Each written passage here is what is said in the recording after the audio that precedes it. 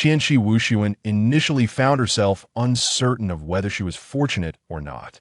She possessed an overwhelming amount of cursed power and extraordinary talent, attributes that elicited envy from countless individuals. Yet, amidst all things, her fate remained elusive despite her relentless pursuits. She could not grasp it. She lacked even a fragment of memory, entirely unaware of her origins. Wandering aimlessly in this world, she harbored the hope of one day rediscovering her former self.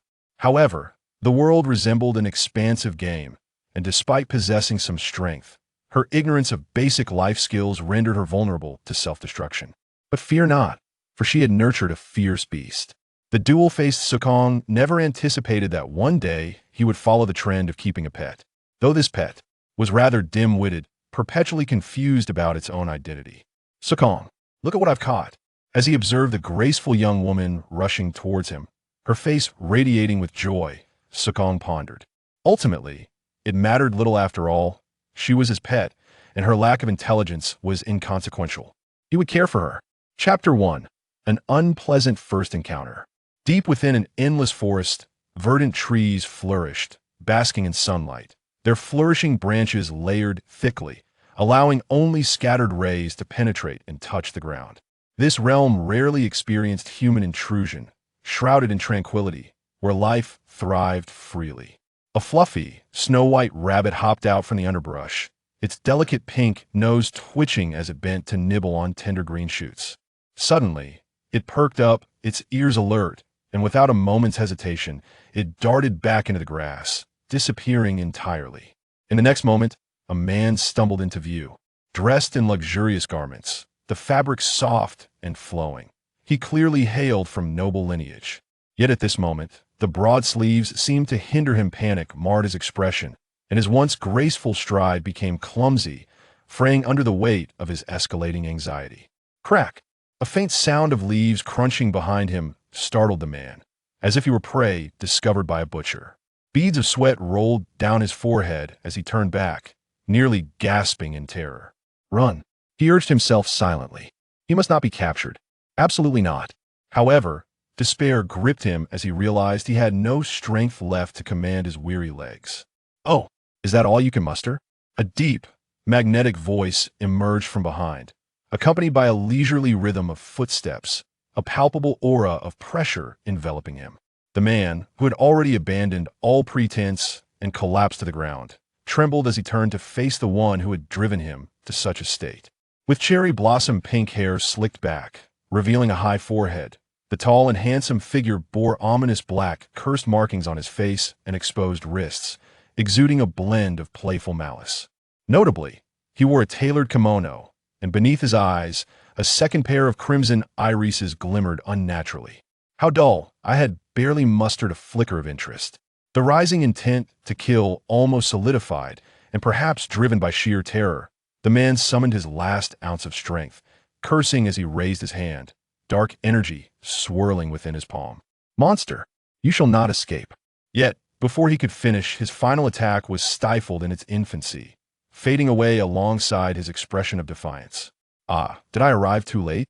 A gentle, melodious voice, tinged with evident frustration, echoed behind Sukong. Raising an eyebrow, Sukong turned, surprised that he had not sensed another's approach. The newcomer was a woman clad in a fitted outfit, with a delicate and graceful appearance, standing approximately 5 feet tall. Her waist-length silvery hair cascaded down her back, casually tied with a band, while her peach blossom eyes shimmered with a hint of mirth, adorned with a touch of crimson eyeshadow that captivated all who met her gaze. I had warned and urged so many times, yet you were still surrounded. She lifted a pure black folding fan, covering her mouth as she frowned, her expression laced with annoyance. A sorceress, and a woman at that. How rare. Sukong paid little heed to her musings, casting a casual glance before lazily lowering his eyelids. Another foolish soul seeking death. Though she possessed a symmetrical physique, he remained indifferent to her fate. Though many refer to me as such, I would prefer you to call me an Onmyoji. She smiled softly, her eyes red hue seemingly alive. After all, I am but an amateur sorceress. Allow me to introduce myself. My name is Qianqi Wuxuan, an unremarkable novice sorceress. Seemingly oblivious to the ominous aura radiating from Sukong, Qianqi lightly tapped her palm with a fan and bowed slightly. Sukong raised an eyebrow at her introduction. This self-proclaimed Qianqi Wuxian exuded a soothing aura of friendliness. Yet the oppressive force of her formidable cursed power could not be overlooked. A rare encounter with someone of considerable strength stirred Sukong's fighting spirit, urging him to engulf her whole. He flexed his fingers. After all, that group of fools had proven inadequate. He had not yet had his fill of combat. Are you also among those who sought to encircle me? Though he posed the question, Sukong hardly cared for the answer. Regardless of her affiliation, today only led to one outcome: death. Qianqi smiled, but did not respond. She extended her hand toward him instead. Would you care to become my kin? Sukong had already determined the manner of Qianqi's demise, poised to strike. Yet upon hearing her words, even one as seasoned as he was taken aback. He regarded her with a gaze laden with unspoken complexity. Witnessing this turn of events added another chapter to his already rich experiences. Yet Sukong felt a sense of foreboding. Are you unwell? Why did these sorcerers possess such feeble minds? First, a group of fools attempted to encircle him, and now, one with delusions of adopting him as a shikigami, engaging in childish games. How dull. The once fervent intent to kill was doused, leaving Sukong disinterested, too lethargic to even glance her way. She was indeed beautiful, but alas, her intellect was lacking. To use sorcery against such a lunatic would tarnish his hands. He would abstain who knew what foolishness would ensue if he were to consume her. Begone, I grant you 3 seconds. If you do not vanish, you shall pay with your life.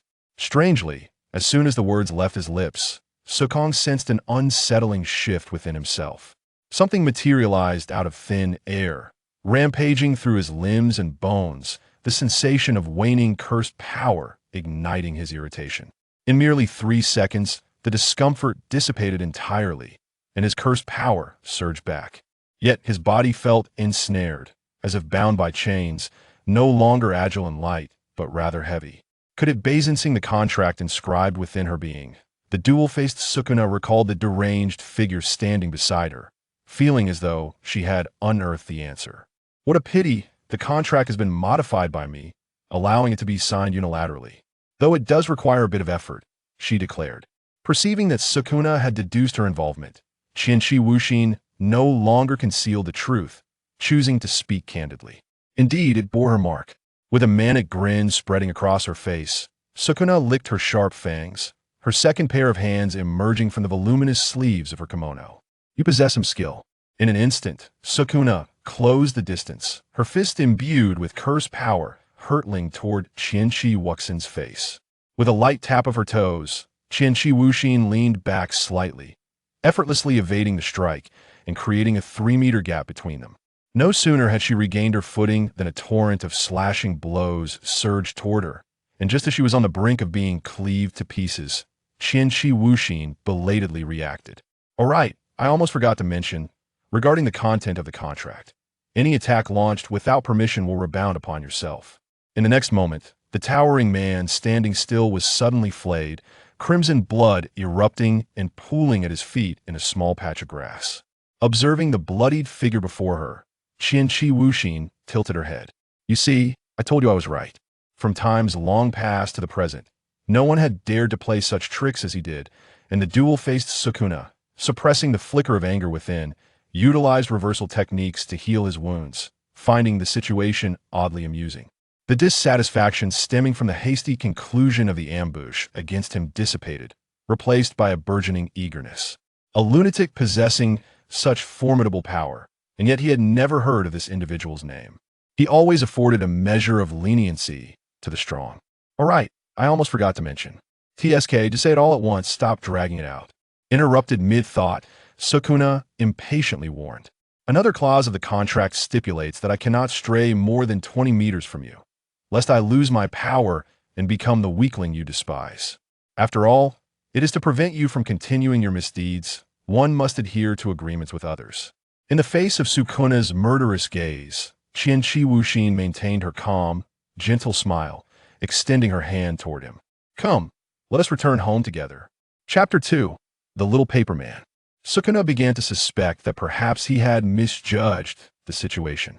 To think that the illustrious king of curses would enter into a contract with an obscure new sorcerer and Onmyoji, treating her as a shikigami, was already absurd enough. Yet, the fact that this powerful entity was merely a reclusive homebody was even more astonishing. Gazing at Qianqi Wuxin, who was slumped against the edge, Sukuna took a deep breath. On the day she extended her hand to lead him home, as expected, Sukuna ignored her. Watching the man who had tucked his hand into his sleeve and was the first to leave the forest, Qianqi Wuxin eventually lowered her head, staring at her palm. Could it be that small creatures are naturally wary? It makes sense, given that those I encountered before ran away as soon as I approached. Hey! The deep male voice, laced with displeasure and restraint, interrupted Qianqi Wuxin's musings. She looked up to find Sukuna, now quite distant, halted against a tree trunk, waiting for her. Though his brow furrowed, as if he could crush a fly, his gaze was sharp enough to slice her into pieces. The sensation of losing power was unpleasant, the curse energy too thin to cast even a single technique, leaving Sukuna simultaneously intrigued and repulsed by this novel experience. He loathed conforming to others' wishes, falling into their rhythm, allowing events to unfold according to their plans. However, a flicker of interest remained, rendering him capable of enduring the situation. Thus, as compensation for wasting his time and energy, he decided to accept the life of this girl named Qian something. Move faster if you dawdle, it'll end you. Yes, yes. Qianqi Wuxin had only recently emerged. No one knew which family she hailed from or why she chose to reside alone in this relatively tranquil area. Such individuals were typically disregarded by their esteemed families, especially a frail woman like her, yet her formidable power commanded a measure of caution. In truth, Qianqi Wuxin sought answers to this very question herself. She had awakened not long ago, unaware of how long she had lived, her mind devoid of any recollection of her past, save for the techniques and runes inscribed within her, along with a name and an inexplicable obsession with her family, wandering the world in hopes of one day unraveling the mists that clouded her memories. As for finances, though her skills were modest, she managed to secure a livelihood by accepting a few dubious commissions to draw talismans and exorcise evil spirits. After a short walk, a spacious courtyard came into view, its pale walls towering high, a cherry blossom tree leaning gracefully over the wall, blooming exuberantly, with a few red strings tied among its lush petals. We have arrived. As Qianqi Wuxin approached, before she could steady herself, the deep gray gate slowly creaked open, pausing briefly before swinging wide. A small, entirely white paper figure, no larger than a palm, with a red string tied atop its head, shuffled its tiny feet, strenuously pushing against the heavy gate, pausing intermittently as if exhausted from the effort. All right, thank you. I appreciate your hard work. Having pushed the door open to a width sufficient for entry, Qianqi Wuxin slid through the gap and stepped into the courtyard. The little paper figure, hearing the praise, raised its short arms and bounced joyfully, as if elated. Oh, and Onmyoji's trick? Sukuna looked down at the diminutive paper figure, which was scarcely larger than a mouse, with a hint of amusement in his eyes. Let me introduce you. This is Sukuna, who will be living with us from today onward. Glancing at Sukuna, Qianqi Wuxin then knelt to lift the little paper figure. This is you could say it's a caretaker, a little paper man. You can communicate any issues or requests to it. Staring at the ambiguous little figure, Sukuna felt little disdain for its demeanor after all. It was merely a piece of paper, hardly deserving of any emotion or malice. Yet within 3 seconds, the little paper figure trembled violently, its red string standing on end, resembling a startled creature, before it tilted and dramatically fell into Qianqi Wuxin's palm. As if that were not enough, it straightened its upper body and clung tightly to Qianqi Wuxin's thumb, refusing to lift its head. TSK fool. This foolish display irked Sukuna, his brow furrowing in impatience. So dim-witted, just like its master. Suddenly, Sukuna was struck by a whimsical thought. With a flick of his finger, the little paper figure silently disintegrated. Qianqi Wuxin seemed not to comprehend the situation, staring blankly at the fluttering scraps of paper that had settled upon her hands. The two-faced Su Nual wore a malicious grin, eagerly anticipating Qianqi Wuxin's reaction. Although he had initially intended to sever her hand at the wrist, within 3 seconds, she regained her composure. With a sigh, the paper fragments in her palm vanished into thin air, as though moved by an unseen force. Ah, Su Nuo. While paper cutting is indeed simple and devoid of sensation, I must implore you to refrain from wantonly harming the little paper figurine. Contrary to the explosive anger or sorrow one might have expected, her words landed softly, akin to a blow against cotton, instantly quelling Su Nuo's interest. He clicked his tongue, turned on his heel, and sauntered into the courtyard, disregarding her entirely. In truth, Qianqi Wuxin was not angered. As long as she remained, the little paper figurine would not vanish entirely. Su Nuo had inflicted no genuine harm, merely replacing its outer shell. The figurine had also sustained minor damage, which warranted a change. Moreover, given Su Nuo's inherently malevolent nature, Qianqi Wuxin resolved not to hold it against him. Meanwhile, Su Nuo settled beneath the cherry blossom tree, occupying the space typically favored by Qianqi Wuxin. Resting his chin on one hand, he picked up a teacup from the low table, surveying it with indifference. He had always acted according to his whims, utterly oblivious to the concept of courtesy, and had no intention of extending any to Qianqi Wuxin. Undeterred, she approached and rummaged through the cluttered surface of the low table, retrieving a sheet of white paper and a pair of scissors. A minute later, the little paper figurine was resurrected. The delicate figure initially twitched its limbs before swiftly rising from Qianqi Wuxin's palm, raising its arms in a gesture akin to stretching, as if seeking her praise. As a devoted caregiver to her creations, Qianqi Wuxin was more than willing to oblige. Wonderful. The little paper figurine has worked so hard. Her exquisitely delicate face blossomed into a radiant smile, her rose-gold eyes shimmering with warmth, while the crimson at the corners sparkled brightly, creating an almost searing gaze when they met his. The little paper figurine covered its face with its hands, trembling slightly at first, then increasingly more vigorously, until it suddenly clung to Qianqi Wuxin's fingers, nuzzling against them as she watched indulgently. Ugh! Witnessing this scene, Su Nuo's expression twisted in disgust. He felt as though he might retch. Chapter 3. Starvation with her position usurped by the two-faced demon. Qianqi Wusun Chu did not feel anger. She retreated to her chamber to shed her cumbersome attire, replacing it with a delicate kimono and draping a light garment over it. Her long hair was elegantly secured with a wooden hairpin as she settled by the edge, perusing the illustrated book in her hands. The two-faced demon, having nothing better to do, fixed its gaze upon the frail figure of Qianqi Wusun Chu. The thought of eliminating the little spirit named Qianqi Wu filled it with certainty. It sought a way to unravel their pact, intending to mock her before delivering the fatal blow.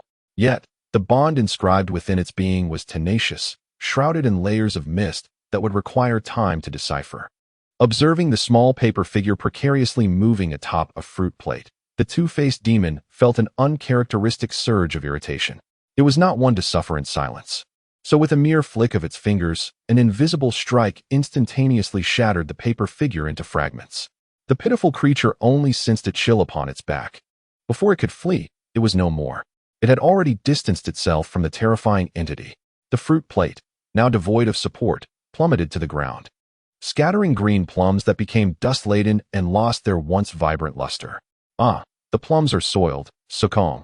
Do not waste them, Qianqi Wusun Chu remarked, propping her chin on her hand, while the two-faced demon paid her words no heed, treating them as mere whispers in the wind. Meanwhile, Qianqi Wusun Chu diligently searched her mind and finally unearthed the symptoms depicted in the illustrated book that resonated with the current scene. Shall we play ball?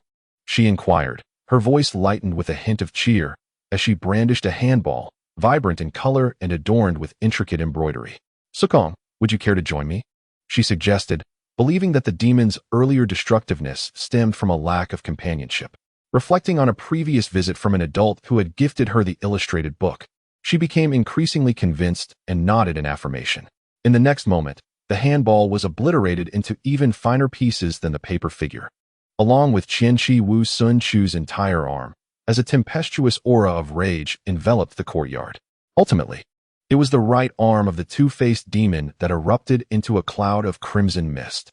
Unfazed, it rose and, within 3 seconds, employed a reversal spell to restore its arm, fixing a fierce stare upon Qianqi Wu Sun Chu. Qianqi Wu Sun Chu. Very well, it uttered, leaving behind this cryptic assertion as it turned to enter the house. Its chamber lay to the right. Concerned it might stray, Qianqi Wu Sun Chu kindly offered a reminder. Yet, the two-faced demon did not pause for a moment. Remaining any longer would tarnish the beauty of the surroundings with the presence of this incomprehensible fool. How dare she treat him as a mere pet? Thus, the two-faced demon's resolve to eliminate her solidified, to rid the world of this foolish creature, this imbecile who could not comprehend human speech, would restore a semblance of tranquility to the realm. He, the two-faced demon, had always acted according to his whims. Yet this time he surprisingly intended to perform a good deed. With a derisive snort, he slammed the paper door shut. Ah, she had ruffled his feathers. Qianqi Wuxinqiu tilted her head in inquiry. Was it possible that he disliked the ball? Raising her arm, she retrieved a sandbag from her sleeve. Surely, he would not fancy this either. Indeed, a certain esteemed visitor had spoken truthfully. Small creatures were indeed challenging to care for. Thus, the evening passed without incident. As Qianqi Wuxinqiu set aside her illustrated book and lightly patted her abdomen, she focused intently and realized that dinner time was nearly upon her. Little paper man, what shall we do about dinner? She inquired, gazing at the little paper figure on the table, who was diligently holding a silver hairpin to illuminate the space. Previously, it was the little paper man who prepared the meals. Ever since she had moved into this residence, within 10 minutes of entering the kitchen, Qianqi Wuxinqiu had managed to blow up the entire kitchen along with a portion of the house. Since that incident, the little paper man had resolutely barred her from the kitchen. Left with no choice, she had to leave it to him. However, inexplicably, the little paper man had inherited her unparalleled culinary ineptitude. Although not quite as dramatically disastrous, the results were scarcely better. Despite the little paper man adhering strictly to the recipe's ingredient requirements, the dishes remained inedible. This perplexing mystery lingered in Qianqi Wuxinqiu's mind for half an hour after she had slurped a mouthful of noodles on the floor. Nevertheless, she grasped one undeniable truth. Should any nearby restaurants cease operations for a day, she would surely starve. Hey, little ghost, I'm hungry.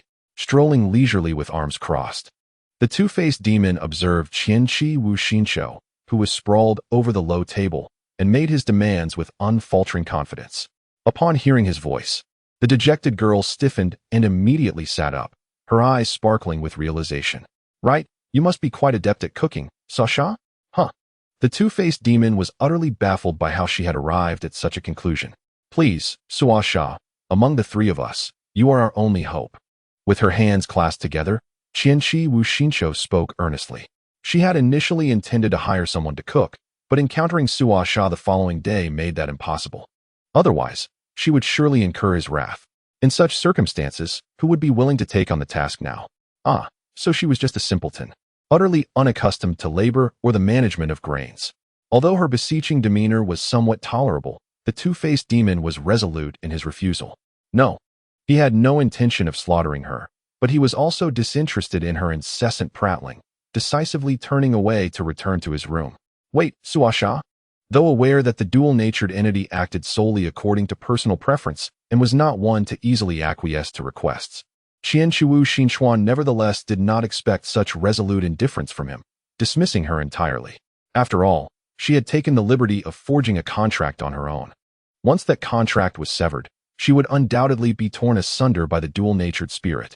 To add to her dismay, she might even be reduced to a mere dish. Qianqi Wuxinqiu shuddered, attempting to dispel the gruesome and violent images that demanded heavy censorship from her mind. Yet, she felt compelled to express one crucial point. If you do not prepare a meal, I shall surely starve. Observing that the dual-natured entity had already opened the door to the room, she decided to cut straight to the heart of the matter. If I reach a certain level of hunger, you will not fare well either. Upon hearing this, the entity hesitated momentarily in his action of closing the door, but merely turned his head, casting a cool glance in her direction. With a resounding thud, the door shut, abruptly interrupting her train of thought. Just moments ago, she had distinctly perceived a glimmer of schadenfreude on the dual-natured spirit's face, an expression that seemed to revel in her impending starvation. Moreover, at this hour, The nearby eateries had long since closed their doors. Qianqiwu Xinchuan gazed at the verdant plums before her, rubbed her belly, and her delicate features contorted in despair. Help! I truly wish to avoid fruits and rice balls. As midnight approached, the moon shone brightly amidst a sparse array of stars, and silence enveloped the world. The summer air gradually turned cooler, accompanied by gentle breezes that brought a certain delightful ease. However, this tranquility was abruptly shattered by a series of rustling sounds emanating from a room nearby, reminiscent of something crawling across the floor. The fabric and tatami mat rubbing together in a slow, unnerving rhythm that echoed hauntingly in the dark stillness of the night. Suddenly, rapid footsteps echoed from a short distance away. Each step carried a palpable force, the floorboards creaking under the strain, as if they might collapse at any moment. Without a moment's reflection, it was evident that the owner of those footsteps was teetering on the brink of fury. The door was flung open with a swift motion. "Damn it, you little imp, what mischief are you up to now?" The face of the dual-natured entity, shrouded in shadow from the moonlight, could not be described as merely dark, it was rather fierce. The veins on his forehead throbbed with alarming intensity, refusing to be subdued.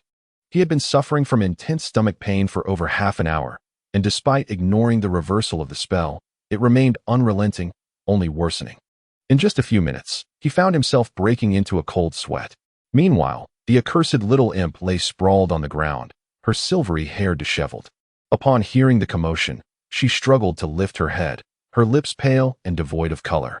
Reaching out toward the dual-natured spirit, as if on the verge of transformation into a corpse. I'm starving. Ugh. The dual-natured entity felt overwhelmed. He realized his error. This individual is utterly oblivious to the concept of threat. She is merely a foolish soul who disregards the atmosphere and speaks her mind without restraint. He has never encountered such a person before. How has she not starved herself? Moreover, in a moment of oversight, he found himself at a disadvantage in her presence. The dual-faced Shusuo pondered this, and his expression darkened further. Alas, what misfortune! Chapter 4. A dream. Ultimately, the dual-faced Shusuo conceded. Standing before the stove, he crossed his arms with an impassive demeanor, utilizing his techniques to ruthlessly chop the vegetables along with the cutting board, all while contemplating how to reward Qianqiwu Xinchu later. He paid no mind to the possibility of wood shavings mingling within. However, after a brief moment of contemplation, he relinquished the task. He decided to leave it to Li Mei, who possessed considerable culinary expertise. He did not wish to squander his energy on such trivial matters. The small paper figure, summoned by Qianqiwu Xinchu for assistance, timidly diminished its presence before reluctantly engaging in its least favorite task, washing vegetables. The entire process, from washing to chopping, frying, and finally serving, was executed with remarkable efficiency, taking less than 20 minutes. To be precise, the dual-faced Shusuo merely tossed the ingredients together without much thought. The rice balls were loosely formed, and the seasonings were haphazardly added without regard for proportions, as he did not wish to exert too much effort. As long as she did not perish from it, he was satisfied with his work. He mused that he still harbored a desire to personally dispatch her. However, witnessing Qianqiwu Xinchu take a bite, her eyes widening in disbelief, tears welling up in an instant, and then devouring the food with fervor, he felt a wave of nausea wash over him. How careless of him! Not only did she not suffer, she appeared to relish the meal. He could only conclude that this fool had indeed never experienced a decent meal before. It paled in comparison to what he had previously consumed. After hastily taking a few bites, the dual-faced Shusuo set down his chopsticks with an expression of disdain. He was not in the mood for this, and missing a meal or two would not prove fatal. Yet, as he contemplated the meal and past events, his thoughts drifted to his ever-loyal subordinate, Li Mei. Speaking of which, he had sent Li Mei on an errand earlier. She should be returning soon. Those details were inconsequential. Li Mei would find her way back. Hey! Uncertain of what prompted the thought, the dual-faced Shusuo lightly tapped the table, capturing the attention of Qianqiwu Xinchu, who had nearly finished her meal. Explanation. Qianqiwu Xinchu was succinct, for the dual-faced Shusuo had indeed saved her life. She hastened her chewing and swallowed the rice ball. In reality, if it were solely a matter of hunger, no issues would arise. It was merely that I had not been eating properly lately, and I could no longer endure it, hence the outburst. Under such extreme circumstances, certain sensations would be transmitted to the other party of the contract, namely you, Shusuo. After all, I am the initiator of the contract. With the explanation clarified and the meal nearly complete, Shinshu set down her chopsticks, gently dabbed her mouth with a handkerchief, and contentedly squinted her eyes. Thank you for your hospitality. The meal was exquisitely delicious. Finally indulging in a warm meal. My long-suffering stomach found solace, and Shinshu felt as though she might be moved to tears in the next moment. I want to assist you without compensation. Little spirit, it is now your turn to meet my conditions.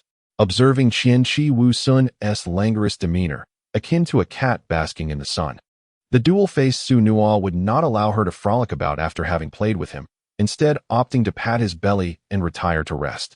Very well. Shinshu nodded, recognizing that she ought to reciprocate for the care she had received. A small paper figure timely climbed onto the table to clear the dishes, while Tsunua rose first, his hands gathered within the ample sleeves of his robe, his posture upright as he gazed down at Shinshu with a calm expression. Let us engage in a match. Though it was the dead of night, with others lost in slumber, the two stood in the courtyard, exchanging blows with fervor. Strength, speed, and reflexes were evenly matched, their strikes fierce and leaving traces in the air. Despite the evident disparity in power between the woman, Shinshu, and the dual-faced Tsunua, her agility and quick responses compensated to some extent. In the blink of an eye, they had exchanged over 100 moves. A swift kick forced her opponent back, and Tsunua nimbly retreated, his toes lightly tapping as he leapt onto the tall cherry blossom tree, just barely evading Tsunua's attack. Shinshu instinctively stepped back a few paces, regaining her stance while gazing up at him from the branches. They were merely testing each other. Both Tsunua, who had initiated the challenge, and Shinshu, who had accepted, were acutely aware of this unspoken understanding. Let us conclude for today, Tsunua. It is quite late, and we should retire. Shinshu brushed her sleeves, gently removing the dust that clung to her from their vigorous movements. And there was one thing she did not articulate. For the sake of her courtyard, they could no longer continue their duel. Very well. Perhaps it was the sight of Shinshu looking up at him with submission that pleased Tsunua, for he agreed with a good-natured demeanor. With a sigh of relief at receiving his affirmation, Shinshu felt joy at having preserved her courtyard. However, before she could take a step toward her room, a tremendous roar erupted, and half of the structure suddenly collapsed. The deafening sound reverberated in the distance, causing lights to flicker on in the nearby residences, accompanied by the frantic barking of dogs, all eager to ascertain the cause of the commotion. Dust swirled in the air, casting a shadow over Shinshu's already dimmed gaze. Fragments of debris even struck her head, becoming entangled in her hair. Ah, she thought. Surely, this must be a dream. Chapter 5.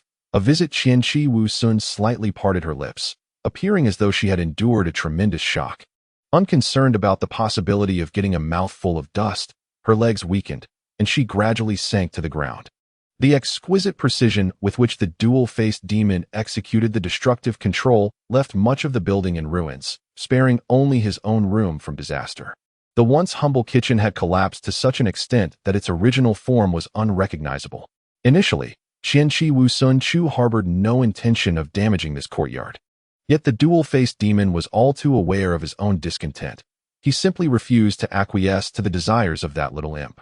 Despite their prolonged skirmish yielding no tangible harm, the demon ultimately took matters into his own hands, demolishing the room belonging to Shinshu. As for where the little imp would sleep at night, he found it laughable. What concern was it of his? Suddenly, lost in her own thoughts and seemingly reluctant to face reality, Shinshu covered half her face with her sleeve and succumbed to a fit of coughing. Her brows furrowed, revealing her frailty. The dual-faced demon dismissed her discomfort, attributing it to dust, lacking any interest in her plight. Good night, little imp, may you dream sweetly. A manic smile curled upon his lips, his words dripping with palpable malice, as if he were wearing the very expression of schadenfreude. With a swagger, he returned to his unharmed chamber, leaving Shinshu to cast him a resentful glance. The following morning, as the dual-faced demon opened his eyes, memories of the previous night flooded back.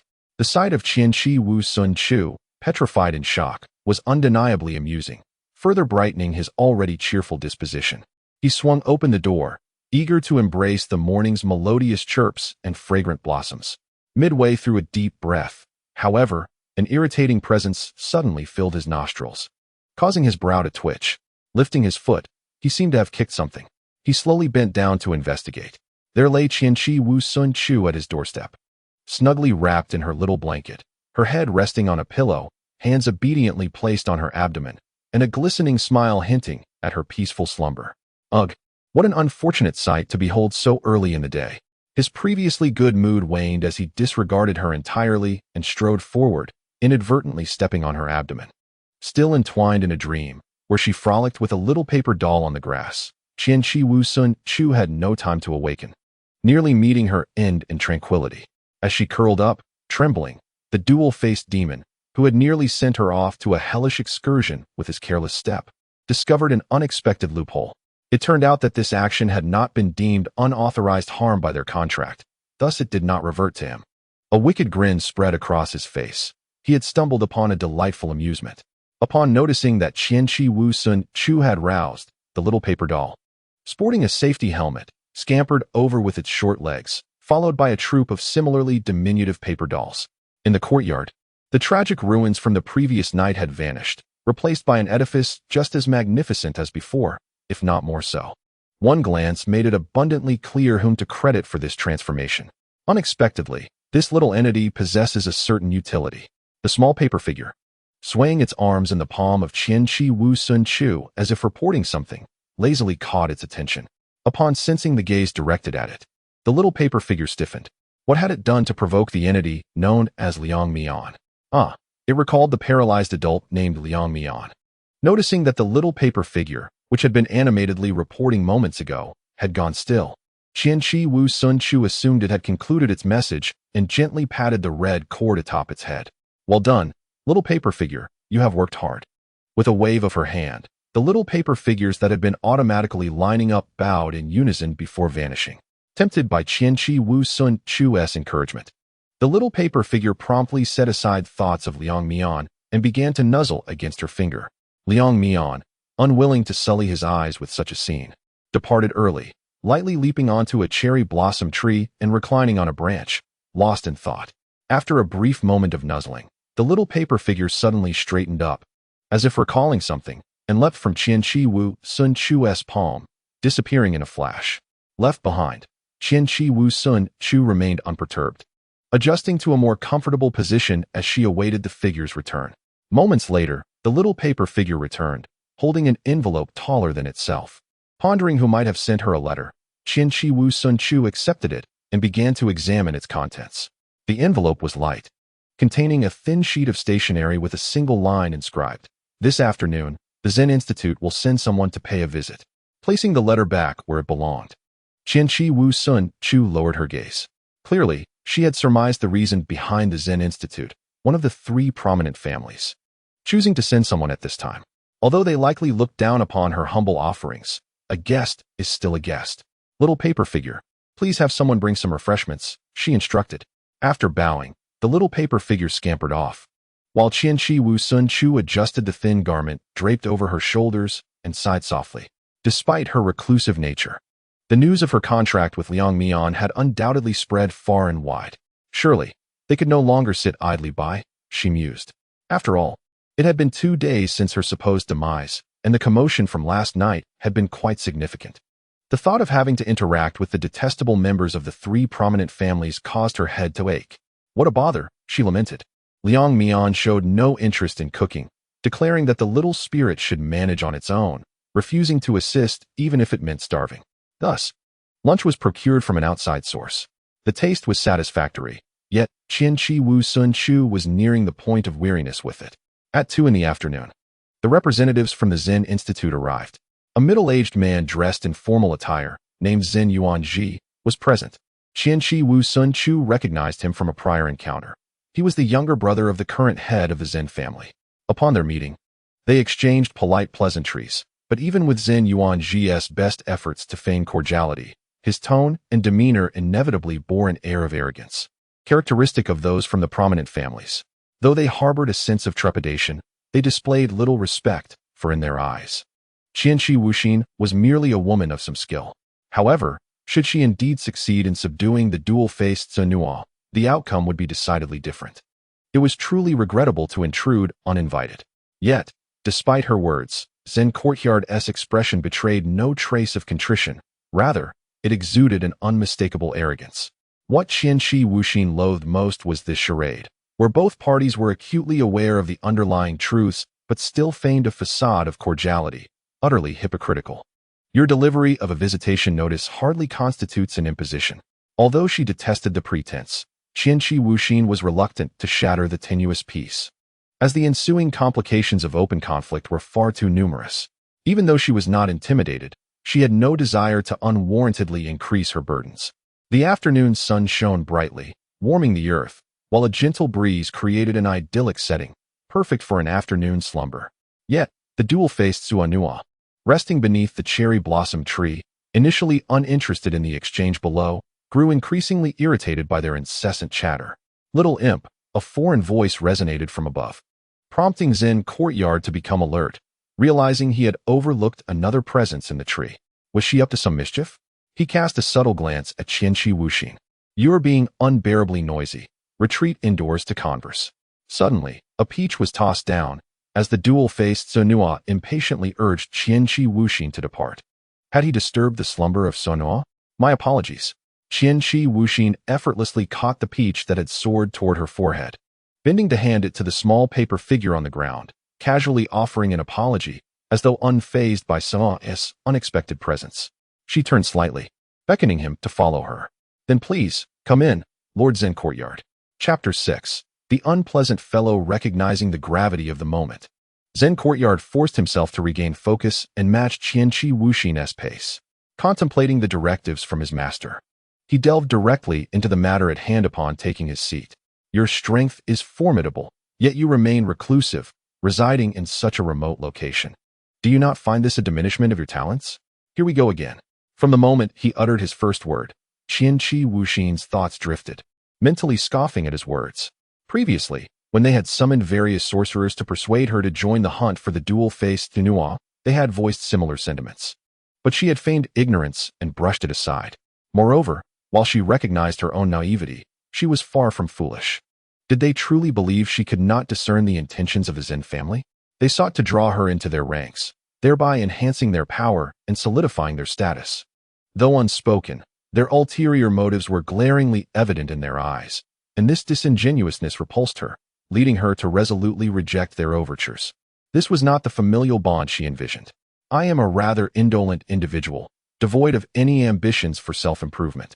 Even if one day I were to be seized by a fleeting inspiration, my capabilities would likely not permit me to act upon it. A seemingly casual remark effectively silenced Zenninji's inquiries, exuding both humility and decorum.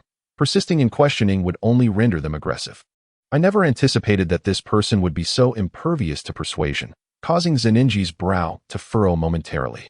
However, that is not the crux of the matter. If my memory serves me correctly, the individual I just encountered is the infamous Shikigami, Fudakuchiana. Indeed, she has arrived.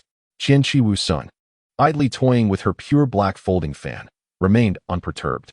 Pray tell, why would you choose to keep such a perilous creature by your side instead of eliminating it? If it is a Shikigami, one could certainly opt for a more favorable alternative. If you possess the strength to confront it, why not exert your utmost effort to vanquish it? A flicker of contemplation passed through Zenninji's deep brown eyes.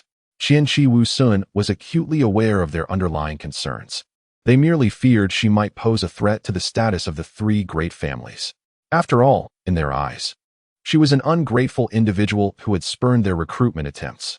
Moreover, they had all witnessed the sheer magnitude of her cursed energy. Should she truly manage to subdue Fudakuchiana, it would undoubtedly serve as her sharpest weapon, enhancing her strength exponentially. Isn't it merely a matter of engaging in Tai Chi? That is her forte. To slay him? Qianqi Wuxin's pupils dilated in shock, and she gasped, causing the fan in her hand to clatter to the ground. A gesture so dramatic it was as if Zenninji had uttered something utterly shocking. It is indeed a formidable challenge. I could very well meet my demise in the process. Initially, your objective was simply to prevent Fudakuchiana from wreaking further havoc, which is the best course of action I could conceive. This statement was so blunt it nearly pointed directly at his nose, implying that she could not achieve what he fancied. Although somewhat exaggerated, she was not lying. She truly could not eliminate Fudakuchiana. And this was the most prudent strategy she could devise, striving to keep Fuda-Kuchiana in check until her last breath. Please convey to the head of the family that the three great houses must urgently devise a strategy. After all, with her fan shielding her mouth, Qianqi Wusun's delicate, peach blossom-colored eyes glimmered with moisture, and her finely arched brows knitted in concern, presenting an image of pitiful vulnerability. I am risking my life to restrain that uncontrollable beast. Little deceiver. Unbeknownst to her, Fuda-Kuchiana, lounging beneath a tree, heard this remark and chuckled derisively. The small paper figure serving him tea, already on edge, jumped in fright, clutching the teapot and bolting away. Risking my life? As he toyed with his teacup. An uncontrollable sense of clarity dispelled his previous ennui, rendering his mood unexpectedly bright. How audacious of her to speak such words. Nevertheless, that seemingly inscrutable demeanor had its appeal.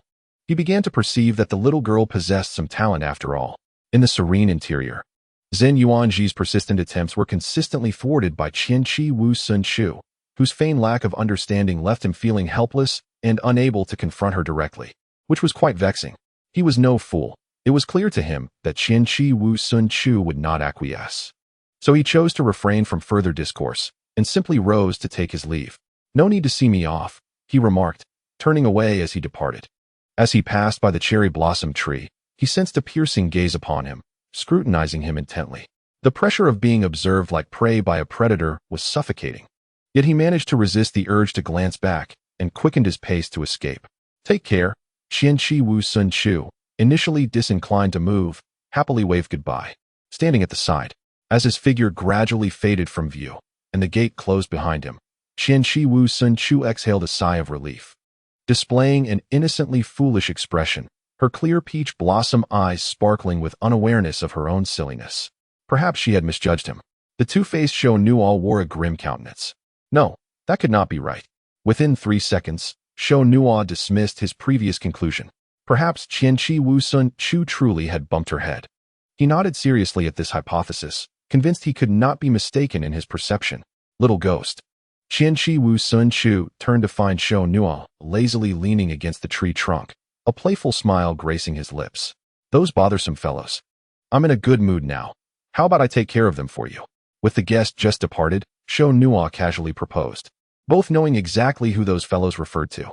To his surprise, Qianqi Wusun Chu rested her chin on her hand, genuinely contemplating the feasibility of this suggestion. How peculiar, Shou Nuo thought, his eyes widening slightly. He had expected her to vehemently refuse and ramble on about moral principles to dissuade him from his bloodthirst. Shou Nuo, I will not dissolve the contract, she unexpectedly declared, neither agreeing nor outright refusing, instead presenting an unrelated remark. TSK, isn't that quite clever? Shou Nuo mused. She understood he would not offer assistance without conditions. A smirk played on his lips. It seemed she was not entirely dull after all. Chapter 7. The reason today marked the 4th day of Shou Nuo's presence here. The matter of breaking the contract remained unresolved. Yet he had come to realize one thing. Qianqi Wusun Chu was indeed quite idle. With no pressing tasks, she spent her days engrossed in novels, occasionally drawing talismans for those who sought her help in exorcising evil, and thus her days drifted by monotonously. It was even more tedious than his previous existence. Propping his chin on his hand, Shou Nuo yawned in utter boredom. Once, there were many arrogant fools who attempted to challenge him under the guise of ridding the world of evil, and he could at least derive some amusement from their antics. How utterly tedious. When this esteemed gentleman grew displeased, those around him could hardly expect to fare any better. A fleeting chill swept through the air, and the little paper figure, precariously balancing a teapot, hesitated, as if foreseeing something ominous. It quickened its pace in a desperate bid to escape, yet ultimately met the same fate as the teapot, shattered into fragments. Having just witnessed the conclusion of a tale, Qianqi Wusun Chu set aside her book, casually reaching for paper and scissors, devoid of any inclination to complain. Observing her nonchalant, practiced demeanor, the anticipated verbose lecture did not materialize. Instead, the dual-faced Shou Nuo grew intrigued, scrutinizing Qianqi Wusun Chu intently. She was engrossed in her paper cutting, her delicate fingers, akin to jade, radiating a luminous whiteness under the sun. A peculiar individual indeed. Although she was a young woman, she lacked the vitality typical of her age. leading a life far more monotonous than that of an elderly person, as if she resided in a tranquil paradise. Most of her meals were procured by others, delivered to her doorstep. It was remarkable how she could endure such seclusion. The fragments of the teapot had been swiftly cleared away by Qianqi Wu Sun Chu's wave of her hand, and the resurrected little paper figure stretched languidly before scampering off to brew tea once more. The dual-faced Sunuo remained utterly unfazed, adjusting to a more comfortable position and continuing to unabashedly observe Qianqi Wu Sun Chu. Yet, the most astonishing aspect was that a sorceress like her could coexist peacefully with him. She had summoned him through a unilateral contract, yet treated him as a mere guest, seemingly indifferent to his presence. Initially, he had assumed her to be an ignorant and arrogant fool, but during the visit of that insufferable fellow from the Yu family, he had overheard their conversation, revealing that Qianqi Wu Sun Chu was not entirely oblivious to his past deeds. This was indeed thought-provoking. As for Qianqi Wu Sun Chu's assertion of preventing the dual-faced Suan Nuo from causing further chaos, he mused that this could hardly be the reason for her binding contract with him. Because I desire a family. A clear voice suddenly rang out, prompting Qianqi Wu Sun Chu to set down her brush for drawing talismans and turn her gaze towards the dual-faced Sunuo, offering him an answer that seemed utterly absurd. This took the dual-faced Sunuo by surprise, momentarily revealing an expression of astonishment.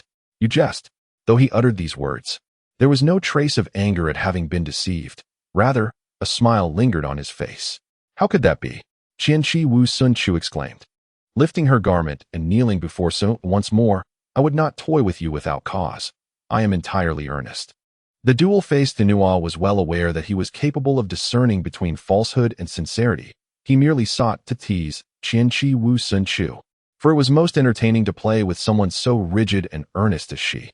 Upon my arrival in this place, numerous individuals, including esteemed officials and nobility, beseeched me to rid them of the dual-faced specter. Though my abode was indeed solitary, the incessant visits became utterly wearisome, prompting me to acquiesce to their requests. My fingers absent-mindedly tapped upon the table as Qianqi Wu Sun furrowed her brow, appearing troubled as she attempted to articulate her thoughts. However, my yearning for family remained steadfast. The moment I laid eyes upon you, my resolve shifted. I sought to forge a pact with you, thereby resolving the chaos you wrought, while simultaneously fulfilling my own desires, a dual triumph. As for the reason behind my change of heart, Qianqi Wu Sun scrutinized the dual-faced specter, and an inexplicable sense of familiarity washed over her, as though the roles of observer and observed had been reversed. With a graceful smile concealed behind her fan, she revealed the answer. It was undoubtedly due to the specter's culinary prowess.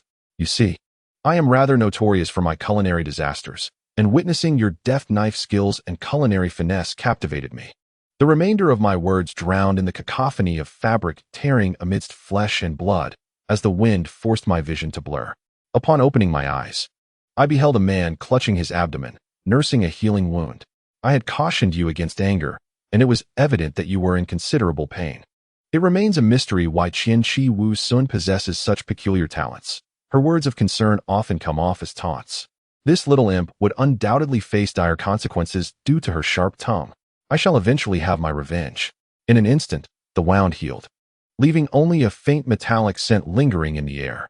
The specter's patience had been utterly exhausted, and he rose, glaring at Qianqi Wu Sun with palpable malice. Remember to change your attire. Your abdomen is fully exposed. Qianqi Wu Sun waved her hand at the departing specter, only to receive the anticipated silence in return. Indeed, he was still incensed. With a sigh, she picked up a piece of talisman paper, now stained with ink and rendered useless. A flicker of flame ignited at her fingertips, swiftly consuming the paper without leaving a trace of ash. Yet, she spoke no falsehood. She genuinely longed for a family. Those she aided often extolled her as a paragon of virtue, yet she alone understood the truth. These accolades were misguided. Qianqi Wu Sun was, at her core, an indifferent soul. Her concern for others was merely incidental, a means to an end, a method of securing her own survival. Viewed through this lens, she could easily be deemed a scoundrel. However, there was another reason, Qianqi Wu Sun mused. She harbored a deep affection for small creatures. Yet it seemed that her formidable power instilled fear in them. They would flee at the mere sight of her, evading her touch entirely. Yet, upon encountering the dual-faced specter, She felt an undeniable resemblance to a fierce lion. To become family with him is akin to acquiring a small creature, is it not? This peculiar equation took shape in Qianqiwu Xinchuan's heart, and she nodded affirmatively. In her eyes, pets are indeed family.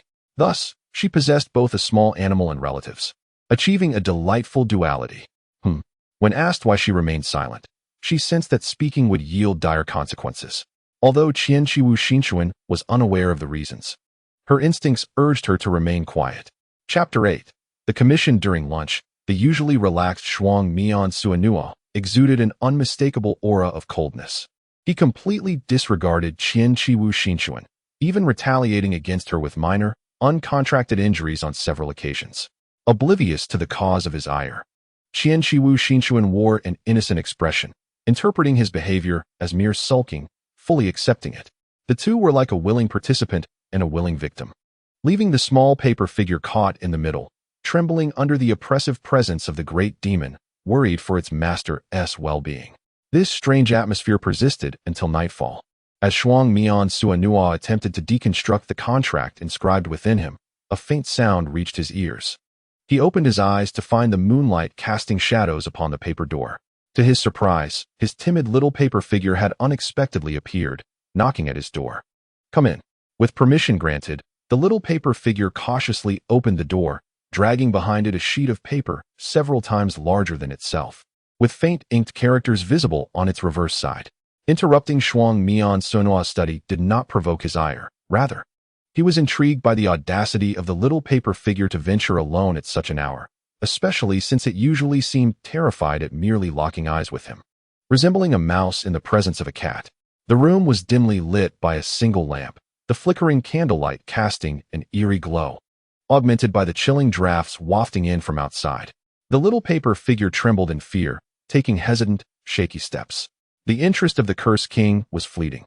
Just as he contemplated dismissing the little figure, it produced the larger sheet of paper, pushing it towards him with its tiny hands.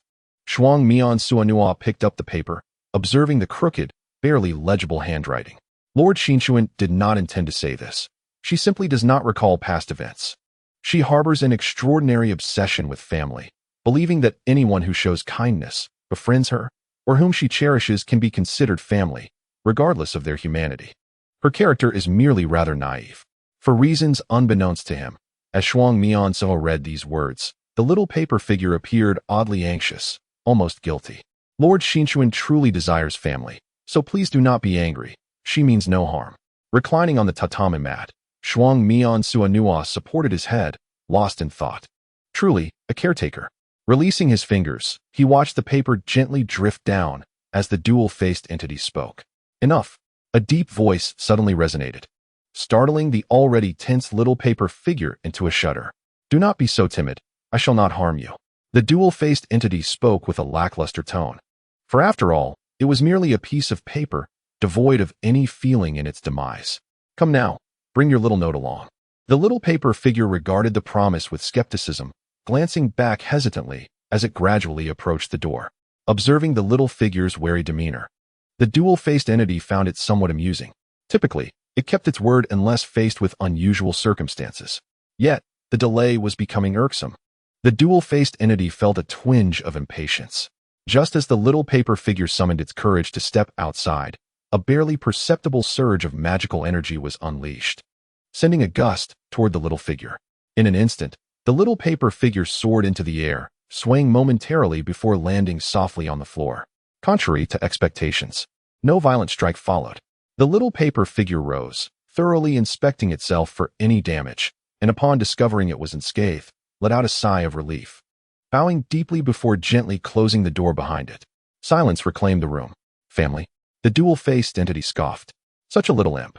The following day, the dual-faced entity resumed its usual haughty demeanor, choosing to ignore the initial love interest of Qianqi Wuxin. The little paper figure, believing it had successfully averted a disaster, remained blissfully unaware of the true nature of the dual-faced entity's condition. However, such matters were trivial. Today, she had a commission to fulfill. The client was a noble, and declining would lead to complications, so she resolved to at least take a glance. Qianqi Wuxin donned a fitted, lightweight kimono, draping a long coat over it. She tucked talismans into her sleeves and grasped a fan. The compensation offered was quite substantial. Would the dual-faced entity accompany her? I shall. Descending gracefully from a tree, the dual-faced entity smoothed out the creases of its garments and strode purposefully toward the door. Having conveyed nearly all necessary information to the little paper figure, Qianqi Wuxin hurried to catch up with the dual-faced entity, chattering incessantly. But you mustn't act recklessly, did you hear me? Sukua. Although reluctant to be constantly tethered to this fool, the dual-faced entity found itself seeking some amusement due to sheer boredom. The noble's residence was exceedingly lavish, and a servant respectfully ushered Qianqi Wuxin inside. Yet, upon glimpsing the dual-faced entity behind her, the servant's expression transformed into one of sheer horror. Who permitted you to look at me? A sharp gust of wind swept over the servant's head, severing a few strands of hair, while deep marks were left upon the trunk of a nearby tree. The servant had never encountered such a scene. Cold sweat drenched his bangs, streaming down his cheeks uncontrollably. His legs gave way, and he collapsed onto the ground, trembling as he crawled backward. Su Qian, I implore you, do not indulge in such wicked humor. Qianqi Wuxin let out a sigh, extending a hand to help the servant to his feet. She was entirely unconcerned, for the contract was steadfast, ensuring no calamity would befall them. However, the dual-natured Su Qian's singularly arrogant demeanor was undeniably challenging. Without acknowledging her, Su Qian sauntered forward, hands tucked into his sleeves. My apologies for startling you. There's no need to guide me. I know the way. After offering a brief consolation to the innocent servant, Qianqi Wuxin quickened her pace to catch up with Su Qian. Standing at the doorway, Qianqi Wuxin lightly tapped her head with her fan, her face etched with distress. I beseech you, Su Qian, this time, please wait outside. I shall enter alone. Su Qian interrupted her, and noticing her apparent lack of comprehension, he impatiently kicked her into the tightly shut room ahead. The kick was executed with finesse, causing minimal harm while maximizing its effect. Caught off guard, Qianqi Wuxin stumbled into the room, falling to the floor with a thud, her fan slipping from her grasp and spinning into the depths of the room, obscured by a gauzy curtain. The architect of this awkward situation, Su Qian, elegantly adjusted the hem of his kimono, gazing down at the disheveled Qianqi Wuxin, and coolly added, unless you wish to witness me dispatching all these worthless beings. With the contract in place, you know that is out of the question. Upon hearing this, Qianqi Wuxin, still reeling from her fall and rubbing her sore nose, retorted, Lady Qianqi, the master is still waiting for you. Two servants hastily approached to assist her, respectfully returning her fan. Realizing the gravity of the situation, Qianqi Wuxin cleared her throat, adjusted her attire, and summoned her spiritual power to restore the paper door, disregarding the visibly stunned servants who knelt obediently below. Lord Fujiwara Hiroshi, Qianqi Wuxin has come to pay her respects. Chapter 9. Cursed Spirit. Only then did the two servants comprehend the situation, rushing forward to lift the curtain on either side, bowing their heads respectfully as they exited the room. The space was now filled solely with the two of them. Qianqi Wuxin lifted her gaze to survey the interior. A corpulent man, clad in soft fabric adorned with intricate embroidery, reclined against a plush cushion. His face was a ghastly pale, with a multitude of chins, and his small, beady eyes were filled with an inexplicable terror, as if unseen filth lurked within the room. Qianqi Wuxin noted the low table before him, which was laden with an array of fresh fruits, rare even in this season. Beside it, an empty plate bore remnants of fruit he had nibbled and carelessly discarded. Qianqi, you've arrived just in time. Come, see what this place truly harbors. Perhaps it was the desperation born of illness that prompted Hiroshi Fujiwara to hastily summon the newly acclaimed sorcerer, without further inquiry. His gaze fixated on the ceiling. He nervously scanned the surroundings, paralyzed by an overwhelming dread. His pupils constricted, cold sweat beading on his brow, while his flesh trembled involuntarily. Something was indeed amiss. As Chiki Mizuho lifted her gaze, the air behind Fujiwara rippled silently, akin to pebbles disturbing a still pond, and then a peculiar figure materialized. It was a woman clad in a flowing white kimono, her disheveled hair cascading around her, revealing crimson eyes that stared unblinkingly at Chiki Mizuho. No, my lord. I do not see anything, she declared, though as she spoke, she subtly lifted her hand, and a talisman flew from her sleeve, deftly embedding itself within Fujiwara's own. In an instant, the chilling aura dissipated, and the sense of being watched vanished without a trace. Fujiwara trembled, then scrambled to Chiki Mizuho's side, curling up behind her. "Chiki Mizuho, what is happening?" he stammered, but she interrupted his faltering words, smoothly withdrawing her sleeve from his grasp. "Please, recount in detail the strange occurrences you have encountered." Time passed unmeasured until Chiki Mizuho opened the door, and the sight before her made her wonder if she had inadvertently opened a portal to another realm. Two-faced Sukuna sat at the edge, while a multitude of servants knelt in the courtyard, their bodies hunched as if wishing to bury their heads in the ground. Fearful of inciting the displeasure of this formidable entity, one might mistake the orderly scene for Sukuna being the master. Yet the true master was hidden behind Chiki Mizuho, his short and stout form entirely shielded from the view outside. When she halted, Fujiwara, thinking something was amiss, clutched her garment tightly, the absence of servants prompting him to fear yet another supernatural occurrence. "What is it? Is that female specter back?" The sight of the timid servants, who were compelled to obey him, amused Sukuna greatly. His magnetic voice offered words of encouragement, yet they struck terror into the hearts of those who heard. "Very good. Very good. Do not raise your heads without permission." Chiki Mizuho genuinely believed that wherever he went, Sukuna could conjure a realm of comfort solely through his presence.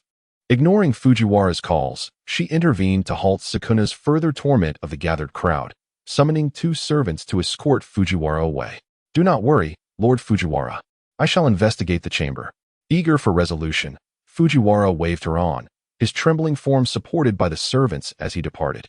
"Let us go, Sukuna." Turning around, Qianqi Wusun noticed that Shuang Mian Sunuo remained utterly still, even too indolent to raise his gaze. She intuitively discerned his thoughts. This time, however, things would be different. There would surely be something of interest to him. After walking for a while, they arrived at a dimly lit dormitory tucked away in the corner. The previous opulence was evident, yet now, only dust and insects lingered in mournful companionship, an endless desolation permeating the air. Hiroshi Fujiwara claimed that he had been plagued by nightmares every night, each dream hauntingly consistent. He found himself immobile in bed, a woman with unkempt hair obscuring her visage, repeatedly stabbing him in the neck with scissors, until flesh and blood were indistinguishable. In just a few days, numerous servants had reported sightings of unclean entities, sending ripples of anxiety throughout the household. As the paper door collapsed with a gentle touch, sending a plume of dust into the air, Qianqi Wusun covered her nose and waved her hand to disperse the particles. I inquired if he remembered any other details, to which he replied he could recall only a fragment. Qianqi Wusun bent down to place something on the ground, and Shuang Mian Sunhua glanced over to discover two small paper figures, one wielding a tiny broom, the other clutching a talisman. Upon touching the ground, they scurried away on their short legs, vanishing from sight. Ignoring the little paper figure's endeavors, Qianqi Wusun stepped inside, surveying the entirety of the room. Shuang Mian Sunhua remained silent. Regardless of whether he was listening, he chose not to disrupt her enthusiasm as she continued speaking. She described the woman's hands, noting that each finger bore a unique quality, uneven skin tones, with textures ranging from delicate to coarse, some slender and others robust. If Shuang Mian Sunhua had known what Qianqi Wusun was contemplating, he might have offered her a compliment. Her deductions were astute, for he had not absorbed her ramblings. Rather, he was intently observing her. This fool harbored numerous secrets, an amalgamation of a yin-yang master and a sorcerer unlike any he had encountered before. Presently, it seemed there existed only one possibility. She could interchange her spiritual and cursed energies, just as she was doing now, with arms crossed. Shuang Mian Sunhua stood in the background, quietly watching Qianqi Wusun, who appeared to have unearthed something significant. The warmth radiating from her gradually dissipated, replaced by a formidable surge of cursed energy. How intriguing, he mused. His decision to remain was indeed fortuitous. The aura of cursed spirits intensified in the depths of the room, yet Shuang Mian Sunhua maintained an air of detachment. For his own purposes, he would intervene if necessary, but for now, he wished to witness the true capabilities of this little fool. With the words of Hiroshi Fujiwara echoing in her mind, Qianqi Wusun had already resolved her course of action. She crouched down, examining the items revealed by the two small paper figures. Among them was a tattered lady's kimono obi, long stripped of its previous elegance. In addition to the obi, various other fragments emerged, shoes and hairpins. all distinctly feminine in design. I had gleaned a general understanding of the situation. As for the remaining details, I shall leave them for you to disclose. With a piercing howl, a terrifying pressure surged forth instantaneously. The grotesquely contorted cursed spirit extended its elongated, sharp claws, eager to rend Qian-Shiwu Shinchuan into fragments. Just as the spirit lunged forward, countless inky threads ensnared it tightly, rendering it immobile. These threads, formed from concentrated cursed energy, stretched and ultimately coalesced around her 10 fingers. Observing the spirit writhing in its futile attempts to escape the bothersome bindings, it became evident that the resilient threads were unyielding, only tightening their grip further. Not you, no? No, she remarked, seemingly unimpressed by its presence. You appear utterly disinclined to engage in a civil discussion. Perhaps you should emerge sooner rather than later. I may yet offer you assistance if you do so before my patience wanes. The cursed spirit loomed perilously close, yet Qian-Shiwu Shinchuan regarded it with indifference, gently manipulating her fingers as the threads constricted, leaving deep imprints upon the vast form of the spirit. Ultimately, with a swift motion, it burst forth like a balloon that had met its demise. Still not willing to show yourself? In the very next moment, as the cursed spirit vanished along with the threads, a figure materialized. Upon closer inspection, it was none other than the woman who had stood behind Fujiwara Hiro not long ago. You truly. The raspy, jarring voice echoed within the desolate room. Wholly uncharacteristic of a woman's timbre, each word articulated slowly and resolutely, require assistance. A faint smile graced Qian-Shiwu Shinchuan's lips as she unabashedly met the woman's gaze, her folding fan rhythmically tapping against her palm. That shall depend on what intriguing revelations you might share. Chapter 10. Tragedy subsequently. Qian-Shiwu Shinchuan and the two forgotten manifestations of the dual-sided cursed spirit listened to a tale so painfully cliched, it evoked an endless sorrow. Fujiwara Hiro was the epitome of a scoundrel, leveraging his elevated status to coerce numerous women, noble ladies of lesser standing who found themselves thrust into this inferno by their families, as well as commoners whose labor could be easily exploited. His hollow declarations of affection were rendered more contemptible than dust, arriving swiftly only to dissipate within a mere few days, leaving no trace of sentiment behind. The women he had compelled, for various unspeakable reasons, often chose to hang themselves within this opulent residence he constructed for his so-called beloved. Yet, even in death, his vile nature remained unchanged. He persisted in his abhorrent ways, leading to an ever-increasing toll of lost lives. Those women transformed into vengeful spirits, eternally haunting the site of their endless suffering, unable to find release. Their resentment towards him accumulating and growing ever stronger. Over time, this culminated in the birth of a cursed spirit. They yearned for retribution. Thus, upon sensing the impending threat, Fujiwara Hiro immediately summoned Qian-Shiwu Shinchuan. Boring. The dual-sided curse spirit scoffed, for the curse king, centered around himself, could empathize with nothing. Well, the tale is concluded, and the truth has been largely unveiled. It is now your turn.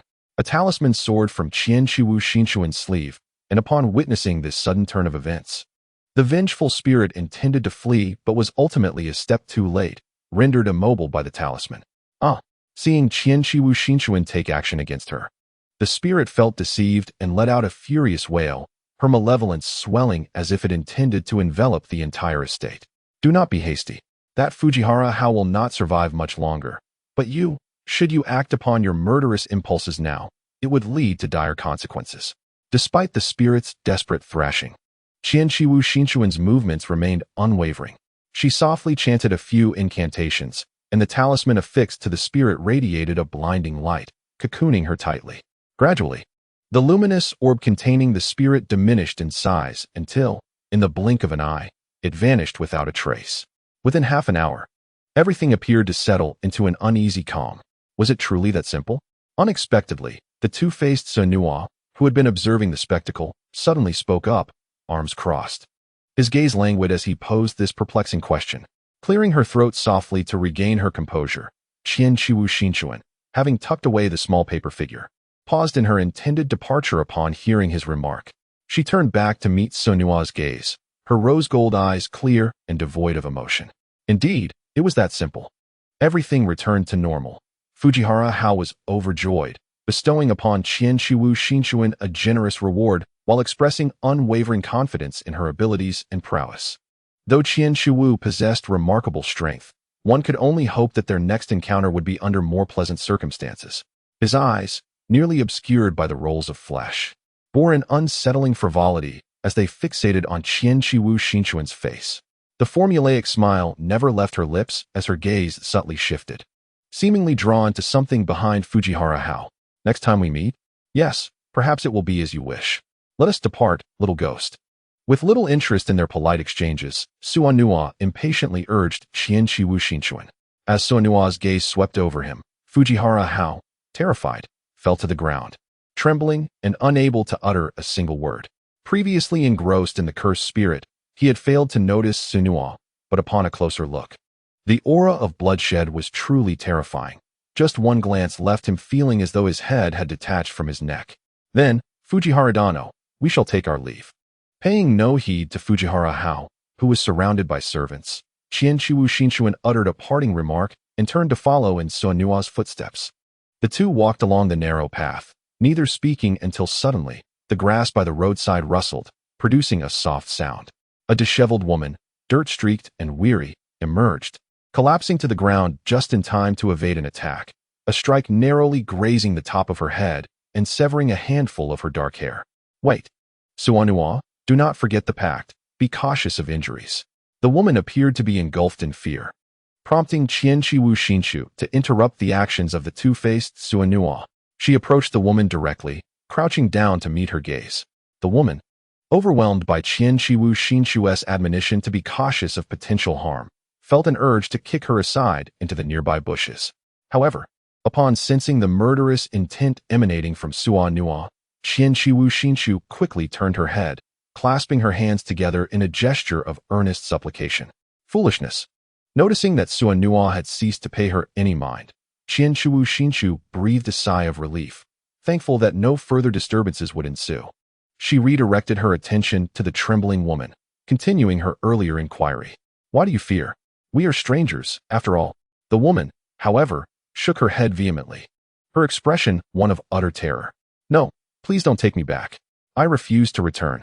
Not returning? They had just met. Yet the woman's demeanor suggested she had encountered Qian Shiwu Shinshu before, having just emerged from the presence of Fujihara Hiroshi. Could it be that she mistakenly believed I am under his command? Upon hearing the name from Qian Shiwu Shinshu's lips, the woman abruptly covered her ears, her pupils dilating as she appeared on the brink of collapse. Help me, save me. I cannot go back. I must return home. The woman seemed ensnared in a nightmare, incessantly murmuring the same phrases, entirely incapable of coherent communication. Qian Shiwu Shinshu sighed in exasperation. Why does trouble always find her? Chapter 11. The hot spring. The moment the talisman made contact with the woman, her rapid breathing gradually slowed, and within moments, she relaxed. Please, save me. As soon as her breath steadied, the woman tugged at Qian Shiwu Shinshu's sleeve, uttering this plea. What is the reason behind your plight? Although she posed the question, Qian Shiwu Shinshu had likely already grasped the situation. As anticipated, this was yet another woman tormented by Fujihara Hiroshi, forcibly separated from her family. She was aware of the impending horrors, which is why she had seized the opportunity to escape when her captor's attention faltered. Yet, something in the conversation sparked a glimmer of hope in Qian Shiwu Shinshu's eyes, transforming her initially mundane demeanor into one of elevated spirits. Ah, your family truly embodies happiness. This was the essence of familial bonds. Qian Shiwu Shinshu felt a surge of excitement. The husband, risking everything to prevent his wife's abduction, while the young child, despite tears, clung desperately to her side. Since awakening, she had never witnessed such a harmonious family dynamic, one that felt almost surreal. As her emotions swelled, the pink-gold hue of her eyes grew ever brighter.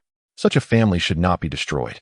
Biting her fingertip, Qian Shiwu Shinshu used her blood as ink, inscribing symbols in the air. The runes she crafted eventually transformed into a beam of golden light, penetrating the woman's mind. Do not fear. With this, even if you walk away brazenly, they shall never recognize you. Stopping the woman from bowing in gratitude, Qian Shiwu Shinshu urged her to return swiftly. As the woman staggered away, the two continued their journey. Qian Shiwu Shin glanced at the two-faced Su Nua beside her. In truth, she had considered cautioning Su Nua against indiscriminately harming others. After all, to the outside world, she had bound him with constraints, should anything untoward occur. The blame would inevitably fall upon her, leading to a multitude of troubles. However, upon reflection, advising the bloodthirsty Sunua to refrain from bullying others was akin to instructing a lion or tiger to abandon its carnivorous nature in favor of a vegetarian diet. Such counsel would yield no tangible change. Merely a waste of breath. He was fundamentally self-centered, regarding human life as inconsequential. The current harmony between them was merely a fragile construct of their pact, precarious and susceptible to collapse at any moment. Yet, contracts are not infallible. There would come a day when they might falter, and on that day, she would be the one torn apart. Speak your mind, and do put away that repulsive gaze of yours. Sunua did not turn back. Yet he unerringly articulated his point. Qianqi Wuxin hesitated to respond, waiting until the last vestiges of Sunua's scant patience were exhausted before she finally spoke. It's nothing. I'm just hungry. Let us hurry home. A lie. Qianqi Wuxin had something to say, but Sunua was acutely aware of her unspoken thoughts. Her indecisive gaze was far too evident. Did she truly believe he would not notice?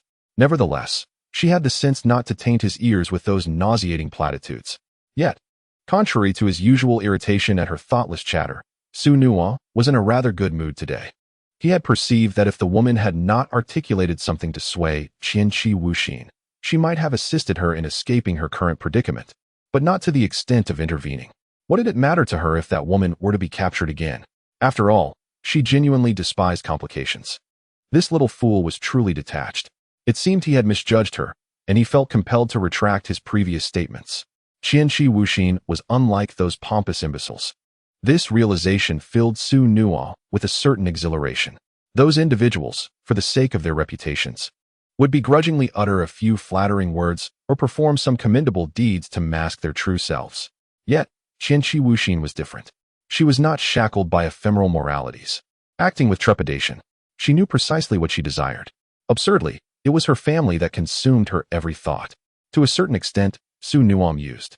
They were kindred spirits, though his resolve was far more ruthless.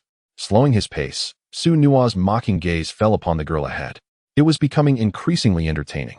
Even after merely spending a morning outside, upon arriving home, Sunua assertively claimed dominance over the hot springs at the back of the house. Never having been thrown out by him before, Qianqi Wuxin found herself unceremoniously lifted by her collar and discarded, much to the astonishment of a passing paper figure. Was it possible that it had unwittingly arrived at the wrong place at the wrong time? Rising resolutely from the ground, Qianqi Wuxin brushed aside the strands of hair that obscured her vision, utterly indifferent to the fact that a third party had witnessed her disheveled state. Of course, Qianqi Wuxin harbored no anger. Defeat was merely a state of being, and she had nothing to lose. Moreover, she had not emerged empty-handed. Amidst their tussle, she had deftly evaded two of Shonao's whip-like kicks, and, seizing the moment, managed to scratch his chin. Do not inquire why she aimed for the chin. Her original target had been his face, but such aspirations faltered when confronted with the harsh realities of height. With the hot spring now claimed by Shonao, and the duration of his soak uncertain, Qianqi Wuxin decided to settle herself at the edge, casually picking up a picture book to engross herself in. Time slipped by unnoticed, and just as she became captivated by her reading, the sound of steady footsteps approached from behind. Hearing the commotion, she closed her book and turned to inquire, "You're finally out. What shall we have for lunch?" However, even if he wished to be choosy, his options were limited to just rice balls. Upon recognizing the figure before her, Qianqi Wuxin fell into an unusual silence. The individual towering before her was an impressive sight, resembling a creature with 4 arms. His torso bare and muscles prominently displayed, with a large mouth on his abdomen tightly shut, droplets of water cascading along his muscular contours. "Whatever," he replied nonchalantly. Before Li Mei arrived, he didn't mind humbling himself to accompany this foolish girl in her meager fare. Yet, his response went unacknowledged. Shonao raised his gaze to find Qianqi Wuxin staring intently at him, her eyes wide and unguarded, as if merely observing. "Are you frightened?" Though he knew better, Shonao felt compelled to slyly insult her. "No," Qianqi Wuxin replied, placing her picture book aside. She approached Shonao and poked at the muscular arm adorned with dark patterns. "This is my first time seeing Shonao as true form. It's not usually like this. Is it? Is it because it's inconvenient to show? He responded dismissively. Taking her delicate wrists in his grip, Sho now lifted her effortlessly. After a thorough examination, a hint of satisfaction curved his lips, as if he deemed Qianqi Wu Sun Chu to fit his criteria for sustenance. Are you not afraid I might consume you? At this, Qianqi Wu Sun Chu blinked, tilting her head in confusion. Sho now, have you gone daft from soaking too long? Have you forgotten about our contract? Her expression remained serene, as if she had entirely overlooked the malice and mockery embedded in his words. She appeared genuinely concerned that his extended bathing might have muddled his mind. Certainly, Qianqiwu Xinchuan was not acting with malice. Her thoughts were genuinely as such. Prolonged immersion in hot springs can lead to dizziness. I wonder if Su Nuo is all right. He seems to have forgotten about the contract he usually holds dear. With this thought, Qianqiwu Xinchuan cast a worried glance in his direction. Su Nuo, however, remained silent, suddenly releasing his grip and letting Qianqiwu Xinchuan fall to the ground. It was his fault. Why did he expect anything wise to emerge from such a foolish mouth? Akin to its owner's naivete? Chapter 12. A rival Fujiwara hero has met his demise. This news was conveyed to Qianqiwu Xinchuan by an individual delivering items 2 weeks later. It was reported that, much like the women he had tormented, he had hanged himself in that very room, his death a grotesque sight, eyes bloodshot and wide in terror. As though he had witnessed something horrific before his end, a truly chilling scene. Upon hearing this, Qianqiwu Xinchuan exhibited no astonishment. She merely sighed, her tone laced with a sense of melancholy. I see, what a pity. After bidding farewell to the messenger, a voice, half smiling, emerged from behind her. Laden with certainty, you orchestrated this. Turning around, Qianqiwu Xinchuan found Su Nuo propped up on his elbows, gazing at her with his crimson eyes cast in shadow, revealing a depth of emotion. Yes and no. While his death was not directly caused by me, one could argue that I played an indirect role for those wronged women. Qianqiwu Xinchuan had presented 2 choices. The first was to relinquish their desire for vengeance, allowing them to reincarnate immediately upon entering hell, as they were victims of a heinous crime. The second option was to exact revenge by their own hands upon Fujiwara hero. However, they would have to endure judgment in hell, the duration of their suffering unknown. Clearly, all opted for the latter. Qianqiwu Xinchuan respected their decisions. She released the vengeful spirits, binding them to ensure they would not harm the innocent, and upon successful retribution, they would descend to hell. Yet, after half a month of waiting, her bindings remained uneventful until this morning. As for why they waited for half a month before taking action, Qianqiwu Xinchuan believed she understood. Had they acted sooner, it would have inevitably implicated her. After all, she had just departed when Fujiwara hero met his end, making it impossible for her to evade responsibility. Useless gentleness. Ignoring Su Nuo's ambiguous mockery, Qianqiwu Xinchuan lowered her head, her expression somewhat dazed. It was evident that she had not anticipated that those women would consider such implications. Since encountering Fujiwara hero and recognizing him as an irredeemable scoundrel, her interest in his commission had waned. Seeing that the women he had wronged were driven by a desire for vengeance, she had merely facilitated their path, ridding the world of a gluttonous parasite who thrived on the destruction of others' families. What joy was there not in that? As for whether this would sow seeds of suspicion against her or tarnish her current reputation, Qianqiwu Xinchuan was utterly indifferent. Although Qianqiwu Sun Chu was troubled by troublesome matters, it did not imply that she would excessively compromise herself. She simply pursued what she desired, effortlessly handling those troublesome issues. However, she soon realized that someone was enduring the wrath of the instigator of their tribulations, night and day, to spare her further inconvenience. Only taking action after a fortnight, she felt cared for, despite having done nothing for them. Her actions were merely driven by her own interests. Qianqiwu Sun Chu acknowledged that, although she did not fully comprehend the situation, it brought her joy. Put away that foolish grin and open the door, commanded the two-faced Su Nuo with a look of disdain. Someone had arrived. Qianqiwu Sun Chu acknowledged this, all the while lamenting. Who truly is the master of this courtyard? She prevented the small paper figure, eager to assist her, from opening the door, knowing that it would surely be torn apart in an instant should it attempt to confront the intruder. Such a troublesome encounter. Without mercy, Li Mei dispatched the sorcerer who sought to exorcise him, brushing non-existent dust from his sleeves, his cold and gloomy expression softening slightly. He paid no heed to the gruesome scene of carnage below, stepping over dismembered remains as he continued on his way until he arrived at a certain courtyard. The two-faced Thinua was aware that Li Mei had arrived, yet sensed his hesitation outside, as if uncertain of his position. Indeed, Li Mei was conflicted. He had followed the aura of his superior to this point, but before this courtyard, the presence had vanished without a trace, leaving him questioning if it had all been a mere figment of his imagination. The courtyard exuded an eerie ambience, seemingly isolated, concealing the state of affairs within. As Li Mei considered whether to force his way inside, the heavy, deep gray door slowly creaked open before him, maintaining an impassive facade. He had already adopted a cautious stance, readying his sorcery. "Relax. I merely wish to invite you in for a conversation." The voice that accompanied the door was gentle and welcoming, the overwhelming pressure dissipating in an instant. A familiar aura wafted towards Li Mei, causing his eyes to widen. It was unmistakably that of the two-faced Tsuneo. His violet irises filled with vigilance, Li Mei did not relent. "If we can discuss matters seated, let us refrain from resorting to violence, especially for the sake of my courtyard." A slender figure emerged behind the door, exuding a non-threatening demeanor and a warm smile. Just as Li Mei was about to inquire, he heard a familiar voice from within. "Come in, Li Mei." The figure clad in monk-like attire paused momentarily at the sound of the two-faced Thunua's voice, then strode into the courtyard, brushing past Qianqi Wu Sun Chu with an anxious expression. Ignored in the process, Qianqi Wu Sun Chu felt no indignation. She closed the door and resumed her scrutiny of the unexpected guest. He sported a pure white bob, with a small section of red highlights at the back of his head. Yet, in that brief encounter, he revealed that he was undoubtedly subservient to the commands of the two-faced Tsuneo. Was he one of his subordinates?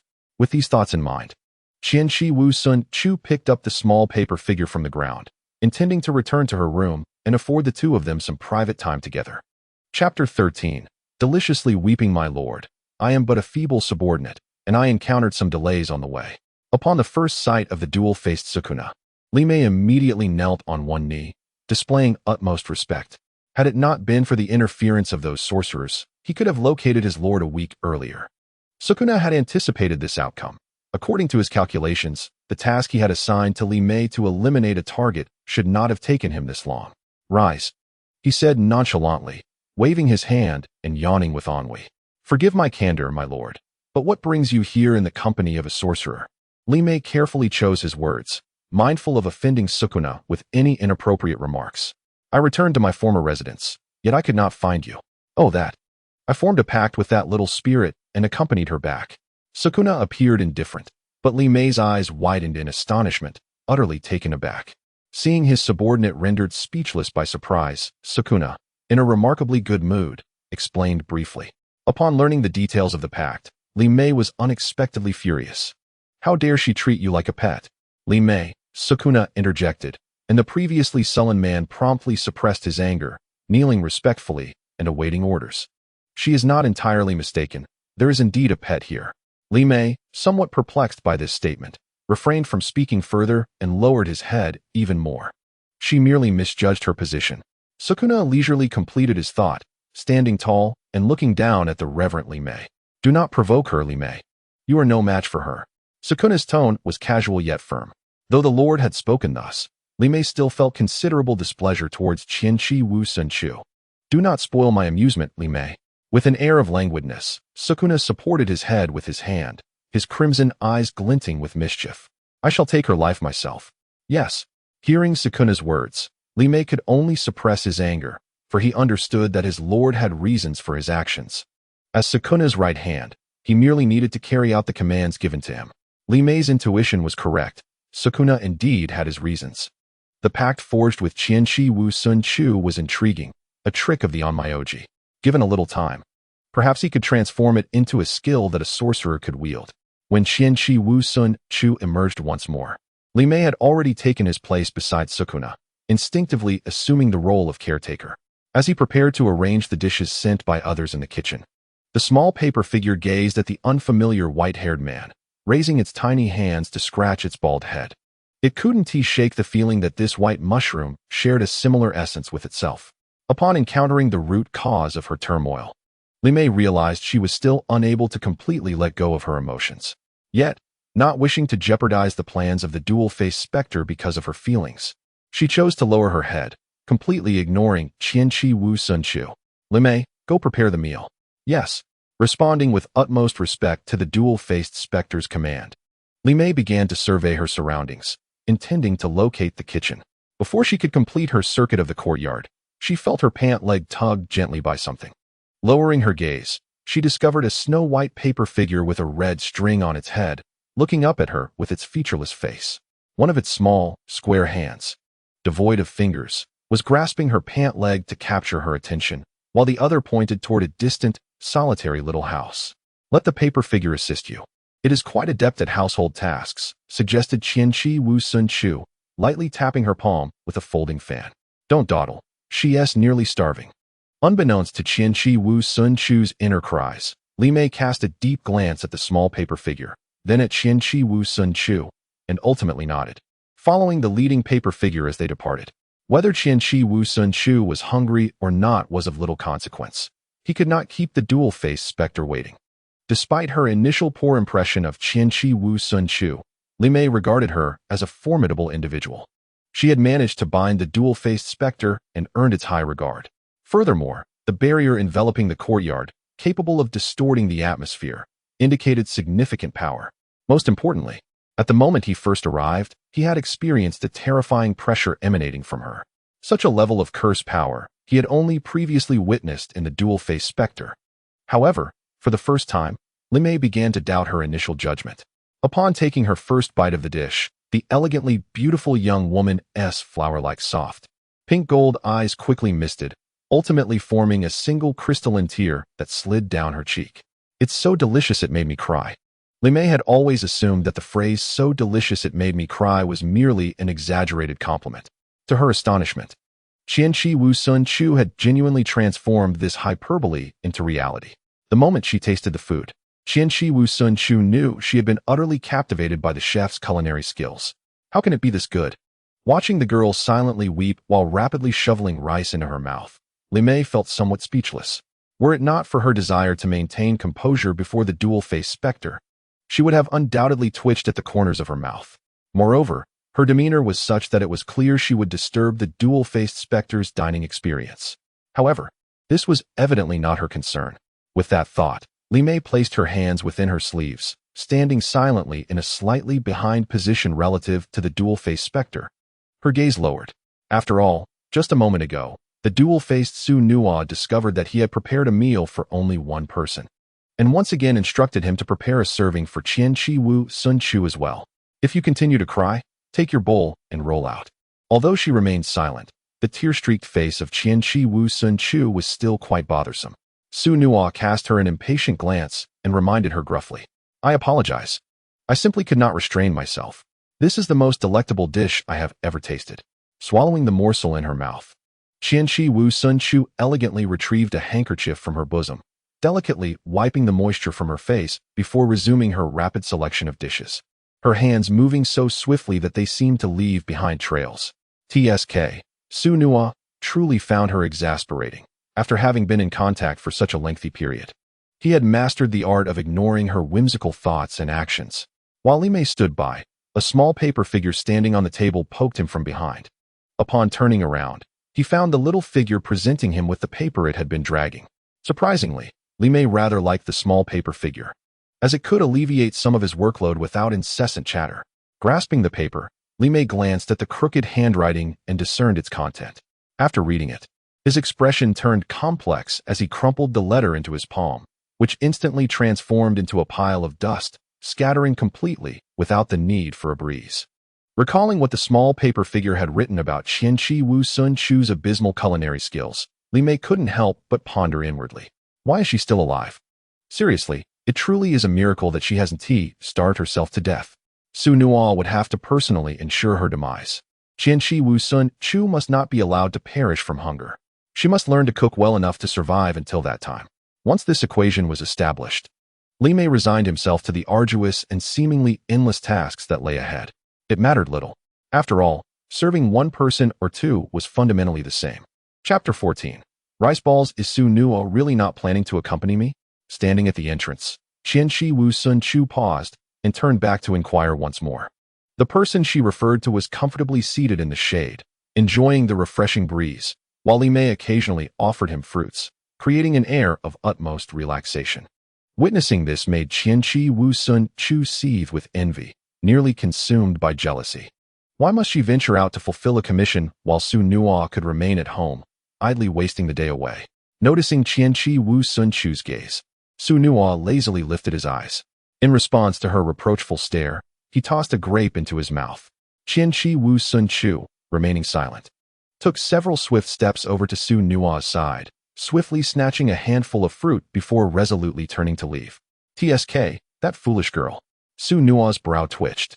With a flick of his fingers, the grape seed was launched, striking Qianqi Wu Sun Chu on the back of her head, just before she could disappear from view. That hurt. In the distance, a diminutive figure paused, clutching its head and gesticulating wildly. The anguished reprimands that drifted towards it were no longer discernible, barely recognizable. Grasping the discarded fruit pit that had been thrown back, the entity known as Sukuna nonchalantly tossed it in hand, feeling no sense of guilt whatsoever. After all, one must occasionally tease one's pet. Otherwise, what purpose does it serve? Does it not? Lime stood in the background, observing with a calm demeanor. Having witnessed such disputes unfold repeatedly since Sukuna's arrival, he noted that Sukuna seemed to be enjoying a significantly more leisurely existence here, despite the occasional bickering with Chiki Mitsuki, which could ignite his ire with her unfiltered remarks. Yet, at least there were no unwelcome intruders spouting nonsense. He also keenly perceived a subtle indulgence in Sukuna's demeanor towards Chiki Mitsuki, a nuance that perhaps even Sukuna herself was unaware of. Most crucially, Chiki Mitsuki had thus far refrained from any actions detrimental to Sukuna. After all, she appeared genuinely simple-minded, with her daily anticipation centered around meals.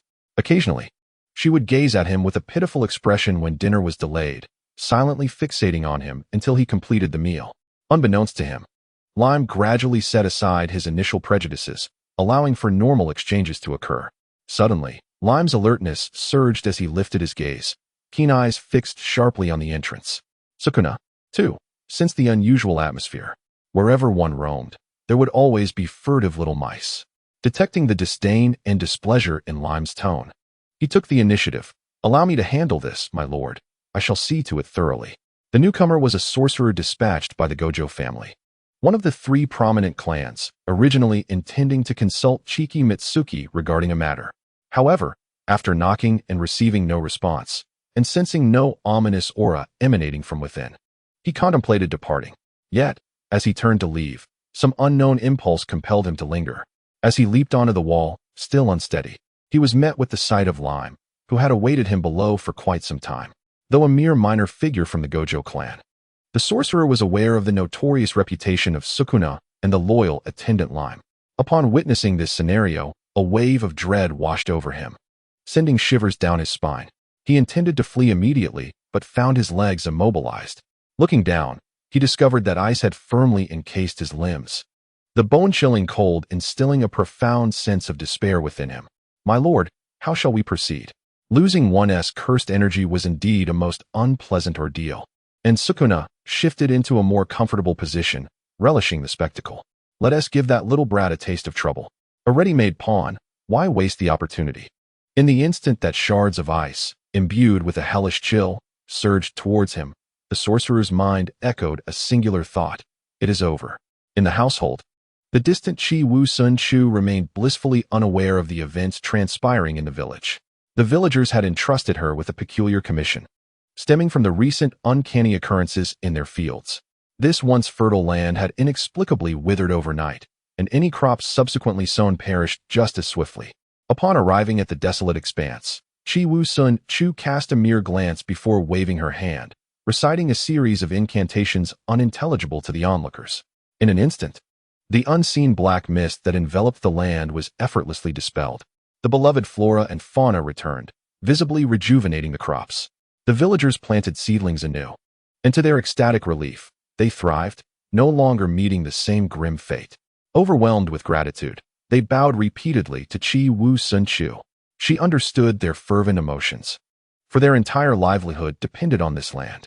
Observing the elderly man trembling as he clutched a coarse cloth sack no larger than a palm, Chi Woo-sun Chu recognized this as her intended reward, a sum that would sustain them for an indeterminate period. Glancing at the child nestled in its mother's embrace, who had just ceased crying and succumbed to slumber, Chi Woo-sun Chu blinked, her expression inscrutable. "No, thank you." She raised her hand to decline the offered sack, instead gesturing towards a plate of white, unassuming rice balls on the table. "I desire that." The villagers, watching her depart, stood at the doorway. Confusion etched on the faces of the adults, save for the child. They were perplexed by her choice to forego the hard-earned money in favor of what they deemed a worthless morsel. Could it be that even virtuous souls possessed their own peculiarities? Meanwhile, Chi Woo-sun Chu had already wandered a distance away, cradling the neatly packed rice balls in her arms, one in hand, munching on it without a care for her appearance. It was quite delectable, albeit not on par with the culinary prowess of May. At that moment, her appetite eclipsed her need for coins, as she was on the brink of starvation. Yet, before she could finish even one rice ball, an unsettling aura of cursed spirits approached, accompanied by the sound of rustling, as if someone were desperately attempting to flee. Sighing, she popped the last piece of the rice ball into her mouth, cheeks puffed out, and began muttering incantations in a muffled tone.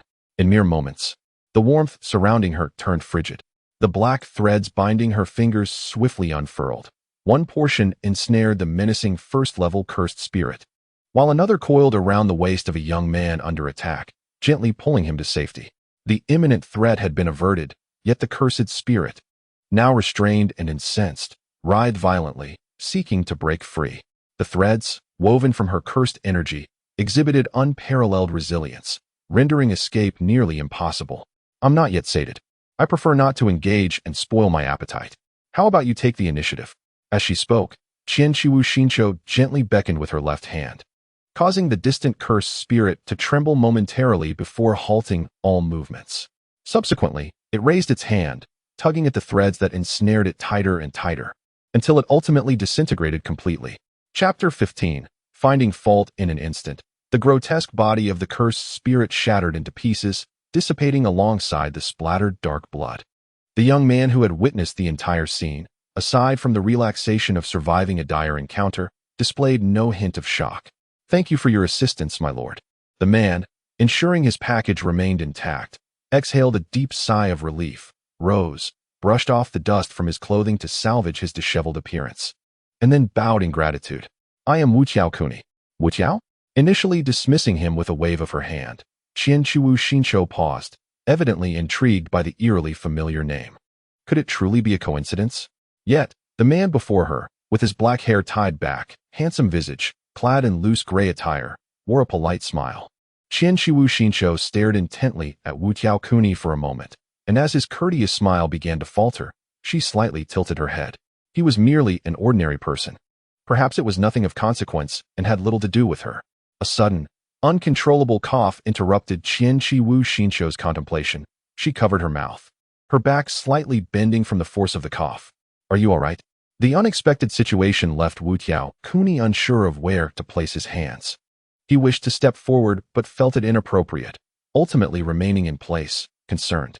Chi Woo-sun, unable to articulate her thoughts, gestured with her hand to indicate her well-being. Once her breathing steadied and she returned to her usual state, she resumed their conversation. "Be cautious. Being alone in such a remote location can be perilous, especially for an ordinary person," she silently added in her mind. "Thank you." As if recalling something, Wuqiao-kuni was suddenly taken aback. He hastily picked up the package from the ground and ran ahead while turning back to mutter, "I will surely repay your life-saving grace. I shall come to express my gratitude in due time. Safe travels." Chewing on a rice ball, Chi Woo-sun waved casually, her voice muffled, not taking Wuqiao-kuni's words to heart. After all, she had not even disclosed her name or address. How could he find her? By the time all 3 rice balls had been consumed, she arrived at her doorstep, contentedly licking her lips as she slowly pushed open the door. What was happening? Had she entered the wrong house? The right half of the surrounding wall was in disrepair, and before her lay a pool of fresh blood, starkly contrasting with the neat appearance she had left behind. Yet, the overwhelming and familiar aura emanating from deep within the courtyard extinguished Chi Woo-sun's self-deceiving assumptions without mercy. The muddy little paper figure rushed towards her, its tiny legs almost steaming from the effort, as it clung to the hem of Qianqi Wu Sunchu's garment, weeping and scrambling upwards. It was indeed real. Holding the soggy little paper figure that had cried itself into a pitiful state, Qianqi Wu Sunchu's mind went blank. In just 3 short hours, her home had met with calamity. The instigator of this misfortune could only be the two-faced Su Li. With a sigh, the two-faced Su Li emerged from the tatami room, his expression one of impatience. He tousled his cherry-colored short hair, a few strands falling to obscure his forehead. His shirt was unbuttoned, revealing a robust and well-defined chest. Yet Qianqi Wu Sunchu's gaze registered none of this. Yu. Emotions surged within her, rendering Qianqi Wu Sunchu speechless. It was Li Mei who stepped forward, offering a brief explanation of the events that had transpired. There had been no casualties. It was merely that he had been beaten half to death and then thrown back to the Wu Tiao family. Li Mei asserted her point with confidence before bowing her head respectfully and retreating behind the two-faced Su Li. Should I thank you for that? Although the arrival of the two-faced Su Li had brought a semblance of liveliness to her previously desolate home, it was not the kind of commotion she desired.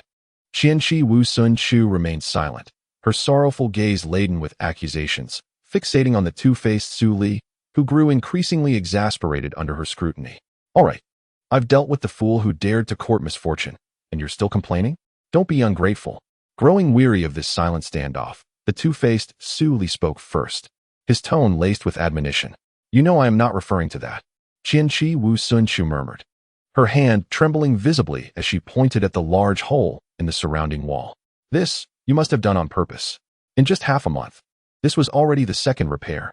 Clearly, Qianqi Wu Sunchu remained troubled by the fact that the two-faced Su Li had remodeled the courtyard upon his arrival. She expected him to offer some sort of defense, yet he merely raised an eyebrow, seemingly surprised that Qianqi Wu Sunchu had perceived it, and readily admitted it. What a clever girl. Truly shameless. Qianqi Wu Sunchu felt a surge of frustration welling up within her. Her palms grew clammy, and her scattered thoughts were finally reined in as she looked down at the little paper figure, now sobbing uncontrollably. Oh right. She still needed to comfort the little paper figure. The reason for the little paper figure's silent tears was that it had intended to intervene when the two-faced Su Li instructed Li Mei to take action. However, before it could act, the two-faced Su Li had grabbed the red string atop its head, sending it flying with a swift motion. It had landed face down, plunging directly into the earth. It took a full half-hour for it to extricate its head from the ground. This incident has undoubtedly caused a considerable amount of trouble for Qianqi Wu Sunchu, while the dual-faced Inua's mood has soared to unprecedented heights. The anger from being roused abruptly moments ago dissipating entirely. Enough, do not disturb me if there is nothing of importance, he stated, turning away and retreating into the house, leaving Qianqi Wu Sunchu with a countenance reflecting utter despair as she silently condemned this heartless individual. The following day, the Wu Tiao family did not send anyone to demand an explanation regarding the injuries sustained. The nature of this incident placed them at a disadvantage, and the 3 prominent families were not inclined to confront Qianqi Wu Sunchu, especially considering their trepidation towards the dual-faced Sun Nual. Thus, they swallowed their pride and accepted this silent humiliation. Qianqi Wu Sunchu found this unexpected, as her personal impression of the 3 prominent families did not align with such leniency. Nevertheless, it was a relief that no trouble was forthcoming. However, rather than the arrival of someone from the Wu Tiao family, she was met by an individual with significant ties to them. Greetings, benefactor. A remarkably familiar young man stood outside, cradling a small bundle, greeting her with a radiant smile. Qianqi Wu Sunchu was left momentarily speechless, finally regaining her voice under the concerned gaze of Wu Tiaoguiyong. How did you find me? The moment the words left her lips, she realized the absurdity of her question. His surname was hardly a surprise. If he belonged to the Wu Tiao family, knowing her address and name would be a trivial endeavor. The individuals who had entrusted her with tasks merely sought the assistance of intermediaries, given that her residence was under the shadow of the formidable dual-faced Sunua. Upon this realization, Qianqi Wu Sunchu's spirits sank. Could she not enjoy a moment of tranquility? Please, come in. Chapter 16. The nature of their relationship. A small paper figure, balancing a teapot, climbed onto the table to serve tea for the 2. Its steps unsteady yet spilling not a single drop. Wu Tiaoguiyong appeared to be witnessing such a scene for the first time. His curiosity fixated on the small figure until it leapt off the table to fetch a fruit platter, at which point he reluctantly diverted his gaze. "Your little helper is indeed quite convenient," he remarked, addressing Qianqi Wu Sun Chu, who winced at the constant repetition of benefactor, involuntarily shivering as she gestured dismissively. "Please refrain from calling me benefactor. You know my name, so you may address me as you wish." Upon hearing her words, Wu Tiaoguiyong paused, clearly realizing that Qianqi Wu Sun Chu was already aware of his origins. "As you surmised, Qianqi Wu, I hail from the Wu Tiao family, one of the 3 prominent clans." The acknowledgement of this mutually understood fact seemed to relieve him, as he adopted a more cautious demeanor. "I did not intend to conceal my lineage. I simply found it difficult to discuss. I hope for your understanding." Wu Tiaoguiyong, being from the Wu Tiao family, was acutely aware of the internal decay within his clan, and the disdainful expressions and derisive tones associated with mentioning Qianqi Wu Sun Chu served to underscore their contempt for her. Why should one feel remorse? The subtle expressions of apology in the words of Fushiguro Kuniakai perplexed Chikiri Miko. If your feelings of regret stem from your lineage in the Fushiguro family, there is no need for such sentiment.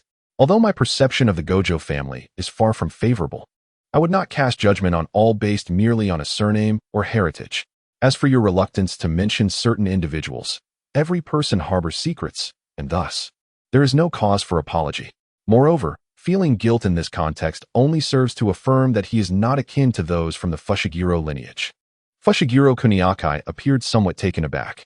Unlike the countless sorcerers emerging from the Fushiguro family, he was an unequivocal ordinary person, devoid of techniques and incapable of wielding cursed energy, remarkably mundane in every aspect.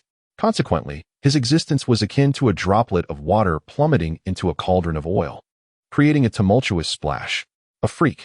Kuniakai had lost count of how many times he had heard this term. Those who spoke of him would hide in shadowy corners, whispering in hushed tones, only to feign innocence when he cast his gaze upon them, allowing the awkwardness to linger in the air. For everyone was acutely aware, he was born to be ridiculed. Yet this anomaly, born amidst sorcerers, had directed his talents toward an entirely different skill, blade forging. He possessed an extraordinary aptitude for this craft, which astounded the blacksmith who mentored him. However, the incessant mockery from those around him made him realize that to carve out his own brilliance, he must disregard the cacophony of surrounding voices. Thus, he chose to leave, taking with him the half-forged blade he had crafted. Being an ordinary person, he was not deemed significant enough for the Gojo family to summon him back, and so they let him be. "To me, swords are akin to family." As he uttered this, the softness of his expression was a revelation even to himself. "Is that so?" Chikiri Miko discerned the authenticity in his words, a gentle smile gracing her lips, her pink gold eyes shimmering with a tender light. How wonderful it must be to have family. Unbeknownst to her, a hint of envy flickered in her gaze. However, it mattered little. She had her little paper doll to accompany her. As she observed the paper doll approaching with a fruit platter atop its head, Miko extended her hand to receive it, gently caressing its cheek. An inexplicable warmth enveloped her, and the little paper doll embraced her finger, nuzzling it affectionately. And then there was Sukuna. Upon this thought, Miko's mood settled once more. It was impossible, as previously mentioned. The peace between them was maintained by a binding contract, a relationship of mutual exploitation, each harboring ulterior motives. They were, after all, not family. Furthermore, a subtle frown creased Miko's brow as she lifted her teacup to sip, suppressing the itch deep within her throat. Time was drawing near, indeed. "Therefore, allow me to forge a blade for you as a token of my gratitude," declared Fiju Koyuki with solemnity after their casual conversation had concluded. "I must decline," came the immediate rejection from Qianqi Wu Sun Chu, who did not even contemplate the proposal. "What type do you desire? A dagger? A short sword?" Fiju Koyuki inquired as he rummaged through his belongings for paper and pen to note down Qianqi Wu Sun Chu's request. However, before he could finish his question, he was struck dumb, as if just realizing the situation. I never expected my offer would be so decisively dismissed," he thought, disbelief washing over him as his expression paled. If she refused him, he would have nothing to repay his benefactor. After all, having just moved out from the Fiju household, his finances were rather constrained after settling in and covering essential living expenses. Perhaps he could muster the courage to give all he had left to his benefactor. Just as Fiju Koyuki was agonizing over his decision, Qianqi Wu Sun Chu bent down to retrieve the paper that had slipped from his grasp. I understand you wish to express your gratitude, and I appreciate your kind intentions. However, there is no need to dwell on this trifling favor. I decline your offer simply because I am not particularly skilled with blades. Qianqi Wu Sun Chu, unfettered by material wealth, was indifferent to Fiju Koyuki's insistence on repayment. With her words, Fiju Koyuki felt it was inappropriate to press further. If you ever find yourself in need, do not hesitate to ask. After spending some time in the room studying the internal contract, the two-faced Shōnuo intended to step out for a breath of fresh air. However, upon opening the door, he found Qianqi Wu Sun Chu engaged in conversation with an ordinary human. Not wishing for his cheerful mood, buoyed by some progress, to be dampened by such trivialities, he opted to command a small paper figure to serve him tea. Grasping the red string atop the small figure's head, he lifted it effortlessly. Are you hiding from me? The small paper figure shrank away, paralyzed by fear, trembling as if buffeted by a tempest at the sound of his insinuating tone. I have assured you that I will not harm you. However, should I encounter you in that vexing state again? The two-faced Shōnuo maliciously paused, heightening the ominous atmosphere, his crimson eyes glimmering with wicked delight. Unfortunately for the small paper figure, it awaited a conclusion that never came, instead meeting the Shōnuo's piercing gaze. In that instant, it envisioned the most harrowing of demises, and overwhelmed by terror, the small figure went limp, its limbs dangling lifelessly as it swayed in the air, resembling a true piece of paper. Li Mei, prepare the meal, I am famished. With a flick of his wrist, the small paper figure was sent flying behind him, and the two-faced Shōnuo strode purposefully toward the cherry blossom tree in the courtyard. Yes, master. Li Mei caught the drifting small figure with outstretched hands, her gaze lowered as she softly acquiesced, taking the small figure to the kitchen. By the time the two-faced Shōnuo arrived, Fiju Koiki had already risen to take his leave. As an ordinary individual, the overwhelming aura of menace emanating from the dual-faced Sukuna rendered him exceedingly uncomfortable, teetering on the precipice of collapse. However, after wiping the cold sweat from his brow, Fushiguro Megumi managed to bid farewell and gradually withdrew. This reaction elicited a modicum of admiration from Sukuna. For an ordinary person to exhibit such resilience was commendable. As for his identity and purpose for being here, Sukuna harbored no interest, and it was evident even to a mere thought that he had undoubtedly been rescued by Qianqi Wuxenshu. Humph! With a derisive snort, Sukuna found the situation rather amusing. This little spirit perceived herself as aloof, yet despite having the option to disregard others, she instinctively engaged in actions that benefited them. It was indeed a paradoxical character. The little paper figure had vanished, and adhering to the principle of proximity, Qianqi Wuxenshu directly called out to Sukuna. You all enjoy your meal. I wish to rest for a while. Having spoken, she did not await Sukuna's response and silently returned to her room, leaving Sukuna standing in place. The first instance of being commanded by another. He was not particularly surprised, for this little spirit had always been audacious. Chapter 17. Fear I want to eat too. Sukuna's brow twitched as he paused, chopsticks laden with rice hovering near his lips. He set down the chopsticks and straightened, his complex gaze fixed upon Qianqi Wuxenshu, who had uttered those words. Are you a pig? If his memory served him well, he recalled that this little spirit had just consumed 3 bowls of rice, 4 chicken legs, and a small dish of vegetables. Pointing at the last chicken leg on the plate, upon hearing Sukuna's remark, Qianqi Wuxenshu pouted, yet remained undeterred in her intention to claim the chicken leg. What of having a hearty appetite? Being able to eat is a blessing, you know. Seated across from him, Qianqi Wuxenshu wore a mischievous grin, casting a sidelong glance at Sukuna, as though mocking the cursed king for his lack of culture. If you desire it, show a bit of sincerity. This statement held merit, for Qianqi Wuxenshu had long since finished her portion, and indeed, this chicken leg rightfully belonged to Sukuna. For instance, kneel and beg me? The playful smile had not faded, it merely shifted from Qianqi Wuxenshu's face to Sukuna's. Without the slightest hesitation, Qianqi Wuxenshu opened her mouth. I beg you. Noticing Sukuna's indifference, she seemed to feel her efforts insufficient, thus clasped her hands together, casting a pitiful gaze upon him. Please, Sukuna.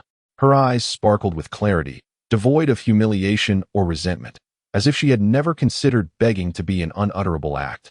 As long as the goal could be achieved, it was truly delightful.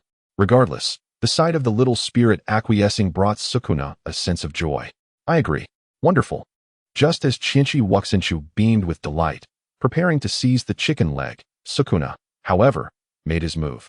He slammed the table, causing the chicken leg to soar into the air amidst the astonished gaze of Qianqi Wu Sun Chu, just moments away from grasping it.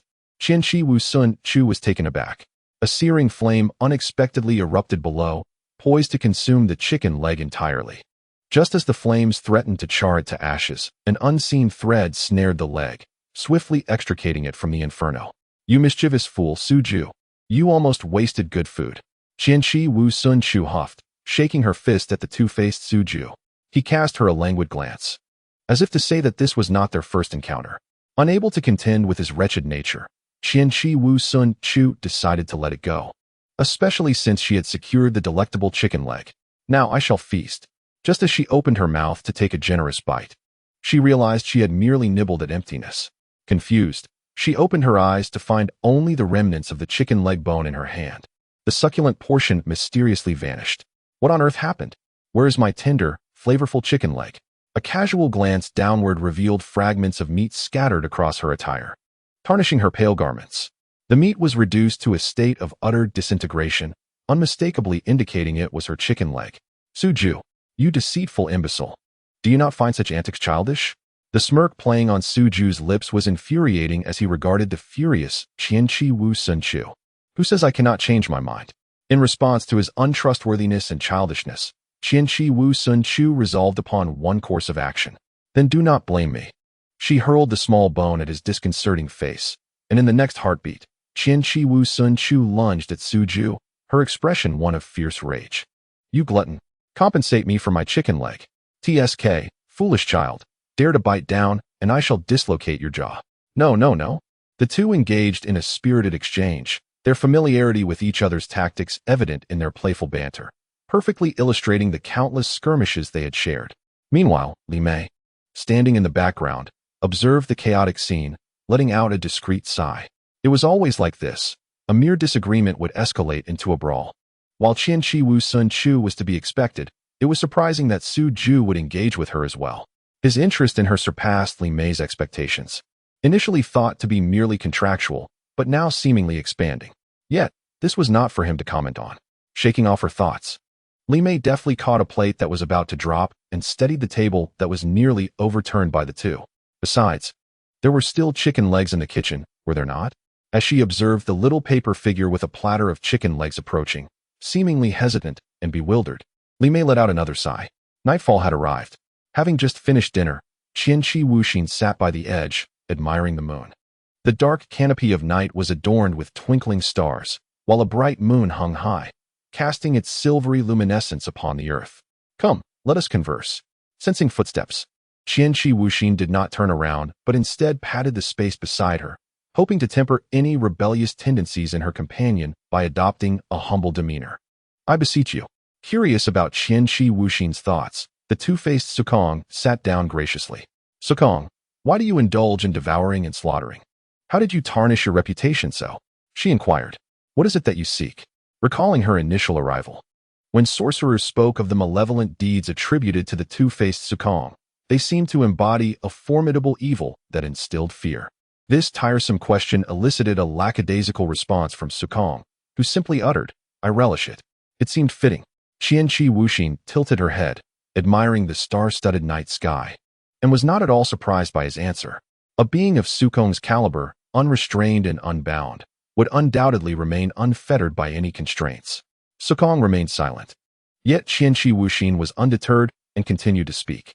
So, Sukong, which side do you believe I belong to? Am I a strong one or a weak one? Qianqi Wuxin. Sukong did not respond to her question but, with an unusual directness, gazed at her as she looked up at the stars, calling her name. Turning her head, Qianqi Wuxin watched as Sukong's lips moved, delivering a statement she had never anticipated. Her eyes widened in astonishment as she heard him say, What are you afraid of? Afraid? Caught off guard, Qianqi Wuxin heard her own voice tremble as she replied, Perhaps I am, or perhaps I am not. I cannot discern. I merely feel that tonight's nightscape is exquisite, and I wish to behold it every day. Upon uttering these words, she heard a low chuckle, one that mingled mockery, disdain, and derision. Sukong's robe hung loosely, and as he chuckled, the vibrations caused the fabric to loosen further. revealing his well-defined chest muscles. He appeared unfazed by this exposure, retracting his gaze to gaze up at the silvery moon. Perhaps I should end your life now, were it not for that damn contract. With that, Sukong rose, intending to depart. Qianqi Wuxin remained indifferent, still gazing skyward, appearing burdened by her thoughts. But after taking just a few steps, Sukong halted, arms crossed, not turning back, and added casually, a friendly reminder, be prepared. After all, those who bore me are not worthy of existence. The sound of footsteps gradually receded, and Qianqi Wuxinchu pondered the final words of Su Nuo. After a prolonged silence, she let out a soft laugh. How foolish of her to dwell on such matters. Even Su Nuo had noticed her transformation.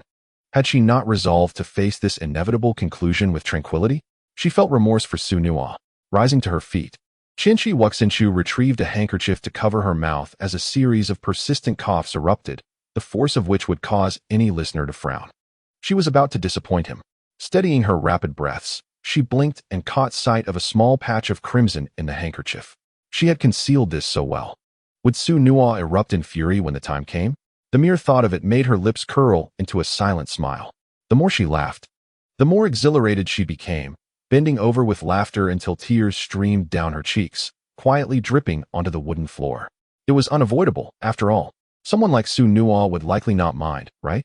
After all, rounding it off, his wish could be deemed fulfilled, albeit only partially. Never mind.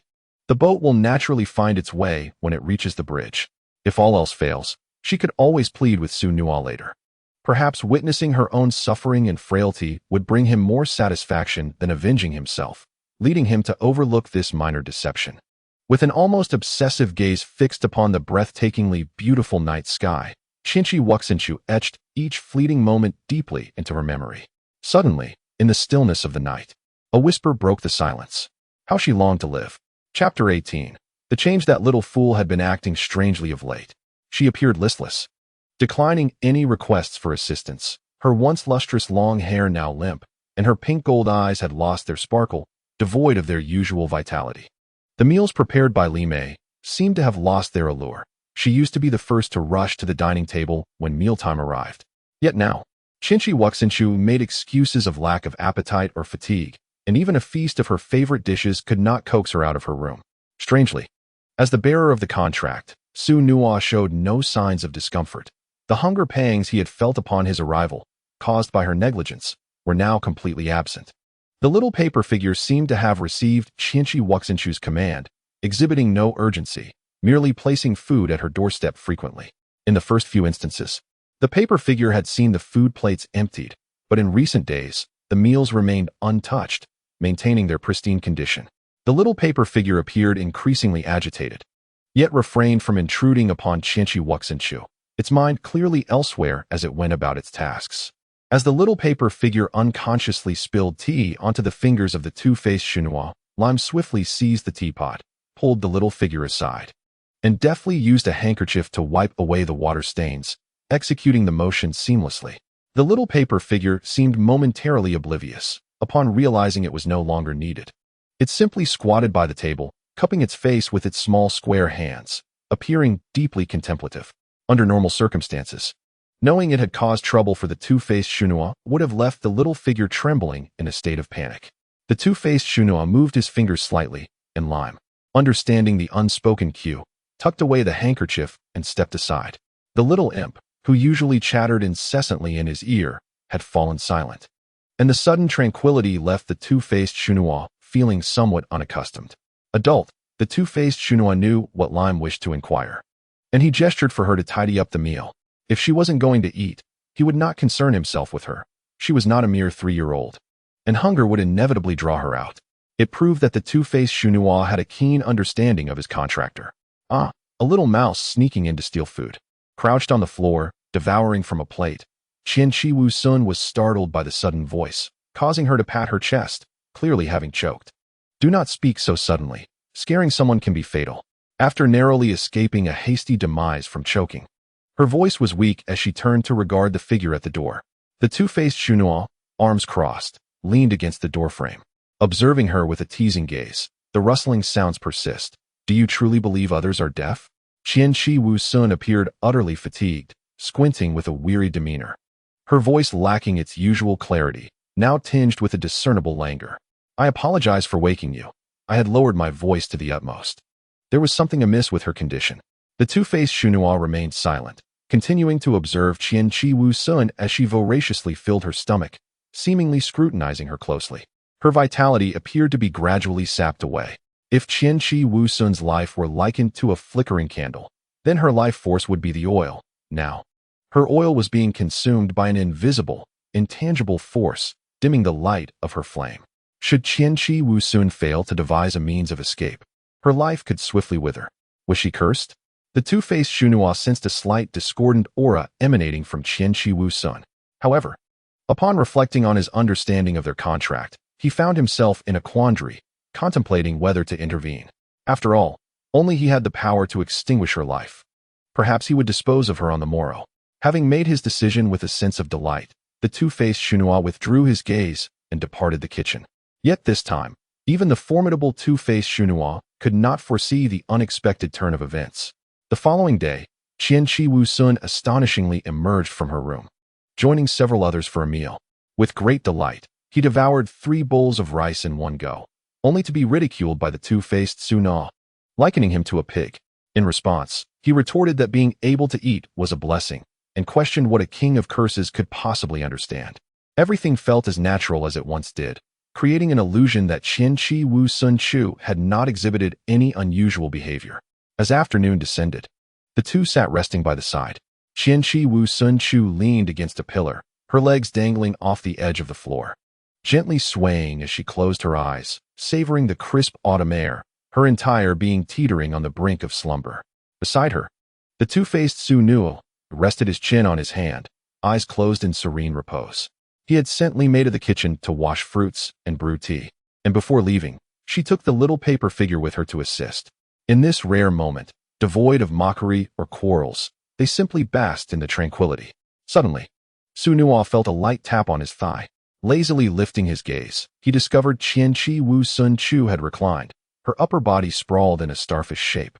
Utterly relaxed, inadvertently having brushed against him while stretching her arms. "Remove your hands, or don't expect to keep them," he uttered, a flat remark devoid of emotion. Before closing his eyes once more, appearing entirely disinterested in her presence. "Just let me be," she murmured, though the words were barely discernible, even to Su-nuo beside her. Perhaps she was merely fatigued, on the verge of sleep, uttering such mundane phrases. In this splendid moment of idleness, Su-nuo chose to ignore her, allowing her to enjoy the final days, especially since he would soon dissolve the contract. Yet, he was uncertain how much time had passed when subtle sounds broke the silence. It seemed as if someone was grasping at the fabric of clothing, the rustling noise persistent and bothersome. Irritated, Su-nuo frowned, contemplating whether to shush the little spirit or send it back to its room. However, the next instant, he sensed something was amiss. His eyes flew open, clarity replacing any trace of drowsiness. Turning his head, he was taken aback to find Qianqi Wu-sun Chu in a state of distress, her condition alarming. It appeared she had completely exhausted her strength, leaning heavily against the pillar, breaths coming in rapid gasps, her brow furrowed as if she were in excruciating pain, involuntarily drawing in cold breaths. Yet, despite her suffering, Su-nuo felt nothing amiss within himself. This was undoubtedly an extreme situation, yet the contract lay still and unresponsive, as if it had been cast into the depths of the ocean. Chapter 19. The dust settles. Su-nuo attempted to reach for the contract inscribed within him, only to discover a void within his soul. His suspicions were confirmed. Qianqi Wu-sun Chu had dissolved the contract. How had he not perceived it until now? All discontented emotions were vented through a furrowed brow, as the dual-faced Shusou rose, silently observing Qianqi Wu-shinchuan. Grateful for this brief companionship, Qianqi Wu-shinchuan struggled to lift her eyelids, refraining from looking at Shusou, yet suddenly began to articulate her thoughts. To unilaterally forge a contract with Shusou for the sake of personal desires, how could that not be deemed reckless? Truly, one might even describe it as heinous. Shusou remained silent, making no movements, simply gazing down at the individual before him, troubled by the vivid red at the corners of her eyes.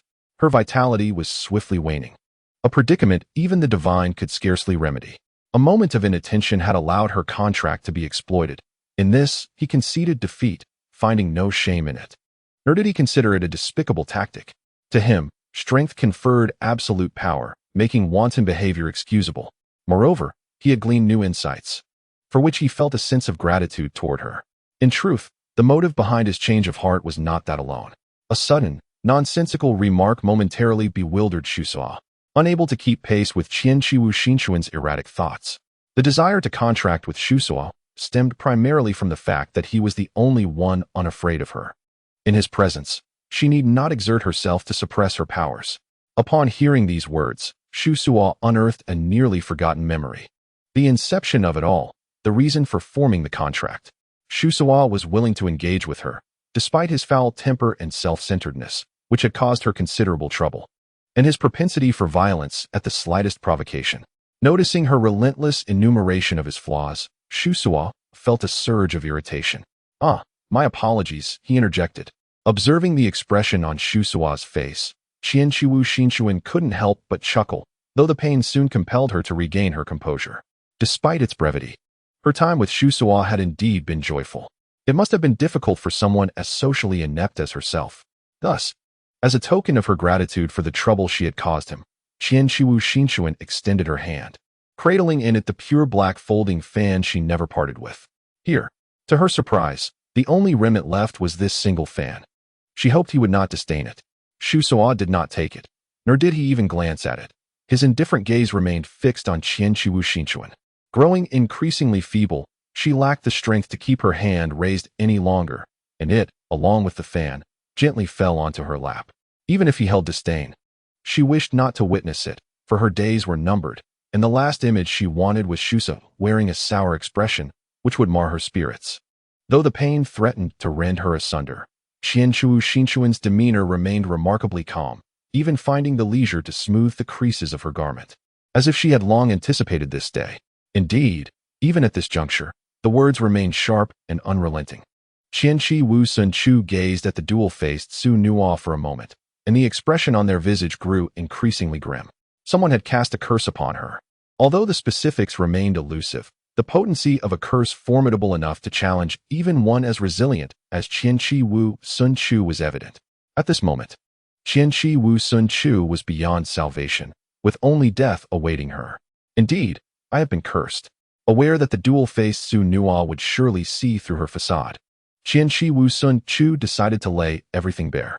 Yet, devoid of her original memories, she was oblivious to whom she had offended, resulting in such a multitude wishing for her demise. The gentle tone that once characterized Qianqiwu Sunchu had vanished, her voice trembling uncontrollably. Whether from pain or some other reason remained uncertain. However, she was not yet ready to embrace death, thus seeking ways to delay her fate. This, too, served as evidence of how little regard the former self had garnered. Perhaps even her family harbored disdain for her. At such a time, jesting seemed inappropriate, and the dual-faced Su Nuo regarded the smirking Qianqiwu Sunchu as if she were deranged from her suffering. Qianqiwu Sunchu's form began to dissipate, her once-fitting garments now oversized and ill-fitting. She remained silent, her head bowed, strands of hair obscuring her features. There was no need for farewells, she thought, to anyone, be it the paper figure, Li Mei, or the dual-faced Su Nuo. No farewells were necessary. The dual-faced Su Nuo remained silent, quietly observing as she gradually fragmented before him. By the time the paper figure stumbled over, Qianqiwu Sunchu had vanished entirely, akin to snow melting silently under the sun, leaving only a pale kimono and a dark folding fan lying quietly in the midst. Witnessing this scene, the paper figure did not weep. It merely lay on the ground for a moment, gathering itself, then tremblingly rose, as if steeling its resolve, and bravely approached the dual-faced Su Nuo. It waved at Li Mei and then deeply bowed to the dual-faced Su Nuo. Maintaining its bent posture, it then exploded into powder, dissipating into the wind, much like its master. The binding presence that had constrained the dual-faced Su Nuo for 3 months vanished, and the courtyard once again fell into silence. Yet, compared to the usual tranquility, this silence felt almost unbearable. In truth, the dual-faced Su Nuo had contemplated taking action the moment he perceived Qianqiwu Sunchu's vitality waning. After all, he had declared upon the completion of the contract that he would unravel it and personally end Qianqiwu Sunchu's life. However, The current circumstances elicited a rare complexity of emotion from the Cursed King, who was typically the master of his domain. Even without taking action, it would not be long before she met her end. This could hardly be deemed a victory seized by his own hand. Rather, it was akin to salvaging a prize from an unknown competitor. The irritation of witnessing his prey snatched away by another left the dual-faced Su Nua's countenance shrouded in darkness. He had yet to exact his revenge by tearing her apart to satiate his hunger, when this individual, engrossed in his own affairs, met his untimely demise. Initially, he had selfishly forged a pact, only to unravel it when he began to grasp its intricacies. Moreover, he had the audacity to deceive him, only to escape through death. It was akin to battling one's way through numerous challenges, only to find the final boss, in a moment of folly, crash into a wall and perish. Whether in anger or patience, all past emotions dissipated in that instant, leaving behind an abyss of emptiness. Indifferently, he picked up a fan, glancing at the two-faced specter, lost in thought, before casting it aside to May. "Here, it's yours. How would you like to dispose of it?" May asked respectfully, cradling the fan in both hands. "Do as you wish, whether you toss it or burn it. Just do not trouble me with such matters again." With a terse command, the two-faced specter turned away, not bothering to look back. Understood, May discerned the underlying irritation in the specter's tone, bowing slightly. Once the specter had distanced himself, he gazed down at the fan in his hands for a long while before tucking it into his sleeve. He felt an ominous premonition. If the fan were to be destroyed, the two-faced specter would likely regret it in the future. This intuition was inexplicable yet profound, though the future remained uncertain. May harbored a desire that the specter would not come to rue this decision. Furthermore, as the specter had granted him freedom to handle the item, merely storing it away did not constitute disobedience. With these thoughts, May adjusted his sleeves and followed the specter's retreating figure. A fan, some wealth, a few garments. A courtyard. These comprised the entirety of Qianqi Wu Xianchu's legacy. The two-faced specter took nothing, not even casting a glance back, as he strode purposefully out. After taking only a few steps, numerous slashing strikes whizzed by, and the courtyard collapsed with a resounding crash, burying the cherry blossom tree beneath the rubble. Thus, the dust settled. Chapter 20. Welcome to Hell. It was exceedingly cold. A chilling temperature enveloped her, causing Qianqi Wu Xianchu to frown. After an indeterminate passage of time, she felt her body grow remarkably light, her consciousness gradually returning. Struggling to lift her eyelids, she blinked slowly, and her blurred vision sharpened, revealing the outline of a figure before her. The man wore a form-fitting black and red kimono. His handsome visage was austere, and his elongated phoenix eyes bore no emotion, the hint of red at their corners adding a touch of warmth. Notably, he possessed pointed ears and horns adorning his forehead. "Welcome to Hell," the ghostly lantern spoke, and with the surrounding chill, an eerie sensation enveloped the atmosphere. At that moment, Qianqi Wu Xianchu's rusty mind began to turn once more, and she exhaled in relief. It was the ghostly lantern. The tale of their acquaintance was quite dramatic. At that moment, Qianqi Wu Sun Chu had just awakened. Bewildered like a newborn fawn, utterly unsure of what to do, with only the meager assistance of a small paper figure. Thus, she contemplated that summoning a familiar spirit might prove beneficial. However, after drawing the magical array on the ground with a twig, to her astonishment, the array activated by itself. Qianqi Wu Sun Chu was left in a state of confusion. She hadn't even recited an incantation. Meanwhile, the one wielding the spiked club, Gui Deng, was even more perplexed. He had been demonstrating to the newly arrived jailers how to efficiently punish the deceased when, just as he raised his weapon, the scenery shifted, and he found himself in this desolate wilderness. Gazing down at the somewhat rudimentary magical array beneath his feet and noticing the formidable power of the young girl before him, who had merely sketched the array to effectuate the summoning, Gui Deng made a swift decision. He lifted his gaze to meet Qianqi Wu Sun Chu's eyes, his demeanor exceedingly earnest. "May I invite you to serve in hell?" Gui Deng's words were remarkably polite. If one were to hear his unhurried tone without context, they might think he was merely commenting on the pleasantness of the evening. "How courteous of you. Oh no, how polite for a ghost." Although such a remark seemed rather abrupt, his invitation was sincere. Gui Deng straightened his posture, his narrow, phoenix-like eyes fixed intently upon Qianqi Wu Sun Chu, their depths profound. As if recalling something, he set aside the spiked club. "I apologize, allow me to introduce myself. I am Gue Deng, the chief aide to King Yenemo. To Gue Deng's surprise, once he completed his introduction, Qianqi Sun Chu promptly agreed without further inquiry, such as the specifics of her potential role.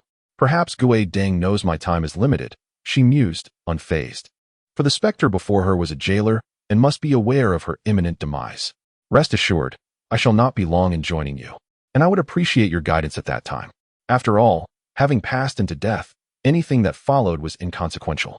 The young woman's tone was flat, as if discussing the fate of someone utterly unimportant. Gue Deng had never encountered such a nonchalant attitude towards life and death in a living person, but he remained unconcerned. As long as he could secure a capable jailer for hell. Very well, I shall take my leave for now. I have numerous matters to attend to. Upon hearing this, Qianqi Sun Chu waved her farewell, and the magical array emitted a brilliant light. Just as the radiance was about to envelop Gue Deng entirely, she gently spoke. Farewell. Have you remembered? Listening to the familiar deep voice before her, Qianqi Sun Chu rubbed her temples, the unbearable pain lingering in her memory, causing her to frown slightly. Of course, after all, we had an agreement, and it has only been at most 3 months. However, after bidding Gue Deng farewell, she chose not to summon again, but instead quietly erased the magical array. Although she had expressed a desire for him to come to serve, it now seemed somewhat presumptuous. Though Hozuki's expression remained composed, a hint of distress lingered in his tone. I understand now. You refer to the impossibility of making contact with me. Once fully recovered, Qianqi Shinshu stretched languidly, sensing an unprecedented lightness. Indeed, you are correct. Upon realizing that the girl with whom he had made a prior agreement had arrived, Hozuki hastily concluded his tasks and stepped outside to greet her. However, to his astonishment, he found Qianqi Shinshu lying motionless beneath a tree, her face buried in the earth, utterly silent. She appeared as if she were lifeless, although she was indeed deceased. It was peculiar that when Hozuki attempted to lift her and rouse her from her slumber, his hand passed through her arm as if it were merely air, leaving a chill in its wake. Encountering such a situation for the first time, Hozuki immediately resolved to refrain from rash actions and decided to wait for Qianqi Shinshu to awaken. And thus, we return to the scene at the beginning. I have indeed passed away and now exist as a spirit. Realizing that Hozuki was unaware of her cursed condition, Qianqi Shinshu succinctly explained her plight. Contemplating for a moment before reaching a definitive conclusion, I have been cursed, scattered in spirit.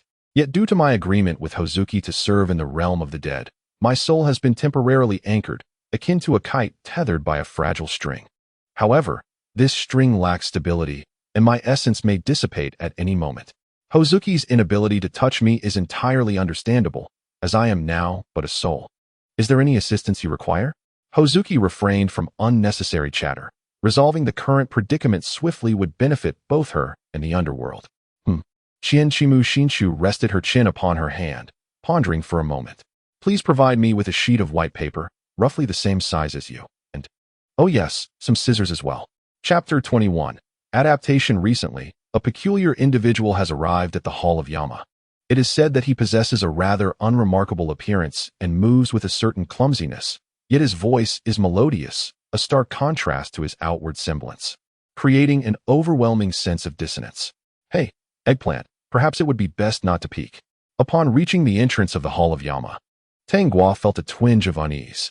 Hesitating to speak, he turned around only to discover his companion already crouched by the door's crack. Hey you'll get scolded. Inside, amidst the chaos outside, Qianqi Shinshu was diligently organizing documents. Half a month had passed, and she had nearly acclimated to her new form.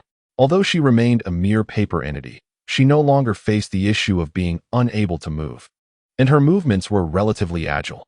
All that remained was for her body and spirit to gradually merge and restore their unity. As she reached up to touch the 2 small white horns upon her forehead, a fine tingling sensation prompted Qianqi Shinshu to shiver involuntarily. Nevertheless, she found those little horns quite unfamiliar. Suddenly, a loud shout erupted from the entrance, and the doors swung open with a resounding bang, as 2 unfamiliar boys rushed in, their faces etched with terror, scrambling in a frantic manner, dressed in brown, and accompanied by another clad in blue and white. Qianqi Shinshu had barely cast a fleeting glance at them before her attention was drawn to a familiar figure behind. Gue Deng, weren't you supposed to be out dining? She inquired. I intended to, but encountered an urgent matter along the way, which compelled me to return for some documents, Gui Deng replied, pausing momentarily. He then turned his gaze toward the two boys beside him, speaking in a tone laden with complexity, as fate would have it. I stumbled upon them right at the door. I thought they were peeping Toms. It startled me to my core. The boy with short, dark brown hair, unable to contain himself, exclaimed, "Do not deliver such melodramatic lines as if a young maiden were in distress. Besides, just moments ago, you nearly pierced us both." Upon hearing this, Qianqiwu Xinchuan could not suppress her laughter, a soft chuckle escaping her lips. The room fell into an immediate silence. Although she meant no harm, she was aware that such outbursts were not entirely appropriate after living for so long. Consequently, she hastily placed the documents on the table, restoring her composed demeanor. It was only then that Qianqiwu Xinchuan realized that the two boys were, in fact, the center of recent discussions. "This is preposterous. They claim she is plain-looking. Yet she is undeniably a striking beauty," one of them remarked. "Is she not flat?" Observing their astonished expressions, Qianqiwu Xinchuan stifled a smile. Indeed, she had yet to fully regain her former self, resembling a mere paper doll at present. "This is Qianqiwu Xinchuan, who has recently taken on the role of my assistant," Gui Deng introduced. Having been somewhat reclusive over the past half-month, it was unsurprising that they were unacquainted. Acknowledging their curiosity, he made the introductions, as they would soon be collaborating. "This is Tanghua," he said, as the brown-haired boy, seemingly still bothered by earlier events, sheepishly scratched his head and offered a slight bow. "And this is Chiezi," he continued, introducing the blue-haired boy whose droopy eyes radiated a cheerful smile, his exuberant personality lending itself to a rather erratic thought process. "Greetings," Qianqiwu Xinchuan said as she acknowledged them. For an inexplicable reason, Tanghua's face suddenly flushed crimson, and he hastily grabbed the bewildered Chiezi, making a swift exit. "Gui Deng, you have matters to attend to, do you not? We shall not impose any longer." With their departure, Gui Deng was finally able to focus on his tasks. He approached the table, sifting through the necessary documents while inquiring about Qianqiwu Xinchuan's current condition. "How is your recovery progressing?" Qianqiwu Xinchuan lifted her slender hand, admitting that although she initially struggled, she was now much improved, especially with the nurturing of her spirit, which ensured no mishaps would occur. "It is nothing to worry about. The rest shall be entrusted to time. But enough of that. Gui Deng, look at this." Gui Deng turned to see Qianqiwu Xinchuan extending her hand, revealing something within her palm, quivering ever so slightly. Understanding that Qianqiwu Xinchuan's temperament would not allow for jesting at such a moment, Gui Deng stepped forward to examine the object closely. "A red string?" "No." Upon closer inspection, it was a small paper figure, seemingly rendered invisible due to its material. After crafting a shell for herself from paper, Qianqiwu Xinchuan had utilized scraps to create this diminutive paper figure. As soon as the little figure opened its eyes, it burst into tears. Clinging to Qianqiwu Xinchuan's finger, refusing to let go, its tears soaking into her hand. Fortunately, due to the nourishment of her soul, her paper body no longer feared water. Otherwise, it would have been quite distressing. The small paper figure had been completed some time ago, yet due to the instability of my situation, it frequently malfunctioned, only now stabilizing enough for me to call upon its assistance. When prodded by Qianqiwu Xinchuan, the little figure realized its behavior was somewhat impolite and hurriedly stood to wave in greeting. Routine, less significant tasks could be entrusted to the small figure. As it was quite intelligent, a single explanation sufficed. Bending down, Gui Deng placed the small figure on the ground, observing as it produced a broom of similar height and began tidying up the Yama hall. Gui Deng was quite occupied. Having assistance would surely alleviate some of the burden. Qianqiwu Xinchuan maintained an expressionless demeanor, and Gui Deng understood her thoughts were aligned with this sentiment. Through their interactions over the past half-month, Gui Deng had discerned that Qianqiwu Xinchuan seemed to lack certain common knowledge. Yet, she concealed this well. Only when she occasionally uttered statements that any ordinary person would find peculiar did it become evident that she was unaware of such things. It was perplexing to consider what she had endured. Gui Deng exhaled deeply. "Thank you. You have been of great help." Gui Deng acknowledged that Yama had consistently taken good care of her. She understood the importance of gratitude and reciprocity. Crouching down, she directed the small figure regarding the documents in her hand, and upon receiving an affirmative nod, she worried whether it could manage the weight. However, The small figure grasped the documents and scurried away. Witnessing this scene, Qianqi Wusun Chu covered her mouth, laughing and revealing her porcelain-white teeth. "Leave the rest to me. Gui Deng, you should go eat." She halted Gui Deng's hand as it reached for the documents, urging her to take a break. Gui Deng was well aware that Qianqi Wusun Chu was currently in a state where she did not require sustenance, so she said little, expressing her thanks before departing. Through their half-month of companionship, Qianqi Wusun Chu had learned much from Gui Deng and had become more adept in her interactions with others. Yet, a sigh escaped her lips. "Indeed, it is still quite exhausting. I had grown accustomed to leisure." Reflecting on her past life, inevitably, she thought of a certain individual. "I wonder how Suanua is faring now. Surely, he must be much happier than before." Chapter 22. Life in Hell. The path was tranquil, accompanied solely by the whispers of the wind, while the air was imbued with the refreshing scent of vegetation. The individual whom I have longed to be rid of has finally vanished, yet the anticipated relief is not as profound as I expected. It is understandable, for he believed that death, which he thought was in his grasp, was merely a fabrication of that little ghost. Thus far, she remains the sole person who has managed to best him twice within a mere span of 3 months. Humph. He is not oblivious to the flicker of relief that danced in Qianqi Wusun's eyes just before her demise. Does she think that death can allow her to escape his grasp, freeing her from the responsibilities of her actions? Such naivety. Suddenly, the two-faced Sukuna halted in his tracks. He raised his hand, stopping Li Mei, who had approached with intentions to intervene upon hearing the commotion. The woman holding the infant, already in a state of panic, appeared increasingly terrified, her legs trembling uncontrollably. Throughout the 3 months constrained by the contract, Sukuna had refrained from lethal actions, but now, he felt no need to restrain himself any longer. Aware of his desire to unleash his pent-up frustration, Li Mei stepped back without a word, standing respectfully to the side. Yet at a critical moment, the strike aimed at the woman veered off course, merely grazing her arm and leaving a gaping wound that exposed bone. This turn of events left not only Li Mei and the woman, who thought she was doomed, in a state of shock, but even Sukuna himself displayed an unexpected measure of astonishment. In an almost instinctive reaction, Sukuna seemed to break free from the constraints of the contract. Unaware that he had fully regained his freedom, Qianqi Wusun, the realization that he had unconsciously kept her in mind surged within him, stirring an indescribable emotion. Sukuna furrowed his brow, his crimson eyes reflecting a palpable impatience and murderous intent, while an intense wave of nausea washed away his rare appetite. "Begone," he spat, a single word directed at the quivering woman who had collapsed to the ground. Without casting her another glance, he dismissed her entirely. The sword that had loomed over her vanished, and in her moment of life and death, the woman summoned all her strength, clutching her swaddled child as she stumbled away, her legs nearly giving way beneath her. In the instant the woman fled, Sukuna's cursed power surged dramatically, unleashing a multitude of slashes radiating from him, obliterating everything in their path. Amidst the flurry of bamboo splinters, his 2 pairs of eyes glowed with a blood-red intensity. A crisp sound echoed through the otherwise silent Yamahal. The King of Hell, who had just turned his head while perusing a scroll, noticed the brush had been picked up and returned to its place. Observing the fluffy silver-white head, a gentle smile instantly graced the King of Hell's face. "Oh, Qianqi Wu, how have you been lately?" Clutching the neatly organized documents, Qianqi Wusun lifted her head, squinting her pink-gold eyes into a soft smile. "I am quite well, thanks to everyone's care." After years of adaptation, her once paper-like form had completely transformed into flesh and blood, merging perfectly with her essence.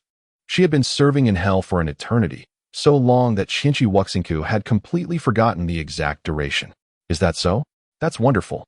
The King of Hell's jovial laughter echoed through the hall, only to be interrupted the next moment by a round pen that grazed his ear and embedded itself into the marble wall behind him. The pen, adorned with a goldfish plant, maintained an expression of high-pitched horror, creating an oddly harmonious juxtaposition with the King of Hell's terrified countenance. "Guido, are you intending to slay me?" he exclaimed in alarm. Hearing the King of Hell's panicked outcry, Guido narrowed his eyes, revealing a distinctly impatient demeanor. Although today's souls had all been judged, the work was far from complete. "Oh, I'm merely taking a brief respite. Nothing to worry about." With that, the King of Hell bent down, rummaging beneath the table for something, muttering to himself, I'm looking for those donuts I bought earlier. I heard they were delightful. Standing nearby, Chinchi Wuxingku overheard this clearly and, as a realization struck her, her eyes widened in sudden understanding. She recalled that just a few days prior, while at the office, Guida had produced a box of donuts he had acquired in a rush, which they had shared for afternoon tea. At that moment, she had pondered how, given Guida's temperament, he had taken the time to queue for the latest treats from the confectionery. It turned out they were the king of hells. Sure enough, we, Chinchi Wuxingku and I, have already sampled the donuts, and they are absolutely delightful, Guida replied nonchalantly, as if stating the most ordinary fact. It was over. Based on her years of observing the others, Chinchi Wuxingku knew that, barring any unforeseen circumstances, it would take no more than 3 seconds for the king of hell to erupt. Ah, you wretch.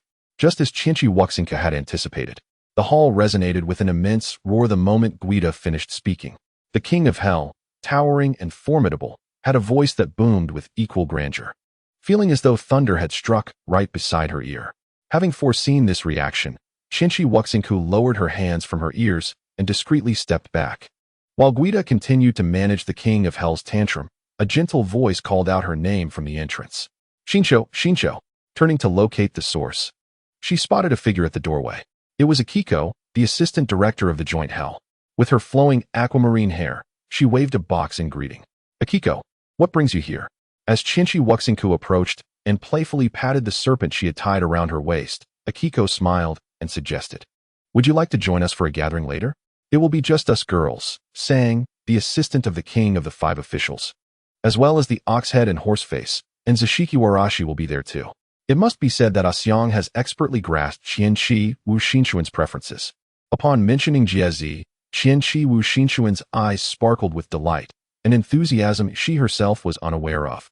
The source of her excitement was none other than the soft and cuddly rabbit named Jiezi, the warden. How utterly adorable. Asyong suppressed the corners of her lips that threatened to rise, striving to conceal any signs of disruption from Qianqi Wu Xinchuan. Though the fluffy allure left Qianqi Wu Xinchuan in a daze, on the verge of losing her senses and exclaiming her approval, she was jolted back to reality by the voice of Guideng chastising Yama from behind. Ah, yes, she still had unfinished work. The realization of this brought about a sudden wave of despondency. Ah, must she work overtime? Having spent considerable time together, Asyong was quite familiar with Qianqi Wu Xinchuan. The droopiness of her demeanor instantly indicated the cause of her gloom. Mentioning matters of sorrow, Qianqi Wu Xinchuan's brows nearly drooped to her lips. However, before Asyong could utter a word, Guideng approached. Go on. That work is not as urgent as it seems. Despite Guideng's reassurances, Qianqi Wu Xinchuan remained hesitant. She had witnessed Guideng's tendency to work late into the night, only to sleep the entire following day. Would it be all right if she didn't assist? It's fine. Seemingly aware of Qianqi Wu Xinchuan's hesitation, Guideng alleviated her concerns. The workday is over, so enjoy your well-deserved rest. Moreover, considering the extra workload you took on when Qianqi Wu didn't need to eat, think of this as a compensatory holiday. Besides, there's also the little paper figurine. After this, even Yama, who bore a sizable bump on his head, nodded in agreement. With such encouragement, Qianqi Wu Xinchuan ceased her resistance and accepted the kindness extended to her. See you in a bit. Asyong departed first, needing to deliver something. See you shortly. The thought of the upcoming gathering filled Qianqi Wu Xinchuan with uncontainable joy. Fluffy creatures were simply the best. Chapter 23.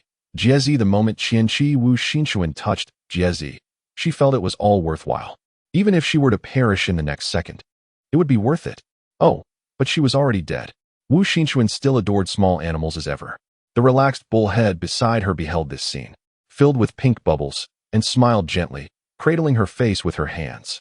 Horseface set down her drink, reminiscing about the first time she encountered Qianqi Wu Xinchuan, recalling the insatiable longing in her eyes. Indeed, whenever she encountered animal wardens, her gaze would sincerely drift toward them. Furthermore, during a previous visit to the unwelcoming realms of hell, she had surreptitiously taken a needle insect to touch, seizing the opportunity while Guideng was distracted. Despite its feline visage, it was still fundamentally an insect. At this juncture, Asyong fell silent. After all, clinging to the stone in tears, vowing to remain in the disliked hellish realm, only to be dragged away by the formidable ghost light along with the stone, Such words would undoubtedly provoke a tantrum. While discussions about her transpired in one corner, Qianqiwu Xinchuan remained blissfully unaware, her attention solely fixed upon Jizi. Although she felt joy at the animal's willingness to approach her, a sense of confusion lingered. In life, she had been scorned by creatures, yet in death, she found herself unexpectedly cherished. The abruptness of this transformation seemed implausible. It was evident that Xinchuan possessed strength. She could sense it. Resting atop Qianqiwu Xinchuan's lap, Jizi twitched her ears and opened her eyes. The powerful aura surrounding Xinchuan instilled a profound sense of security. After a prolonged silence, Jizi turned her head, only to find Qianqiwu Xinchuan's rosy, golden eyes glimmering with moisture. Could it be that her leg had fallen asleep? My sincerest apologies. As Jizi expressed her regret and prepared to leave Xinchuan's lap, she was suddenly enveloped in a warm embrace. What sheer delight! The soft fur brushed against her cheek, sending delightful tingles through her.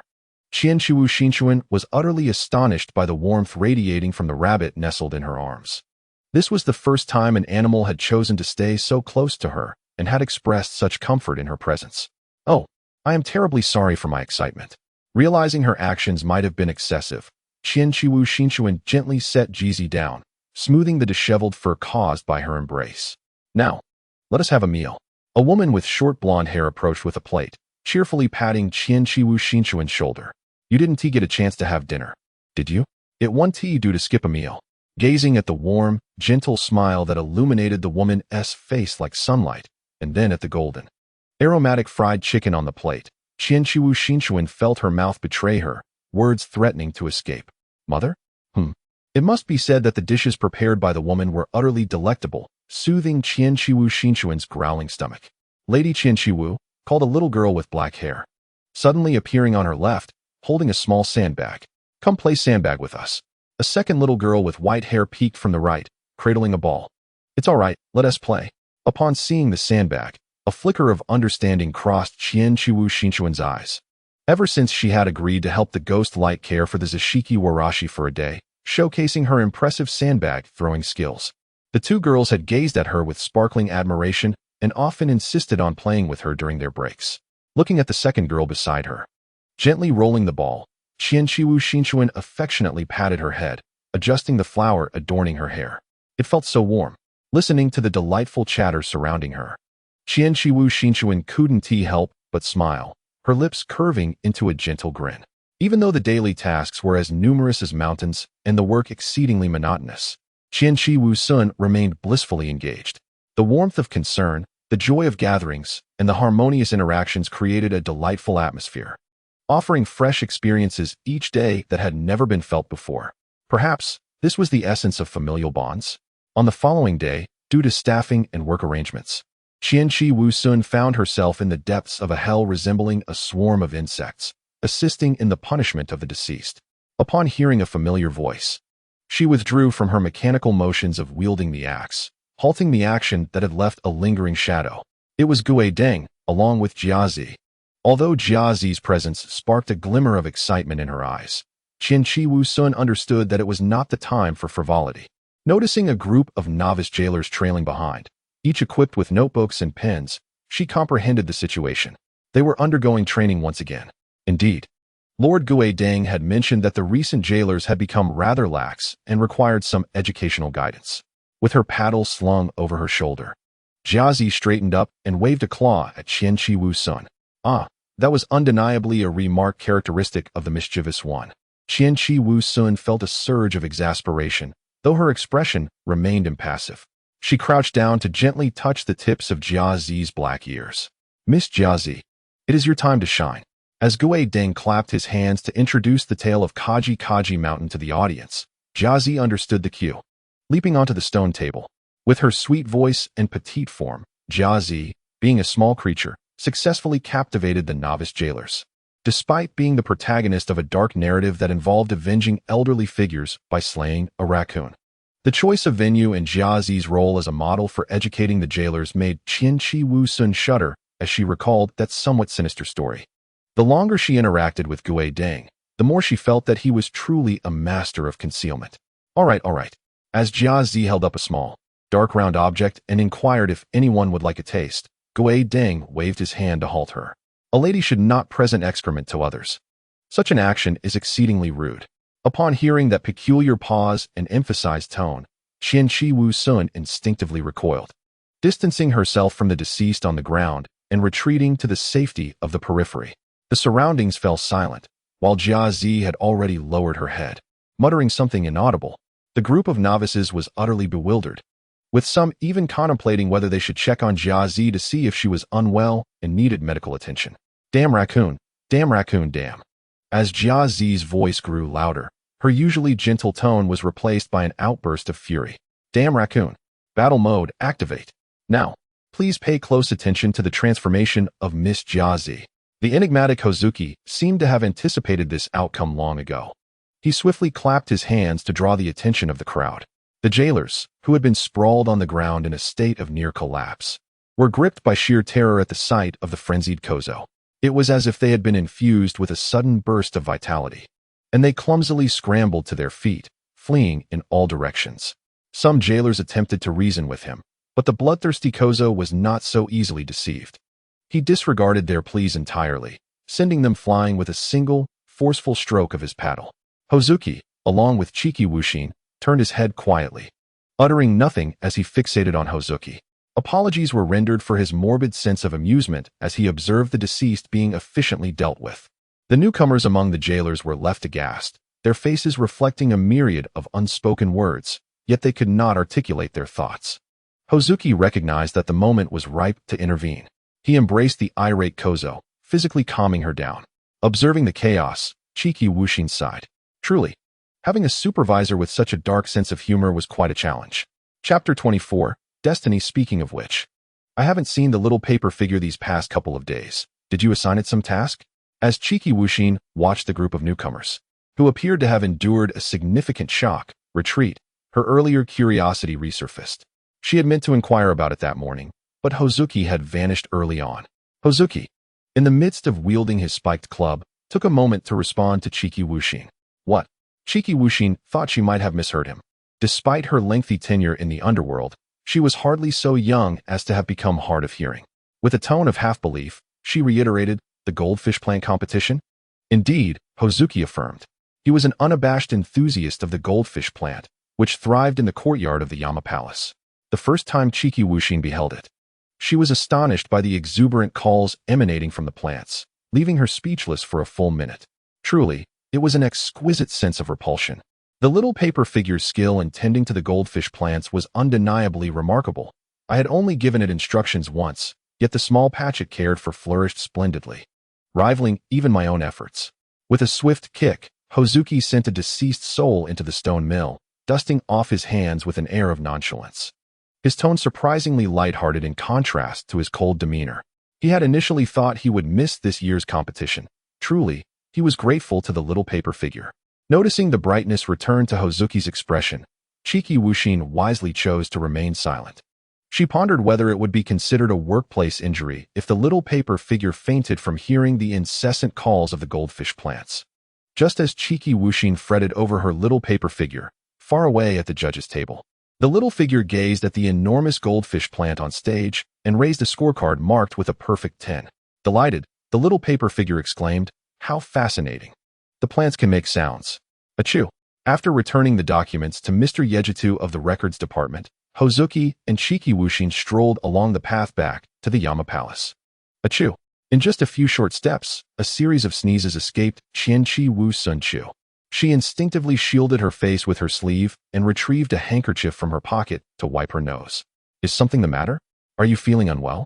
inquired the figure beside her, Gui Deng, after she tucked the handkerchief away. "It might be because I napped at the desk a couple of days ago without a coat and caught a chill. I've felt unwell since I got up this morning," she replied, her voice slightly off, with the stuffiness making her quite uncomfortable.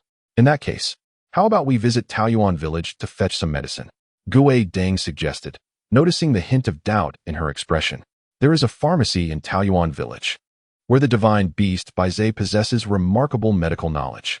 As he spoke, a shadow crossed his face, and his demeanor darkened, as if he had recalled an unpleasant memory. "Though he is a scoundrel, he does have that one redeemable quality," he scoffed. "Yes, he is indeed my arch-nemesis. Observing Gue Deng's expression, Qianqi Wu Sun Chu had no doubt that if the two were to meet, a confrontation would ensue. Just as she contemplated asking Gue Deng for directions so she could go alone to avoid any potential conflict, he spoke again. As it happens, I have a prescription to collect. Let us go together. Upon entering the realm of the celestial kingdom, the surroundings brightened instantly. The brilliant sunlight filtered through the white clouds, casting a warm glow upon the earth. Lush trees flourished, and birds playfully flitted among the branches, carrying the delicate scent of blossoms. It was a vibrant scene, brimming with the essence of spring. Across the grassy expanse, an uncountable number of rabbits donned headscarves, either standing or crouching, engaged in some unknown activity. The sight of this furry multitude left Qianqi Wu Sun Chu utterly captivated. For countless times, she felt immense gratitude for her decision to accept Gue Deng's offer to work in the underworld. Welcome. The cheerful tone vanished the instant Baizé recognized the visitors. His earlier smile replaced by a stern expression, with veins visibly throbbing on his forehead. Momotaro, get down. This fellow is venomous.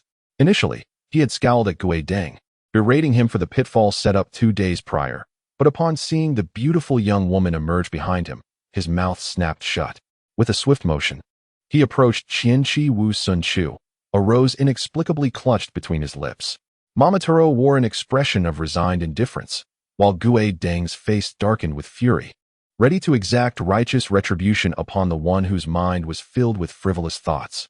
Ah, my dear lady, Baizé began, momentarily taken aback. Would you perhaps like a remedy for your cold? You may also be experiencing a bit of insomnia lately. Shall I prepare a sleep aid as well? Yes, please, she replied, despite having heard from Hozuki about Hakuzo's identity along the way.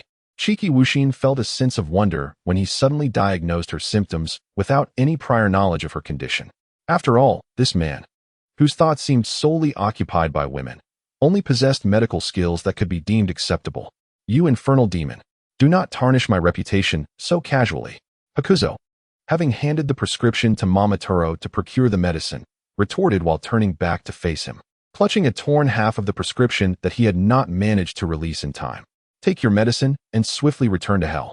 As she closed the door, Shiki Wushin, holding a paper bag, walked a few steps with her head down, only to abruptly halt. Hozuki, I suddenly remembered something. You may leave first. My apologies. Upon pushing the door open again, Hakuzo, witnessing Shiki Wushin returning, appeared unfazed.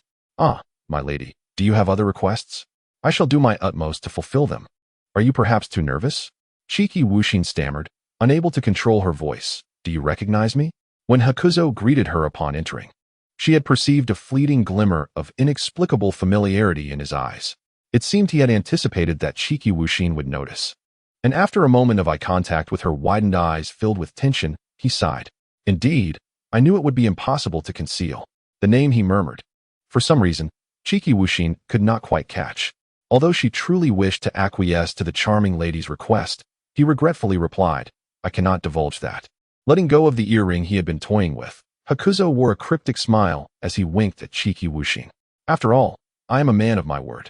However, he continued, there is no need for fear.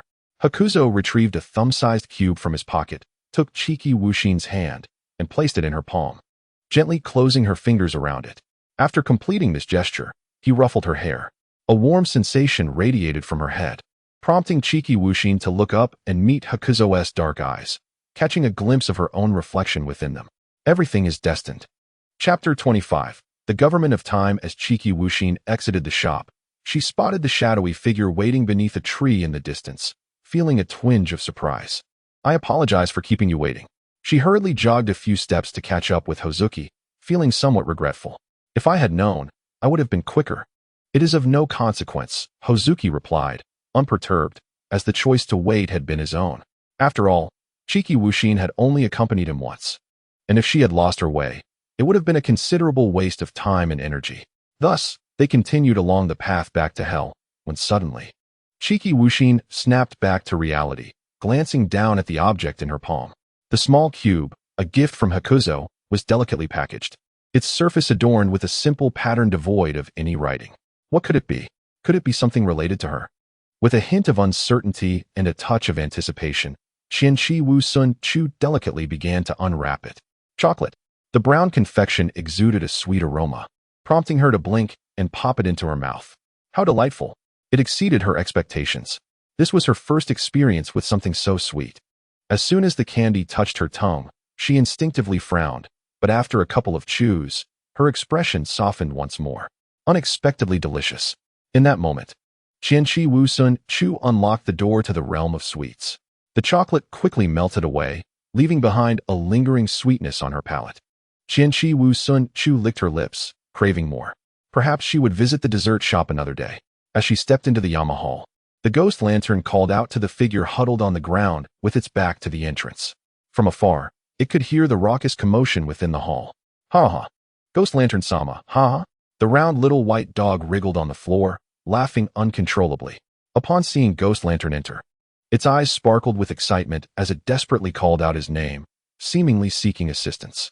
Yet, it was already laughing so hard that it could barely breathe, its words coming out in fits and starts, leaving it no choice but to fall silent in regret. The instigator of this chaos, Qianqi Wu Sun Chu, was intently focused on the little white dog, her hands caressing its warm, soft belly.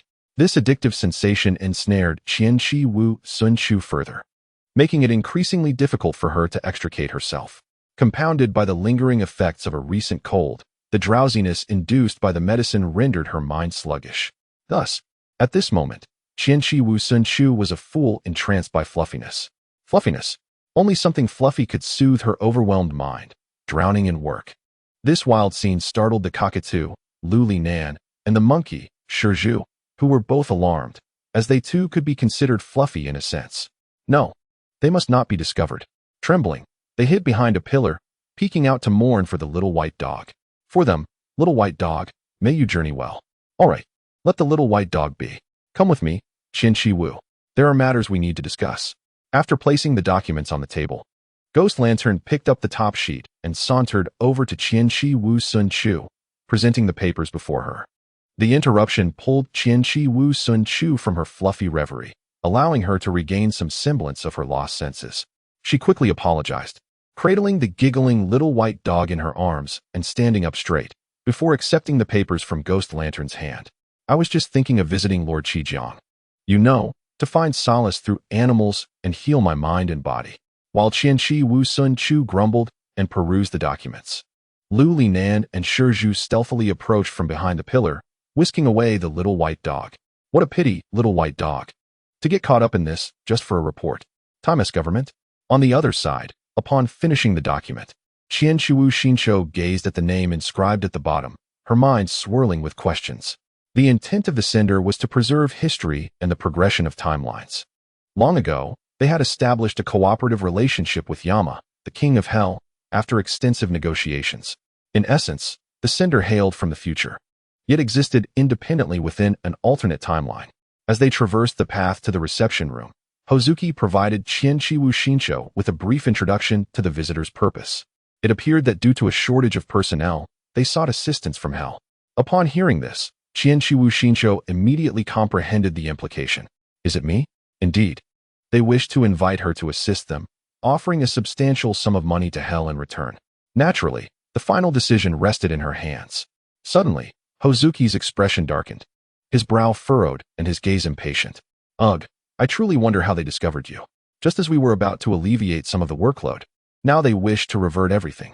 If not for that useless king's murky words laden with resentment, it felt as though they could materialize and rain down upon Qianqi Wu Xinqiu. Unsure of how to react, she could only remind Hozuki, I heard that, you know. You're reluctant only because of the free labor, and Yama heard it too. Standing at the door, having coincidentally just arrived, Yama gripped the doorknob with a complex expression, murmuring to himself, useless? Am I truly useless?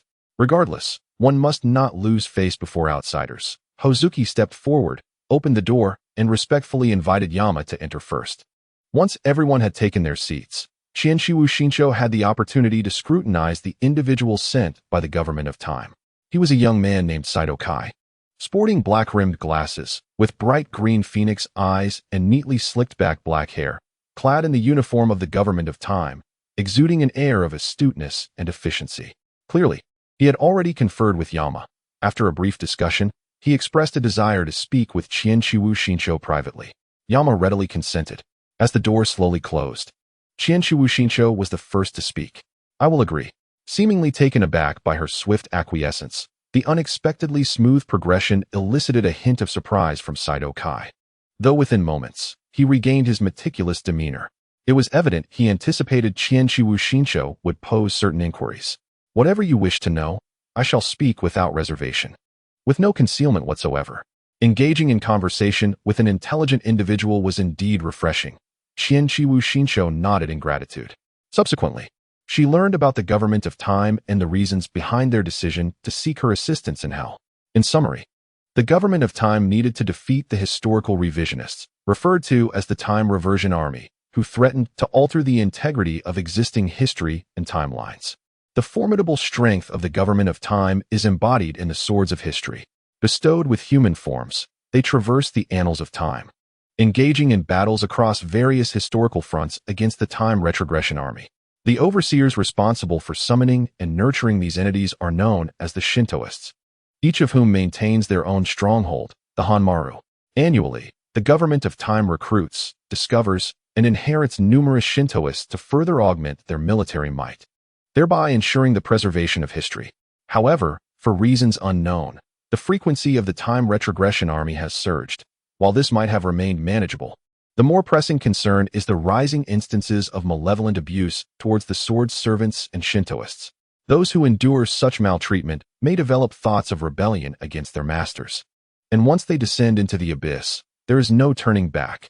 This indicates a growing number of fallen swords, which is why you have sought me out. Indeed. Upon realizing this, Saito noted with a nod.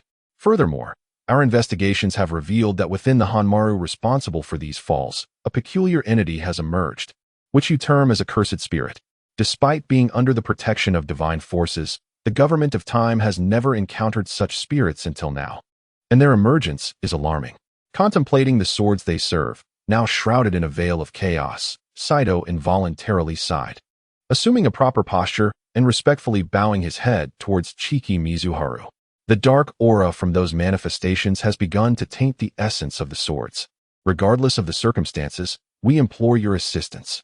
Strangely, gazing at the earnest Saito, Chiki Mizuharu suddenly recalled a phrase from days past, uttered by Hakuzu. Everything is fate. Rest assured, I have made a promise and shall not waver.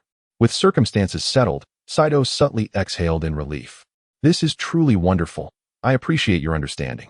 We will have your guide elucidate the pertinent matters shortly. Chapter 26, The Hanmaru. Perhaps due to their busy schedule, after receiving a positive response, Saito bid farewell to Chiki Mizuharu. Initially, she presumed her guide would not arrive until the afternoon, but to her surprise, shortly after her lunch, she was summoned. Rushing to the Yama Hall, upon entering, she was met with an unexpected sight on her desk. From a distance, a yellow and white bundle appeared, roughly the length of her forearm, and upon closer inspection, she noticed something lingering behind it. Curious, Chiki Mizuharu approached her desk cautiously. With golden fur, a round little head, and soft white paws, adorned with a vivid red pattern on its forehead, the creature's fluffy tail swayed gently, the tip curling unconsciously, its furry ears quivering. Chiki Mizuharu was captivated. A fox. It is a fox.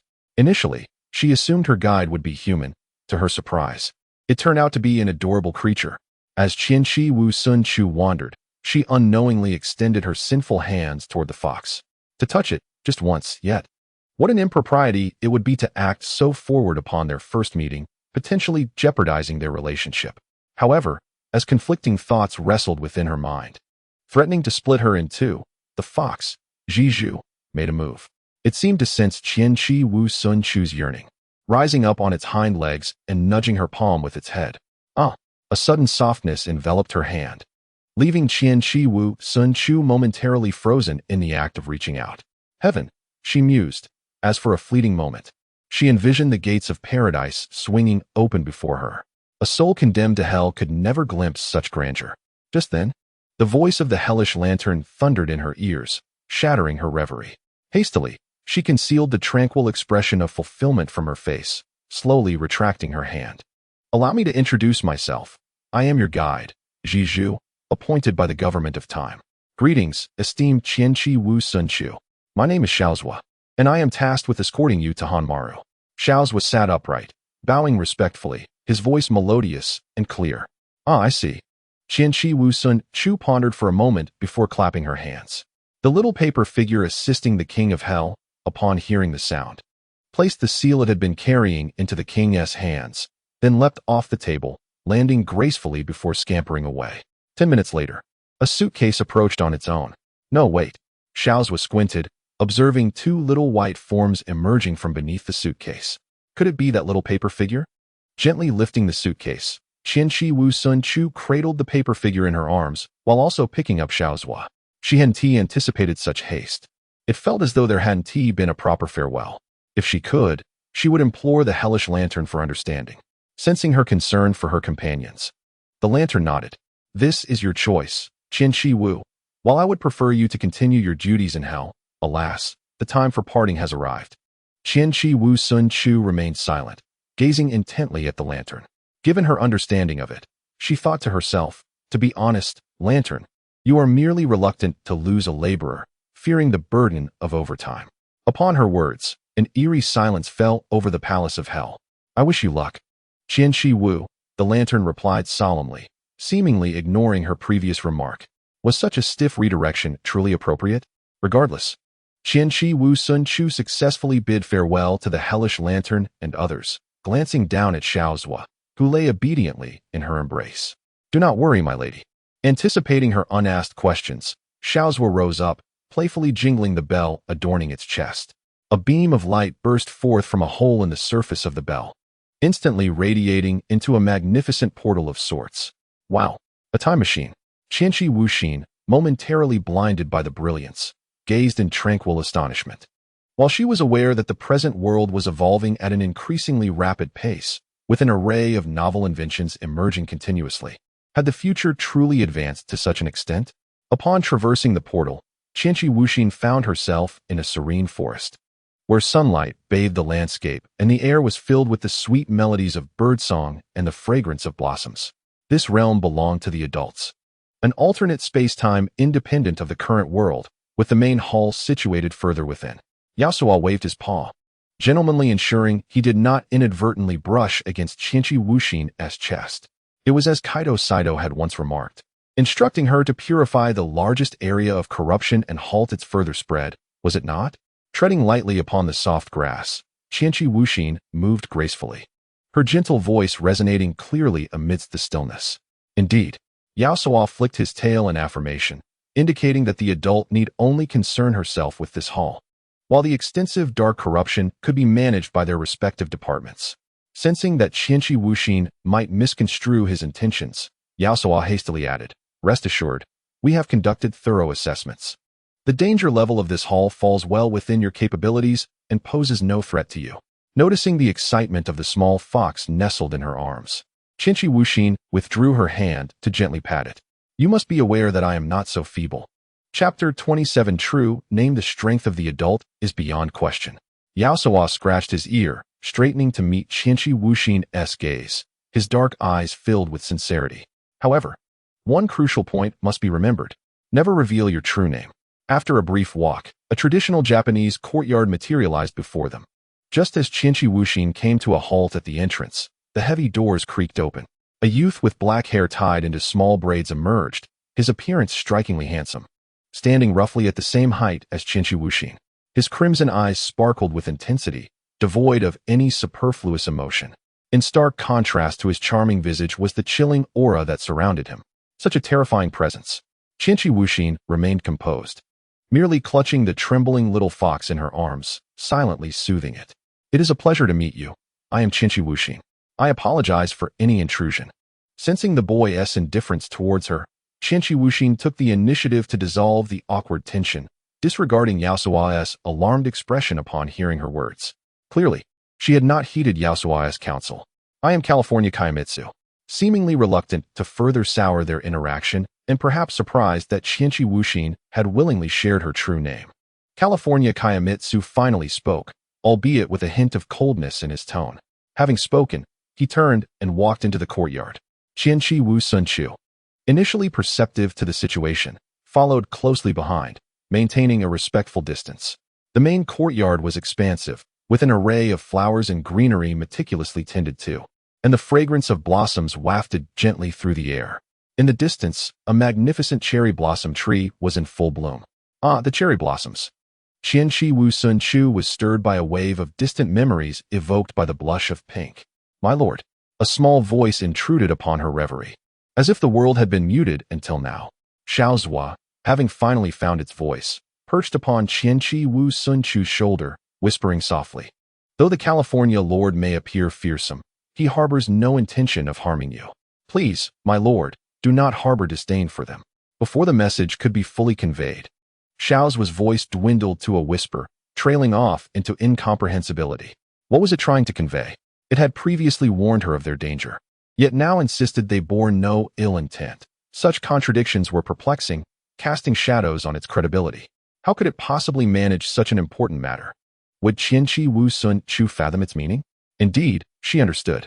Observing the California lord deliberately slow his pace to accommodate her, a smile unconsciously graced her lips. Despite having faced the most blatant malice from humanity, she had not lost her essence nor succumbed to despair. I understand, Xiaozhua.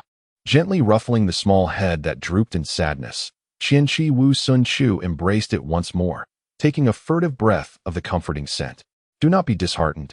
I comprehend everything. In the grand hall, several seasoned blades sat in a circle, seemingly engaged in deliberation. It was said that this time, the Shinigami had been personally summoned by the government of time. Amidst the suffocating silence, the first to break it was Mikazuki Munakika. I hope the officials of time have not misjudged.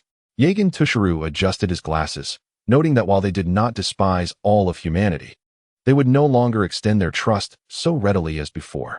But let us set that aside. I have heard something even more intriguing.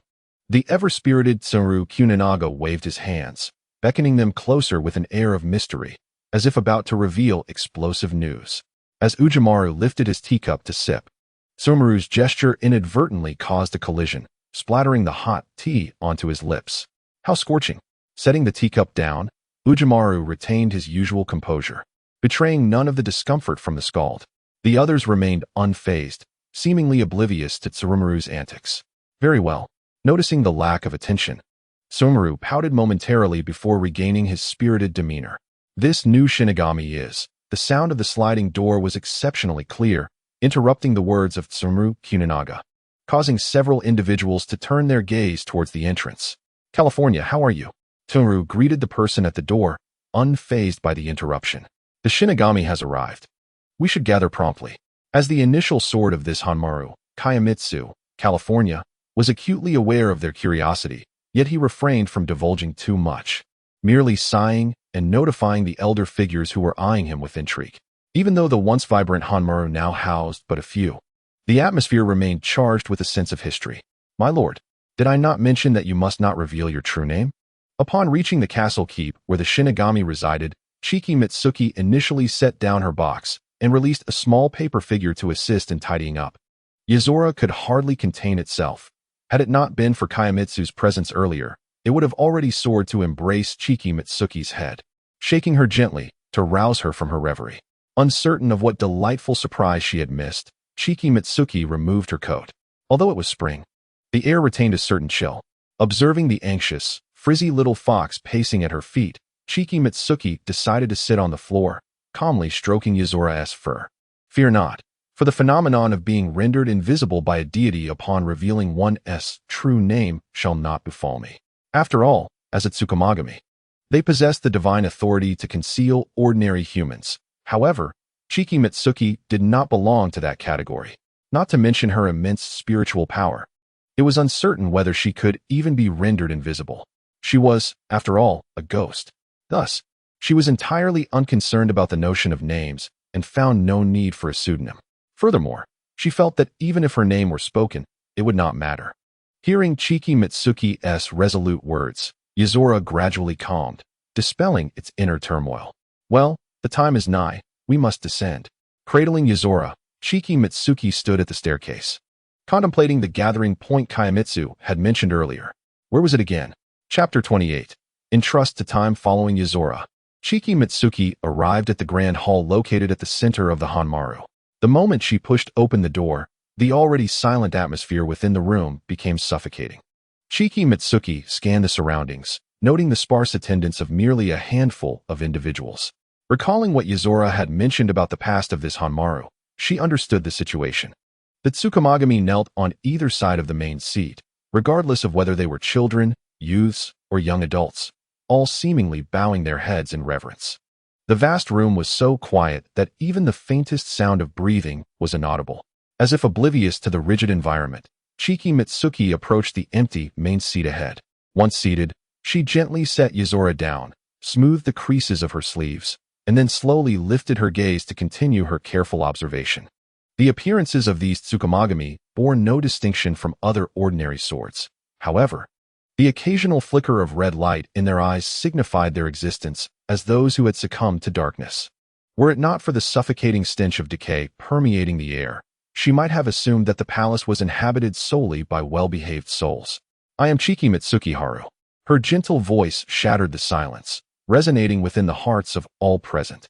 As a first-time Shinki master, I humbly request your guidance in my shortcomings. This self-introduction left everyone momentarily speechless. Observing the collective astonishment etched upon their faces, Chiki Mitsuki Haru offered a soft smile. That is how it should be. With such a beautiful visage, why should one always look down? It was her true name, and they could sense its authenticity. This Shinki master, personally invited by the political authorities, had boldly disclosed her true name to them. But what of Kazunokami? Had it not cautioned her? However, more astonishing than her remarkable prowess and her audacious revelation of her true name was Chiki Mitsuki Haru's striking appearance. No, let there be no misunderstanding. She was indeed breathtakingly beautiful, with ruby lips and pearly teeth, her charming smile radiating an elegance that rendered her a veritable beauty. Yet, the assembled Shinki, numbering over a dozen, shared an unprecedented consensus in their thoughts. Can a human possess horns? After a prolonged silence, Chiki Mitsuki Haru noticed that most of their gazes were fixated upon her forehead, and, was it her mouth? Ah, now she understood. Instinctively, she touched the two small horns concealed within her silvery hair and licked her sharp canines that peeked out as she spoke. Since you are not human, I see no reason to conceal them. It seems the impact is indeed rather significant, is it not? With their expressions frozen in astonishment, Chiki Mitsuki Haru shrugged her shoulders. Yet, what else could be done? After all, I am a demon, bound to the realm of souls and hell. I exploit the loopholes to continue my existence. Thus, undeniably a true demon. It was only now that Mitsukuni and the others comprehended the unfinished words of Tsuru Kuninaga. The new Shinki master is a demon from hell. My spiritual energy is quite abundant, so there is no need to worry about sustenance. Once the others seemed to have accepted this premise and began to temper their emotions, Chiki Mitsuki Haru continued, there is no cause for concern regarding your darkening conditions. Under the nourishment of spiritual energy, they will gradually improve, barring any unforeseen circumstances. Upon her words, the Shinki seated below sensed a change within themselves. Their strength began to fill their bodies, coursing through their limbs and vital organs, gradually washing away the taint of darkness and bringing a refreshing lightness. As for the rest, let time take its course. Gazing at the gentle smile that adorned Chiki Mitsuki Haru's face, an enveloping silence fell over the assembly. This was a friendly signal from the Shinki master. Yet, could she truly be trusted? Then it would be up to Lady Haim to watch over her. Unexpectedly, the first to break the silence and accept Chikimu's initial approach was Mikazuki Munakika. Lord Mikazuki, Kaisen Kanesada, appeared somewhat hesitant, while beside him, the Camlet Kayatachi Tachi cast a worried glance at the gray-haired man across from them. The man, head bowed and fists clenched, had his tousled hair obscuring his features, rendering his expression indiscernible. Despite his elderly appearance, his vision was far from impaired. The blue-haired gentleman, possessing a refined and elegant visage, concealed the corners of his lips within his voluminous sleeves, narrowing his eyes to smile gently. This declaration effectively signified a complete acceptance of Chikimu. There was no need for any pretense. Although it was evident that they were earnestly striving to trust him, Chikimu found the situation somewhat amusing.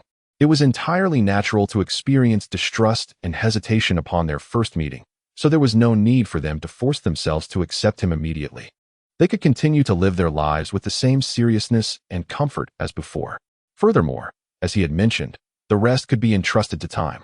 After this exchange, Chikimu stifled a yawn. Let us conclude the introductions for now, and I shall take my leave. Feel free to carry on. With Yuzora leaping onto his shoulder, Chikimu stood and exited through the door. Damn it! Chikimu clenched his fists. That adorable little white tiger accompanying the boy with white hair was simply irresistible.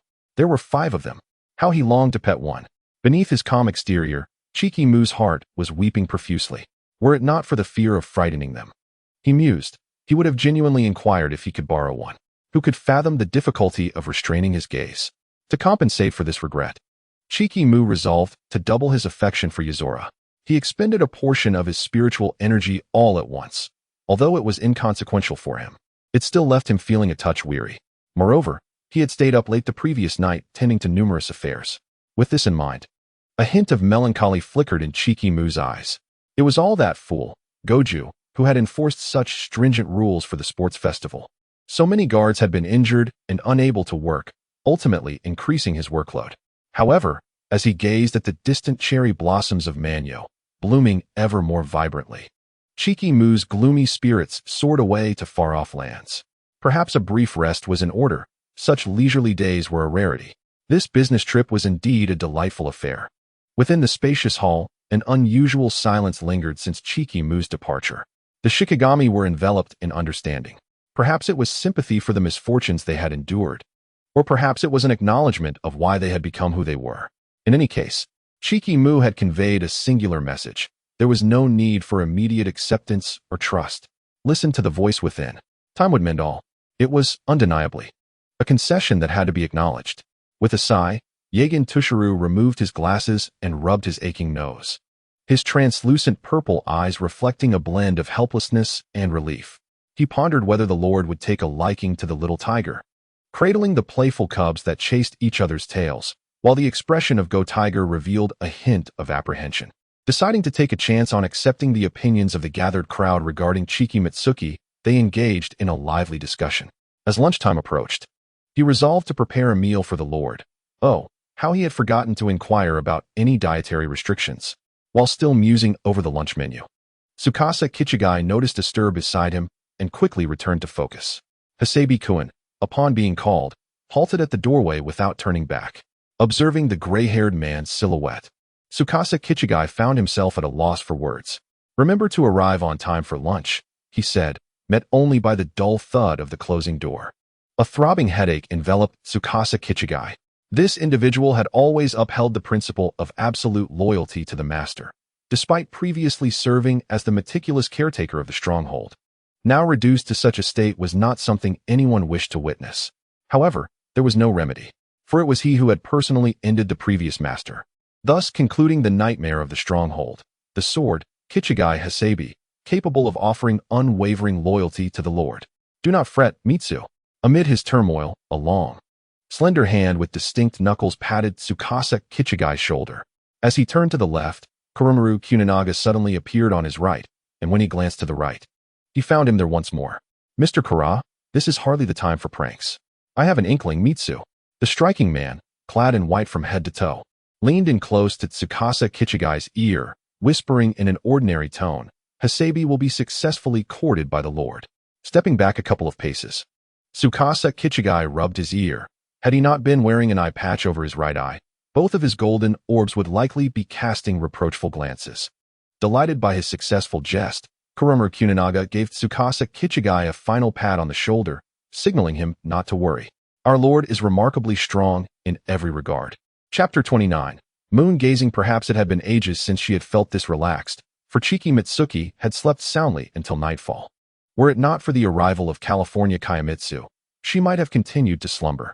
Upon entering the dining hall, Chiki Mitsuki sensed that the atmosphere had shifted significantly from the tension of midday.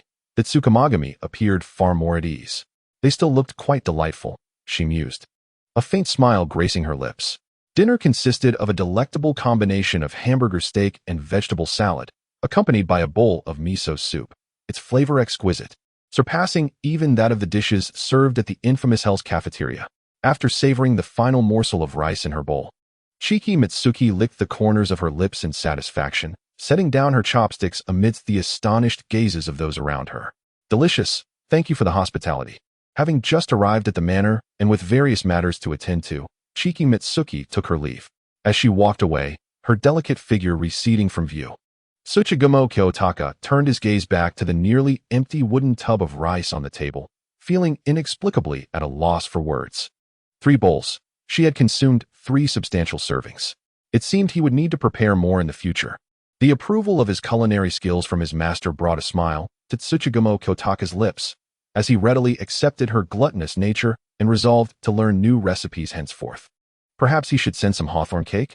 If she were to have indigestion later, it would surely be uncomfortable and disrupt her sleep. As Yagen Tushiru contemplated seeking out Chiki Mitsuki, he noticed California Kayamitsu glancing at his hand, which held the chopsticks.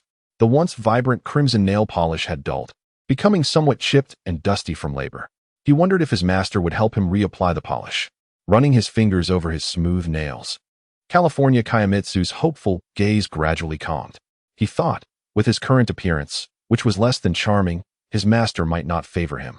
In the castle tower, Chiki Mitsuki accepted the sword account that Yozu held in his mouth, pressing her palm firmly against it. With the establishment of their contract, she sensed an invisible bond forming between her soul and the manor. Most importantly, she could now perceive the conditions of the Tsukumagami regarding their descent into darkness. Although the situation remained serious, her spiritual energy had at least subdued it, bringing a gradual sense of stability. She casually opened the sword account, gazing down as her fingers gently brushed over the list of dimmed names. It was said that this manor once housed a multitude of swords, yet now only a mere dozen remained. How cruel. The sound of insects chirping filtered through the window, and in the stillness, Chiki Mitsuki suddenly spoke, her peach blossom-colored eyes shimmering with tranquility under the soft glow of the lanterns. Witnessing the deaths of her kin before her eyes, the bell upon her chest glimmered softly. Yozu glanced down, reluctant to disturb the moment, but knowing he must bid farewell. My lady, I must attend to the political report. I shall take my leave for now. Go ahead, she replied, waving her hand as she watched Yozu jingle the bell before his figure vanished in an instant. Turning her gaze to the window, a full moon gradually emerged from behind the clouds, casting its silvery light upon the earth. How beautiful! I shall also descend to enjoy the moonlight after such a long absence. After a prolonged period devoid of leisure, Chiki Mitsuki resolved to make up for the holidays she had missed. Kirikiri Nagahide harbored a deep disdain for the previous master of the manor, whose pretentious demeanor and glib tongue had even deceived the political realm.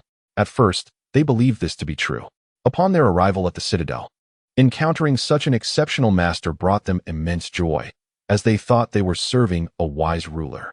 However, 3 months later, their expectations were shattered. They had presumed that the rare blades would possess some uniqueness, yet they remained mere instruments under my command, lacking any authority to offer me counsel.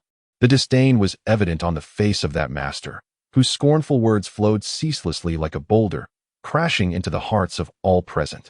His eyes betrayed a blatant contempt, and with a cold glance sweeping over the assembled swords, he scoffed and departed, declaring them all worthless. From that moment onwards, the master revealed his true nature. In his eyes, they were nothing more than mass-produced objects, unworthy of care or affection. Even shattered blades could be reforged anew. The once warm citadel transformed into a hellish realm, enveloped in an oppressive atmosphere that cast an indescribable anguish over everyone. To protect his younger brothers, Ichigo Hito Fury fought valiantly on the battlefield until the last moment. Yet the very brothers he endeavored to save succumbed to despair, driven to shatter themselves by the master's derision, fully collapsing under their already fragile psyche. The numbers within the citadel dwindled. What had once been nearly a full assembly of blades fell to half, and now to a mere third. Such suppression could only lead to an eventual eruption, even among those swords who held loyalty as their guiding principle. The first to strike was Hijikayo, who, during a sortie, lost his younger brother Hizamaru. However, his full-force attack was thwarted by the master's protective talisman, leaving him only with the futile option of slicing through the chair behind him. Realizing that vengeance was futile, Hijikayo chose to leap into the blade dissolution pool, thus bringing an end to his nightmarish existence. Yet, even as every gaze cast upon the master was laden with profound hatred, Yakutsuki Hase remained silent, dutifully following the master and managing all affairs, just as he always had. This behavior earned the master's unwavering trust. After all, no one would suspect a loyal hound that obeys its master, would they? One day, When the master audaciously commanded the shattering of the gravely injured Ko Sojo, he pointed at the strangely intense presence of Sozo Sojo, blocking the way, and instructed Yakatsuki Hase, TSK. Troublesome. Hasabi, eliminate him. Loyalty. He had always demanded this of himself. Yakatsuki Hase made no immediate move, appearing as if he had not heard, until the master impatiently repeated himself. Only then did he awaken from his stupor, gripping the hilt of his sword tightly. Loyalty. He constantly reminded himself of this principle, protecting the wounded Ko Sojo. Sozo Sojo stood ready, his vigilant gaze fixed upon the gray-haired man, poised to draw his sword at the slightest provocation. And thus, it led to this present state. He questioned himself, Yakatsuki Hase, to whom do you truly pledge your unwavering loyalty? Yamato Takeru raised his head, the once brilliant purple hue in his eyes now replaced by a chilling crimson. The muted thud resonated ominously in the stillness, as warm, bright red droplets trickled from the blade's tip, pooling upon the floor. Under the weight of countless astonished gazes, Yamato Takeru nonchalantly flicked the blood from his weapon. The familiar scent of blood, typically a mundane presence, now evoked nausea. The head of the master lay rolling against the wall, a look of confusion etched upon its features. As if in death they remained oblivious to the identity of their killer. The sound of a teacup being placed upon the floor jolted Yamato Takeru from his reverie. He looked up sharply to see Chikawusuke sitting nearby, sipping tea and admiring the moon. Unsavory memories clung stubbornly to his mind. Swirling around as he gazed at the young girl, an involuntary surge of murderous intent rising within him. To slay her, a voice clamored within, igniting a tempest of bloodlust that made his tall frame tremble slightly. To slay her, this domain could not afford to face another wretch. Yet, as if struck by a sudden epiphany, the once agitated Yamato Takeru found an unexpected calm. No, he must not act. Should he succumb to such violence? How would he differ from the previous, brutal master? After a moment of silence, he suppressed the raging darkness within and relinquished his grip on the hilt of his sword. The moonlight tonight is lovely. Would it not be delightful to share in its beauty for a while? Just as he furrowed his brow in the throes of his chaotic thoughts, a gentle, melodious voice floated to him, like a soft breeze, dispelling the tangled mass in his mind. Yamato Takeru. Startled by the precise utterance of his name, he approached and seated himself beside Chikawusuke. She had long sensed his presence, as well as the fleeting aura of hostility. However, she remained silent until she discerned that he had quelled his violent thoughts. Chikawusuke felt a surge of happiness, not merely from the pleasant evening breeze and the enchanting nightscape, but also from the glimmer of hope she perceived in the gray-haired man beside her, who subconsciously had not entirely abandoned his humanity. As the new master, is there anything I should be aware of? Noticing the atmosphere growing increasingly tense, Chikawusuke sought a topic to bridge the silence between them. For a time, Yamato Takeru remained silent, and just when she feared their conversation had faltered, he finally spoke. You will never understand, no matter how much we recount those brutal experiences. We have already succumbed to darkness, a fact that cannot be disputed. He understood Qianqi Wu Sun Chu's thoughts and was grateful for her willingness to grant them time. However, some matters were, in truth, unnecessary. Indeed, I find it utterly incomprehensible. Qianqi Wu Sun Chu continued to cradle her teacup, even as the once luminous tea had long since lost its warmth and turned cold. In this world, genuine empathy is a rarity, no matter how much you share. No matter how vividly I imagine, I shall never experience your emotions in the slightest. For I have not endured what you have, as Qianqi Wu Sun Chu expressed. Although she felt a pang of sorrow for the tragic experiences of these spirits, she could not conjure any excessive feelings. She was remarkably resilient, apart from the inescapable curse. She had never encountered anything that could truly cause her significant distress, thus she remained largely unaffected. Yet, having chosen to undertake this matter, she resolved to excel, and Qianqi Wu Sun Chu sensed that their interactions would flourish. However, first and foremost, they must be made aware that the nightmare had come to an end. Therefore, Nagason Kotetsu, the only one capable of salvation, is oneself. Moreover, do you not, or rather, do you all not already possess the answers, do you?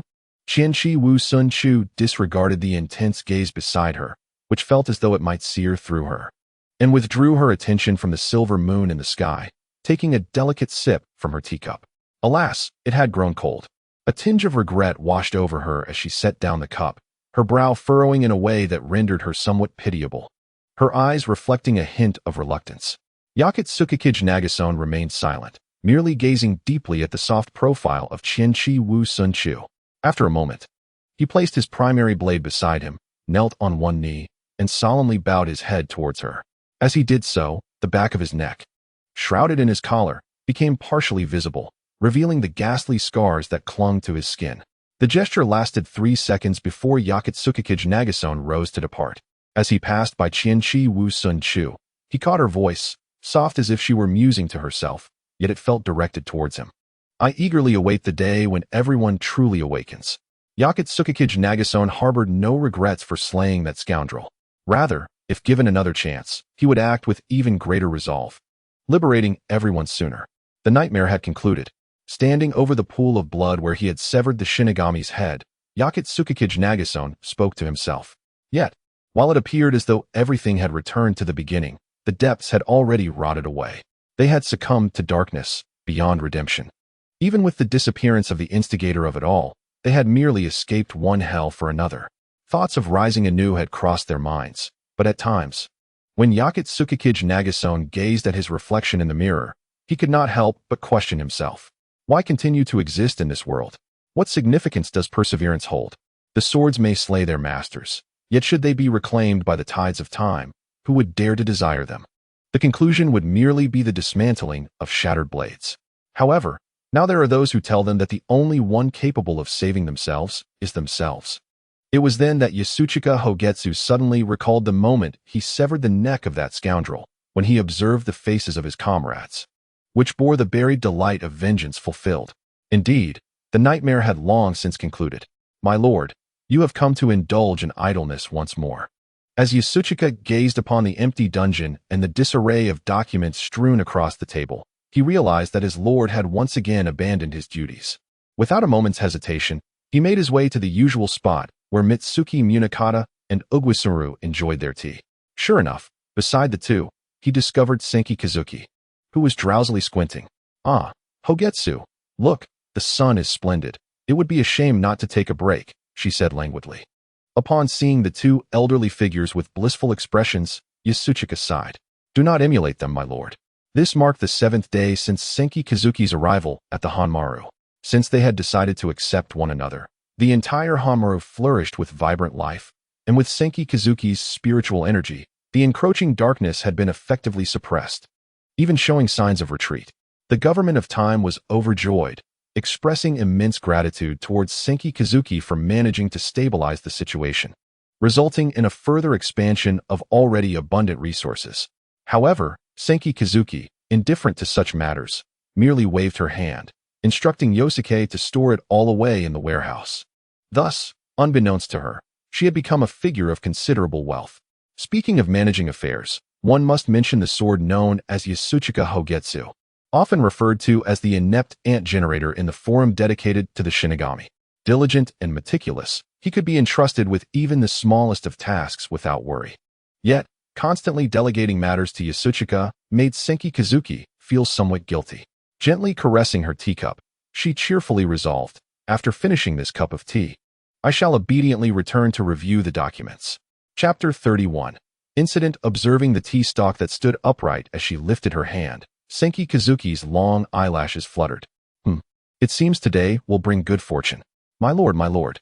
Suddenly, from a distance, Ikinai, who had been observing something, bounded over, his light gray hair swaying behind him. Even clad in wooden sandals, his steps remained agile and steady. Just before Ikinai leaped towards her, Senki Kazuki set down her teacup and caught the child as he landed on her lap. My lord, what is the name of the little paper man? To her surprise, he referred to it as the little paper man. Observing the confusion in Ikinai's crimson eyes, Senki Kazuki seemed puzzled by the question's intent, tilting her head in an attempt to evade clarity. The little paper figure is indeed just a little paper figure. The little paper figure, who had arrived unannounced, nodded in agreement, retracting the life-sized broom it held, and picked up a twig from the ground, scrawling an almost decipherable line upon the earth. Indeed, the little paper figure is simply a little paper figure. Oh, even though this explanation seemed of little consequence, Jin Jian displayed an expression of profound comprehension. as if he genuinely grasped the meaning behind it.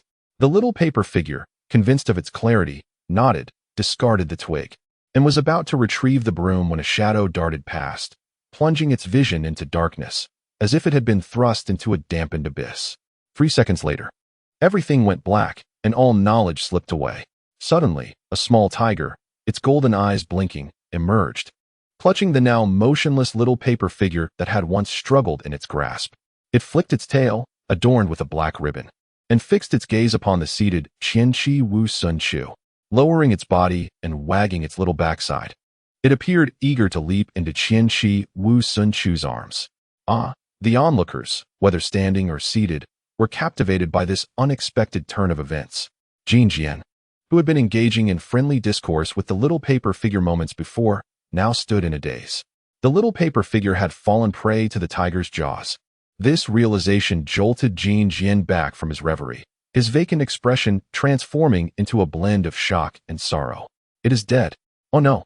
Just as the anxious Wu Hutue was searching for the little tiger that had seemingly vanished, he rushed over upon hearing the cry, his keen eyes catching sight of the familiar object hanging from the little tiger's mouth. No, this cannot be a jest. Quickly, release the little paper figure.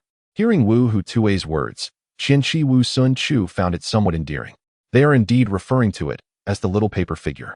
As he cradled the squirming little tiger, eager to escape, Wu Hutue felt his hands trembling.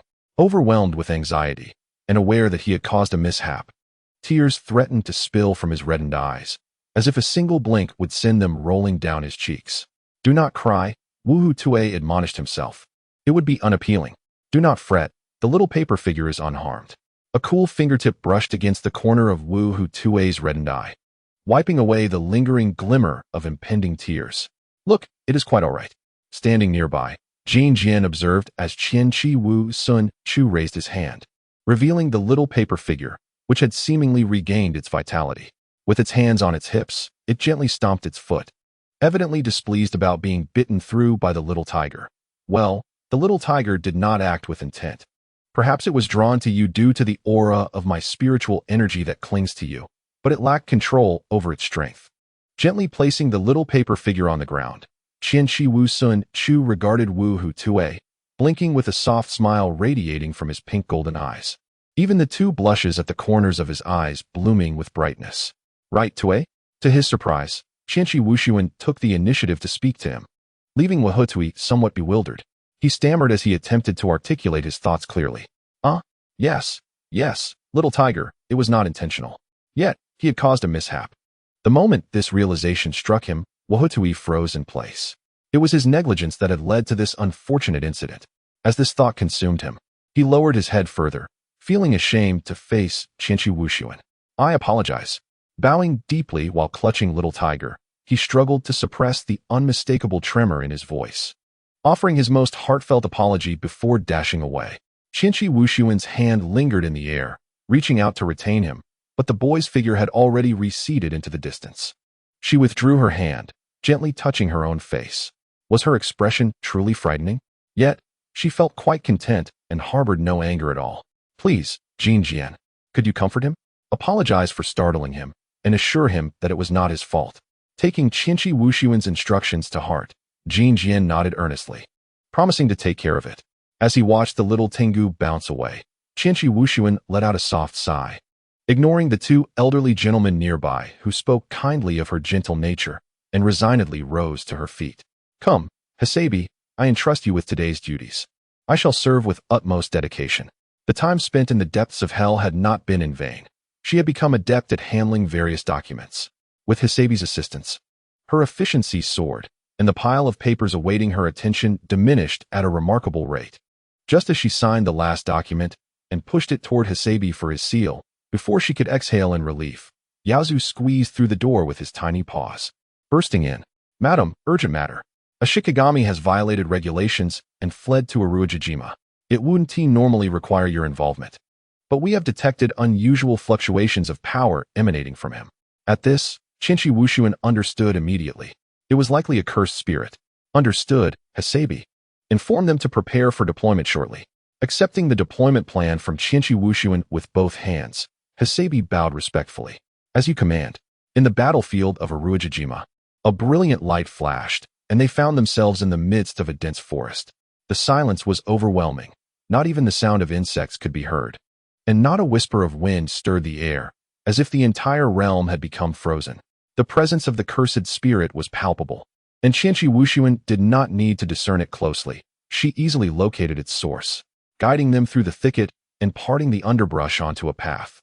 She spotted a woman in a long dress with dark hair, her head bowed as she fiddled with something in her hands. As the situation took a turn for the worse, Hisabi and California Kayamitsu swiftly moved forward, standing protectively in front of Qianqi Wuxuan. The others gripped their blades tightly, forming a circle around her, ready to strike down any threat that dared to approach. Meanwhile, the first-level cursed spirit clinging to her neck twisted its large eyes, its dark form bulging, emitting meaningless gurgling sounds as it writhed its limbs, attempting to tighten its grip around the woman's neck. Sensing footsteps, the woman turned to see Qianqi Wuxuan and the shikigami behind her. A chilling smile spreading across her face. "Are those your blades?" The woman turned, her once alluring features now shadowed by a darker aura, accentuated by the heavy dark circles under her eyes, lending her an air of disarray. Her heel struck a broken blade on the ground, producing a shrill sound. "Heh, merely trifles." Abruptly interrupting the woman, Qianqi Wuxuan remained composed, raising her hand to shield the small Yado from view. "They are not my blades." Ignoring the woman's astonished gaze and the bewildered expressions of the surrounding weapons, Qianqi Wuxuan formed a hand seal, her index and middle fingers pointing towards the woman opposite her. More precisely, she aimed at the cursed spirit around the woman's neck. To put it succinctly, "They are my family." A crystalline surge of spiritual energy coalesced within her before dissipating, only to be replaced by a thick wave of dark cursed power that engulfed the entire area. "They are my family, whom I must protect with utmost diligence." Chapter 32. Temporal turbulence. Countless dark threads surged from all directions towards the cursed spirit, weaving a vast net seemingly intent on ensnaring both the woman and the spirit. However, the woman was evidently prepared. With a swift motion of her hand, the surrounding grass stirred, revealing the hidden presence of the shikigami. The monstrous figure, adorned with menacing bone spikes, roared as it swung its large blade towards Qianqi Wuxuan, who did not even spare it a glance. In a moment of peril, the blade of the shikigami was intercepted by another sword, the sharp clash of metal ringing out before fading swiftly. "We cannot bring shame to our master." With an air of calm, Mikazuki Munakika moved with elegance, his speed remarkable as he swiftly dispatched the shikigami that sought to attack Qianqi Wuxuan. "Protected by our master, how unremarkable." Kagayakiri Mitsu chuckled softly, covering his eyes momentarily before launching his attack, cleanly dispatching a nearby threat. Amidst the chaos of the shikigami, the small Yado displayed an icy demeanor, executing moves with precision and efficiency, betraying none of his usual gentleness. The shikigami released by the woman were swiftly eliminated, catching her off guard and causing her expression to darken. Unable to evade the threads of cursed power, she found herself bound, her strength insufficient to resist. Merely mass-produced trinkets. If they break, so be it. Upon hearing those words, Qianqi Wuxuan momentarily halted her intended action, delicately curling her fingertips. The cursed spirit, ensnared within her grasp, soared upright, suspended before the woman. The sudden appearance of this terrifying creature widened the woman's pupils in terror, prompting a piercing scream. Yet, Qianqi Wuxuan uttered not a single word, her brow remaining unwrinkled, her expression as impassive as stone, as she manipulated the silken threads to seal the woman's mouth. "Repeat that," she commanded, her icy tone resonating throughout the room, and all present sensed the palpable anger radiating from her. When the woman ceased her screams, reduced to feeble gasps, Qianqi Wuxuan released the threads binding her lips. Recognizing the formidable aura and terrifying prowess of Qianqi Wuxuan, the woman understood her dire predicament. Yet an inexplicable stubbornness surged within her, compelling her to resist surrender, opting instead for reckless defiance. With an audacity that seemed unfounded, her body trembled uncontrollably as she stammered with a raspy voice, "Did I say something wrong? They are nothing but worthless. They couldn't even bring back a rare blade. Only someone like you would treat them as treasures." Her voice dwindled into a whisper, until the vast space was filled solely with her hurried, ragged breaths. Clearly, she had noticed the overwhelming murderous intent emanating from those she had disparaged. Qianqi Wu-sun Chu restrained the hand of her companion, California Qingguang, preventing him from drawing his blade. Such a charming figure should not be tainted by such vile blood. Ignoring the intense gaze of California Qingguang upon her, Qianqi Wu-sun Chu scrutinized the woman, her cold gaze slithering over her like a serpent. After a prolonged silence, as the woman felt the crushing weight of pressure and was on the verge of pleading for mercy, Qianqi Wu-sun Chu finally moved. With a deep sigh, she slightly relaxed and bent forward, a troubled expression gracing her delicate features. In truth, I harbor no concern for others. In this rather inappropriate setting, my self-reflection only serves to heighten the woman's fear. The fates of those individuals, whether in life or death, bear no significance to me. Assisting them is merely a consequence of their seeking me, an act of convenience. If you do not disturb me, I shall not interfere with you. Such a cold declaration, accompanied by a hint of her own dilemma, made the woman feel beads of cold sweat cascading down her forehead, soaking her garments. How dare you lay hands upon my family and speak so insolently? Qianqi Wu-sun Chu lifted her gaze, fixing it upon the raven-haired woman with her peach blossom eyes, devoid of any emotion, resembling the gaze cast upon a mute corpse. For the first time, having her boundaries so completely transgressed, Qianqi Wu-sun Chu did not feel anger, but rather found amusement in the audacity of such a weakling, deserving of admiration for her boldness. Having touched upon the one she cherished most, the woman would now have to descend to hell to atone for her sins.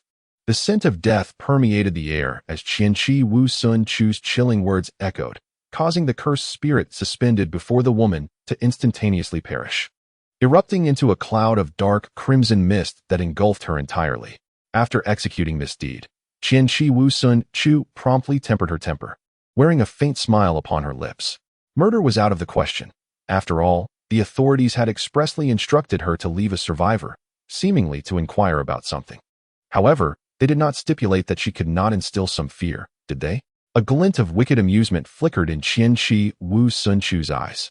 The woman, now thoroughly petrified by the sight, had even forgotten to breathe, her pupils dilated, her demeanor increasingly unsettling, her complexion turning a ghastly shade of ashen blue. Noticing the shift, Qianqi Wu-sun Chu's expression hardened, her fingers curled, and the silken threads enveloping the woman drew her closer. Yet, just as she was about to seize the woman, a sudden disturbance on her left caught her attention. The tranquil air distorted abruptly, and within mere seconds, a vortex formed, a tremendous suction threatening to consume everything in its path. With no time for contemplation, Qianqi Wu-sun Chu propelled the obstructive woman away with a swift kick and grasped hold of the far left California Kaimitsu. Master! Master! He cried out in desperation, summoning several threads to bind the swords and blades attempting to advance from behind, anchoring them to a robust tree at the rear. Master, let go quickly. I can hardly hold on any longer. I could fall anywhere, but what would happen if something befell you? Ignoring California Kaimitsu's anxious pleas, Qianqi Wu-sun Chu tightened her grip on his wrist.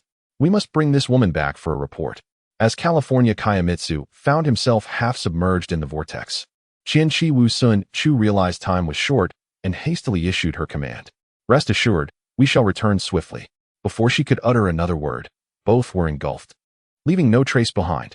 Mere moments later, the small space fell back into silence, and Mikazuki Munakika glanced backward, unsurprised to find the woman had succumbed to unconsciousness. Let us heed the master's words, he suggested, shattering the oppressive silence. It was the wind-swept Kageyama Kanesada, his hair and attire in disarray from the recent tempest, who set aside his usual elegance, his expression a mix of complexity. We have witnessed the master's formidable power. All we can do now is place our trust in her. Chapter 33, The Man with Black Hair So Cold. California Kaimitsu felt himself submerged in an abyss of darkness, isolated and adrift, suffering the relentless bite of frigid air. So painful. Every bone and muscle screamed this message, prompting him to furrow his brow. As his nearly dormant brain began to function once more, California Kaimitsu recalled the circumstances that led to his current state. Ah, yes, it seemed he had been swept into a temporal maelstrom. It seems that the Lord has also become embroiled in this situation. Recalling the fleeting moment of unconsciousness and the glimmer of pink golden light, California Qingguang finally realized the truth. Indeed, my lord. Do not move. Noticing the person on the ground struggling to rise, Chinchi Wuxinshin hurriedly intervened, pressing a hand firmly on his shoulder. Do not be afraid. Relax. The familiar voice beside him was gentle and composed, devoid of any panic. Gradually, California Qingguang calmed down. Leave it to me. A warm energy coursed through his limbs, gradually dispelling the cold. Under this silent guidance, California Qingguang closed his eyes, surrendering his complete trust. The person on the ground settled into tranquility, ceasing to move. Chinchi Wuxinshin withdrew her hand, dedicating herself entirely to the healing of California Qingguang. Her spiritual energy was abundant.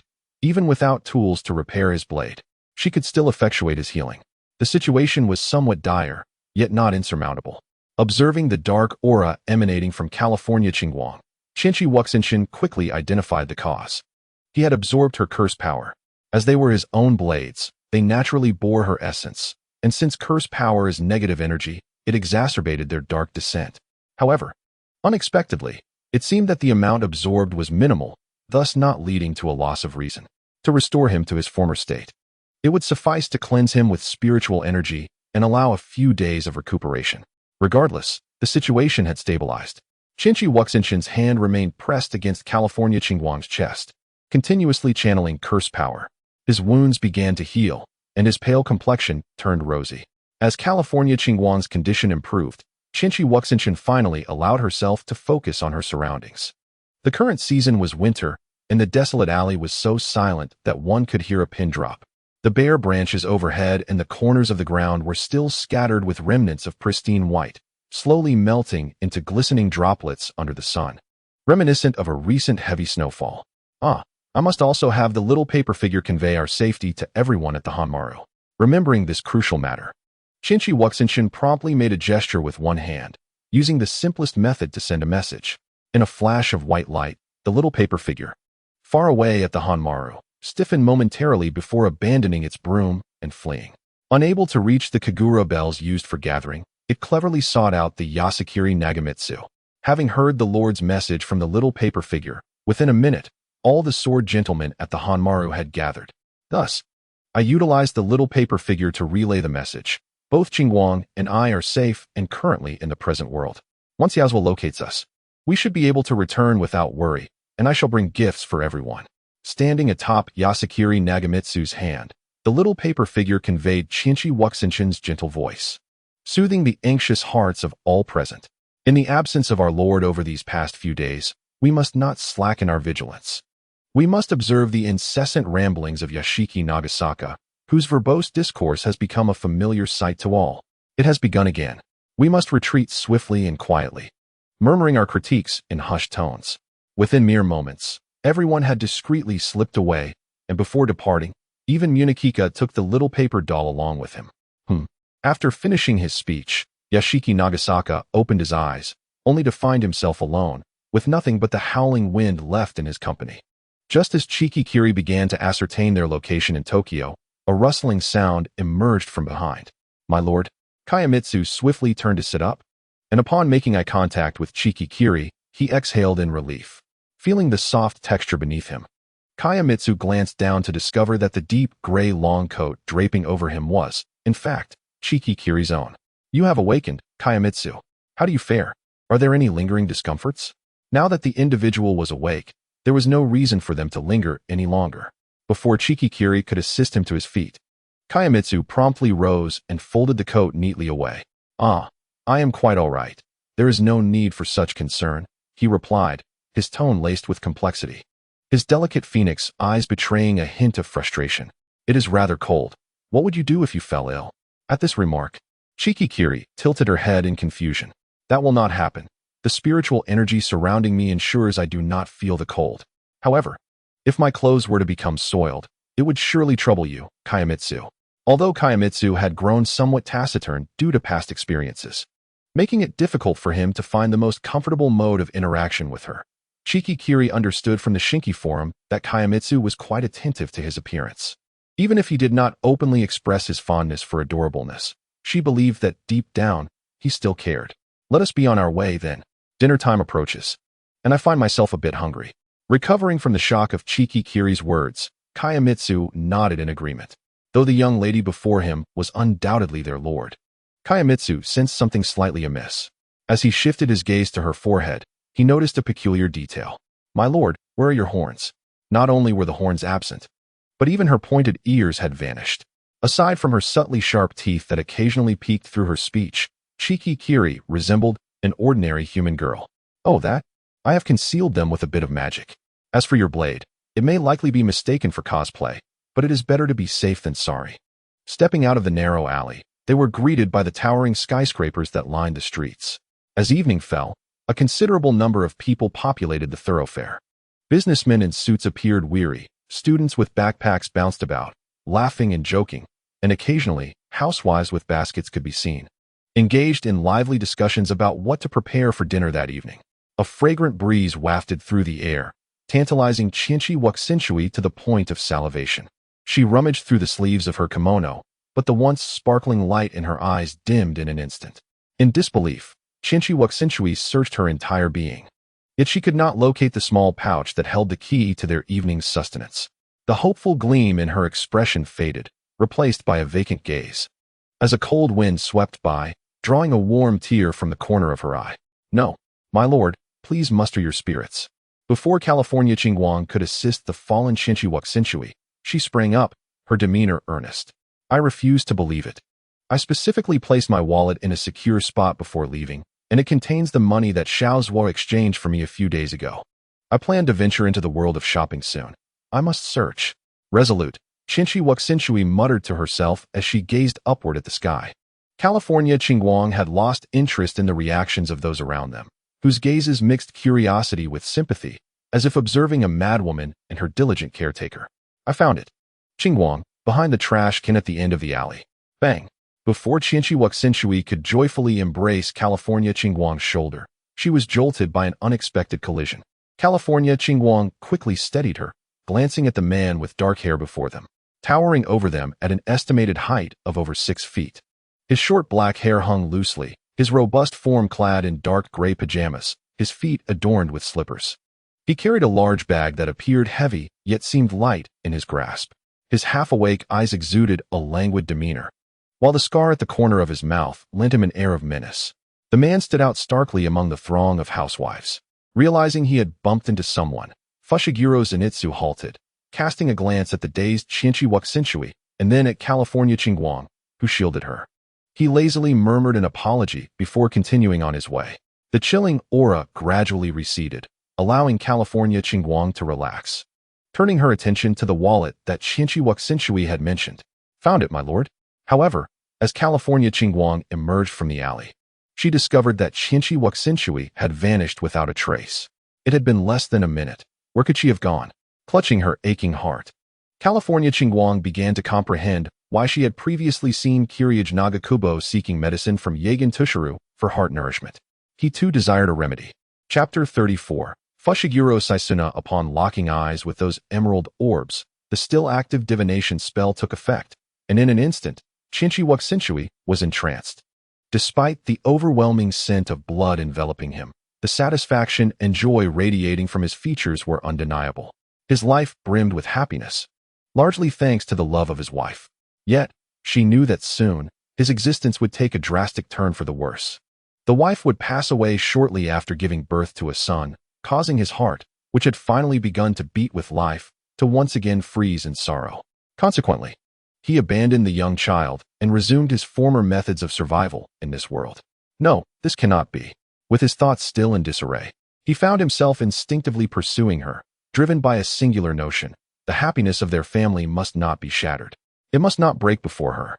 A gentle tug on his sleeve startled Fushiguro Zenitsu. Escaping this minor restraint would be a simple endeavor, yet he chose to halt his steps. The girl behind him was the same one who had previously gazed at him in a daze. Her silver hair, now somewhat disheveled from running, gave her the appearance of someone who had just emerged from chaos. Something felt amiss. By the time he sensed her presence, she was alarmingly close behind him. Was it a hired adversary from his past? Given the brutality of his earlier life, this was the only explanation he could conceive, only to promptly dismiss it. He always eradicated threats completely. Besides, who would send someone so reckless?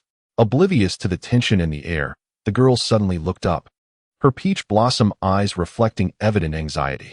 She blurted out, "You have a pregnant wife, don't you? Be careful." However, before she could finish her thought, she was swiftly silenced by the ever-watchful Kaimitsu Kashu, who realized the potential danger of speaking ill of someone's spouse. "Apologies, my lord, but addressing such matters so bluntly can lead to trouble, especially with someone who clearly does not seem friendly." As a weapon, he was particularly attuned to the aura of hostility, and the man before him exuded a prickly demeanor akin to that of a sea urchin. His heartbeat raced. He could not be the first to intrude upon a lord's affairs out of concern. Could he? Where was Nagayoshi? He desperately wished for assistance and regretted ever mentioning how bitter Nagayoshi's concoctions were. Fushiguro Zenitsu remained silent, narrowing his eyes as he scrutinized the girl. She appeared fragile, seemingly unable to withstand a mere punch, and creating a scene would lead to complications he did not wish to entertain. Moreover, dinner time was approaching, and if he delayed returning to prepare food, Hoshikage would go hungry and worry. TSK, what a pity for her. Considering your apparent distress, Fushiguro Zenitsu spoke slowly, his languid tone laced with both warning and menace. "Begone, little girl. I shall let this slide." Emerging from her state of fear, the girl comfortingly patted Kashu's hand, signaling she would refrain from acting impulsively again. At the moment Kashu hesitantly released her, she boldly stepped forward, blocking Fushiguro Zenitsu, who was preparing to leave with his belongings. He knew it. Kashu slapped his forehead, his face displaying unmistakable chagrin. "Please do not be angry, sir." Immediately releasing the hem of his garment, she meticulously smoothed out the wrinkles, her expression serious as she regarded him. "May I have a word with you? It concerns the wife who has bestowed upon you her blessings." The room, though modest in size, was adorned with a warmth that reflected the traces of daily life. After surveying the space, she withdrew her gaze and gracefully settled onto the sofa. Ultimately, he had indeed brought her back. Fushiguro Megumi fixed his gaze intently on the apple in his hand, his mind racing with thoughts, yet the motion of peeling the fruit remained uninterrupted, revealing nothing of his inner turmoil. Although he was uncertain of the truth behind the words of this young spirit when it came to his wife, he chose to lean towards belief rather than skepticism. Moreover, judging by her displayed prowess, this individual named Qianqi Wusun Chu was no ordinary person. However, should anything go awry, or should he discover he had been played for a fool, he would not hesitate to take action. As his thoughts trailed off, the peel of the apple fell with a soft thud into the trash bin. He swiftly removed the flesh of the fruit, placing it onto a plate, then retrieved a small fork, sliding the plate towards his wife, while he himself rose, clutching the remaining core of the apple, and made his way to the kitchen. The entire process was executed seamlessly, without a single glance cast in her direction. "My apologies. Megumi is simply of that temperament. Please, do not take offense." He nudged the plate closer to Qianqi Wusun Chu, turning it so the forked side faced her. It was only then that the previously silent woman spoke, her tone laced with mirth.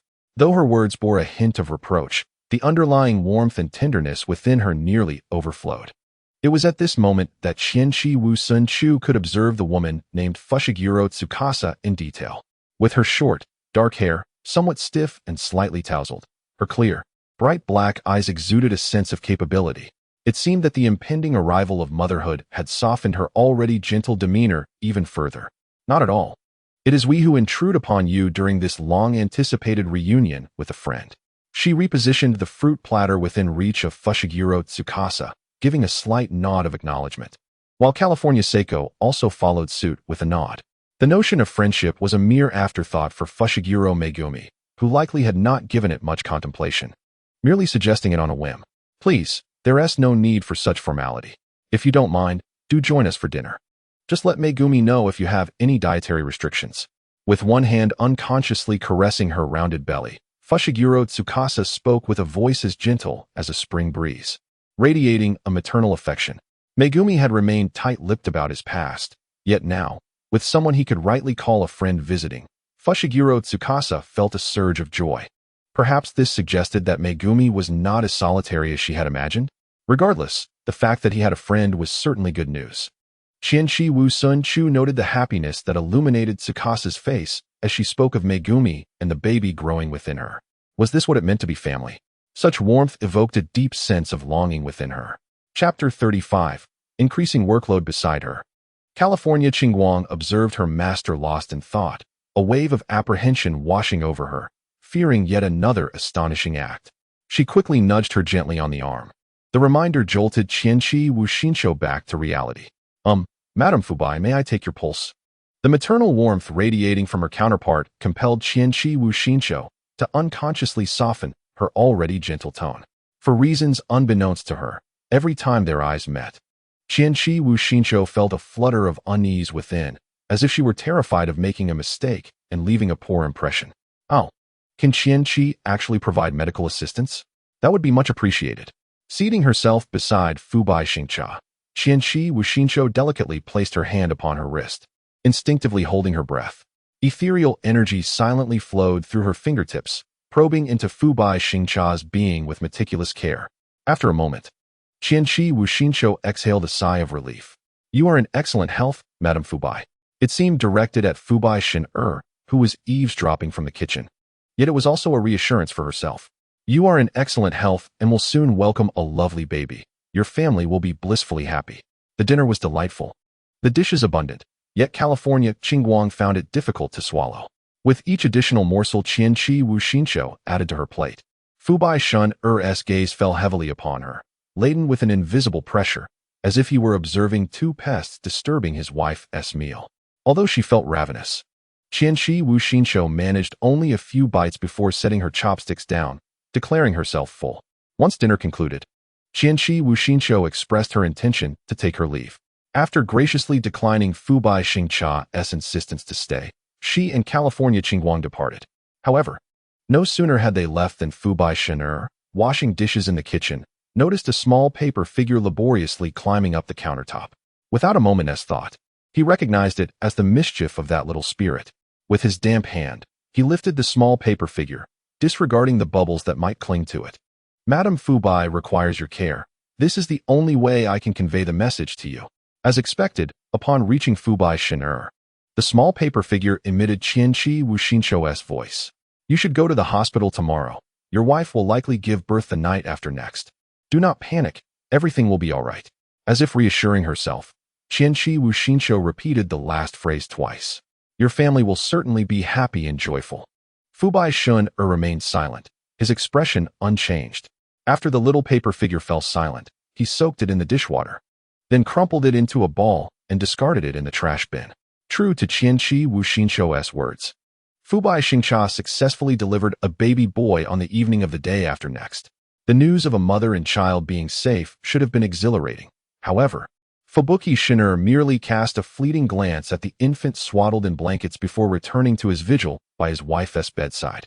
As an hour turned into 5, then 10, the doctors found themselves at an impasse, exhausting every conceivable method to no avail.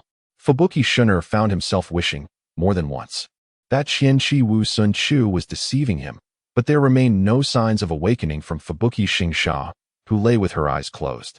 The gentle rise and fall of her breath, the only evidence of her continued existence. When Qianqi Wuxinsho pushed open the door to the hospital room, Fubuki Xin-er was still seated at the edge of the bed, clutching his wife's hand. His once aggressive visage now devoid of expression as he intently listened to her breathing. Time became an indeterminate entity, and slowly, Fubuki Xingcha's breaths grew shallower. First in frequency, then in depth, until the rise and fall of her chest was no longer perceptible, leaving only a faint pulse. Sensing the life force of the person on the bed waning rapidly, Fubuki Xin-er could not suppress a whisper, but in an instant, he sealed his lips tightly, the corners of his mouth trembling imperceptibly.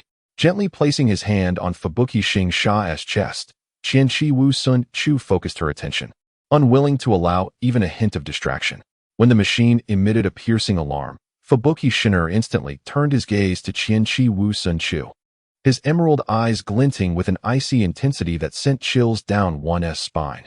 Do not panic. See, everything is fine now, she assured, and with her words, the alarm ceased abruptly, as the patient regained her heartbeat and breath, as if it were all merely a figment of Fubuki Xin-er's imagination.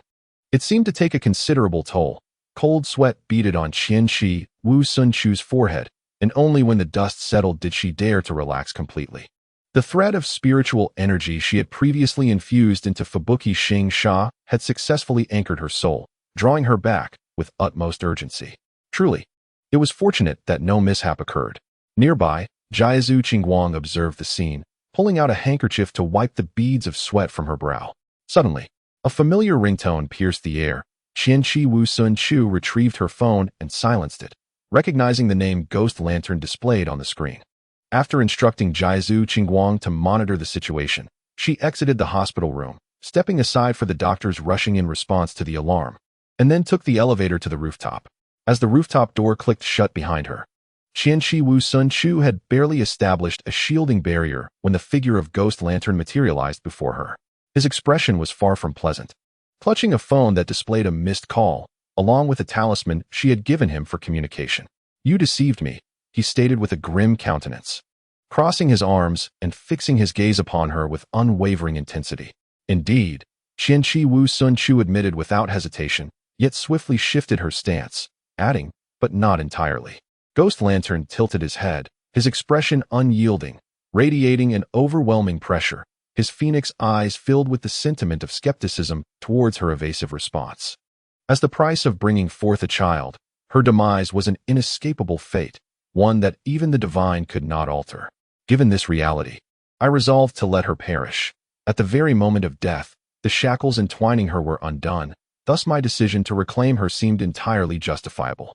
For in successfully salvaging a family, one cannot help but feel a tinge of elation, as the voice of Qianqi Wu Sun Chu resonated with a hint of joy. There was no dispute in what Qianqi Wu Sun Chu articulated. And Gui Deng was well aware that the woman named Fu Hei Xingsha was destined to encounter Qianqi Wu Sun Chu and to survive. This was her fate, beyond question. Yet, upon recalling the fleeting apparition of Fu Hei Xingsha's spirit at the entrance of hell, which startled numerous souls queuing there, causing a cacophony of screams and chaos, Gui Deng found himself somewhat irked at the prospect of letting Qianqi Wu Sun Chu off so easily. After a millennium of collaboration, Qianqi Wu Sun Chu was acutely attuned to Gui Deng's thoughts. It was merely an unwelcome increase in his workload that displeased him. "I shall assist you in your duties," Qianqi Wu Sun Chu stated impassively. Yet, the moment these words left her lips, Gui Deng turned away and departed. "Remember what you said. Come by for the documents another day. Do not be so pragmatic." Chapter 36. Doubts. The earlier alarm from the instrument was dismissed as a malfunction. The doctor conducted a meticulous examination and, upon confirming all was well, took his leave. Since receiving the conclusion that Fu Hei Xingsha's condition was stable, Fu Hei Shin air visibly relaxed. He held his wife's hand tightly, cherishing the warmth of her palm, while strands of hair fell across his forehead, obscuring his expression and rendering his emotions inscrutable. Suddenly, Fu Hei Shin air leaned down, gently resting his forehead against the back of his wife's hand. Seemingly reluctant to disturb her peaceful slumber, his movements were so delicate that even the wisps of hair merely fluttered slightly. When Qianqi Wu Sun Chu entered, this was the scene that greeted her eyes. Although California Kaimitsu remained silent, Qianqi Wu Sun Chu approached the other side of the bed, curiosity piquing as she leaned in closer. "Did you cry?" A sharp gust of wind swept past Qianqi Wu Sun Chu's ear, its swiftness leaving her momentarily disoriented. Rubbing her sore ear, she instinctively shrank her neck back and turned. A piece of crumpled tissue had pinned a small insect against the wall. "I apologize." Qianqi Wu Sun Chu offered a decisive apology. Such a primal strength. Was it truly attainable by an ordinary person? Unless, perhaps, she entertained a possibility, the heavens and their curses. After all, she sensed no trace of cursed energy emanating from Fu Hei Shin air. He raised his head, seemingly unfazed by Qianqi Wu Sun Chu's teasing, and met her gaze directly. "Thank you," he uttered softly, yet with utmost sincerity. When matters concerning family arose, Fu Hei Shin air became hesitant, uncertain in his expressions. This was the most candid he could muster. Qianqi Wu Xinchuan possessed a profound understanding, and within the depths of those luminous emerald eyes, she discerned gratitude. Though no words were spoken, she was acutely aware that Fu Hei Shin air felt indebted to her for an immense favor. "However, I am indifferent to such notions of obligation." With her hands tucked into her sleeves, the impeccably tailored kimono accentuated Qianqi Wu Xinchuan's height as she cast a sidelong glance out the window. "You will find happiness. I merely wish to prevent the disintegration of your family." The heavy clouds were dispersed by the wind, and the radiant sunlight poured back onto the earth, banishing the shadows. It is truly wonderful to be of assistance. Having unilaterally arranged to visit in 2 days, Qianqi Wu Xinchuan saved Fu Hei Shen Er's phone number and stowed her phone away. It was rather fitting that Shen Er had chosen the character for favor as part of his name. After all, it suited him well. He was indeed charming, with a soft, pudgy face that was even more delightful than pudding. Kagoshima Kayamitsu lagged a step behind, walking alongside Qianqi Wu Xinchuan as she chattered away. By the way, Yaozu has contacted me. Before it arrives, shall we stroll through Ginza? Qianqi Wu Xinchuan paused, turning to seek Kagoshima Kayamitsu's opinion. Certainly, Kagoshima Kayamitsu had no objections. Since it was the wish of his master, he would accompany her. Qianqi Wu Xinchuan was not constrained by financial concerns, so she ordered every intriguing item that caught her fancy, be it food, drink, or entertainment. The quantity was inconsequential. Finding a moment of respite, she waved her hand, and the heap of goods vanished without a trace. Only after thoroughly exploring Ginza did she contentedly tuck her wallet away. Oh, Kayamitsu, this is for you. Sipping on her milk tea, which was sweetened with double the sugar, Qianqi Wu Xinchuan handed a delicate little bag to Kagoshima Kayamitsu. She had procured it while he was in the restroom, choosing a color she believed would suit him best. Receiving the gift, Kagoshima Kayamitsu felt a flicker of happiness, though he concealed it, slowly revealing the 2 small bottles contained within the bag. One was a bright red nail polish, vivid and striking, while the other was a soft pink, sprinkled with fine glitter that glimmered like stars under the light. It seems your nail polish hasn't been changed in quite some time. Why not try the red one this time? I bet it will look adorable. Oh, and I wanted to try the pink, so I bought that one as well. It should suit me, don't you think? Handing over the half-sweet milk tea, Qianqi Wu Xinchuan spoke casually, as if discussing the most mundane of matters. What's the matter? If you don't drink it soon, it will get cold. After waiting for some time, without anyone taking the milk tea, she chewed on the tapioca pearls and glanced up, only to find the young man across from her with his lips tightly pressed together and his red eyes glistening with unshed tears. Kayamitsu? Uncertain why the boy suddenly appeared on the verge of tears, Qianqi Wu Xinchuan felt perplexed and could only soften her voice, cautiously inquiring. I understand, my lord. Upon returning, I shall adorn it beautifully. With a little pouch secured around the wrist, California Kayamitsu accepted the milk tea, beaming with a radiant smile. If I become more endearing, you must cherish me dearly. The moment they stepped out of Ginza, a yellow figure descended from the sky, landing upon the face of Chiki Wuxin. What is this?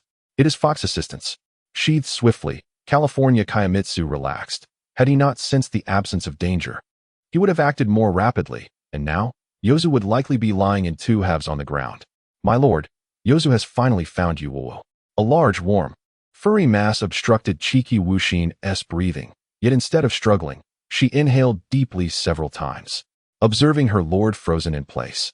California Kayamitsu realized her craving for fluffiness had struck, and with a sigh, he approached to lift the weeping fox assistants, preventing them from being surrounded by onlookers or captured on camera, which would lead to an astonishing spectacle, a fox sucking a person in broad daylight. My lord, please awaken. Prompted by California Kayamitsu, Chiki Wuxin recognized it was time to depart. Everyone at the Hanmaru awaited their return. Let us go, Yozu. My lord, please follow me to a concealed location. Yozu nestled in California Kayamitsu's embrace, guiding the 2 with unwavering confidence. As to outsiders, it merely sounded like a typical fox vocalization. However, when California Kayamitsu took 2 steps in the direction indicated by Yozu, he noticed Chiki Wuxin had not followed. Turning around, he saw her attentively observing a passerby. It was a short-haired pregnant woman, walking towards a man with pink hair, seemingly unremarkable. My lord, nothing, I am coming. Chiki Wuxin redirected her gaze and hurried to catch up with the 1 fox and 1 person ahead of her. That pregnant woman seems peculiar. Setting aside the unsettling aura surrounding her, there was a conspicuous scar on her forehead that felt oddly familiar to Chiki Wuxin. Most importantly, she had encountered this woman in hell before her diplomatic mission. Yes, this woman was deceased. Following her judgment, she had immediately entered reincarnation due to a lack of severe transgressions. She recalled the name. What was it? Kaori, perhaps? Yet, despite bearing the same visage, the aura was entirely different from that of the woman they had just seen. Are they sisters? Though puzzled, Chiki Wuxin quickly dismissed the thought. Never mind. It has nothing to do with me anyway. Chapter 37. Safe return. Having returned safely to the Hanmaru, everyone finally relaxed their previously suspended anxieties. However, what surprised them even more was the vast array of items that Chikiwushin had brought back. A myriad of items caters to the diverse needs and interests of all, and from the perspectives of packaging and quality, they are certainly not inexpensive. My lord, this is an extravagant waste. If money is to be spent in such a manner, then the financial state of our stronghold cannot merely be deemed wasteful. Sitting by the edge, observing the joyful exchanges of gifts among the others, Senki Mitsuki interrupted the incessant murmurs in her ear and turned to the side, gazing at the stoic Hachisuka Kajikatsu. Purchasing gifts for my family is not wasteful. It is, in fact, the most meaningful endeavor. Meeting the gaze of those translucent purple eyes, Senki Mitsuki smiled gently. It is my fault for not articulating my thoughts clearly before. In contrast to the master-servant dynamic, I have always yearned to establish equal connections with others, especially with family. The courtyard had quietly settled at some unknown moment.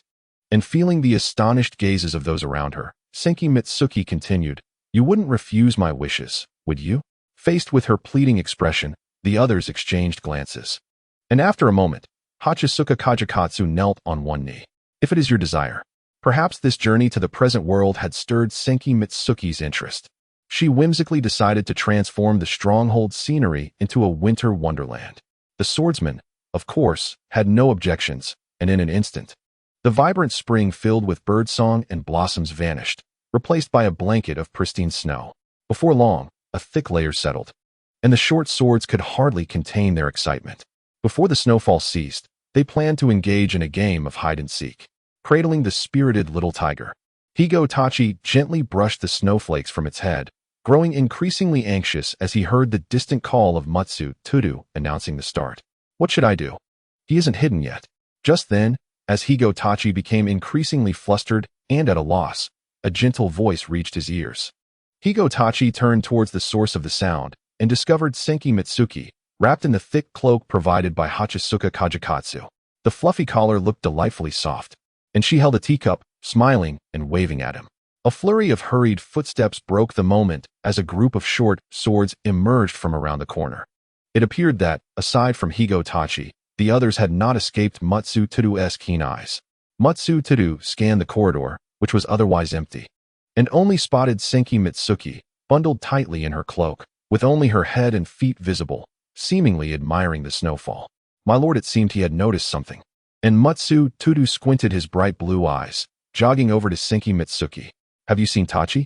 Senki Mitsuki paused, as if in contemplation, then tilted her head and smiled gently. "I do not know."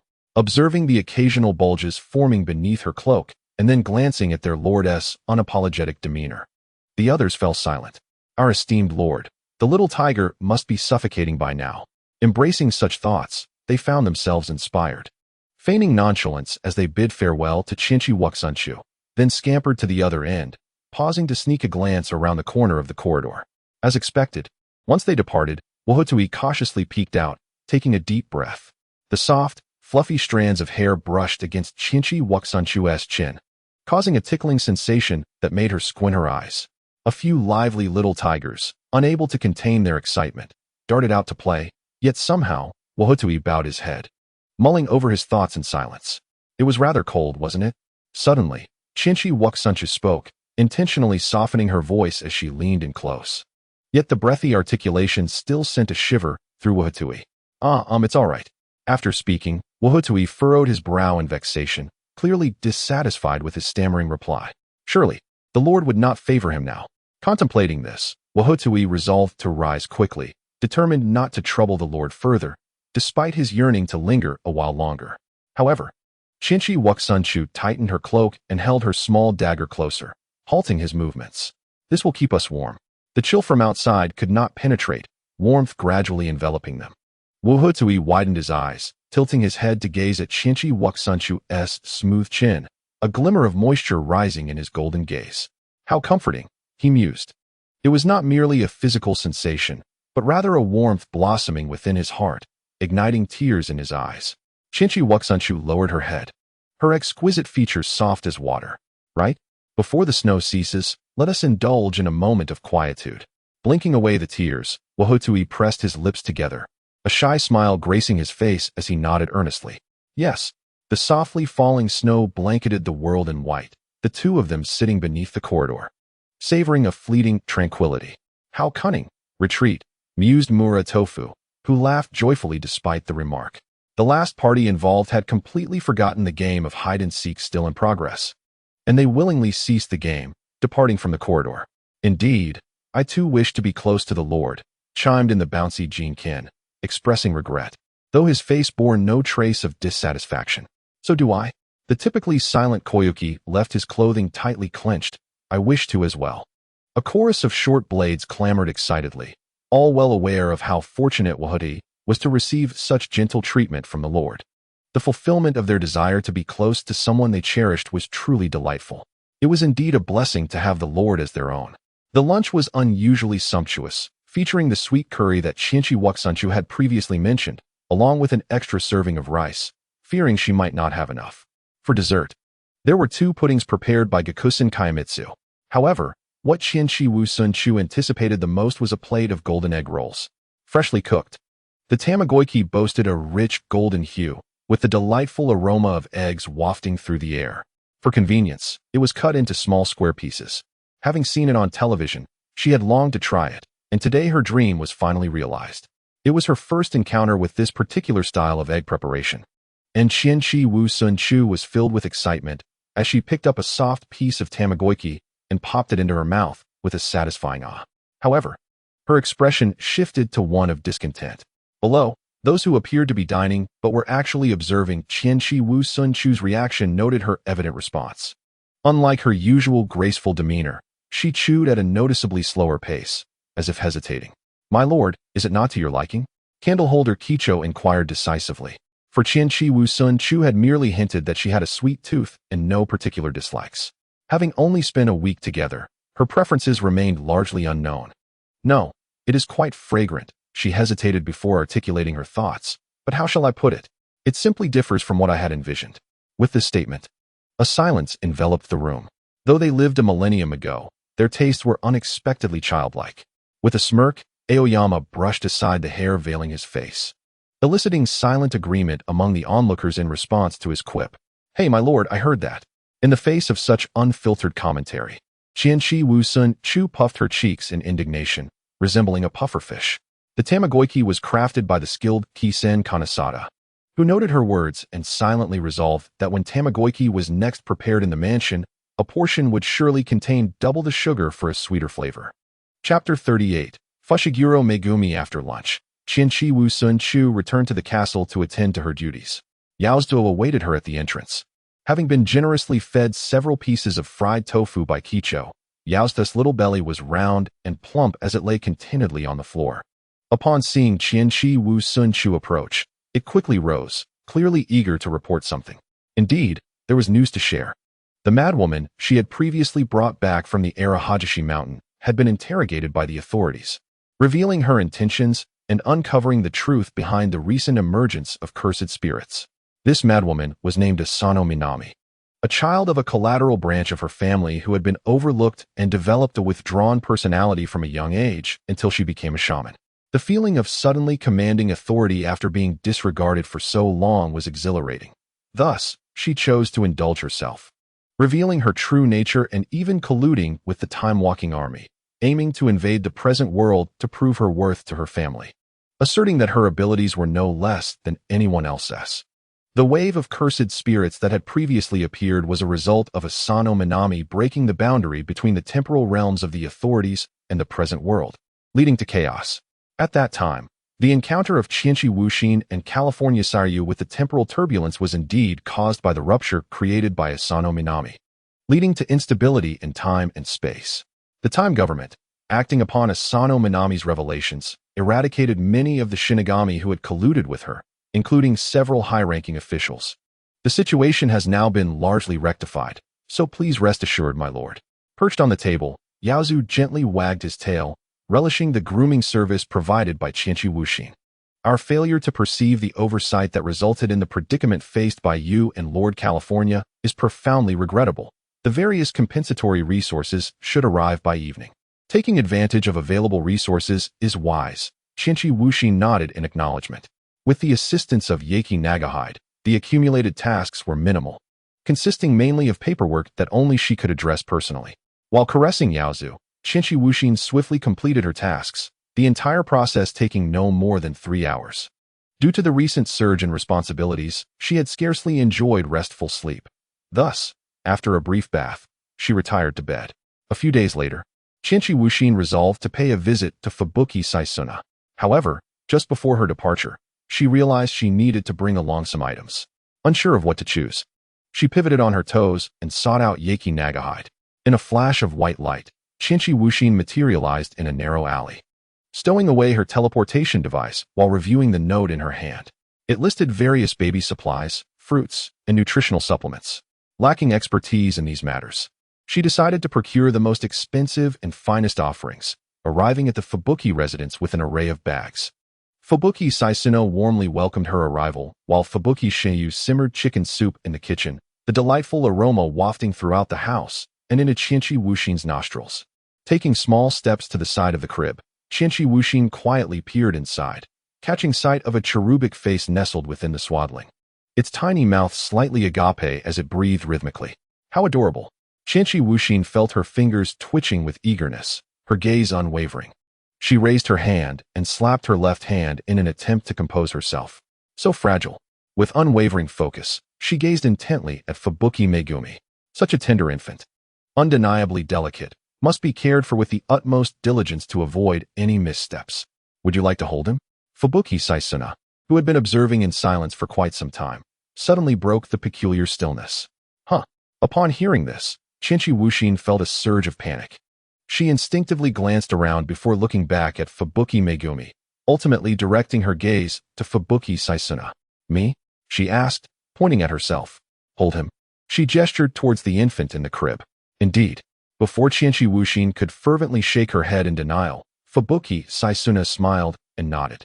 Moments ago, the longing for closeness that flickered in Qinshi Wuxin's eyes was nearly palpable, and it was hardly lost on Fu Hei-Xing-Sha. She found herself quite fond of this seemingly youthful girl. Fu Hei-Xing-Sha mused that her ability to gauge others was typically astute, much like her prior acquaintance with Shen Er, which she deemed a unique stroke of fortune. Moreover, during the period of unconsciousness following the birth of Hui, it seemed she had drifted to an exceedingly cold and desolate realm, devoid of Shen Er and Hui, as if the vast expanse contained only her solitude. She had attempted to discover a way to awaken, but to no avail. Her eyelids grew increasingly heavy, as if she were destined to remain in that tranquil slumber. Yet, just as she was about to surrender to complete darkness, a vague silhouette approached, followed by a flash of blush-pink light, prompting her to slowly open her eyes. Before her stood Shen Er, gazing intently at her, with a blend of concern and joy concealed within his features. Fu Hei-Xing-Sha found herself at a loss to explain the unfolding events. Despite a smooth delivery, she had lapsed into unconsciousness for an entire day, only to awaken in perfect health, as if nothing had transpired. Some matters eluded explanation, and there was no need to delve deeper, she thought. Meeting Qinshi Wuxin felt like fate's gentle smile bestowed upon her. Embrace Hui. Perhaps she too will take a liking to Xinchuan, he suggested. Is that so? Qinshi Wuxin pondered, uncertain, for he was but a mere infant and likely incapable of such sentiments.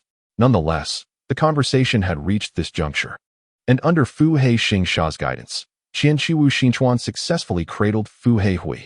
She found the infant astonishingly soft, far softer than she had imagined, perhaps 100 times more so. Qinshi Wuxin stiffened, her hands cautiously supporting the swaddled form, afraid to move lest something go amiss. You're doing wonderfully. Xinchuan's posture is impeccable. There's no need for such tension, Fu Hei-Xing-Sha encouraged. Gradually, Qinshi Wuxin relaxed, only then realizing she had broken into a light sweat. Suddenly, the child stirred in her arms, and Qinshi Wuxin, assuming discomfort, bent to inspect, only to discover that unbeknownst to her, Fu Hei-Hui had already opened her eyes. Those emerald orbs glimmered with a clarity reminiscent of the finest jade, radiating a dazzling light. Qinshi Wuxin was momentarily entranced. Those eyes were undeniably cast from the same mold as Fu Hei-Xing's. Just as she lost herself in thought, Fu Hei-Hui began to cry. The sound was soft, not a heart-wrenching wail. Yet it sent a shiver down Qinshi Wuxin's spine. What should I do? She's crying. Though panic flickered across her face, her steps remained steady. Careful to avert any mishap as she approached the bedside and handed Fuhei Hui to Fuhei Xingsha. She is likely hungry. Fret not, Xinchuan. Fuhei Xingsha reassured her. At this, Qianqiwu Xinchuan discreetly averted her gaze, excusing herself under the pretense of fetching water as she exited the room. As soon as I stepped outside, I noticed Fushiguro Shinsuke approaching, holding a bowl of chicken soup, seemingly intent on pushing open the door. He appeared to be in a state of extreme tension, and Qianqiwu Xinchuan barely recognized him. Just as Fushiguro Shinsuke's hand was about to touch the door, it slammed shut with a loud bang. Xingsha is tending to the child. Fushiguro Shinsuke cast a complex glance at Qianqiwu Xinchuan, as if regarding her as foolish. That is my wife, he implied, as if to say, with the child already in the picture, what was there to be afraid of? This remark jolted Qianqiwu Xinchuan back to her senses. She quickly stepped aside. It was utterly immature for someone who had lived for a millennium to be so flustered by a mere infant. Chiding herself, she poured a cup of water to regain her composure. Chapter 39. Fortuity. Suddenly, just as she was about to drink, Qianqiwu Xinchuan looked up and spotted an insect-like cursed spirit perched above the air conditioning unit. Its brown exterior was rather unkempt, exuding an air of peculiarity. It seemed to lack any offensive capability, simply too weak. Thus, Qianqiwu Xinchuan overlooked it. Sensing that she might have noticed it, the creature momentarily froze, then discreetly shrank even smaller. Hoping to evade her gaze. Eliminate it. Qianqiwu Xinchuan flicked her hand, and threads materialized, entwining her fingers. Although it posed no real threat, its presence was unsettling. Detecting the chilling aura of intent to kill, the creature trembled even more violently, aware that it could not escape Qianqiwu Xinchuan's scrutiny. Thus, it altered its strategy, attempting to disguise itself as a jar. That is my possession. Just as Qianqiwu Xinchuan resolved to dispose of the creature, Fushiguro Shinsuke's voice emerged. He gently closed the door, still holding the empty bowl. Are you referring to that? Retracting her technique, Qianqiwu Xinchuan turned her attention back to the cursed spirit above the air conditioner. Yes, she replied casually as Fushiguro Shinsuke entered the kitchen with the bowl. Qianqiwu Xinchuan followed closely, leaning against the doorframe to converse with him. But are you not an extraordinary individual? Even with the blessings of heaven and the binding of curses, one should not be able to sense the existence of cursed spirits. Who knows? My luck has never been particularly favorable. Seemingly uninterested in the topic, Fushiguro Shinsuke absent-mindedly washed the bowl, providing a vague response to Qianqiwu Xinchuan's inquiry. No, you are indeed fortunate, Shinsuke. Her assertion was met with a direct contradiction, and for the first time, he sensed a different tone from her. Fushiguro Shinsuke raised his gaze with intrigue. Just as he anticipated, Qianqiwu Xinchuan would wax poetic about how he was a rare being among the already uncommon blessed and cursed. He saw her glance towards the room where Fushiguro Xingsha was, her expression exceedingly earnest. To have such a blissful family, Shinsuke, do you not consider yourself incredibly fortunate? Suddenly bursting into laughter, Fushiguro Shigeru supported his forehead, revealing a set of gleaming white teeth, his lips curving upward in an uncontrollable grin. Indeed, as someone who never wins at horse racing, it seems that I have exhausted all my luck in this regard. The visit concluded swiftly. Senki-matsu did not linger for a meal, but returned to the main residence. Although life at the residence was leisurely, it was not devoid of busyness. Senki-matsu led her own swords into various battles, collecting them and occasionally venturing into the present world to eliminate the time-warping army, and before long, for years had passed. During this time, although Senki-matsu would chat intermittently with Fushiguro Sisu via mobile and learn sporadically about Fushiguro Kei's growth, including the news of Kei awakening his techniques from Fushiguro Shigeru, she had yet to meet him, and Kei only knew that he had a gentle sister-like figure. One day, however, Fushiguro Kei awoke to the startling news that his sister, Senki-matsu, would soon come to pick him up. Don't worry, she is quite easy to get along with. You can stay with her for a couple of days. His father, grinning down at him with a sense of satisfaction, made Kei feel as though he were about to be sold off. How was he supposed to converse with his father? Observing Kei's unflappable demeanor, Fushiguro Shigeru expressed his boredom and squatted down to pinch his son's cheeks, reflecting on how his son had inherited such a peculiar temperament. Before Kei could retaliate, Fushiguro Sisu, who was tidying up nearby, intervened. Gripping Shigeru's hair, she smiled brightly. Shigeru, How many times must I remind you to be gentle with Kei? Ding dong. Before Fushiguro Shigeru could utter a few soothing words, the doorbell rang, prompting Sisu to send him to answer it. Though he felt disgruntled, Shigeru obediently approached the door. He ushered in the bewildered Senki Mutsu, pointing her out as he faced Kei, beginning to introduce her. This is your sister, Mutsu. She used to carry you when you were little. This statement rendered both individuals momentarily speechless. Senki Mutsu, summoned by Fushiguro Shigeru's call, was still trying to grasp the situation when she was handed a large bag of items and sent out the door alongside Kei, who also carried a small backpack. Behind them, faint murmurs of discussion could be heard. Should we take Kei along? He's still too young, not of the right age. Really? Nonsense. Kei, with his eyes wide and expression blank, rebutted internally. It's just a hot spring inn. What age restrictions could possibly apply? Just because you didn't inform Mom of the destination doesn't mean you can spout nonsense. At 4 years old, Kei felt as if he had already endured the trials of 14 years. Kei, after discerning from a text sent by Fushiguro Shigeru that his desire for a couple's retreat was the reason for entrusting her with Kei for 2 days, Senki Mutsu cautiously broke the silence. The boy with a hedgehog-like tuft of black hair turned his head, his delicate face devoid of expression, as Chiki Mushinchuan extended her hand towards him. Let us go. Fushiguro Megumi blinked his emerald eyes, raised his arm, and grasped Chiki Mushinchuan's slender fingers. Upon arriving at Hanmaru, Chiki Mushinchuan could distinctly sense Fushiguro Megumi's astonishment. She smiled gently, introducing him to the curious Tsukumagami surrounding them.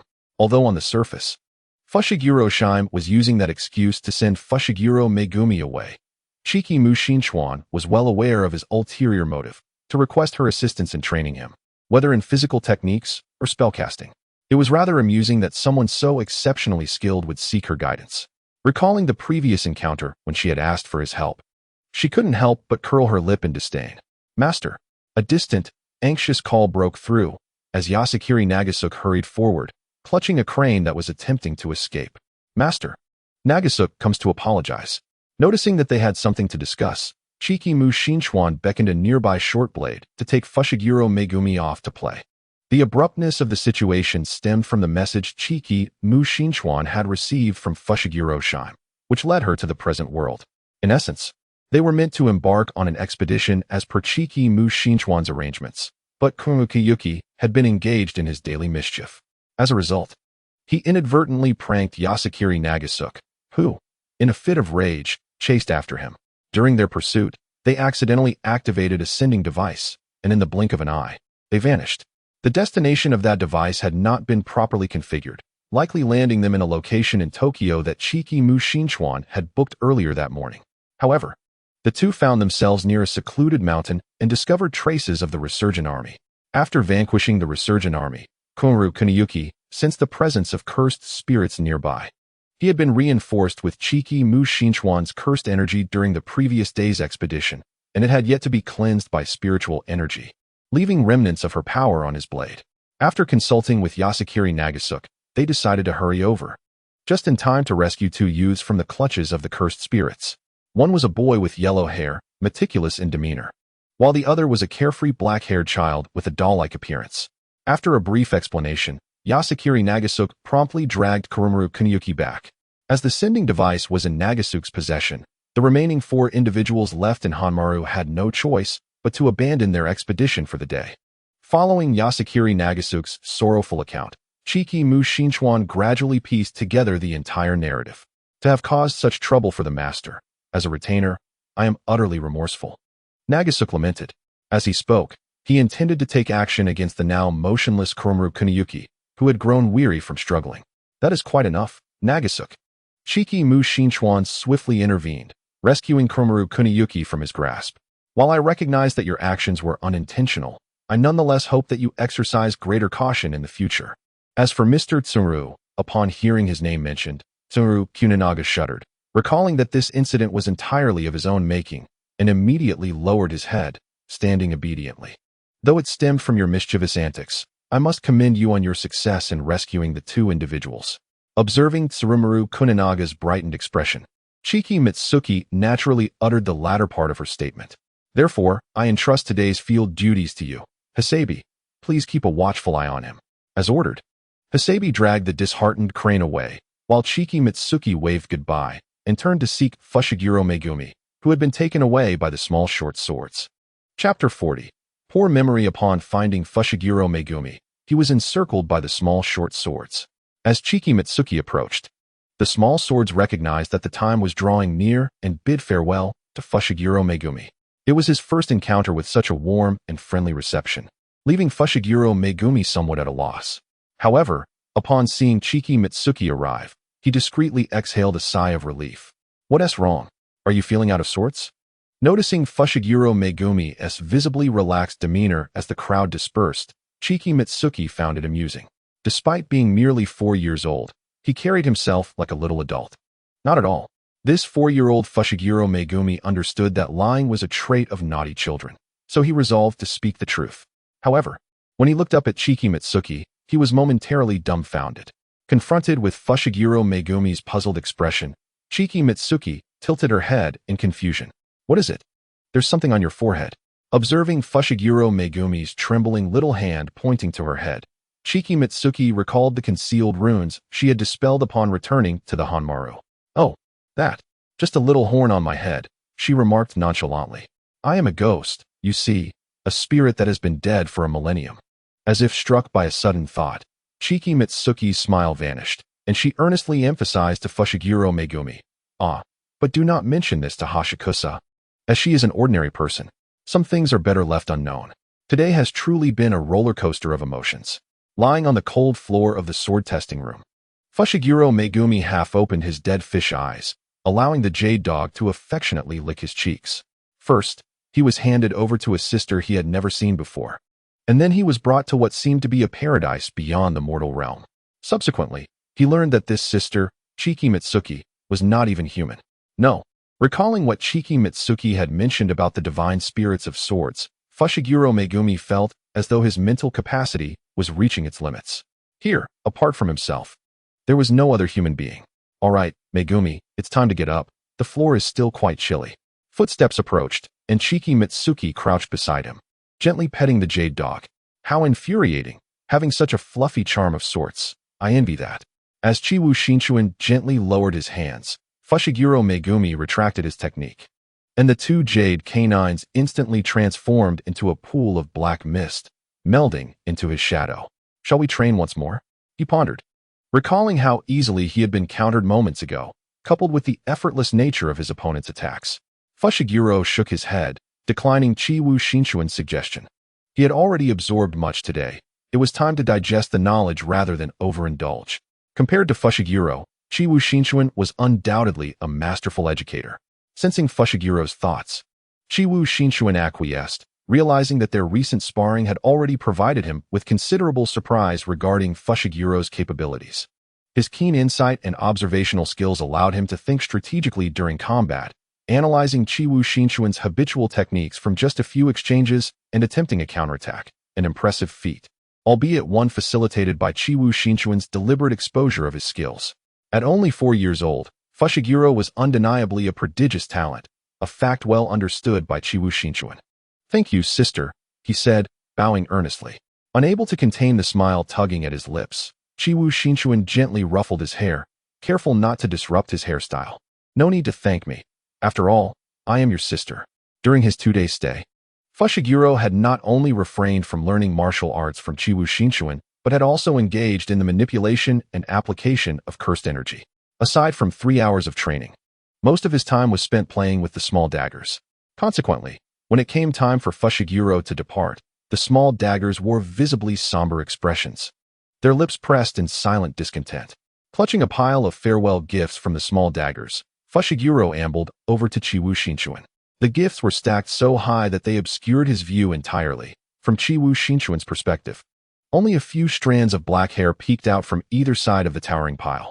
Chiwu Shinchuan intended to assist him with the load, but Fushiguro shook his head in refusal. "Come to play when you can," he said, waving goodbye to Chiwu Shinchuan as she safely escorted him back to the Fushiguro residence. "Shall we converse?" Chiwu Shinchuan gestured toward the door with her chin, glancing at Fushiguro. Standing in the backyard, she wasted no time and straightforwardly posed her inquiry. "I believe I have inferred your reasons for allowing me to instruct Megumi. However, if my memory serves me correctly, the 10 shadow techniques originate from the Zenin family. Upon noticing Fushigiro's visibly impatient demeanor, as if he had no desire to listen any further, Chiwu Shinshuin felt she had already received her answer. I believe I now understand why you distanced yourself from the Zenin family. This thought led her to recollect the unsavory deeds of the 3 major families and the records of their lives revealed during the infernal judgment, leaving her feeling quite unsettled. Indeed, the 3 noble families remain in this dismal state. It was only at this moment that Fushiguro Megumi seemed to finally grasp what Chiki Mushin had been articulating all along. His expression was devoid of any emotion, marked only by a serene calmness. Zenin, that name seems reminiscent of my former surname, though it has slipped my memory. Now, I am merely a man who has adopted his wife's family name. Chiki Mushin ceased to speak, casting a profound glance in his direction. Your memory truly leaves much to be desired. As long as it suffices. Chapter 41. The village gently handing the protective charm to Maeda Toshiro. Chiki Mushin affectionately ruffled his light brown hair. My apologies, my lord, he said, his face a canvas of unspoken guilt. Chiki Mushin understood his sentiments. He worried about having accidentally damaged the charm during the skirmish and feared disappointing her expectations. Yet, Chiki Mushin was entirely unconcerned. Charms were plentiful, and their true purpose was to safeguard you. There was no need for regret, as long as you remained unharmed. However, upon the mention of talismans, a distant memory surged forth, prompting Chiki Mushin to recall the fan that had once been her constant companion. While the charm was commendable, the fan from her past was undoubtedly superior. With a tone tinged with nostalgia, she lamented, etched with runes, its defensive capabilities were unparalleled. The fact that it was not a one-time use rendered it infinitely more valuable than any charm. Is this about your past, my lord? The experiences of her former self remained an alluring enigma, but Chiki Mushin had no intention of divulging further, and they seemed uninterested. Yet, it was the first time she had broached the subject, piquing the curiosity of the swords present, who leaned in attentively. Yes, before my demise, I bequeathed it to, suddenly. Chiki Mushin thought of the current owner of that fan, Sukuna. Indeed, it was Sukuna. I nearly forgot. I wonder how he fares now. I have yet to see him descend into the underworld. Bequeathed? Ranto Shiro interjected, his azure eyes wide with curiosity. How shall he be addressed? Chiki Mushin found herself pondering this question, reflecting on the rebellious spirit who often countered her at every turn, the tempestuous nature that resulted in frequent altercations, and the reluctant obedience he had shown. Every interaction accumulated to form a singular name that came to her mind. Chiki Mushin realized she understood. Son. Amidst incredulous gazes from those present, she smiled gently. He is my son from my rebellious face. The expansive courtyard fell into a profound silence. Just kidding. Despite the astonished expressions of the swords, Chiki Mushin continued to beam brightly. I left the fan to a foe, that is the truth. Their coexistence, founded upon a covenant, does not resemble that of family or friends. In fact, any confrontation would likely escalate into a fierce conflict. Suddenly, Qian Chiwu-sun's mind was struck by a grave realization, prompting her to exclaim softly, My lord. The blades, filled with concern, inquired after her, but she remained oblivious. For she had recalled that beneath the runes of that fan lay a fragment of her lingering soul. Upon awakening, she had sensed the curse afflicting her, yet she was unwilling to succumb to a haphazard demise. Thus, she severed a small portion of her soul to seal it away and gathered her strength to suppress the curse. After all, a mere sliver would not cause significant harm. Her soul would recover in a matter of days. However, following her summoning of the lantern spirit and her acceptance of the role of a warden, as well as her 3-month coexistence with the dual-faced Sukuna, she had relinquished her aversion to death and opted to embrace her fate. It was astonishing that she had entirely forgotten such a significant matter. Yet, after a mere 3 seconds of shock, Qian Chiwu-sun regained her composure, dismissively waving her hand as if to assure everyone not to worry. It was of little consequence. She had concealed it well, with multiple layers of seals masking her presence. So everything should be fine. She would search when she returned to the mortal realm, though much time had elapsed, and she had no idea where it might be. Would Sukuna take good care of her fan? Or perhaps he had already discarded it. The thought brought a light chuckle from her lips. Surely not. Periodically, traces of the time-traveling army could still be detected in the mortal realm. The official explanation was that, following the previous incident involving Asano Minami. The connection between the two realms had weakened, allowing the time-traveling army to exploit the vulnerability. We are currently expediting repairs and reinforcements. Thus, today, I must trouble you, my lord, to go to the mortal realm and eradicate the time-traveling army. As she pushed aside the grass, Qianqiwu Sun recalled Yose's words and let out a gentle sigh. Having just vanquished the time-traveling army, she now felt a touch weary. After dealing with the documents sent by the lantern spirit last night, she had hoped for a moment's respite. My lord, a snow-white figure emerged from ahead, adorned with jingling accessories. Kuramyun Kuniyashi, usually sporting a smile, now wore a more serious expression, his golden eyes gleaming. Given Qianqiwu Sun's considerable strength, she had brought only her close retainer for the day, Kuramyun Kuniyashi. What is it? Have you discovered something? Following the direction of his finger, Qianqiwu Sun spotted a village nestled at the foot of a nearby mountain. The aura of cursed spirits was palpable, and she even glimpsed two isolated members of the time-traveling army. Qianqiwu Sun signaled Kuramyun Kuniyashi to proceed cautiously and remain concealed. Understanding her intent, he swiftly vanished from sight. The peculiar sounds dissipated in an instant, and the villagers turned in confusion, catching only a glimpse of the slightly rustling grass. Excuse me, have any strange occurrences transpired in your vicinity recently?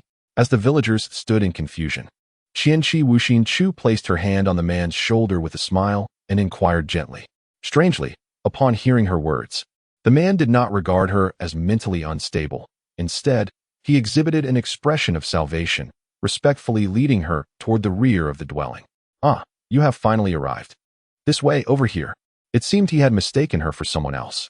Observing the loquacious man beside her, Qianqiwu Shinchu accepted this identity without hesitation.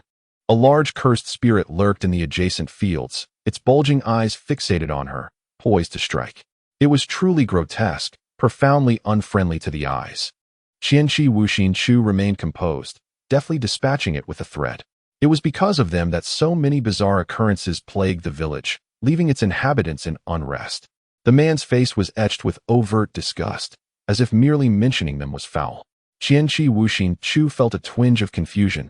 Logically, the source of these oddities would be the cursed spirits. Where did these girls originate? Only upon being ushered into the house did she grasp the chilling scene within. In a spacious, imposing cage, two filthy little girls huddled together, appearing emaciated, barely occupying a corner of the enclosure. It's them. Please, resolve this quickly. They are two calamities. The man's words dripped with disdain, echoed by the surrounding villagers whose malicious intent was palpable, coalescing into a stench of human malevolence. Before her stood two trembling girls, their fierce gazes an attempt to intimidate, while behind them, the ignorant villagers babbled incessantly, their hostility evident. Truly, it was a vivid portrayal of hell. Qianqiwu Shinchu stood at the center, her expression neutral, yet her eyes shone with an unsettling brilliance. No, even hell would feel ashamed in comparison. Chapter 42, An Unexpected Encounter. Sighing deeply, Qianqiwu Shinchu suddenly released a long breath. The villagers, puzzled, instinctively sensed something was amiss and fell silent. This was indeed a predicament, as it was her first encounter with such a situation. Under the fearful gaze of the villagers, Qianqiwu Shinchu stepped towards the cage and lowered her head to inquire. So, will you come with me, or remain here? The more extroverted blonde girl tightened her grip on her arms, holding the brown-haired girl closer. After a pause, as Qianqiwu Shinchu thought perhaps they had not heard her and prepared to repeat her question, the brown-haired girl suddenly spoke. We want to go with you. The urgency in her voice was clear, her dark eyes shimmering with moisture. All right. Nodding, Qianqiwu Shinchu grasped the massive padlock, and with a gentle squeeze, the heavy chain, as thick as her wrist, clattered to the ground, raising a cloud of dust. Upon witnessing Qianqiwu Shinchu liberate two young girls from their confinement, the villagers were struck with shock and dismay. What are you doing? You calamity, you cannot set them free. It's over, utterly over. The cacophony of voices caused Qianqiwu Shinchuan's forehead to throb, and instinctively, she furrowed her brow, her voice wrapped in an icy veneer. Such clamor, endlessly persistent. Observing the two girls, trembling and hesitant to embrace her legs for fear of soiling her attire, she gently drew them closer, shielding them behind her. Hoping to quell their anxiety, like frightened chicks, they quaked, leaving her dizzy at the sight. I ask you, Do you comprehend the gravity of your actions? Having completed her own tasks, Qianqiwu Xinchuan's cold gaze swept over the villagers, who, cowed by her imposing presence, dared not speak further. It was now her turn to retaliate. Engaging in such deeds must surely lead one to the depths of hell, enduring torment until all transgressions were atoned for. In the midst of the villagers' terror-stricken stares, she revealed a smile, exposing her sharp teeth and the ghastly horns atop her head, utterly unlike those of an ordinary person. So, who among you wishes to depart with me ahead of time? Only then did the villagers realize that Qianqiwu Xinchuan was not a sorceress come to aid them.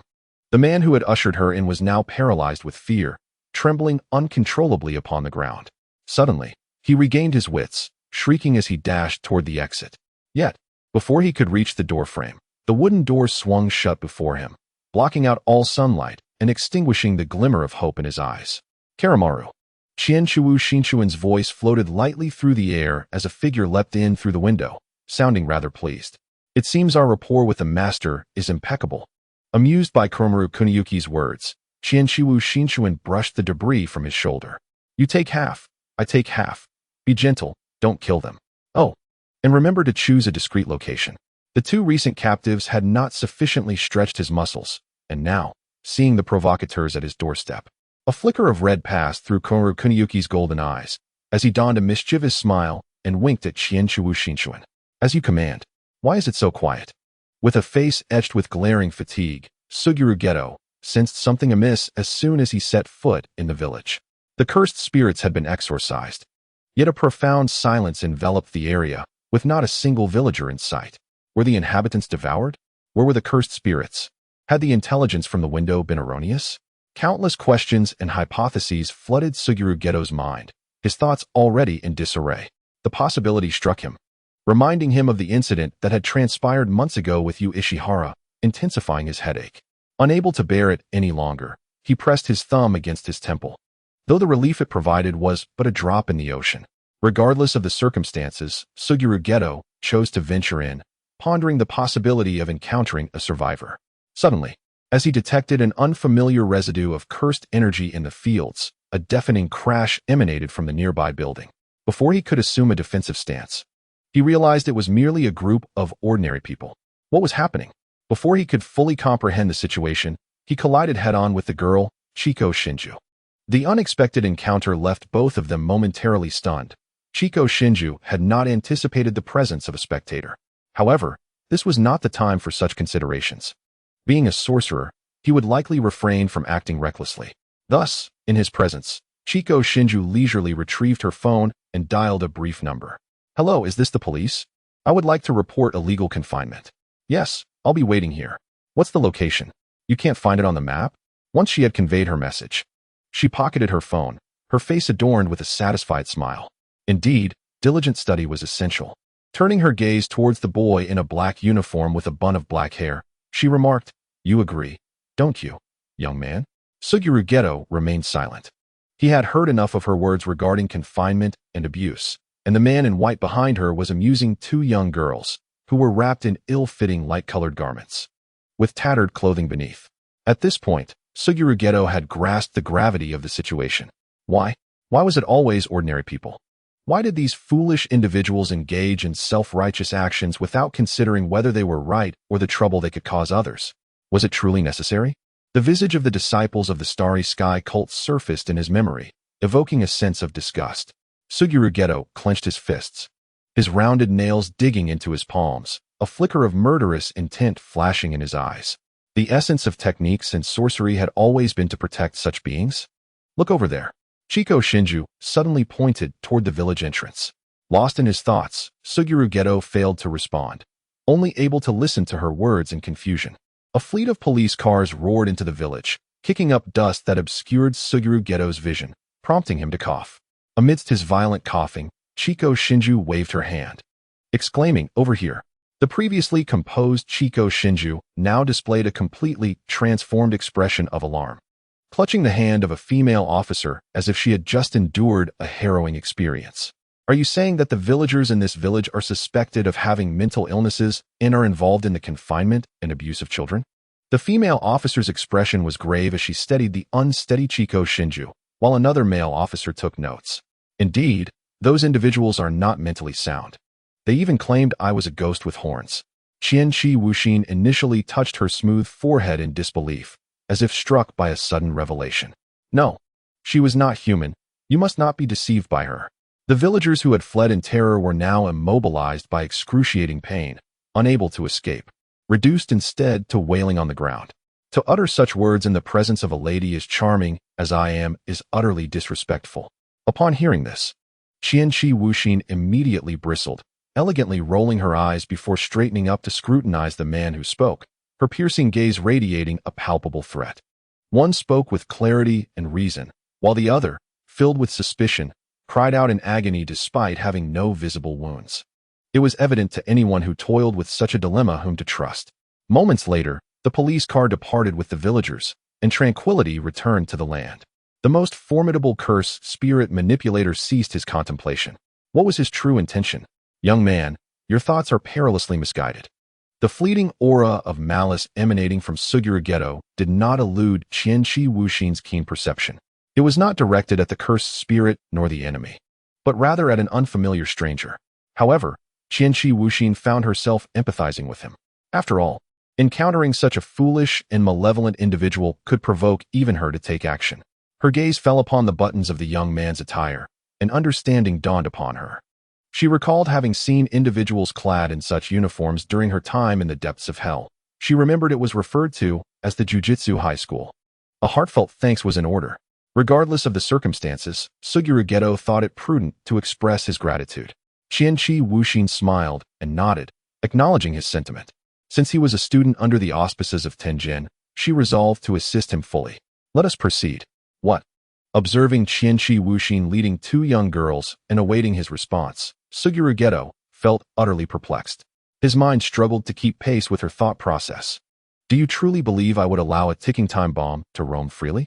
Moreover, I wish to speak with your teacher. Upon hearing this, Suguru Geto finally grasped the source of his discomfort.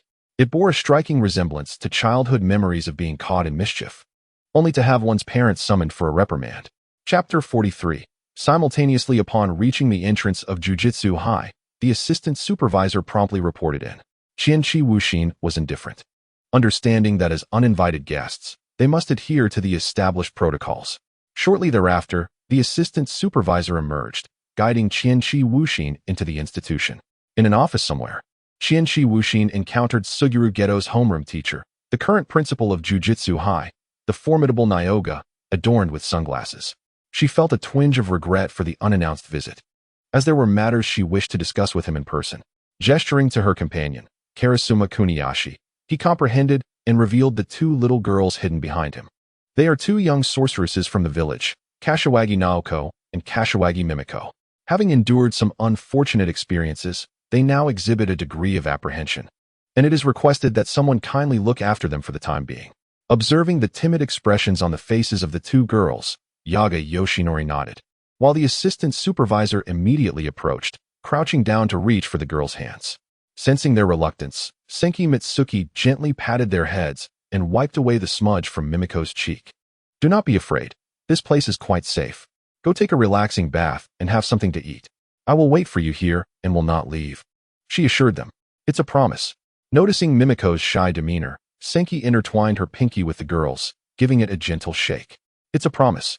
Once they stepped outside, Senki Mitsuki took a seat with a composed demeanor and engaged in a discussion with Yaga Yoshinori regarding the notion that high-level sorcerers should prioritize mental health alongside physical prowess.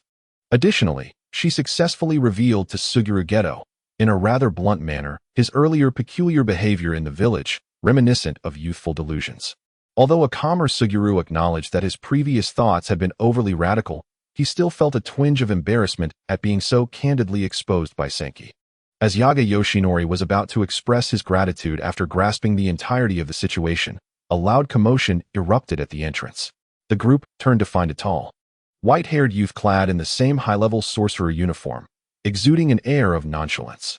It was none other than Satoru Gojo, who had just completed a task and had intercepted the assistant supervisor to gather information.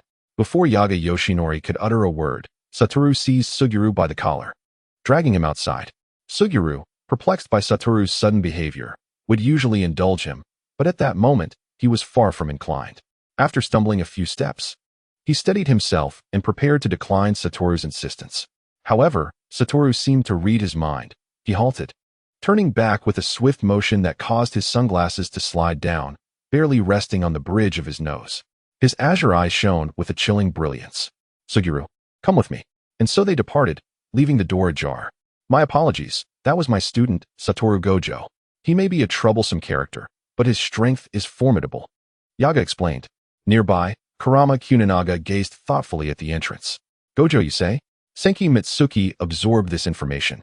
Recalling that the creator of Kurama Kuninaga was none other than the Gojo Satoru she had previously saved. "Ah, has the Lord just remembered?" Kurama smiled gently at Senki. "I thought that after a millennium, you might have forgotten." In truth, when Gojo Satoru was first mentioned, Senki had shown no reaction, seemingly unfamiliar with him. However, as she began to delve into her memories, those long-buried recollections, accumulated over the passage of time, began to resurface. She recalled the time she had come to the Yama Hall to face judgment, encountering this individual, who could hardly be deemed a friend, only a few times. "I'm truly relieved to see you well." A middle-aged man, clad in the white garb of the deceased and adorned with a triangular headscarf, knelt at the heart of the grand hall.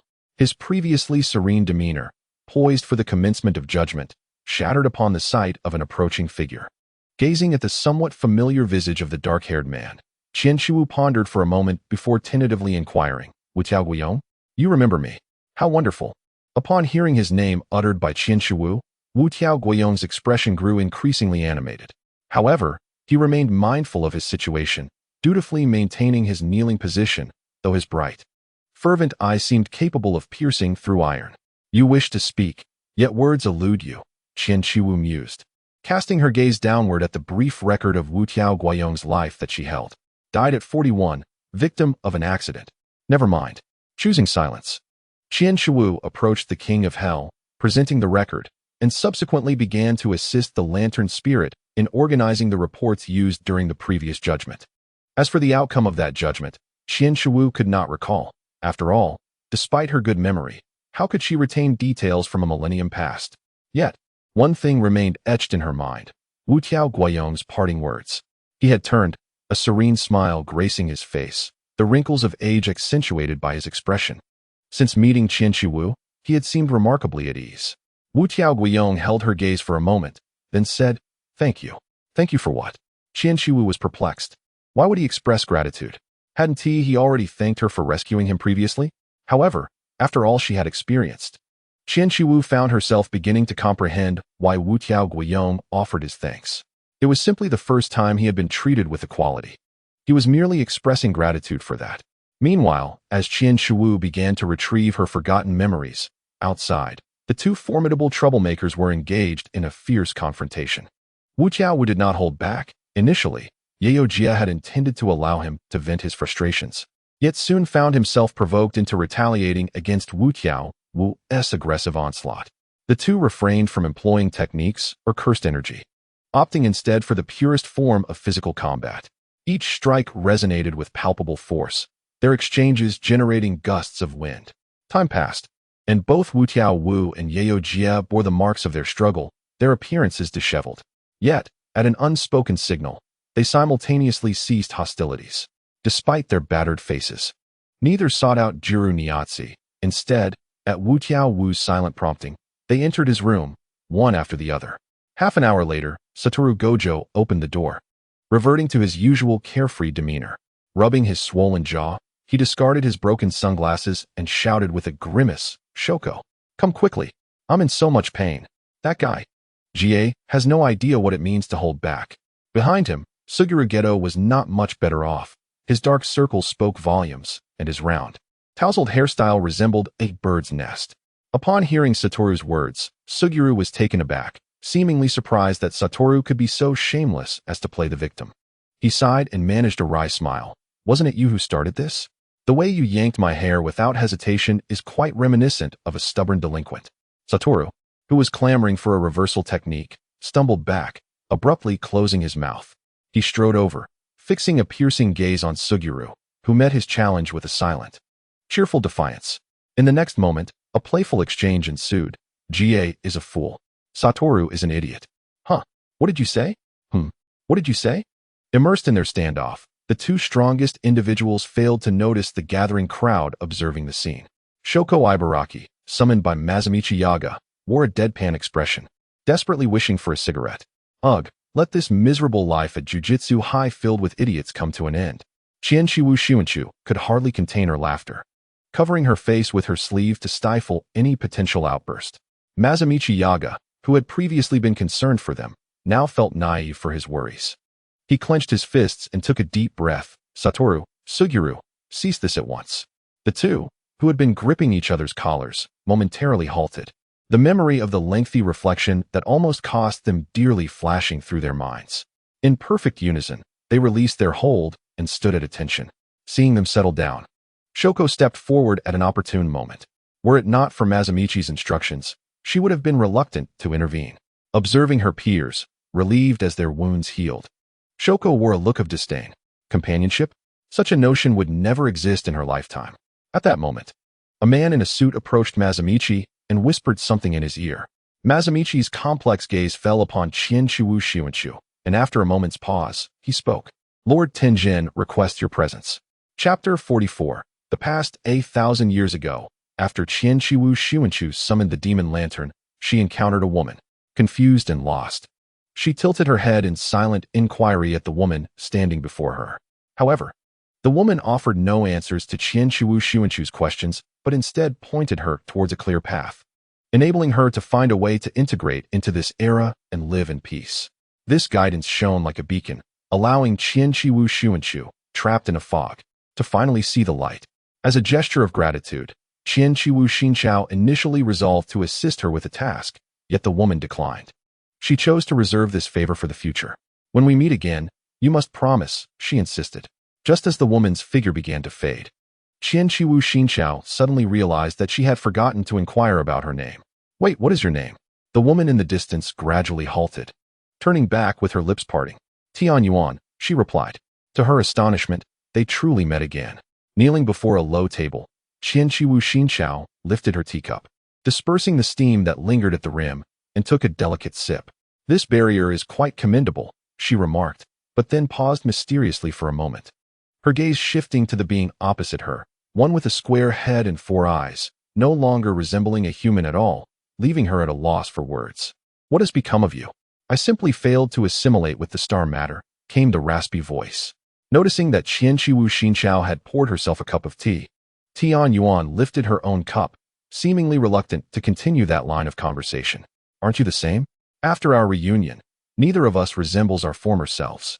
Reflecting on her current state as a ghost, Qianshiwu Shinchao offered a gentle smile. That may be true, yet I still find it puzzling. Setting her teacup down, she propped her elbows on the table, resting her chin in her hands. What a coincidence it is. You reserved that favor from a millennium ago for this very moment. How could you be so certain we would cross paths again? Considering her own arrival in this world to resolve the matter of the Chrono Legion and the unexpected encounter with a student from Gaojuan, Qianshiwu Shinchao chuckled softly. Could it truly be fate? Tian Yuan crossed her arms, lifting her gaze to meet hers. I made a promise to someone to look out for you, so consider this destiny. Since we have met again, it is time to fulfill that promise. Of course, Qianshiwu Shinchao replied, her lips pursing in disappointment as she leaned over the table, her fair complexion leaving an imprint on its surface. However, I must clarify, please refrain from placing any excessively difficult tasks upon me. Rest assured, I shall not, Tian Yuan assured her, rising from her seat under Qianshiwu Shinchao's puzzled gaze. Come teach at Gaojuan. Huh. Qianshiwu Shinchao was taken aback. Was this solemnly stated request truly all there was? Moreover, could Gaojuan, filled with talented individuals, possibly be in need of her as a teacher? Before she could fully process this, Tian Yuan continued, I require your strength. With this declaration, Qianshiwu Shinchao grasped the full implication. Frowning and pouting, she displayed her impatience, muttering to herself, I really do not wish to be involved with those old geezers from the 3 families. Suddenly, she lifted her head sharply to meet Tian Yuan's silent gaze. Awaiting her response, I will certainly agree, so you need not worry. After all, we have a pact, but, as she spoke, Qianshiwu Shin began to adopt a serious demeanor, her pink golden eyes brimming with earnestness. She felt compelled to emphasize her point. Should that group dare to reach out, they would have no one to blame but themselves for the consequences. Naturally, Tianyuan understood the ramifications should the deceased Qianqi Wuxin reappear within the gaze of the three families. He nodded in acknowledgement, yet seemed apprehensive about her potentially excessive actions, adding a cautionary note to temper her resolve. Be gentle, he advised. Qianqi Wuxin, however, chose not to respond directly. Instead, she left behind an ambiguous remark before rising to bid farewell. It remains to be seen whether those old relics will recognize the situation. After Qianqi Wuxin followed Yijing towards the Huangxing Palace, Wu Tiaowu retrieved another pair of sunglasses from his pocket and donned them. Who is that person? He asked. Her name is Qianqi Wuxin, a sorceress I encountered by chance during a village mission this morning.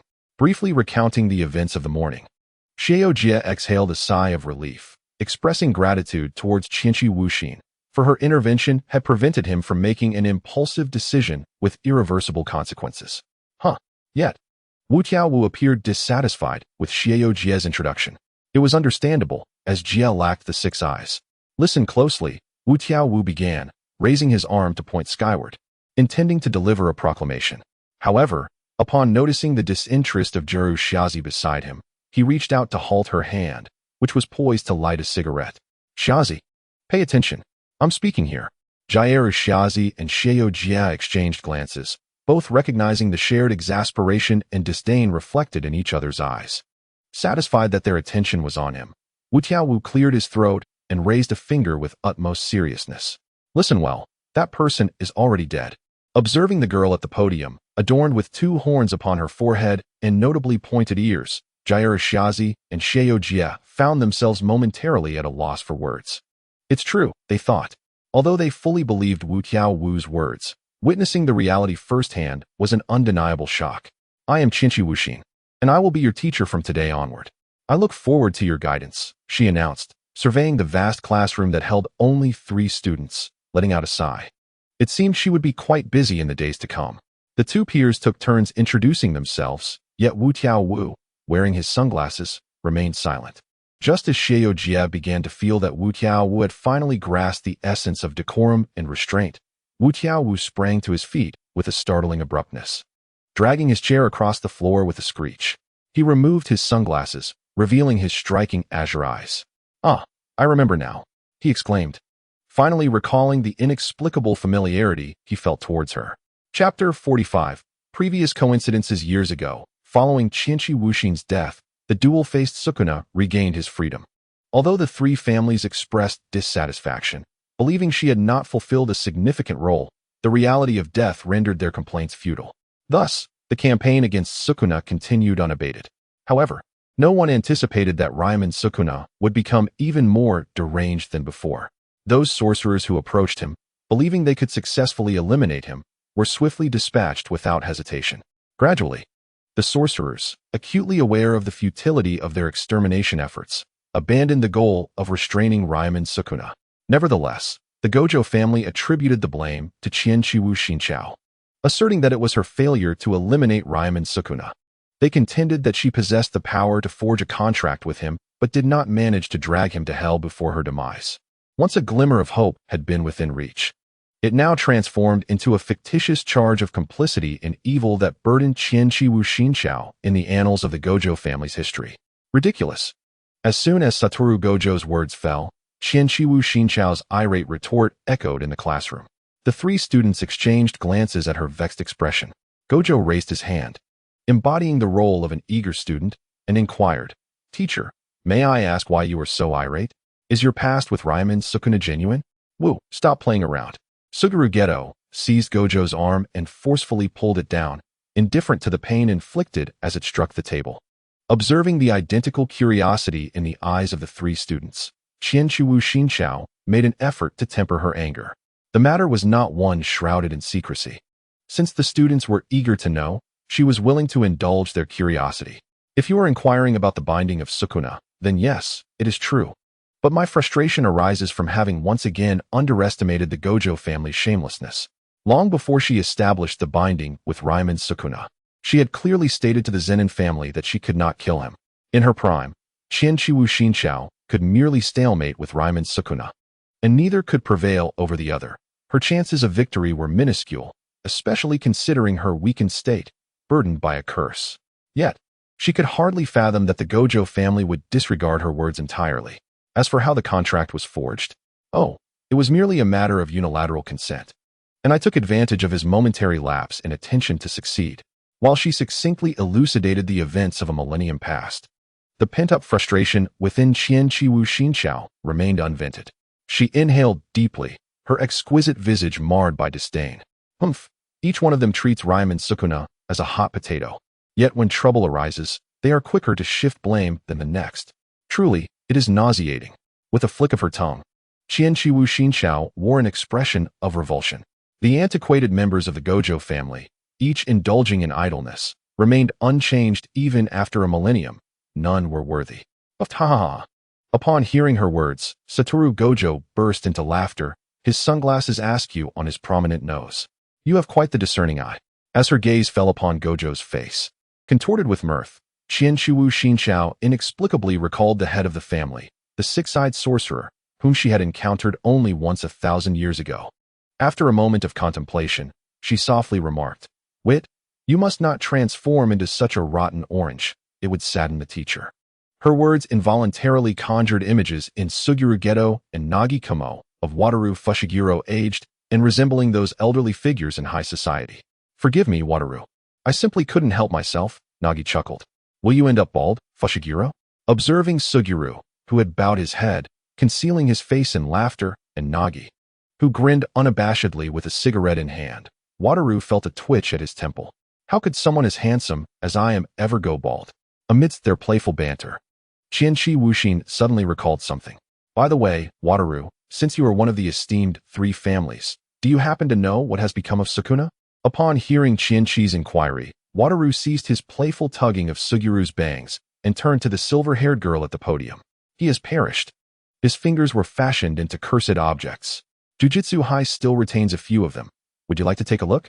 The casualness with which he spoke of such macabre events was akin to perusing discounted goods at a supermarket. Suguru and Nagi exchanged glances, remaining silent. Indeed, he had died.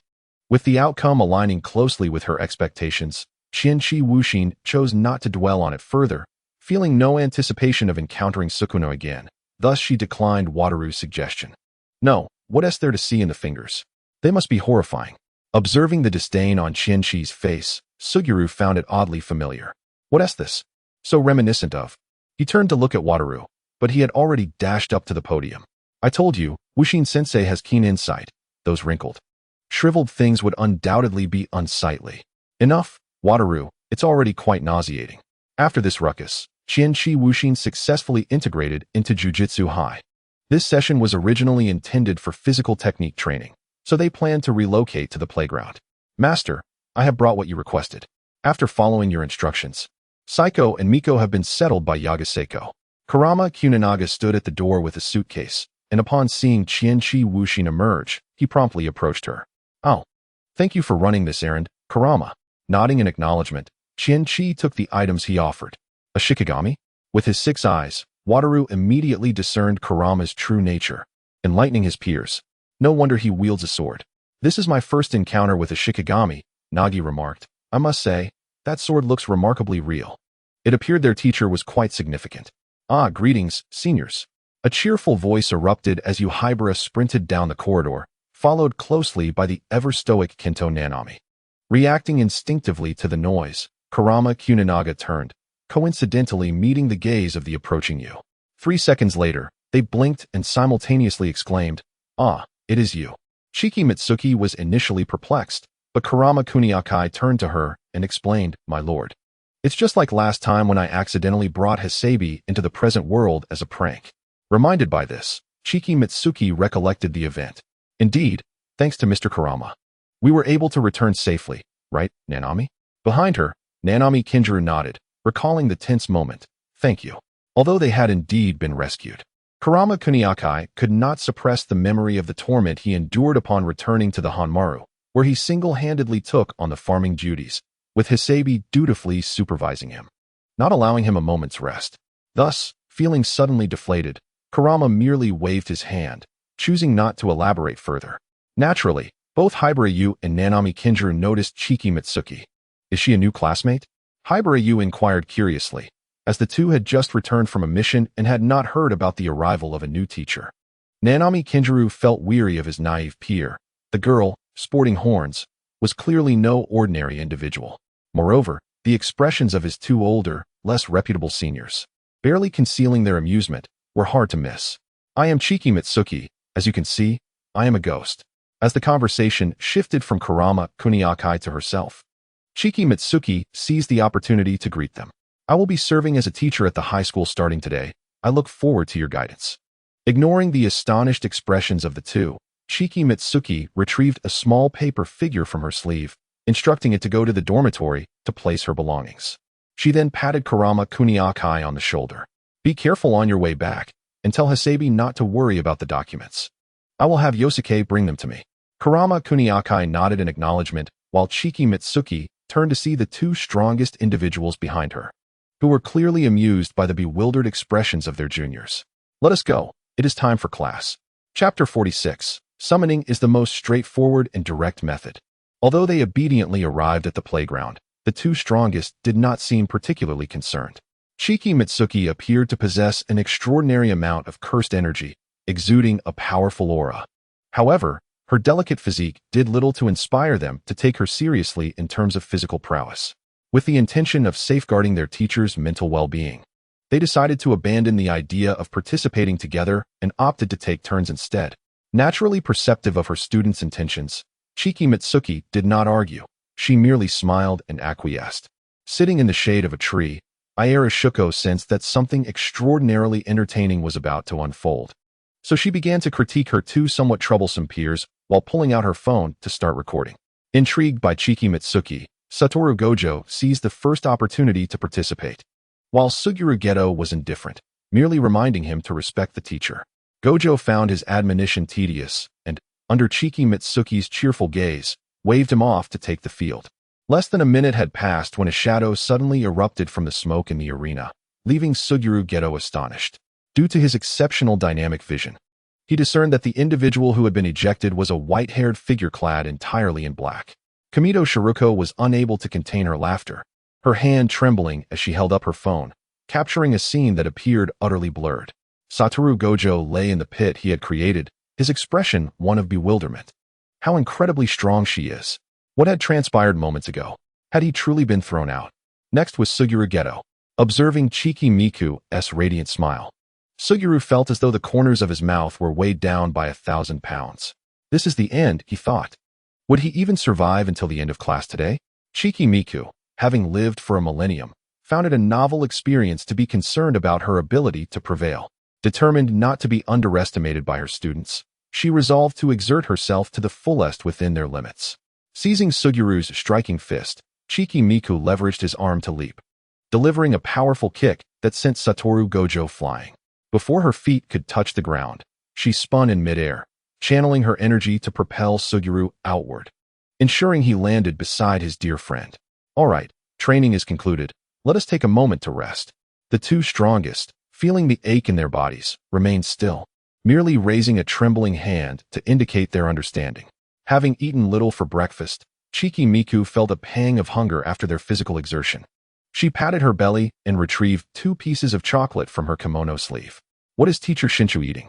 A faintly sweet aroma wafted through the air, prompting Satoru Gojo to twitch his nose and struggle to speak. It's the new chocolate from Maru Choco House, perfectly sweet and utterly delicious. Would you care to try?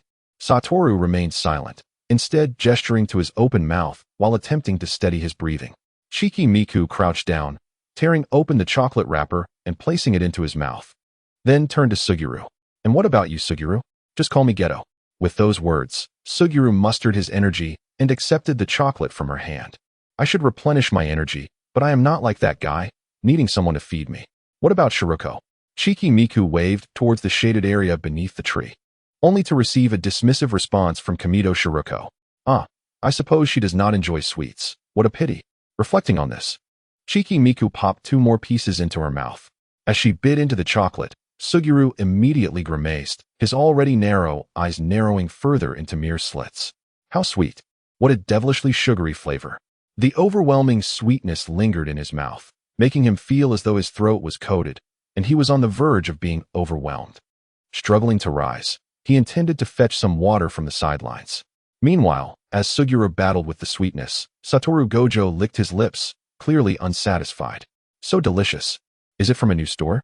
Upon receiving Chiki Miku's affirmative reply, Satoru Gojo joyously made a decision. After school, let us embark on a delightful excursion to Marukyo, where the signature strawberry basque cheesecake awaits. It is imperative that you indulge in this treat, especially if you are accompanied by Wu Tiao. One must call upon Wu Tiao, as teacher Shunshu should not be isolated. I am curious about the sweetness of the cake. Can it be adjusted? Naturally. I requested the staff to increase the sugar content by half, tailored to my personal preference. Teacher Shunshu possesses a keen eye, indeed, observing two white-haired individuals huddled together, fervently discussing which dessert is the most delectable. Yashiro Jiem managed to suppress the cloying sweetness lingering on his palate after consuming nearly half a bottle of mineral water. To his astonishment, he found someone who shared his taste. Jairu Shiazi remained silent, relieved she had not partaken, as she busily fiddled with her phone, sharing a video of the two troublesome students being reprimanded within Jai. Having completed their physical training, they now transitioned to the realm of techniques. Following an introduction, Shunshu gained a more comprehensive understanding of her students, though a question lingered in her mind. Although it was evident they were formidable, her gaze shifted between Wu Tiao and Yashiro Jie as she finally spoke. You two, surprisingly, have yet to master the reversal technique? Her tone was laced with disbelief, as if their lack of knowledge was astonishing. Yashiro Jie remained silent, while Wu Tiao, provoked by her words, displayed a defiant attitude, clutching his collar as if preparing to unleash a reversal technique. I refuse to believe it, Jie. Join me in practice. Calm down, Wu Tiao, Yashiro retorted. In their second year, the underwhelming adversaries hired by the Ponching Academy were no match for the two strongest, who returned to the prestigious school without incident, escorting Tian Neli to the Huangxing Palace. Upon learning of her true feelings, they decided to send her away alongside Korwa Misato. Following a symbolic reprimand from Yi Jingdao, their mission concluded rather uneventfully, and the trio advanced to their third year 6 months later. They never relinquished their pursuit of mastering the reversal technique, particularly Wu Tiao. Yet the only peer capable of performing it, Jairu Shiazi, always spoke in riddles, leaving them perplexed. Sensing Wu Tiao's gaze, imbued with the sorrow of unrequited affection, Jairu Shiazi hastily closed her nearly blinded eyes and raised a middle finger in his direction. Is it my fault? I always feel so close to grasping the technique. Yet something eludes me. Upon hearing Wu Tiao's lament, teacher Shunshu glanced at Yashiro Jie, who nodded in agreement, her expression tinged with frustration. Like Shiazi, she had possessed the ability to reverse techniques since awakening. Yet this was her first attempt at teaching others, leaving her at a loss. Suddenly, an idea struck her, a simple and straightforward solution. Wait a moment, she declared, turning to the side to retrieve her phone and access her contacts. Shanair, are you interested in earning a substantial amount of money? It's quite effortless. After a brief pause, a slow response trickled back from the other end. Not interested. Rejected without a hint of anxiety, Shinshu remained composed, confident that the next word she uttered would surely elicit a favorable response. I can assist you in taking care of Xiaowei, and the earnings can be used for your travels with the Stardust. I accept. Chapter 47, The Unknown Ahead. Comparable to hell half an hour later, at the fourth training ground of Gaojuan. Shanair, you take one, and I'll take the other. Just unleash your punches. For both Natsuki and I are here. In the distance, Natsuki Karu lounged on a small stool, sporting sunglasses and casually waving her hand at them. Fubuki Shanair scratched his head as he observed the two youths opposite him, retrieving a long blade from the mouth of a grotesque creature. Oh, by the way, let me borrow Yuyun for a moment. Hearing Qianqiwu Shinshu's words, Fubuki Shanair paused, sighed, and tossed the 3-section staff to her. Remember to add extra. Rest assured, you will not be shortchanged. As they watched the poised Qianqiwu Shinshu and the robust man, Wu Jiao Wataru and Xiaojia appeared momentarily perplexed. Teacher Shinshu, It was only then that Qianqiwu Shinshu realized she had yet to clarify her intentions. Since theoretical knowledge seemed impossible to grasp, it would be wiser to engage in practical experience. After all, did not new skills often awaken in the heat of peril, leading one to comprehend the true essence of techniques? What a cliché from a shonen manga. Moreover, she had inadvertently let slip her thoughts earlier, hastily correcting herself. The two strongest harbored an unprecedented alignment of thoughts. All right, prepare yourselves, it is about to begin. No sooner had she spoken than she and Fubuki Shun air vanished from sight. The swirling Yuyun, accompanied by a roaring wind, drew near to Satoru's legs, prompting him to retreat suddenly, countering with several cursed spirits. Was he facing Teacher Shinshu? Satoru's mind raced as he focused intently on the sounds around him. It would be wise to minimize the use of techniques, Jia. Several feeble cursed spirits were cleaved or twisted apart by the entangled threads. Shinshu lightly tapped her toes, swiftly reaching Satoru's side. Before he could react, she gripped Yuyun and executed a sudden swing. The dark-haired youth was sent flying backward, crashing into the mountainside, creating a substantial crater. Shinshu kindly advised him, use all your strength, if you wish to avoid losing too many cursed spirits after this training. Yet, no sooner had Shinshu finished speaking than she felt an encroaching darkness, as if a shadow had enveloped her. Before she could lift her gaze to discern the source, a colossal rainbow dragon descended with tremendous force. Boom! A somewhat disheveled youth emerged from the smoke, brushing off the dust from his attire, a smile curling upon his lips, his battle spirit ignited in his translucent violet eyes. Then I shall not hold back. Let me witness more of the teacher's techniques. While the two engaged in fierce combat, Fubuki Shin was on the verge of deciding victory on his side. Previously, while at the Zen Institute, upon hearing about the 6 eyes of the Wujiao family, Fubuki Shin had once gone to witness the spectacle. Even though he stood behind him, the child known as the 6-eyed divine child still perceived his presence. When Satoru Gojo turned around, Megumi Fushiguro beheld those eyes, seemingly encompassing the very sky, devoid of any tumult. While the boy's expression bore an unsettling indifference that belied his youth, this was the first time he had been quietly observing others, only to be discovered. In that moment, he profoundly realized the disparity between himself, devoid of techniques and cursed energy, and others. Faded memories resurfaced. The contemptuous faces of the Zenin family and their belittling remarks made Megumi involuntarily chuckle. So what if he was deemed worthless? Was he not living a life of happiness regardless? The heavenly reverse spear shattered Satoru Gojo's technique and surged toward his shoulder, just as Gojo barely evaded it. The spear abruptly altered its course, nearly grazing his eye. Dodging the attack, Megumi unleashed a cursed spirit to disrupt Gojo's vision, deftly appearing behind him. And in the moment he sensed it, plunged a knife into his thigh. Hey, 6-eyed brat. Observing Satoru gasping on the ground, Megumi resumed his mockery. He casually scratched his ear, looking down at the disheveled Gojo from a superior position. Is this all you've got? Shut up. Satoru, his heart racing like never before, interrupted impatiently. Noticing Megumi's seemingly contemplative demeanor, he tugged at his hair in irritation. With an air of indifference, Megumi shrugged. Yes. Who's to say the command of the patron isn't paramount? Cursed energy is negative energy, while the positive energy produced by the reversal technique is the result of the multiplication of cursed energy. It simply needs to be swift. The words of Kinji Hikari and Shoko Yeri echoed in his mind. After a moment, Satoru lowered his head, stray strands of hair obscuring his expression. Yet the sound of his joyous laughter grew louder, resonating in the vast training ground. I see, so that's how it is. I understand now.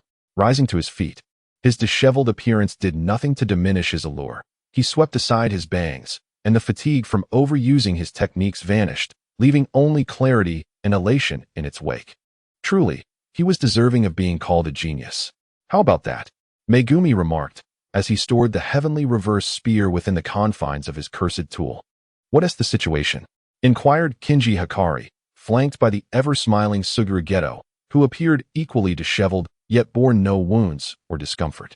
Satoru raised his gaze, a manic grin splitting his face, his resplendent azure eyes holding an unsettling calm that pierced through everything. It's absolutely splendid. With that, he raised his hand, a dazzling red light coalescing at his fingertips. Technique reversal, red. The forceful attack struck the distant mountain, erupting with a tremendous roar as stones tumbled. And applause echoed from Kinji. Isn't this something you can accomplish? Wakaba Gojo appeared to be lost in a euphoric state, having shattered his constraints and ascended to an entirely new height, remaining unresponsive. Suguru Geto sighed, resting his forehead in his hand. Teacher Shunshu, I can't shake the feeling that you may have misunderstood something. Observing the oblivious expression of Kyankawu Shunshu, Suguru felt she genuinely believed this was a splendid approach. Recalling the near-fatal encounter with her moments ago, he closed his eyes, a serene expression gracing his features. Haha. Thankfully, graduation is just over a year away. Chapter 48. Could the demons with shared traits possibly be our ancestors?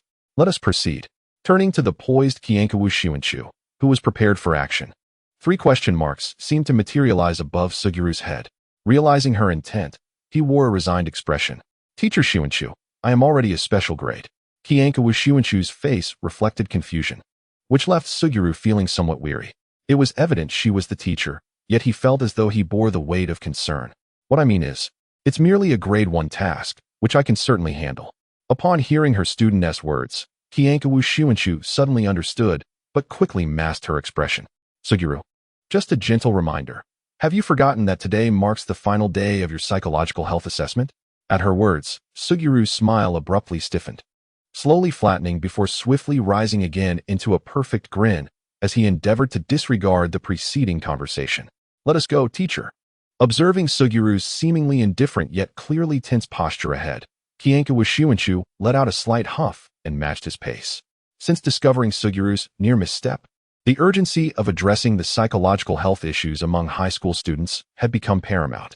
After hastily establishing courses and a counseling room, Suguru's assessment was also set in motion. For 1 week, any task undertaken outside the school gates would require supervision, and the appointed supervisor was none other than their homeroom teacher, Kyankawu Shunshu, who would assume her role in 2 weeks. Following the initial conversation with Gojo and countless subsequent discussions, Suguru was now confident that his mental state was unprecedentedly sound. However, observing those around him, especially the skeptical gaze of his closest friend, Suguru felt a pulse at his temples. He truly was not unwell. If this continued, he feared he might renounce all desires and seek refuge in the monastic life. Idichi, please fetch me a soda. The bespectacled boy paused, startled, before recovering under Gojo's silent gaze and bowing obediently, turning to locate a vending machine. Enough, Gojo, do not tease Idichi. Stopping Idichi Jeko, Kyankawu Shunshu patted his shoulder, signaling him not to go. Upon seeing Kyankawu Shunshu, Idichi Jeko exhaled in relief. But I am quite thirsty. Watching Idichi hastily retreat, Gojo rested his hands behind his head and smirked. My companion, Jia, and I are embarking on a mission, and Wugo should join us as well. After all, didn't we promise to treat him to desserts a few days ago? We can go together once we finish. At this moment, Qianshiwu Shinshuan glanced around, inquiring, where is Shazi? An impatient Wugo raised his hand, wrapping it around Qianshiwu Shinshuan and Xiaoyu Jia's shoulders, gently nudging them toward the exit. Shazi has gone asleep. Hurry up, it's enough to bring them back. Just as we settled into the car, a phone rang, and Qianshiwu Shinshuan retrieved her phone from her kimono sleeve. My lord, I have received news from Mikazuki and Tsumi. The meticulous voice of Kajikiri Nagasuk reported, and Qianshiwu Shinshuan checked the time. Thank you for your hard work. Please ensure their safety. Oh, and if anyone inquires, do not forget to mention that you are engaged in cosplay. After receiving Kajikiri Nagasuk's resolute assurance of unwavering loyalty to the mission, Qianshiwu Shinshuan ended the call. Last night, Fushiguro Zenin had sent her a message reminding her to take care of Tsumi, as he intended to take his wife out for a day of leisure. Upon seeing the unfamiliar name, before Qianshiwu Shinshuan could ask, Fushiguro Zenin promptly offered a brief explanation. To put it succinctly, Tsumi is the daughter of Fushiguro Saika's sister, making her Huai's cousin. Recently, however, Saika's sister has gone missing. After some discussion, they decided to take Tsumi in to live with them. As Saika has been searching for her sister without success, it was clear that caring for 1 or 2 children would be the same, and without hesitation, Qianshiwu Shinshuan agreed. Initially, she intended to bring Huai directly to the Jushi Academy, but his cousin is an ordinary person. After pondering for a moment, Qianshiwu Shinshuan devised a brilliant plan. She summoned 2 individuals from Hanmaru through a paper doll, Mikazuki Munakika, who would serve as a close attendant tomorrow, and the reliable Kajikiri Nagasuk. Although Mikazuki Munakika appears like a grandfather, leisurely sipping tea and relaxing, Qianshiwu Shinshuan knew of his reliability and seriousness. Placing her utmost trust in him, she instructed them to take the sisters, Nai and Maisie, along with Huai and Tsumi, to the amusement park for a day of joy. Young children can rarely refuse such invitations. Qianqiwu Xinchuan nodded earnestly. After all, when she first encountered an amusement park, she too found it irresistible. Upon arrival, "Teacher, please disembark swiftly," Wugo called, leaning through the car door as Qianqiwu Xinchuan momentarily lost her train of thought. The mission, as Jie's words suggested, was resolved with remarkable ease. He observed the children curled up behind abandoned structures, his smile gentle. All is well now. Receiving thanks from the children, Jie exited the tent, clutching the toys and snacks in his hands. "So slow, Jie," Wugo complained, casually snatching a piece of candy from Jie's grasp.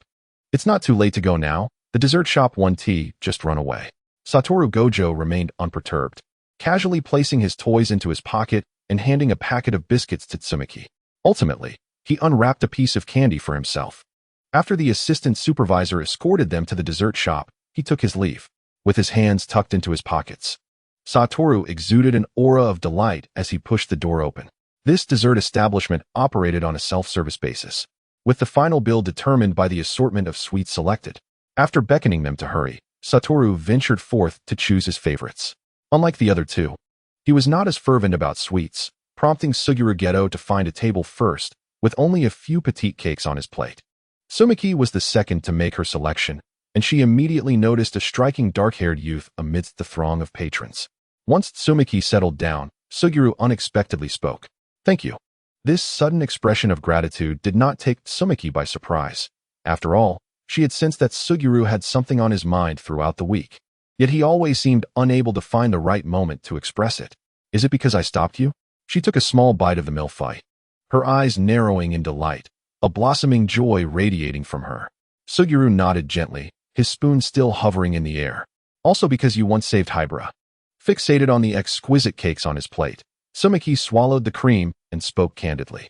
"Suguru, don't you ever feel weary?" It was the first time someone had posed such a question to him, and Suguru was momentarily taken aback, failing to respond immediately. Assigning a sense of purpose to his cursed techniques and identity might propel one forward. Yet, Suguru, the world is simply overpopulated. Taking another bite of cake, Tsumiki raised her gaze to meet his astonished eyes. Every day, countless individuals are confronted with suffering. If one were to shoulder all of that, it would be utterly exhausting. You see, even deities cannot fulfill every wish of their followers. Such beings do not exist. Moreover, Suguru, even though we are sorcerers endowed with extraordinary powers beyond those of ordinary humans, we remain fundamentally human. We require sustenance, rest, and we perish when wounded. At our core, we are not so different. The unpleasant individuals you encounter are merely a fraction of humanity. Human nature is intricate, encompassing both cruelty and kindness. Consider your parents. Observing Suguru's hand tightly clutching the spoon, Tsumiki sighed. "As for me, I am not inherently a good person." Not surprisingly, she noted the astonishment in Suguru's expression as he abruptly looked up. Tsumiki gestured with her spoon in the air. "The reason I save others is simply because they cry out for help. If you do not wish to save yourself, why should I squander my time and energy on a futile endeavor?" With the last bite of milfai in her mouth, Tsumiki's voice became somewhat muffled. "I merely wish to protect those I hold dear. So, Suguru, relax, and do not bear too much upon your shoulders." Teacher Sun Chu is rather to my liking." The familiar, elongated tones of his voice interrupted the serious atmosphere between the two, as Qianqiwu Sun Chu turned her head to discover Wu Tiaowu, who was balancing a tray. Placing the 4 plates he held onto the table, Wu Tiaowu boldly settled down beside Qianqiwu Sun Chu, his long legs sprawled, occupying a considerable portion of space. Pondering why he did not sit beside his close friend, Qianqiwu Sun Chu swiftly understood as the space beside her became noticeably cramped. It would surely be suffocating, 2 towering youths of 180 centimeters. "Wu, you must show respect to the teacher." Hearing Wu Tiaowu's lively voice, Shay Jige felt a hint of exasperation. Adjusting his posture to block the gaze from behind that sought to pry into Qianqiwu Sun Chu. Adjusting his sunglasses, Wu Tiaowu's brilliant azure eyes sparkled with mischief. "Oh dear, how could you say that? Jige, do you not find the teacher and I rather similar?" His remark prompted not only Shay Jige to contemplate, but even Qianqiwu Sun Chu began to sense something amiss. Fondness for sweets, an aversion to alcohol, and a penchant for being self-willed, truly reminiscent of Wu Tiao's ancestor. Chapter 49. It is prudent to consume alcohol sparingly. After their meal, the group took a taxi to the amusement park. Wu Tiao had encountered Fushiguro Megumi several times, yet each meeting inexplicably conjured thoughts of his eccentric father. Swiftly rubbing his head, resembling a small sea urchin, Wu Tiao mockingly laughed at Fushiguro Megumi's feeble attempts at resistance, likening them to mere tickling. Young Fushiguro Tsukimi, despite her desire to protect her brother, found her stature insufficient to make an impact and thus sought Sheiji's assistance. Upon spotting Qianqi Wu Sunchu, Nanako and Mimiko immediately released their hold on Sanemi and leapt into her embrace. After several days at the Jujutsu High, the two young girls had gradually become more vivacious, the nightmarish days of the past fading into oblivion. Lady Sunchu, this is for you. Nanako presented a delicate phone charm, a cat adorned with pink and gold beads, glimmering under the sunlight. This is from our pocket money, Mimi and I. Thank you, it's lovely. Qianqi Wu Sun Chu received it with both hands, admiring it for a moment before attaching it to her phone. Have you enjoyed your day? The two young girls replied in unison with affirmatives, while Fushiguro Megumi, having just liberated himself from Wu Tiao's grasp, quietly nodded as he smoothed his tousled hair. Fushiguro Tsukimi also nodded, a soft smile gracing her lips as she handed her a round plush toy. I had a wonderful time. I apologize for the trouble. Receiving the toy, Qianqi Wu Sun Chu squeezed it, intrigued by its soft texture. Do not worry, children should be allowed to be a little free-spirited. That is what makes them charming. Since they were all together and with no pressing matters, they decided to play until dusk. Dinner was a sumptuous offering of high-end sushi, with fresh ingredients and delightful flavors, leaving everyone quite satisfied.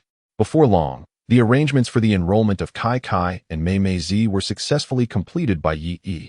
Coincidentally, their elementary school happens to be the very one attended by Fubuki Kei. Henceforth, they are to become official elementary school students, embarking on the path of formal education and acquiring companions, much like ordinary children.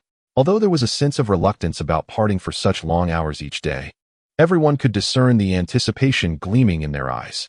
Qianqi Wu Sun Chu traversed between the realm of the present and the past, as time gradually slipped away. Soon, the strongest cohort was poised to graduate. On the night of graduation, they held a gathering, indulging in revelry until dawn, each one intoxicated beyond measure. Not to mention that the usually steady drinking Yeri Shoko began to slur her words, while Gojo Satoru, whose tolerance was notoriously low, had already succumbed to inebriation, staring at the lightening sky and counting stars. He even hurled an empty can at Suguru Geto, insisting he had spotted Superman and urging him to come quickly lest he miss the sight. Suguru, on the verge of drifting into slumber, was startled awake by the sound of the can hitting him. Dazed, he stumbled to his feet, unknowingly kicking something on the ground, and staggered forward, almost colliding with Gojo, who was precariously perched by the window. In a befuddled state, Suguru attempted to discern the object that had tripped him, but Gojo clutched his head, twisting it towards the window while excitedly exclaiming to look, his silly laughter echoing like a series of chimes. Gojo's grip was so tight that Suguru found it difficult to breathe. In a haze, he felt as if he could see the prompt for a fatal chokehold appearing beside him. After a struggle, Suguru finally managed to free himself from Gojo's grasp, forcing his eyes open to witness a white plastic bag dancing about the playground, rising and falling with the wind, drifting aimlessly. Is he an idiot? That's clearly a jellyfish, Suguru exclaimed. Could it be a cursed spirit?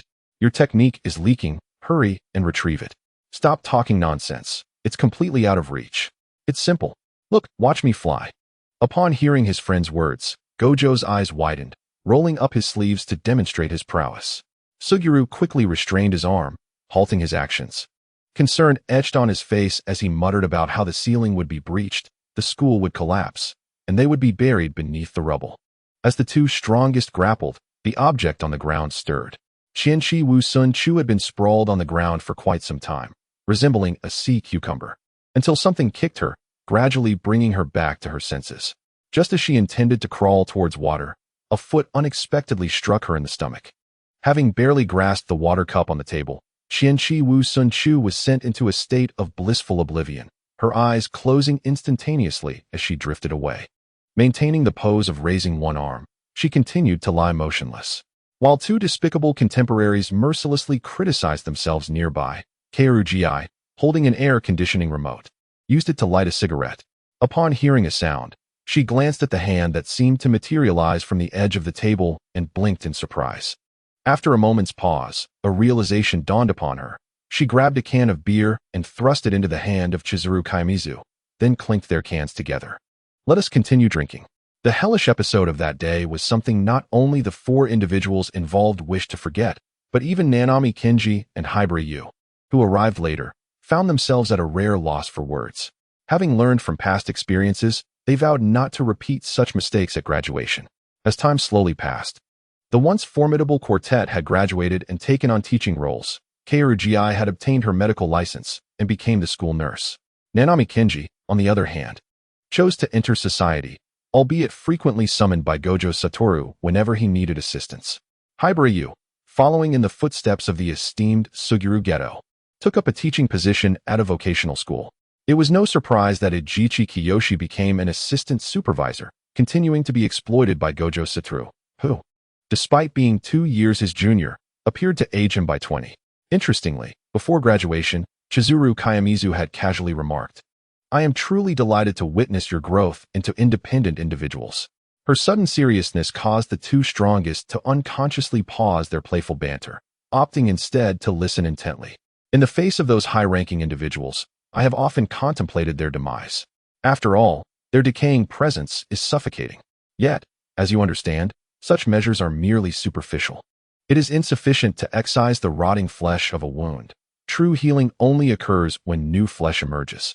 Gazing at the report in her hand, Chizuru Kaimizu squinted and chuckled softly. How fortunate I am to have become a teacher. This sentiment resonated with their previous discussions, and the two exchanged silent glances, each reflecting the same emotion of belonging they had long decided upon after graduation. The four children had matured as well, and upon entering junior high, they pooled their allowances to prepare a surprise for Chizuru Kaimizu. A beautifully crafted cake emitted a sweet aroma, adorned with 4 small fondant dolls encircling a larger one. Though small, each doll exhibited its unique characteristics. Chizuru Kaimizu stared for a while and suddenly felt her eyes welling with tears. The anticipated joyful reaction did not manifest. Nanako and Mimiko, taken aback, attempted to console her, while Fushiguro Suzuki worriedly offered a handkerchief and Fushiguro K brought forth a cake knife. Yet, Chizuru Kaimizu merely displayed a soft expression, pouting and sobbing like a child as she enveloped the four in her embrace. Nanako, Mimiko, and Fushiguro Suzuki were initially stunned, but soon returned her embrace with joy, while Fushiguro K, though less exuberant, still discreetly wrapped her arms around her. However, life seldom unfolds smoothly. In the second year of junior high, Fushiguro K received a phone call from Chizuru Kaimizu. As Sun Chu, Jin Meiji, and others arrived at the hospital, Qianshiwu Sun Chu learned that Jin Meiji had fallen into a coma just a day prior. Ever since their return from the 88 bridge, she seemed to have been cursed. Sitting in a chair, Fubai Hui wore a solemn expression, appearing quite despondent. Even her usually vibrant hair seemed to have lost its luster. Their mother was filled with guilt and sorrow, believing she had failed to care for her properly. Qianshiwu Sun Chu withdrew her hands from the examination and tenderly covered Jin Meiji with a blanket. Something felt amiss. As she meticulously tucked in the corners of the blanket, her mind raced with thoughts. It seemed as though something sinister had infiltrated her body. With this in mind, Qianshiwu Sun Chu raised her hand, gently brushing Jin Meiji's forehead where the curse mark had manifested. She knew she must remain cautious. Any movement might alert the unseen adversary, and thus, her priority was to safeguard Jin Meiji's spirit. "Do not worry. A solution will present itself," she whispered, lightly stroking Fubai Hui's head. A smile graced her lips, yet her peach blossom eyes glimmered with an icy resolve. After all, how could she let down the child she had watched grow up? Chapter 50. The best things are indeed money. It has been said that you hold considerable discontent towards the two new students. Am I correct? In the dimly lit room, the faint yellow light flickered above, and Qianshiwu Sun Chu's inquiry echoed within, as expected, met with silence. It seemed that the techniques of Chung Jinzi and Xing Chilua were too complex for your simple minds to grasp, leading to your disdain. Is that not so? With a sigh, Qianshiwu Sun Chu shook her head in resignation. Conservatives often favor the simplistic and easily understandable. I can empathize, after all. They are but old relics with minds that cannot keep pace with the times. Qianshiwu Sunchu, show some respect. At last, someone could no longer remain seated. A stern reprimand emanating from the doorway, yet it was swiftly interrupted by Qianshiwu Sunchu. If you dislike it, then so be it. No one is forcing you to like it. However, she cast a penetrating glance around the room, her tone turning frigid. Should you use this as an excuse to harm my students, I will not hesitate to take action. Show some respect to my students, old man. This encounter ended discordantly. And having lingered too long in the presence of malevolent energies, Qianshiwu Sunchu returned to the academy, her face etched with impatience and a palpable air of hostility. To her surprise, she soon encountered the two individuals they had just discussed, Cheng Jinzi and Xing Qiluo. Upon seeing Qianshiwu Sunchu, both greeted her with cheerful smiles. She raised her hand in response, and the trio engaged in light-hearted conversation, which significantly uplifted her spirits. Minutes later, Qianshiwu Sunchu noticed the hand resting on Xing Qiluo's waist and glanced at Cheng Jinzi, a teasing glint in her eyes. In response to her amused gaze, Cheng Jinzi scratched his head, beaming back at her with a dazzling smile that revealed a set of bright white teeth. Everything was understood without words. Acknowledging she had matters to attend to, Qianshiwu Sunchu decided to take her leave. Before departing, she gently patted the shoulder of Cheng Jinzi and handed a small card-like object to Xing Qiluo. With both hands, Xing Qiluo accepted it. May you find happiness. Qianshiwu Xin did not look back, choosing instead to conceal her achievements and reputation, simply waving her hand as she walked away. Redirecting her gaze, Xing Qiluo examined the object in her hand. A bank card? Surely, there must be some mistake. Cheng Jinzi exclaimed, raising his hand toward the already distant Qianshiwu Xin, realizing that this teacher possessed an unexpected quirk hidden within her. Well, since Xinchuan has given it to you, you might as well keep it. A cheerful voice emanated from behind as Wu Tiao approached, his tall figure gradually coming into view. She has always been like this. On the day of my and GIS graduation, she also pulled out a bank card, though what she gifted me was for a dessert shop. Observing the astonished expressions of the two, Wu Tiao smiled brightly, his porcelain-white teeth gleaming. This indicates she holds great affection for you both. After all, Xinchuan tends to offer her most treasured belongings to those she cares for. Quite endearing, isn't it? With that, Wu Tiao clapped his hands, the loud sound startling the two. All right, enough of the chatter. It's time to accompany Teacher Wu for a task. Cheng Jinzi and Xing Qiluo exchanged glances, sighing wearily, in a sense. Qianshiwu Xin was as unreliable as Wu Tiao. Wu Tiao's guess was indeed correct. Qianshiwu Xin held a genuine fondness for them. These students embodied the vigor of youth, representing renewal and the hope of the sorcery world. Perhaps having dealt with spirits for too long, Qianshiwu Xin cherished the positive, vibrant energy of the living. Thus, she would not allow the higher-ups to harm any student of the school, regardless of their reasons, whether grand or trivial, as that would be utterly irresponsible.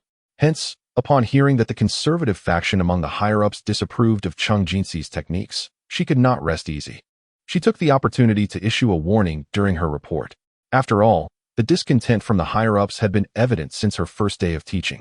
Yet perhaps out of genuine caution, they refrained from taking action, merely finding trivial ways to create minor inconveniences for her in reports, matters she paid little mind to. This continued until the next batch of new students arrived, among whom a girl named Zenin Maki, with her dark green hair, piqued Qianshiwu Xin's interest.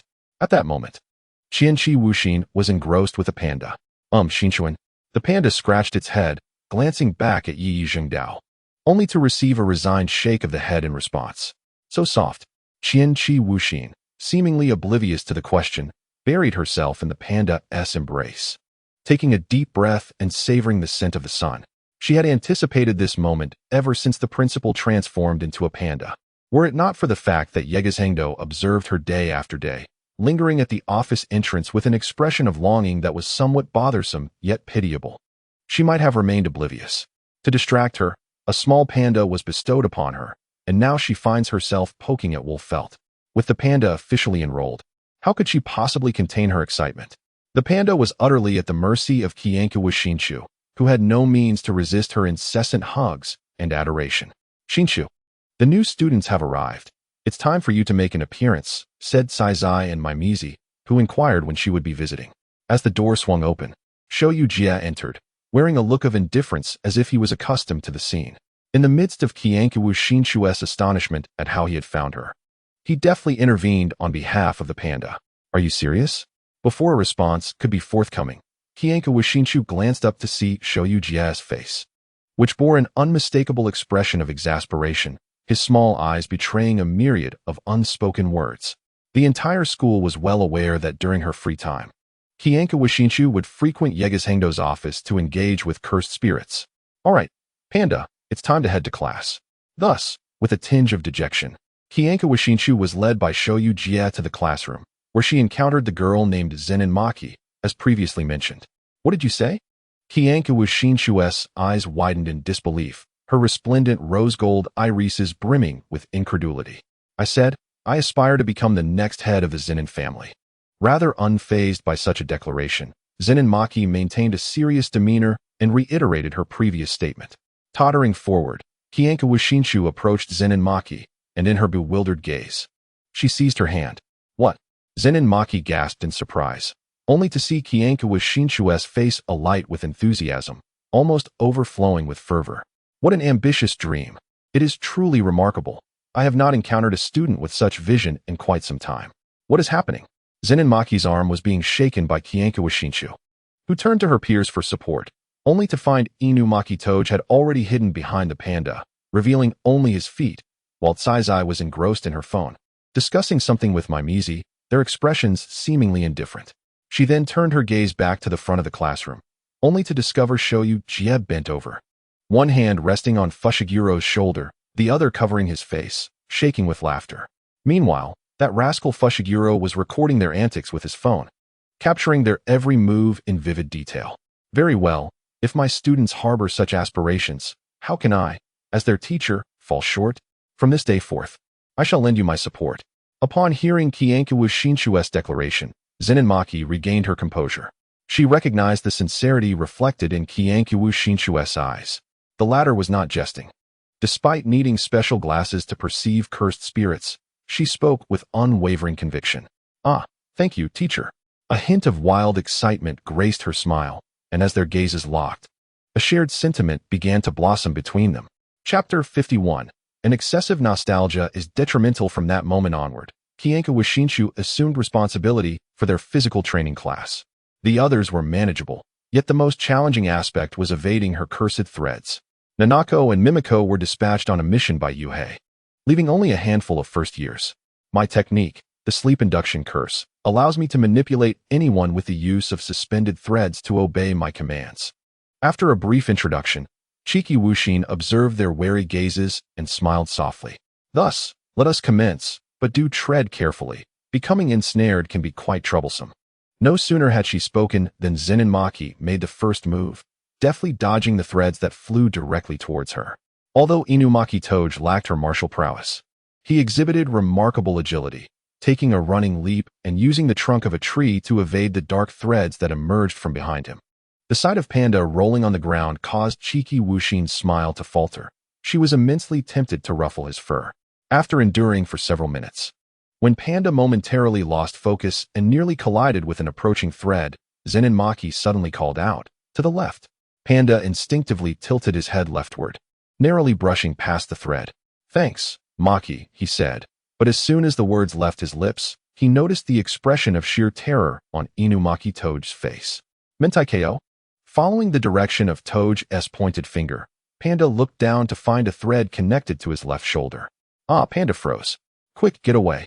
The urgent warning erupted behind him, and Panda, just as they prepared to move, found himself inexplicably transported to a position behind. Meanwhile, Zenin Maki, who had been behind him moments ago, now stood in front of him, adjacent to Inumaki Toji, maintaining her motion of swinging the stick. Zenin Maki had intended merely to defend against the threads beside her. However, this sudden spatial shift disrupted her plan, causing her to inadvertently strike Inumaki Toji with her stick. While the force was not substantial, Toji managed to raise his knee in defense, yet still stumbled slightly from the impact. Perfectly timed, as Toji regained his footing, his back collided with the previously static thread. 17 minutes, and the entire team was decimated. The bewildering scene left both Panda and Inumaki Toji puzzled as they turned their gazes towards Zenin Maki. "Mayonnaise!" Maki exclaimed. observing the identical expressions of incredulity on their faces. Zen and Maki followed their line of sight, realizing the concealed thread attached to her back. Zen and Maki was taken aback. No wonder Panda had felt something was amiss. In a hasty attempt to evade the thread, he had collided with it, now contemplating how the right side had seemed safer. Furthermore, after he became ensnared, he had swapped positions with Maki, inadvertently dragging Toji into peril.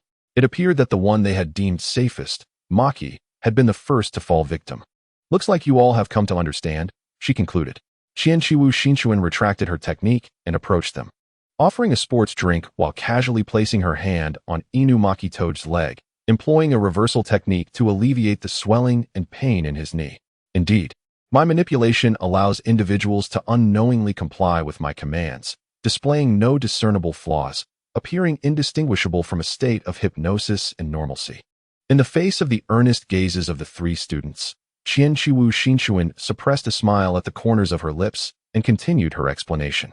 The technique that prompted you to change positions was sleep induction spell easy, allowing those linked by suspended threads to randomly swap places in pairs. Of course, even if one party is inside the tent, I can still succeed. Well then, let us take a brief respite before continuing. Next, we will practice real combat. Noticing Zen and Maki's fervent gaze and the terrified expressions of the other two as if recalling something, Qianqiwu Xinchuan smiled lightly. Do your best. Recently, the political situation has been patched up and the two timelines have stabilized, no longer experiencing incidents like temporal incursions. Qianqiwu Xinchuan found herself considerably more at ease, as she could hand over the personnel arrangements for the day to her attendants, effectively becoming a hands-off manager. However, may I inquire your name?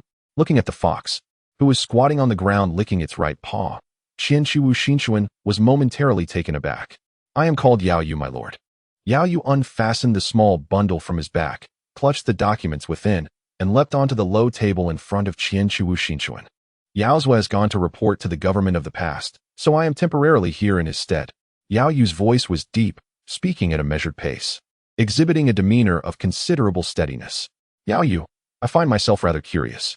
Qianqiwu Xinchuan leaned in, whispering her inquiry. Are you Yao Zhua's younger brother? Observing Qianqiwu Xinchuan's earnest efforts to feign indifference, her curiosity nearly palpable, Yao Yu paused to pat the documents, attempting to redirect the conversation to more pressing matters. Sighing, Yao Yu answered her truthfully. I am the elder brother. The distinction in our names arises merely from the fact that Yao Zhua is left-handed while I am right-handed.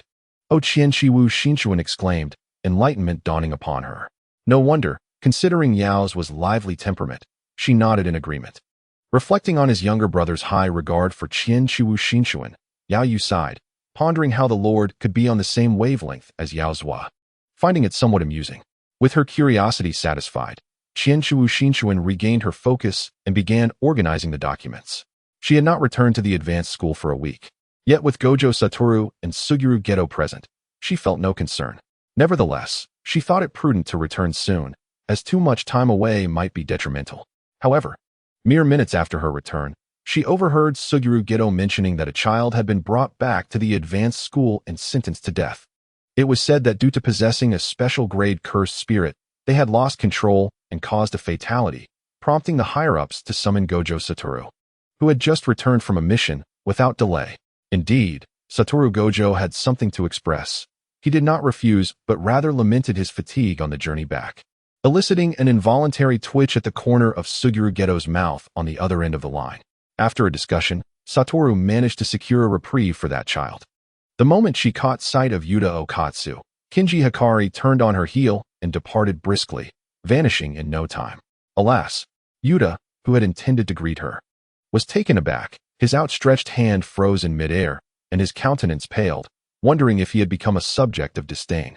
No, Kinji is not angry with you. Satoru reassured him, patting his shoulder to ease his mind. She must have just heard about you from Geto. Do not worry, she does not harbor ill feelings. Kinji is not the type. Indeed, Kinji Hikari was quite irate, but her ire was directed at the higher-ups. She was inherently at odds with the three prominent families, burdened by a centuries-old grudge against them, and had endured their distortion of facts and scorn for a millennium. Now, she was expected to endure their disdainful countenance once more. Fortunately, their intelligence spared her from any significant trouble, Otherwise, Kinji would have been disinclined to engage with them at all. That child, having previously been oblivious to the intricacies of the sorcerer world and still unclear about the origins of cursed spirits, was hastily sentenced to death. Kinji shook a stack of documents in her hand, where the backgrounds of Rika Orimoto and Yuta Okatsu were clearly detailed. Moreover, with Satoru and Suguru involved, what were they so afraid of? If they couldn't relinquish their grip on power, they might as well remain seated in their lofty positions. Kinji Hikari, mind your tone. You are now a teacher at Jujutsu High. Upon hearing the low, gravelly voice, Kinji rolled her eyes in exasperation. After speaking at length, she was met with a response utterly unrelated to her concerns, as though they were speaking two different languages. Old man, what I mean is, you are not permitted to harm any future hope of the Jujutsu world. Suddenly composed, Kinji's earlier indignation faded. After all, she considered herself a reformist. It was only natural for those unable to adapt to be cast aside by the tides of time. Chapter 52. It seems that lovers ultimately find their way back to one another. You are indeed a descendant of Sugawara no Michizane. Embracing the welcome gift from Kinji, which was said to be a rice cake that would instantly uplift one's mood, Yuta appeared bewildered. So, the Rika you mentioned could very well be the one you cursed. She raised her hand to deliver a playful punch to Satoru, who was exuberantly exclaiming about how the student was his distant relative, exclaiming how fortuitous it was. Ignoring his antics as he crouched down, cradling his head in mock grievance, Kinji continued, May I take a look at Rika? At the training grounds of Jujutsu High. The moment Kinji lowered the barrier, she sensed a tremendous pressure. A menacing cursed spirit loomed behind Yuta, calling out to him in a sharp, affectionate tone. Yet, Otsutsuki Yuta appeared somewhat troubled, seemingly anxious that in no way Rika might lose control and inadvertently harm Senki-Mitsuki. Channeling her cursed energy, the overwhelming spiritual power surged through her being as Senki-Mitsuki opened her eyes, revealing extraordinarily bright pink golden irises. After gazing at Inoue Rika for a moment, she averted her gaze and redirected her spiritual energy back into cursed energy. She had come to a realization. Inoue Rika was indeed under a curse. Reflecting on the childhood experiences she had uncovered, Senki-Mitsuki suddenly thought of Fushiguro Megumi and Fushiguro Tsukasa. Why were they always so unforgiving? Despite their mutual affection and the presence of their other halves, fate seemed unwilling to grant them respite. Driven by a sense of melancholy, Senki-Mitsuki spoke up. Yuta, if given the chance, would you choose to bring her back? Upon hearing her words, Otsutsuki Yuta's eyes widened slowly. Within the realm of the Yama Palace, an unexpected visitor had arrived. Ah, it's been a while, Akari. How have you been? Lifting his head from a mountain of documents, Akari's somber expression conveyed his circumstances without utterance, and Senki-Mitsuki instinctively understood. Seeing her, Akari's frosty demeanor softened slightly. It's you, Senki. What brings you here? Though he hesitated to intrude, she requested information about a deceased individual. Please, Akari. With her hands clasped together, Senki-Mitsuki blinked innocently, casting a pitiful glance at him. After scrutinizing her for a moment and glancing at his pocket watch, Akari sighed and said nothing, simply rising. The records were brief. Senki-Mitsuki perused them in a few moments. She tucked the documents away, feeling not disappointment, but rather a sense of inevitability. The accident that led to Inoue Rika's death was indisputable. Her fate was indeed meant to be sealed at that moment.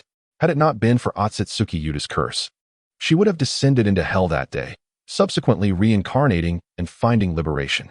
Upon returning to Jujutsu High, Senki-Mitsuki explained the situation to Otsutsuki Yuta.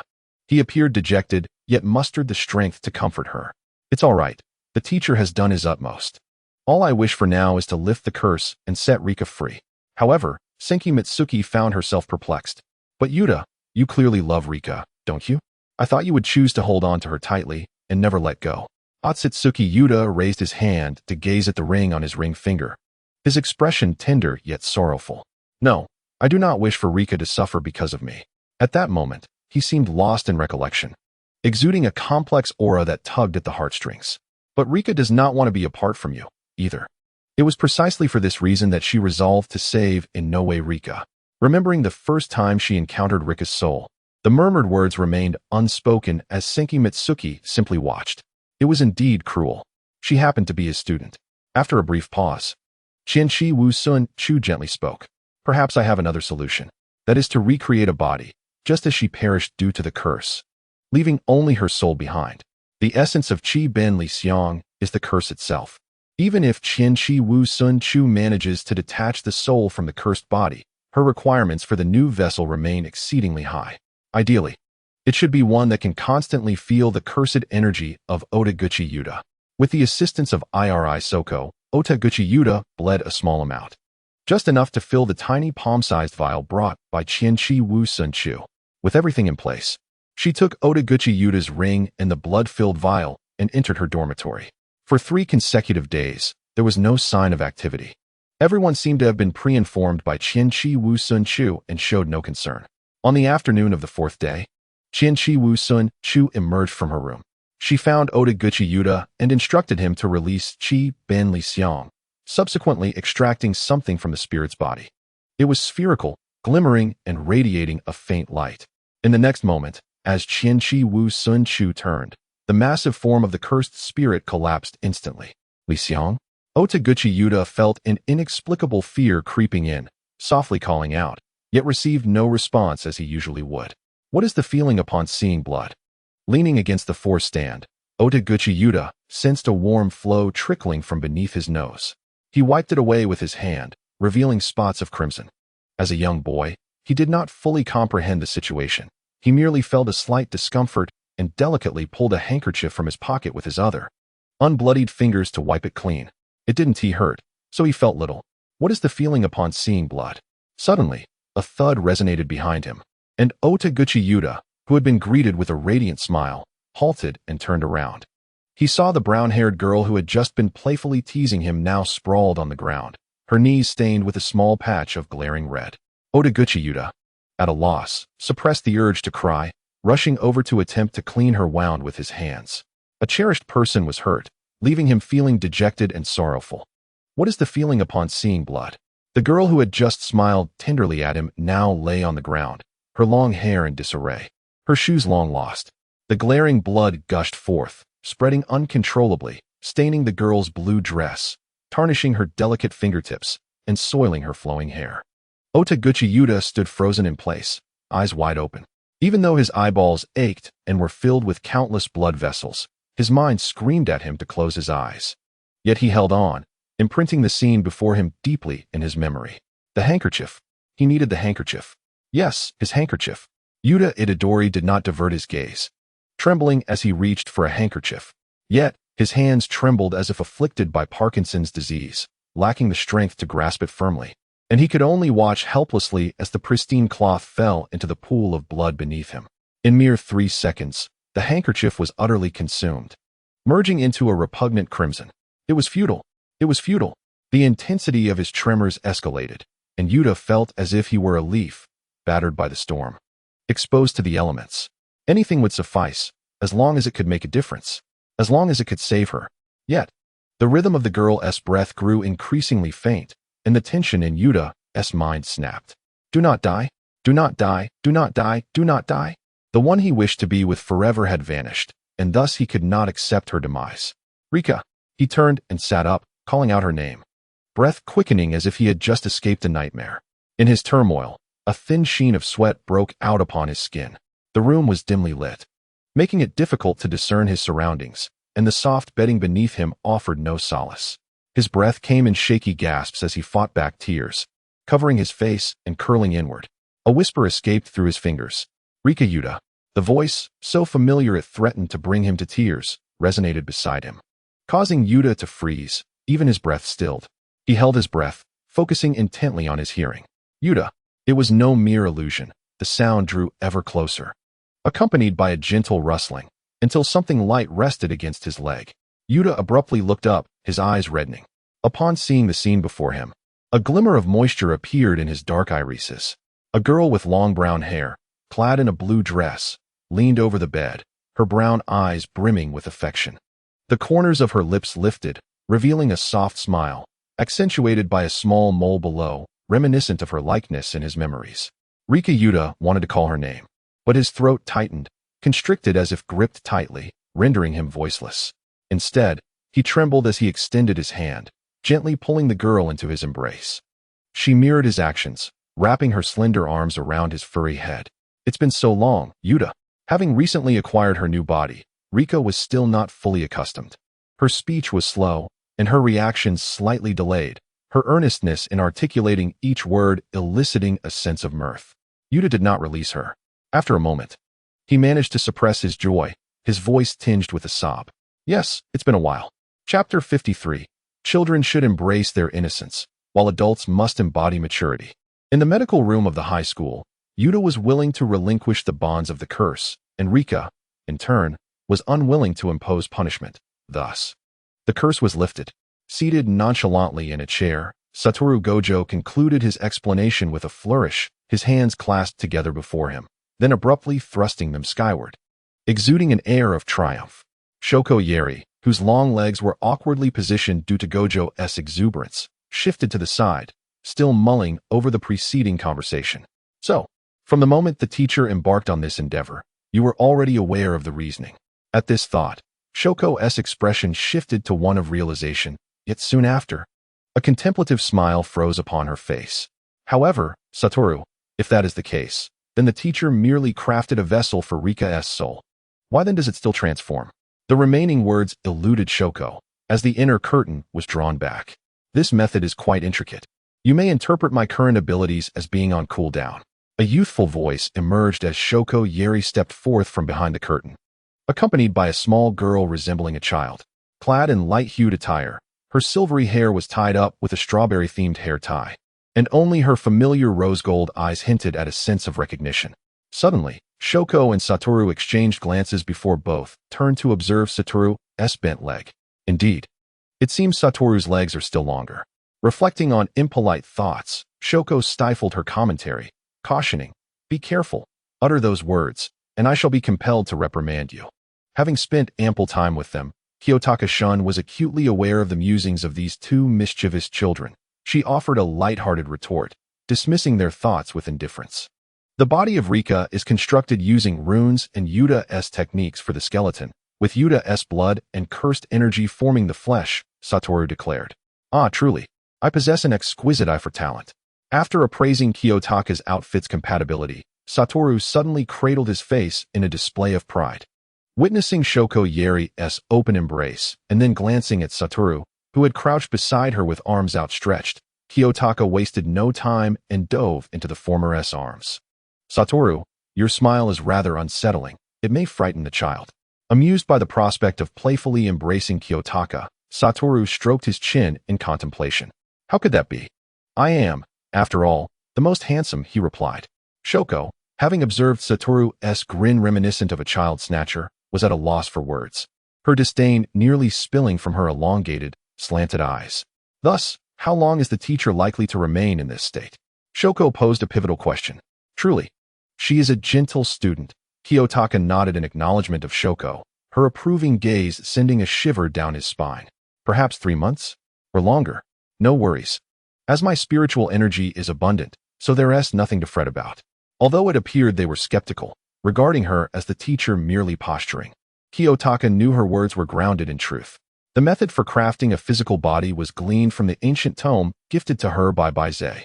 Due to its perilous nature, many who had attempted it met with fatal repercussions. It was, indeed, a one-time endeavor. However, although Qianqi Wu Xinchuan initially claimed she was fine, a significant yawn escaped her lips as weariness washed over her like a relentless tide. After all, she had transformed into a child. With this thought, Qianqi Wu Xinchuan declined the suggestion of Summer Oil Jia to escort her home. She gently patted Jia Ru Naozi on the arm, signaling her to let her down, and then she scampered off to bed with her little legs. "Could you repeat that? Who is this?" Zenin Maki appeared to be still half asleep, gazing at the silver-haired girl cradled in Wu Tiao Wu's arms, her soul questioning the reality before her. "She is my daughter. Isn't she remarkably similar to me? It's as if she was sculpted from the same mold." With a grin revealing porcelain-white teeth, Wu Tiao Wu leaned down, pressing his face against that of Qianqi Wu Xinchuan. Without his sunglasses, his strikingly handsome face, often met with ire, was laid bare, his crystalline eyes shimmering with a cerulean glow. Coupled with Qianqi Wu Xinchuan's adorable appearance, the effect was doubled in its charm. Yet, no one seemed to be swayed by his proclamation. "What else with those looks? Do you not believe me?" Not receiving the expected gasps of astonishment, Wu Tiaowu discerned the disdain in his student's eyes.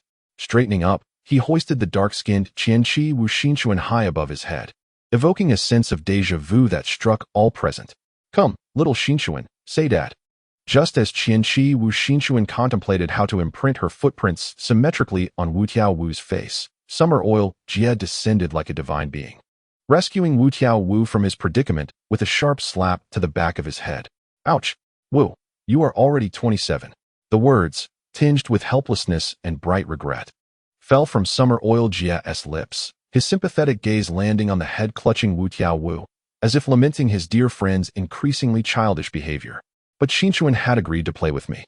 Meanwhile, the nimble Qianqi Wu Xinchuan dusted off non-existent dirt from her clothes, pouting her chubby face in disdain. Jie, you just saved this guy's life. Wu Tiaowu was acutely aware of how narrowly he had escaped an embarrassing fate. How could even the teacher say such a thing? Having long recognized the little girl as Qianqi Wu Xinchuan, Nanako could no longer contain her excitement and rushed forward, suppressing her urge to scream while lifting her phone to capture the moment in continuous shots. Although she verbally urged not to pressure Sister Xinchuan too much, her hands were still busy playfully squeezing the girl's cheeks. Rika Maki, come quickly. Sister Xinchuan is so adorable, Nanako exclaimed, beckoning Kinji Hikari and Zenin Maki as she snapped photos. Within just one morning, the first-year students had become quite familiar with Rika. Despite her feigned disdain, Zenin Maki walked over honestly. Yuta Itadori gently held Rika's hand, crouching down to tenderly ask if she wished to go. Upon receiving a nod in response, he led her along. Panda had already brought Kinji Hikari over. Both were restless souls. As the enchanting creature caught her eye, Chizuru Fushiguro couldn't resist the urge to nuzzle Panda's paw. How utterly adorable. To everyone's surprise, this sentiment resonated unanimously among the gathered crowd. Despite the alluring fluffiness before her, Chizuru remained focused on her purpose. Yuta, this is for you. From her pocket, Chizuru produced a velvet box, calling out to Yuta Itadori, and led him aside. Though she hurried, her small stature limited her pace, prompting Yuta to slightly bend down, allowing her to tug at his sleeve while he adjusted his stride to match hers. Once they reached a quieter spot, Chizuru raised her arm, presenting the box to Yuta. It's a ring for you and Rika. I've added a bit of binding magic. Given that Rika's current form is infused with your cursed energy and techniques, the ring serves as a medium. Should you choose to unleash your full power, she will revert to her cursed spirit form, safeguarding her soul from any harm. With such clarity, Yuta comprehended the implications. Moreover, while both Suguru Geto and Satoru Gojo attributed Chizuru's transformation to a curse, he felt a deeper connection to the matter. Receiving the box with both hands, Yuta bowed deeply to Chizuru. I am exceedingly grateful, Teacher Chizuru. Observing the tousled hair before her, Chizuru smiled and affectionately ruffled it. There's no need for such formality. Aiding family is a natural endeavor. Chapter 54. When enemies meet, unrecognizable? On a morning 5 months later, Chizuru Fushiguro returned to her original self. The first task upon her restoration was to seek out her fan. The protective runes inscribed upon it worked wonders for Tsumiki Fushiguro. With it, Chizuru could shield Tsumiki's soul more effectively. Although she had been searching previously, her efforts yielded little progress. Chizuru had initially believed that, through the resonance of their souls, she could detect traces despite the concealed aura. However, when she began her search, she found her attempts to reach out fell into silence, eliciting no response whatsoever. The worst-case scenario unfolded. The dual-faced cursed spirit was gone, and her fan's whereabouts remained a mystery. Could it be with Raimai? This possibility crossed her mind, but she quickly dismissed it. Given Raimai's unwavering loyalty to the dual-faced cursed spirit, it was entirely plausible that she had followed it away. Alas, divination proved fruitless, and having employed it excessively, her mind felt as though it might burst. Gazing at the clear sky, Chinchi Wuxinchuo let out a heavy sigh, producing a cacophony of unrelated conclusions. With a reversal spell, she restored her precarious sanity and resignedly rose to her feet. Indeed, the most rudimentary approach would suffice, a thorough search. Thus, Chinchi Wuxinchuo immersed herself wholeheartedly in her quest, postponing matters at the academy, reassured by her capable students. Oh, how satisfying. Daikuguri Karo pushed open the shop door as Chinchi Wuxinchuo stepped outside, rubbing her belly and squinting her eyes in contentment.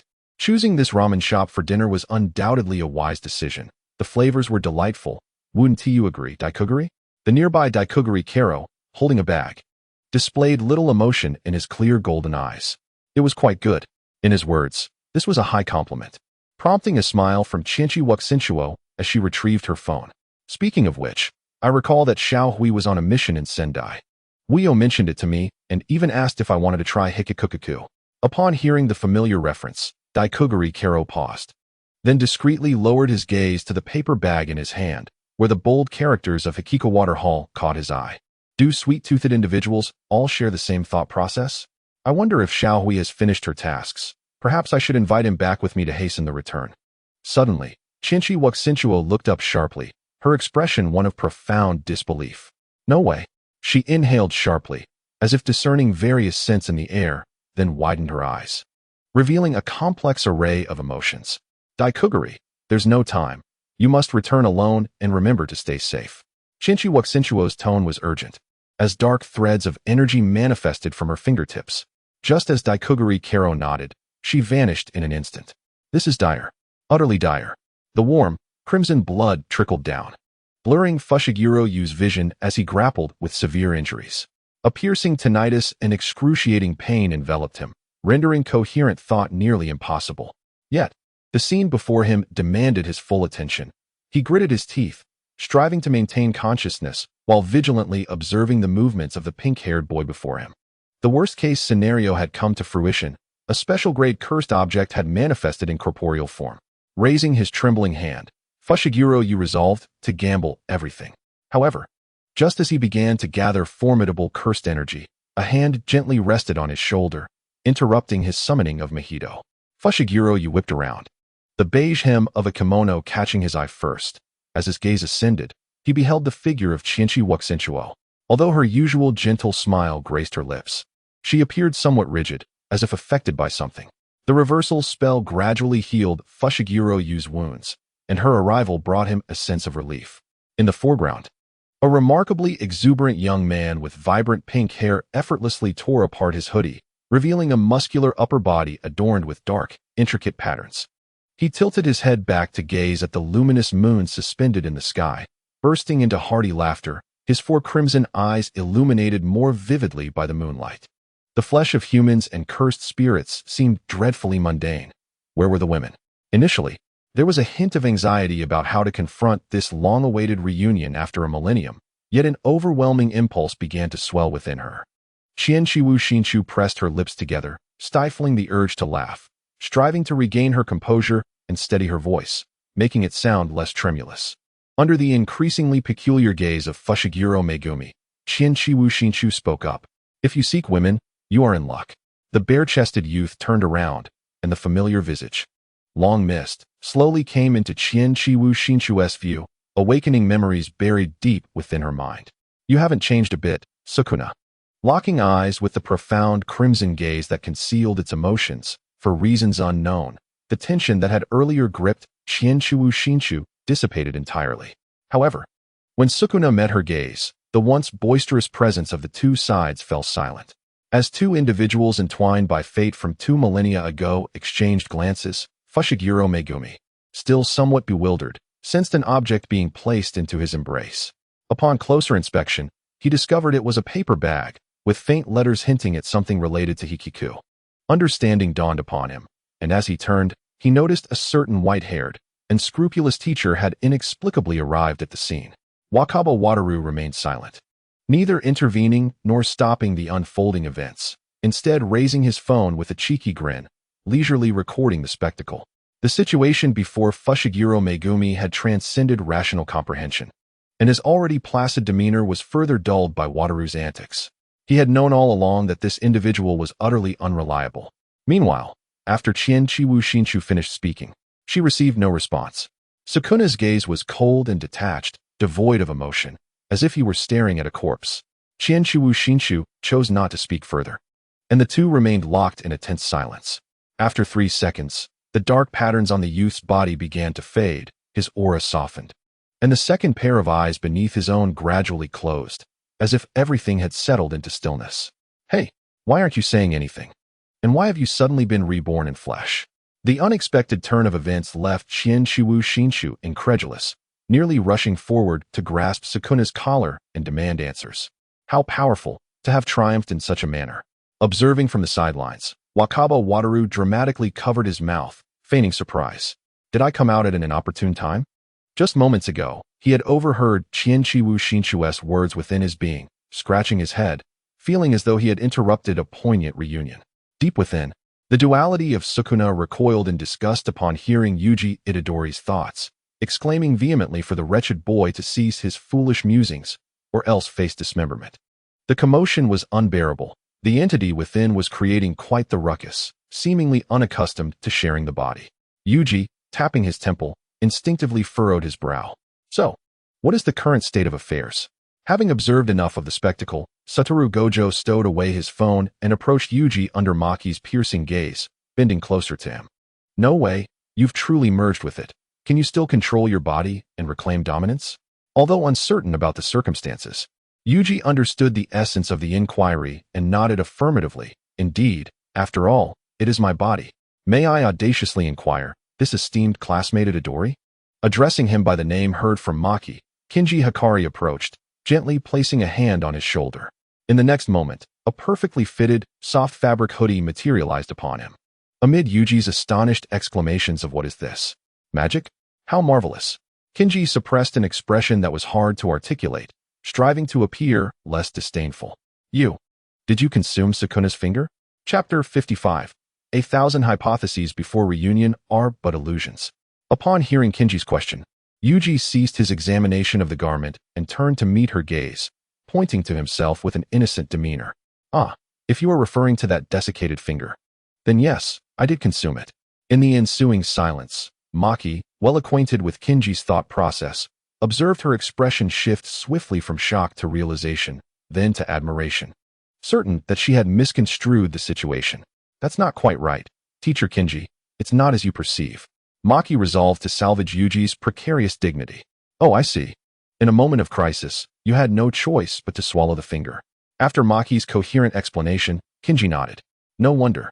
If there weren't a pressing reason, I could hardly fathom anyone consuming such an unappealing object. Pika, perhaps? Nevertheless, it seems little Maki has made yet another friend. How delightful. Kinji's radiant smile, reminiscent of a proud parent, sent a shiver down Maki's spine. Please refrain from calling me that.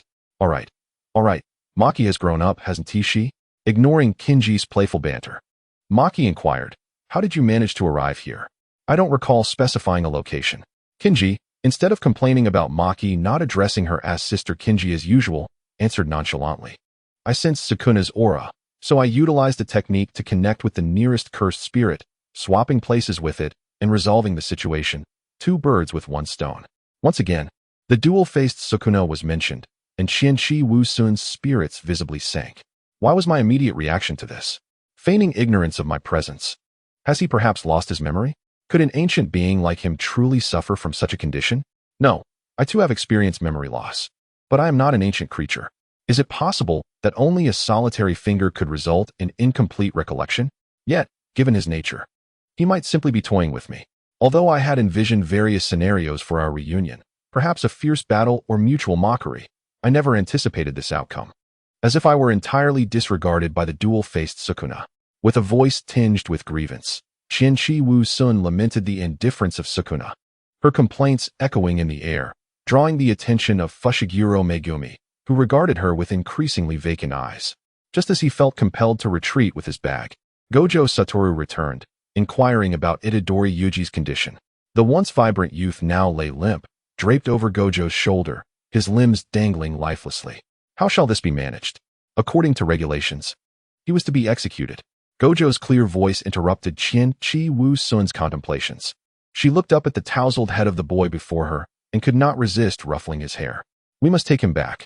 This child ingested something so dangerous and yet remains unharmed. I must investigate further. If I can separate Sukuna from him to ensure his safety, that would be ideal. Thus, it came to pass that you were brought back to Jujutsu High, where you were sentenced to death. Observing Gojo reclined casually in his chair, Itadori Yuji sensed something amiss. This doesn't seem right. Oh, don't look at me like that.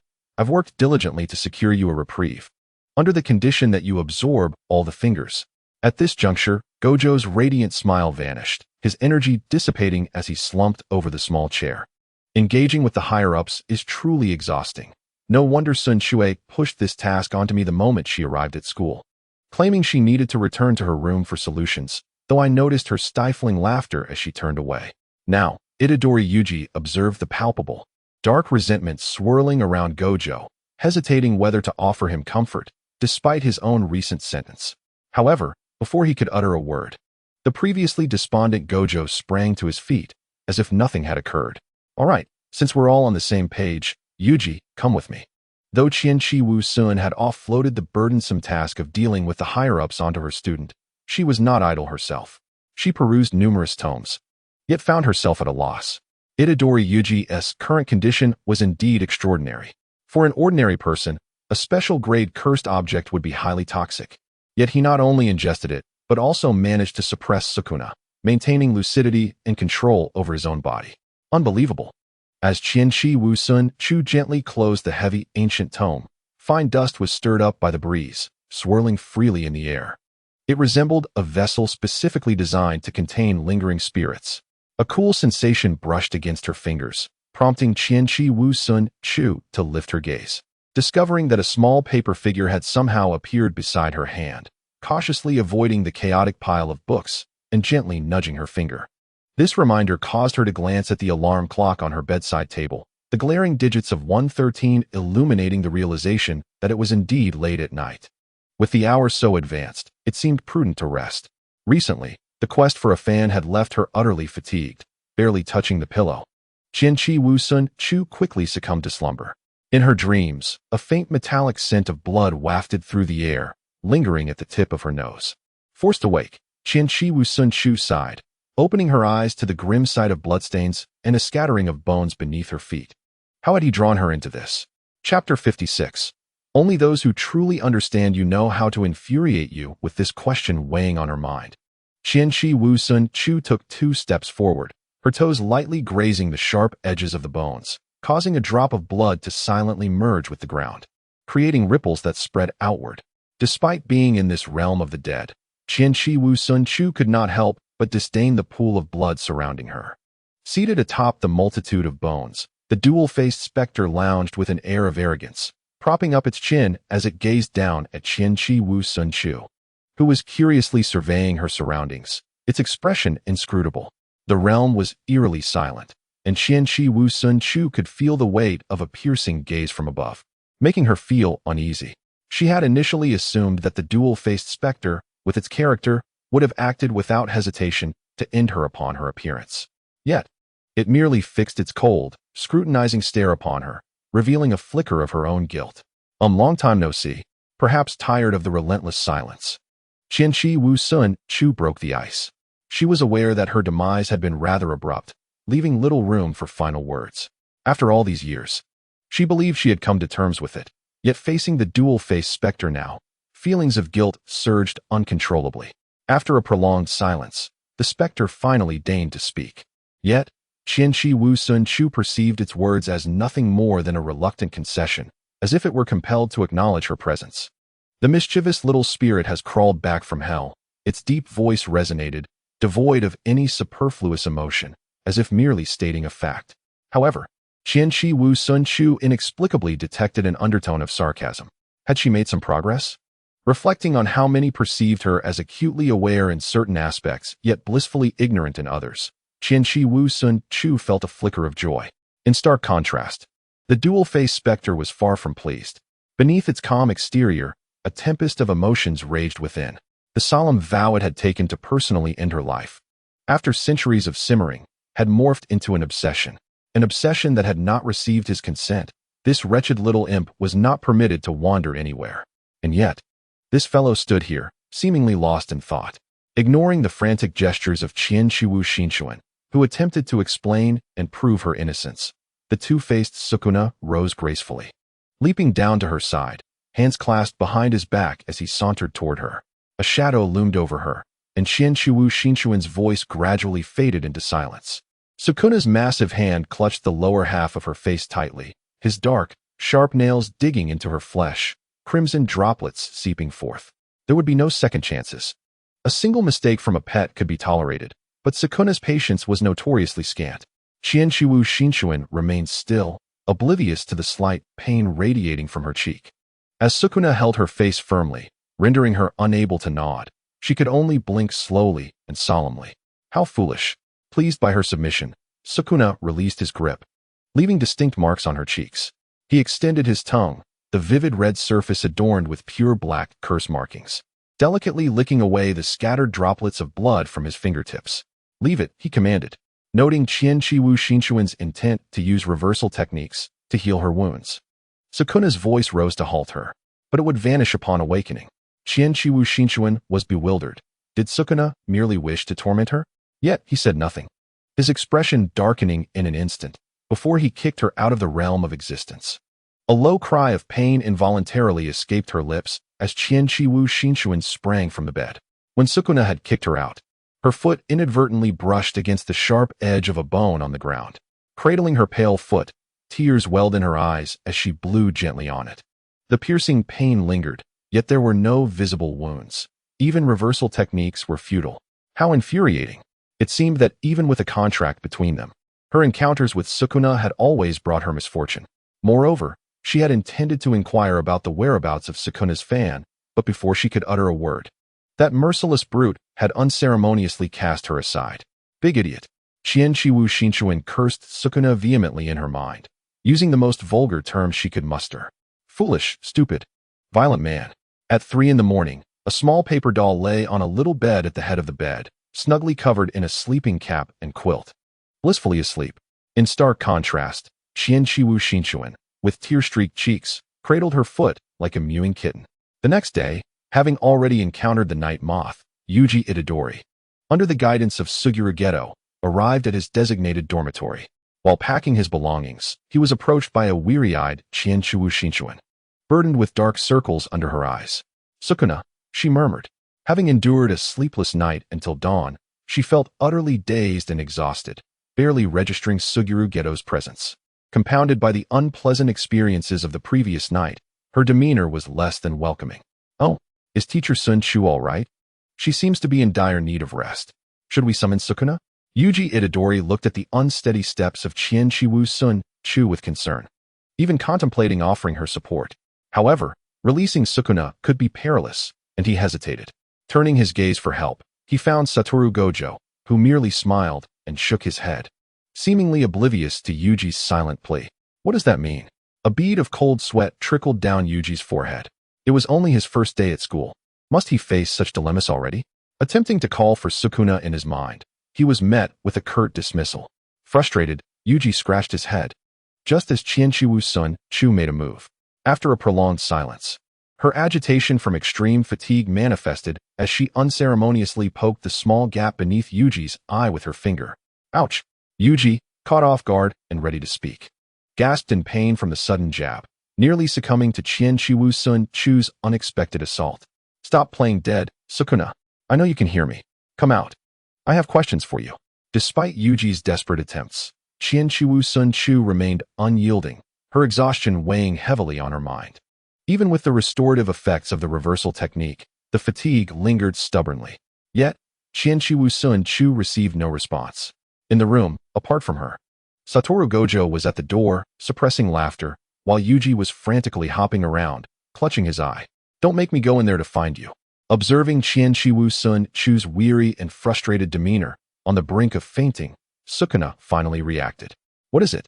You're making a racket. His voice emerged slowly, devoid of the impatience he had shown earlier, instead imbued with a sense of amusement.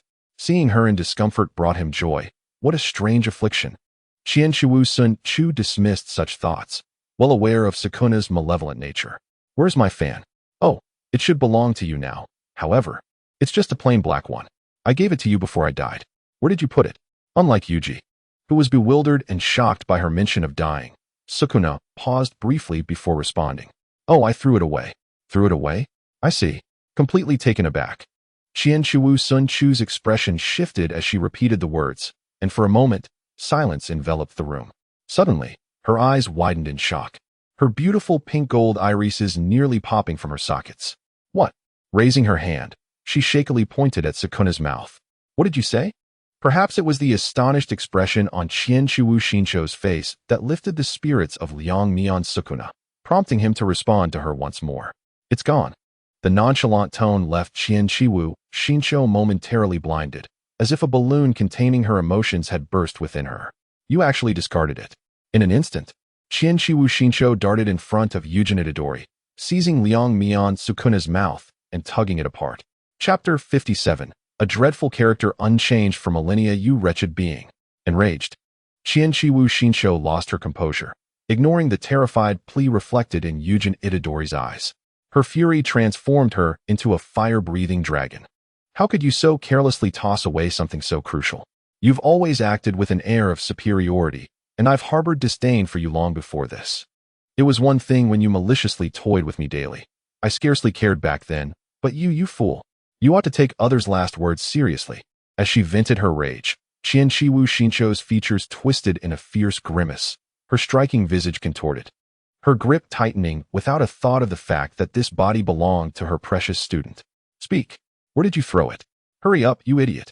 Liang Mian Sukuna had already vanished the moment Qianqiwu Shinsho lunged, reappearing atop Yujin Itadori's forehead, maliciously mocking her, the curse markings on his tongue starkly visible. After your demise, I entrusted it to Raimai, so now, either go rest or do whatever you wish, just leave me be. With that, Liang Mian Sukuna vanished, leaving Qianqiwu Shinsho speechless, the room falling into an abrupt silence. Raimai? Qianqiwu Shinsho pondered swiftly. Who knows where Raimai has gone? That fool, Liang Mian Sukuna. A vague, pained sound echoed, accompanied by a sharp intake of breath. Instinctively, Qianqiwu Shinsho looked up, realizing she still held Yujin Itadori captive. His cheeks were pinched in her grasp, now flushed crimson, his pale golden eyes brimming with tears, reflecting a crystalline sheen. Despite the pain and grievance, the young tiger stood obediently, attempting to awaken his teacher with words. I'm so sorry. Finally realizing her actions, Qianqiwu Shinsho released him, but not before employing a reversal technique. In the blink of an eye, the glaring redness on Yujin Itadori's cheeks faded entirely. Oh, how marvelous! Observing the suddenly lively Yujin Itadori, who was now rubbing his cheeks with a face that seemed to have discovered a new realm, Qianqiwu Shinsho felt an overwhelming urge to tousle his hair. I sincerely apologize, Yujin. I was a bit out of sorts just now, forgive me. A gentle voice resonated beside her as Qianqiwu Shinsho massaged her temples and accepted the peppermint candy that Suguru Geto had timely offered. Teacher Shinsho, you seem rather fatigued. Are you certain you do not wish to rest for a while? Upon witnessing the concern in Yuji Itadori's eyes, Qianqiwu Shin smiled gently, tenderly ruffling his hair. It's all right. Do not worry. The teacher will be fine. After all, she is a sorceress. Once Qianqiwu Shin departed, Yuji Itadori was informed by Suguru Geto that Satoru Gojo would be visiting shortly, and he should remain in his dormitory for the time being. Waving goodbye to Suguru Geto, Yuji Itadori reclined comfortably on his bed, his hands cradling his head as he reflected on the events of the past few days. In a single night, his life had been utterly transformed. The tranquility of yesteryears had vanished, as an exceedingly perilous cursed object now resided within him, thrusting him headlong into this unfamiliar realm. Laden with confusion and determination, everyone is a good person. Recalling the kindness bestowed upon him by others, Yuji Itadori clenched his fist resolutely. He would strive to grow stronger, ensuring that no one would meet an untimely demise. Fool! The deep voice, imbued with a chilling authority, suddenly echoed, startling Yuji Itadori. What? Why are you suddenly berating me? Yuji Itadori could not fathom why this ancient curse king would harbor such peculiarities. Noticing Yuji Itadori's admiration for the esteemed individuals at Jujutsu High and Qianqiwu Shin, the dual-faced Shon smirked, revealing a hint of malevolent amusement. He spoke slowly, his tone dripping with malice. Listen well, little brat. Your teacher, Qianqiwu Shin, has long since perished. Following a rather unpleasant interaction in the dormitory previously, Qianqiwu Shin had sensed a slight peculiarity in Yuji Itadori's demeanor. He would unconsciously attend to her, striving to assist her within his capabilities, just as he was doing now. Teacher Wushin, a cheerful voice approached, and Qianqiwu Shin turned to see Yuji Itadori's sunny smile. Allow me to assist you. He took the teacup from her hands and moved deftly to the water dispenser. Thank you. Receiving the steaming cup, Qianqi Wuxin also heard Yuji Itadori's gentle admonition to be careful. After taking a small sip of tea, she casually engaged in conversation with Yuji Itadori. Unreservedly, she pulled over Satoru Gojo's exceedingly comfortable chair, patting it lightly to invite Yuji Itadori to sit, then opened a drawer to retrieve some snacks. How do you feel? Today marks your third day at Jujutsu High, correct? I feel great. The young man beamed brightly, scratching his slightly frizzy pink hair. Fushiguro, Kujisaki, Principal Yaga, Teacher Gojo, Teacher Geto, and Teacher Hibara are all wonderful. Observing that Yuji Itadori did not seem to bear any psychological burdens from the recent events, Qianqi Wuxin felt somewhat reassured, yet she decided to inquire further. And what do you think of me? Although unaware of why Qianqi Wuxin suddenly posed this question, Itadori Yuji earnestly responded to her. Teacher Shinchuan is truly wonderful. Both gentle and formidable, I aspire to reach her level of growth. Perhaps it was the sincerity shining in Yuji's eyes that momentarily dazzled Qianqi Wuxin. No, this child is far too tender-hearted. With this thought in mind, Shinchuan decided to inquire directly. Yuji, do you find anything peculiar about me? Or feel that I am lacking in any way? Taken aback by Shinchuan's unexpected words, Yuji quickly shook his head in denial after a brief pause. No, absolutely not. How could Teacher Shinchuan think that? Setting down her teacup, Shinchuan laid bare the subtle actions of Yuji over the past few days. Have I caused trouble for the teacher? I'm so sorry. Upon hearing this, Yuji immediately rose to bow in apology. Not at all. You've been immensely helpful. Quickly seating the honest child back down, Shinchuan pressed a packet of beef jerky into his hands.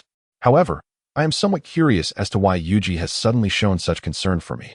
Gently cradling the slightly cold packaging of the beef jerky, Yuji did not hesitate, resolutely divulging everything about Sukuna.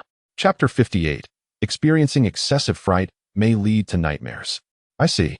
In stark contrast to her previous agitation during the quarrel with Sukuna, Shinchuan calmly listened and took a sip of her tea without a trace of emotion. Surprised? Oh no. I am not surprised in the slightest. I have no doubt that he would exaggerate the fact that I am a curse simply to frighten you. Recalling the interactions from a millennium ago, along with Sukuna's malevolent grin, Shinchuan's expression suddenly darkened. After all, he was always of such a vile disposition back then. Do you know, Yuji? Sukuna is a fool. He actually deceived me. Observing Shinchuan's eyes, which seemed to blaze with fury, Yuji wisely remained silent, merely nodding in agreement. He lied to me, claiming that cherry blossom trees bear fruit at midnight on a full moon, and he spoke of it so convincingly that I couldn't dismiss it. Initially, I was skeptical, but for some inexplicable reason, I simply couldn't sleep that night. The last few words Shinchuan uttered were hesitant, her guilt evident. Prompting Yuji to assure her with a look that he believed her completely and had no intention of laughing. She finally relented. Well, since I couldn't sleep, I ended up sitting in the courtyard to enjoy the night view. It turned out that Sukuna had indeed deceived me, after waiting so long. All I got was a night filled with winds. After finishing her tea in one gulp, Shinchuan slammed her cup down onto the table with a resounding thud. Fortunately, I was clever enough to go to bed at dawn. Qianqi Wuxin could scarcely believe it. In the past, when she had lost her memory and was ensnared in confusion, she was manipulated by the likes of Sukuna. Now, having traversed through so much, the recollection of her past ignited a spark of indignation within her. Taking a deep breath, she felt a sense of relief in articulating these thoughts. Therefore, what I wish to convey is this. Yuji, do not place unwavering trust in others' words. As Sukuna stated, I indeed perished, yet here I stand, quite well. You have only just begun your journey in the world of Jujutsu. Be patient, do not succumb to fear, and follow your heart at a measured pace. Rising to her feet, Qianqi Wuxin fixed her gentle gaze upon Yuji Itadori's light golden eyes, her smile warm and untroubled, seemingly oblivious to the crimson depths of his open gaze. I am your teacher. Until you are capable of standing on your own, feel free to rely on us wholeheartedly. Yuji Itadori wished to articulate something, but it felt as though his throat was constricted by a rope, rendering him unable to utter a single word. Observing his predicament, Qianqi Wuxin merely ruffled his hair. Class is about to commence. The next lesson is with Hayoma. I doubt he will be angry. Yet do be mindful of the time and avoid being late. As the office door closed softly behind her, Yuji Itadori remained momentarily dazed. Everyone has departed, you little fool. Cease that foolish expression. The emotionless words jolted Yuji Itadori back to reality. He rose, repositioned his chair, and hastily made his way towards the classroom. Internally, he pondered, why is Sun Chu-sensei so wonderful, yet you? At this thought, Yuji Itadori paused, his steps imperceptibly faltering for a moment before resuming their normal rhythm. No, it's nothing. Sukuna, of course, was aware of his unasked questions, such as why one would bully others, or why one would be so malicious. Trivial inquiries indeed. However, his silence did not imply that Sukuna would refrain from speaking. Because she is mine, you little brat. Sensing Yuji Itadori's bewilderment, mingled with confusion and anger, Sukuna shifted to a more comfortable position, lazily resting his chin on his hand. She is my pet. How I treat her is entirely at my discretion. Sun Chu. A pair of strong arms encircled her waist, and a magnetic voice whispered close to her ear. The voice, inexplicably familiar, caused Qianqi Wu Sun Chu to awaken from her drowsiness, her eyes fluttering open as she sought to turn and glimpse the visage of the man beside her. Do not move. The grip tightened, the pressure around her waist becoming increasingly pronounced, and any remnants of sleep vanished from Qianqi Wu Sun Chu's mind. What a little enchantress. Who on earth is this? She thought, bewildered, as the familiarity of the voice persisted, yet the words were utterly nonsensical. Intrigued by this unexpected interruption that had dispelled her fatigue, Qianqi Wu Sun Chu resolved to confront this audacious man. Creating a slight gap between her waist and those arms, she propped herself up on her elbow, flipping over to face the mysterious figure. Very well. I shall see who possesses such a death-defying audacity to engage in this. The sound gradually diminished until silence enveloped the space. Qianqi Wu Xinchang's mind became a blank canvas, uncertain of how to convey her emotions. For she beheld the visage of this individual, the familiar dark patterns, the recognizable crimson eyes, silently proclaimed a singular truth. This, indeed, was the dual-faced Sukuna. Before Qianqi Wu Xinchang could compose her expression, the man moved again. He leaned closer, his voice a magnetic whisper, laced with amusement, brushing against her ear. Truly deserving of being called my woman. In an instant, Qianqi Wu Xinchang's expression morphed into one of sheer terror. Evidently, this scene had inflicted a profound psychological trauma upon her. Foolishness. With a scream that harnessed the very essence of her being, Qianqi Wu Xinchang sprang upright from her bed, akin to a fish leaping from the water. The room lay in profound silence, its dark curtains drawn tightly, filtering most of the light and casting a dim gloom. In the corner, ancient texts lay piled, remnants of her unfinished reading from days prior. Nothing seemed out of place. The room remained her sanctuary. The prestigious academy retained its essence. Qianqi Wu Xinchang exhaled deeply, attempting to calm her thunderous heartbeat, wiping the cold sweat from her brow. Upon the bedside rested a novel lent to her by Natsuki some time ago, adorned with a bright pink cover that radiated youthful exuberance, its title elegantly inscribed in cursive, The Dominant Master's Little Bunny. What had Natsuki said again? Ah yes. She had mentioned that both she and Rika had completed the novel and wholeheartedly recommended it, claiming it evoked a thrilling sensation of dokidoki. Indeed, the sensation of a racing heart.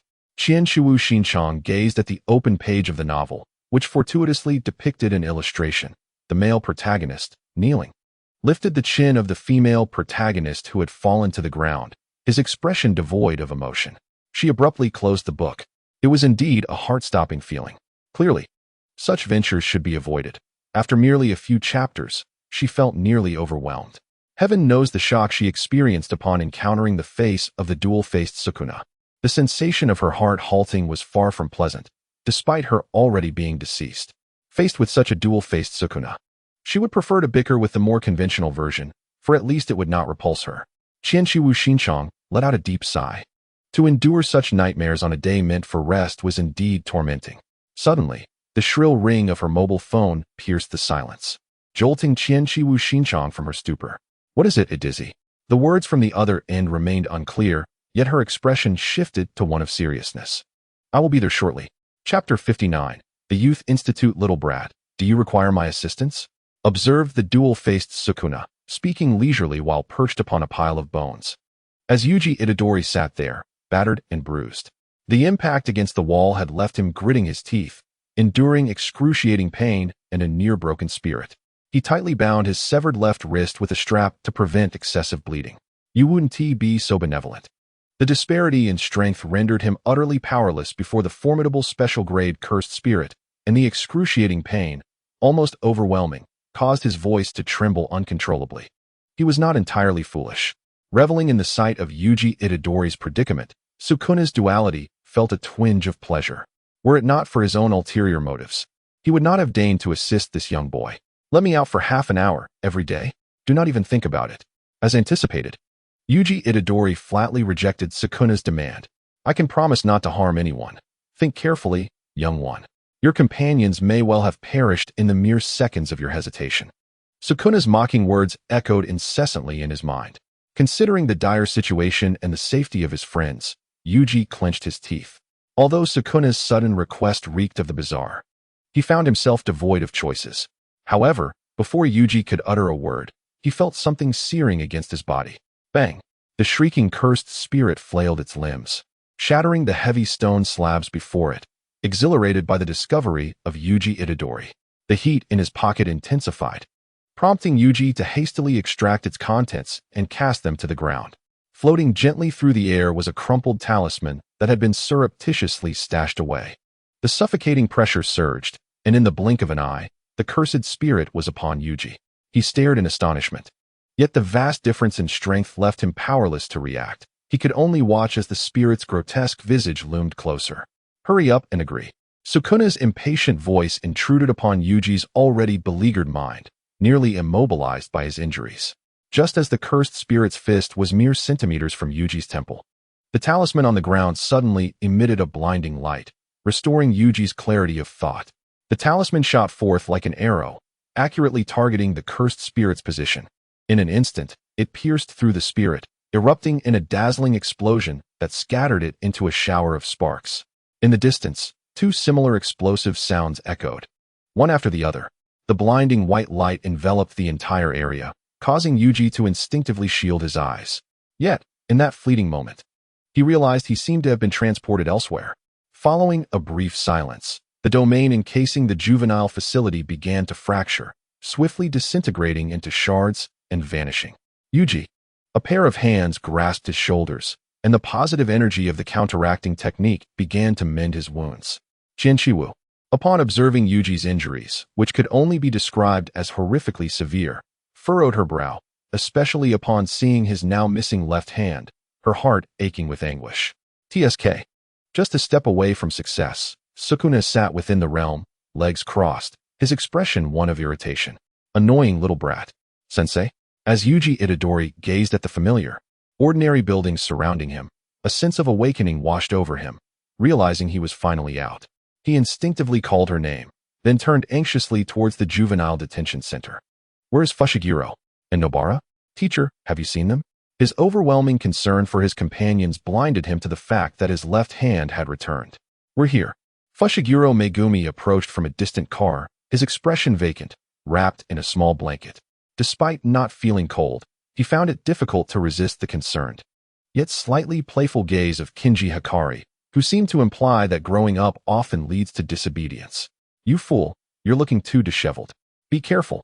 Similarly wrapped in a blanket, Nobara Kujisaki cradled a cup of hot milk tea, all of which Kinji had instructed Itadori to fetch.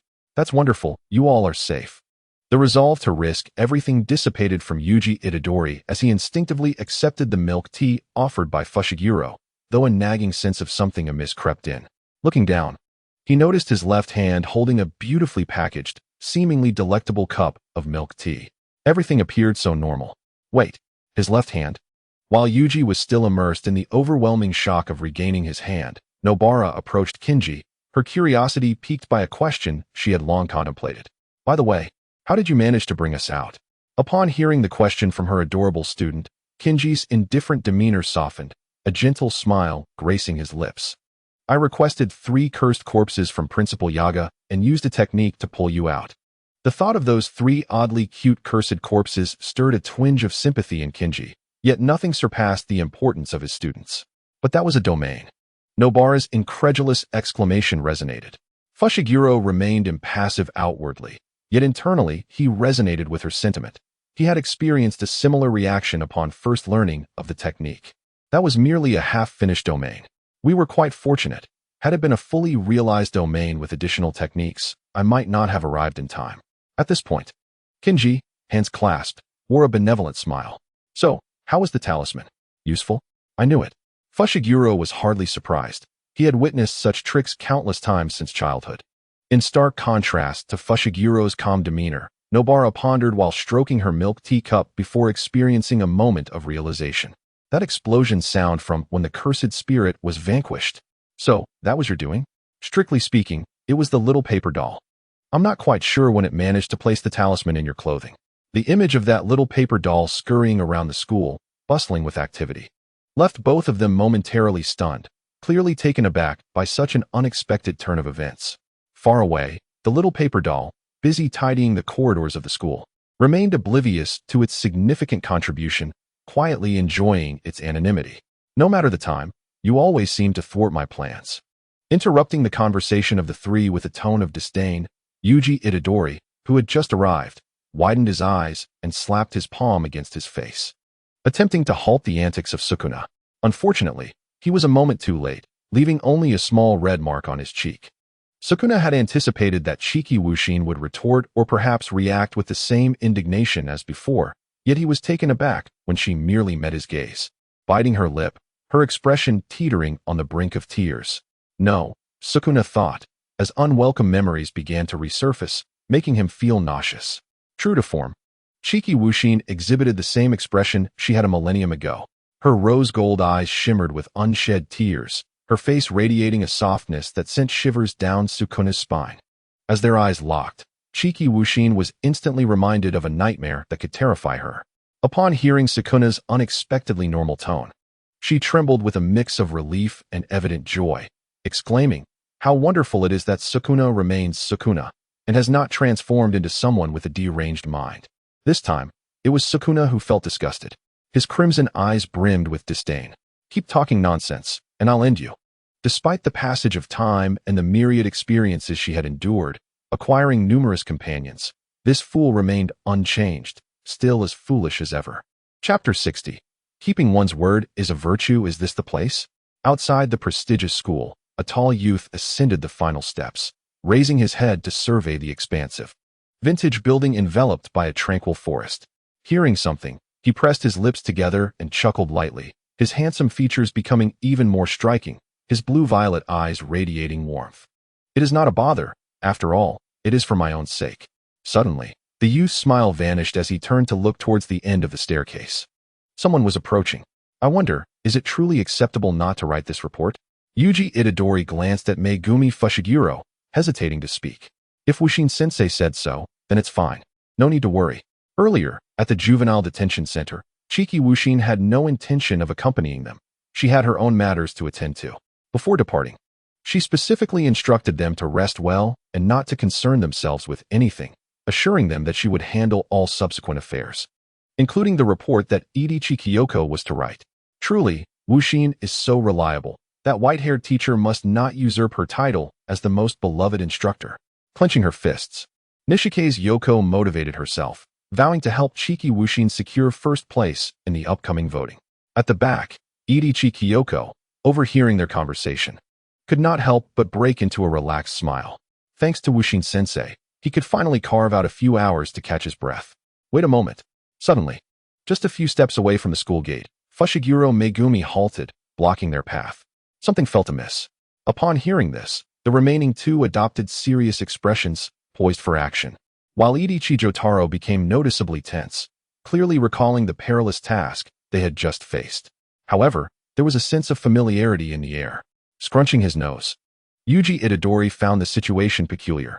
Nobara Kujisaki concurred, remarking that there was an uncanny blend of the unfamiliar and the familiar cursed energy, which was rather bizarre. "I mean no harm."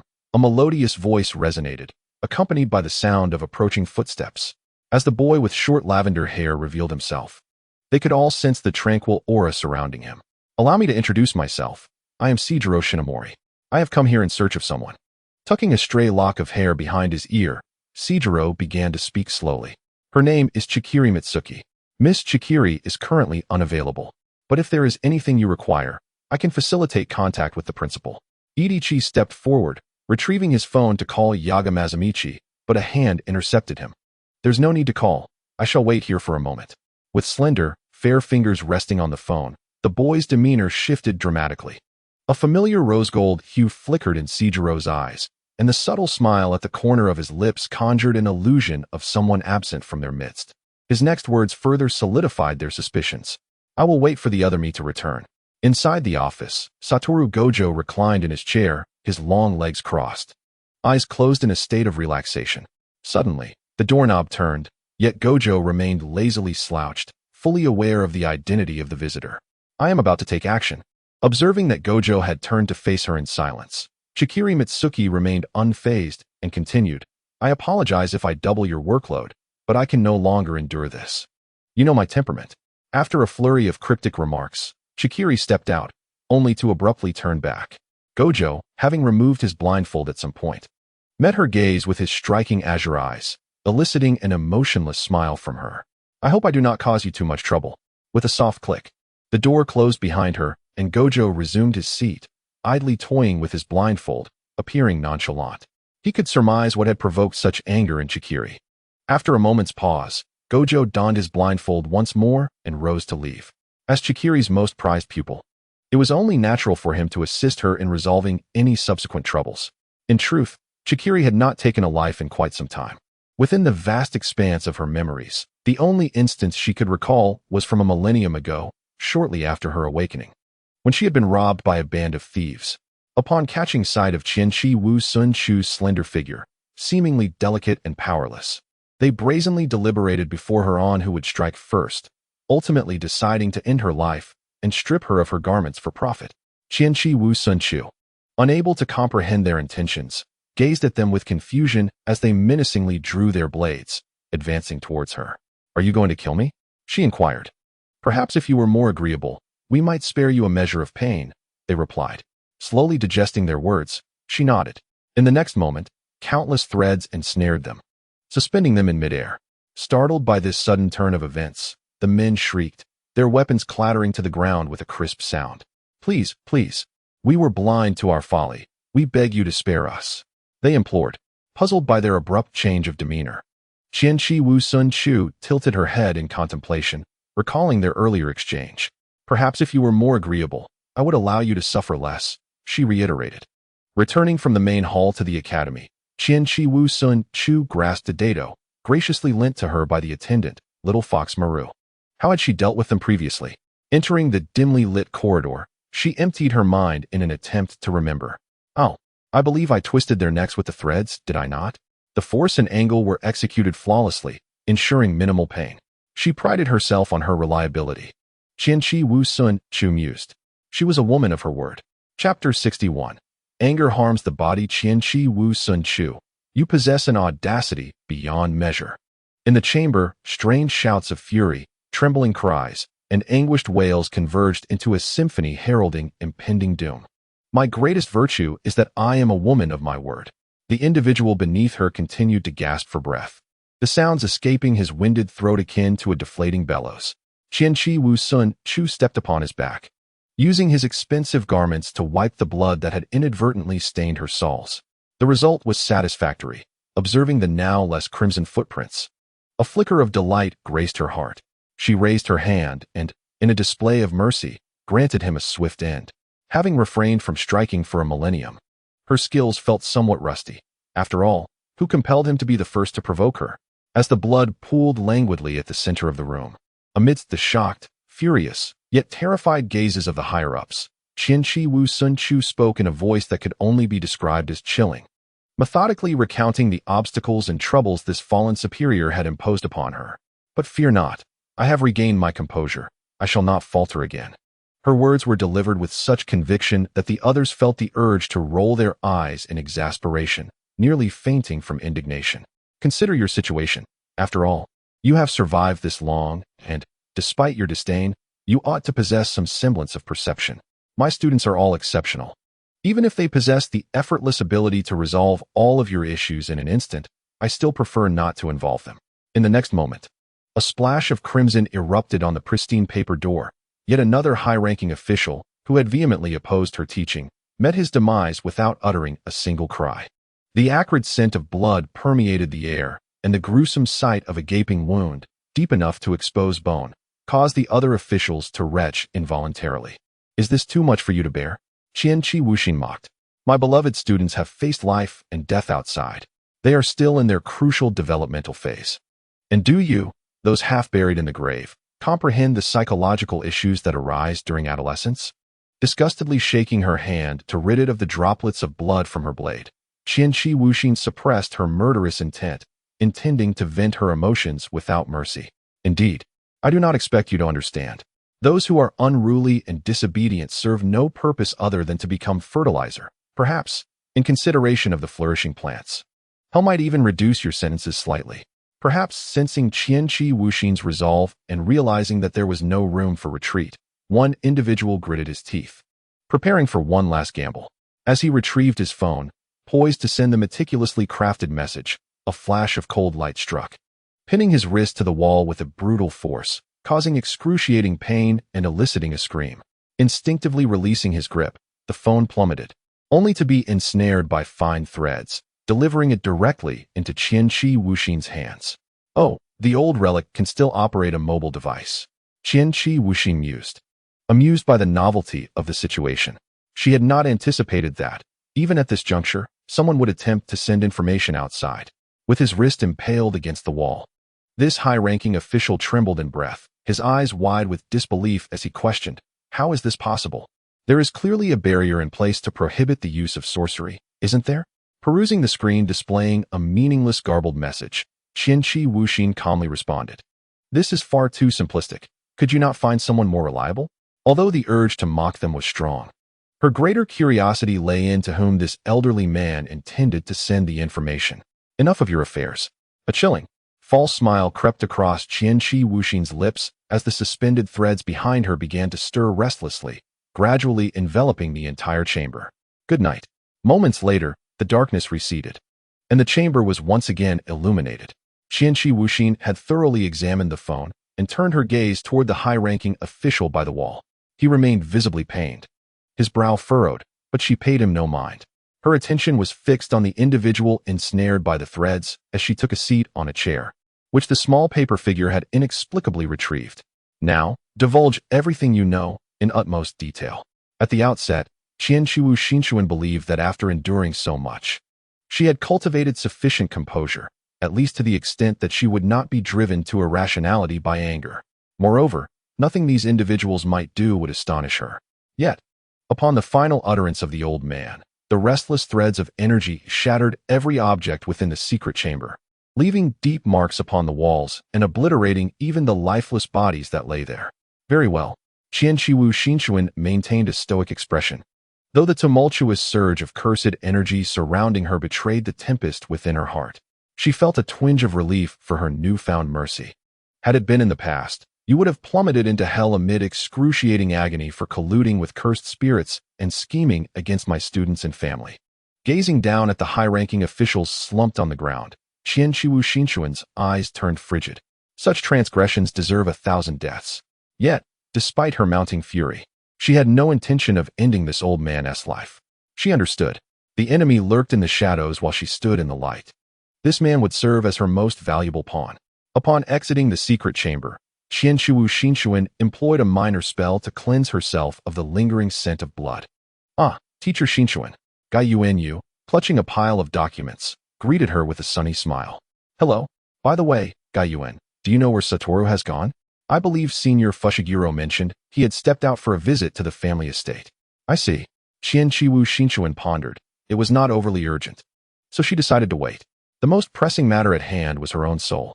Lifting her gaze toward the school gate, Qianqi Wuxin raised her hand to bid farewell to Gai Yuan. Go ahead and attend to your tasks, but do remember to rest well. Yes. Chapter 62. The soul. The moment Qianqi Wuxin laid eyes upon Yukimura Seishi, she was certain that the fragment of her soul resided within him. I apologize for my tardiness. Please come in. I have asked Nanako and Miko to brew some tea. Upon hearing from the two about Suguru Geto's business trip, Qianqi Wuxin's expression darkened. It would be best to resolve her current matters swiftly, although she held no concerns regarding Suguru Geto's strength. Arriving at the office, Qianqiwu Shinshuan, under Yukimura Seishi's explanation, grasped the entirety of the situation. He had been hospitalized due to illness, but one day, he inexplicably fell into a deep coma.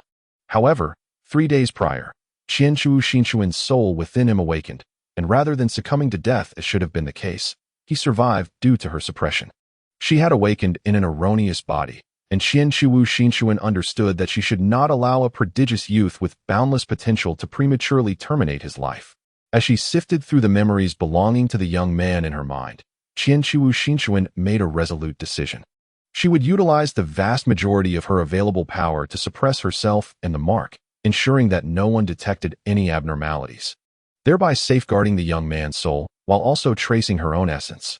Upon hearing her decision, Seishi Sukuna nodded, realizing that this was the only course of action left. Time was of the essence, and they needed to devise a solution swiftly. The pale back of Sukuna's hand opened, and the voice of Chikumo Shunshu resonated within the room. Aside from Yagasidu, Chikumo Shunshu, and Seishi Sukuna, only the voluntarily remaining Yuji Itadori was present. Upon hearing her words, Chikumo Shunshu closed her eyes and supported her chin, as if deep in contemplation. After a moment, she spoke. Talking to oneself feels rather peculiar. The initially serious atmosphere in the room shifted, becoming awkward, and Yaga displayed an expression of uncertainty about whether to speak. Chikumo Shunshu, taken aback by her own remark, found herself momentarily distracted. Now that you mention it, it does seem so, she mused.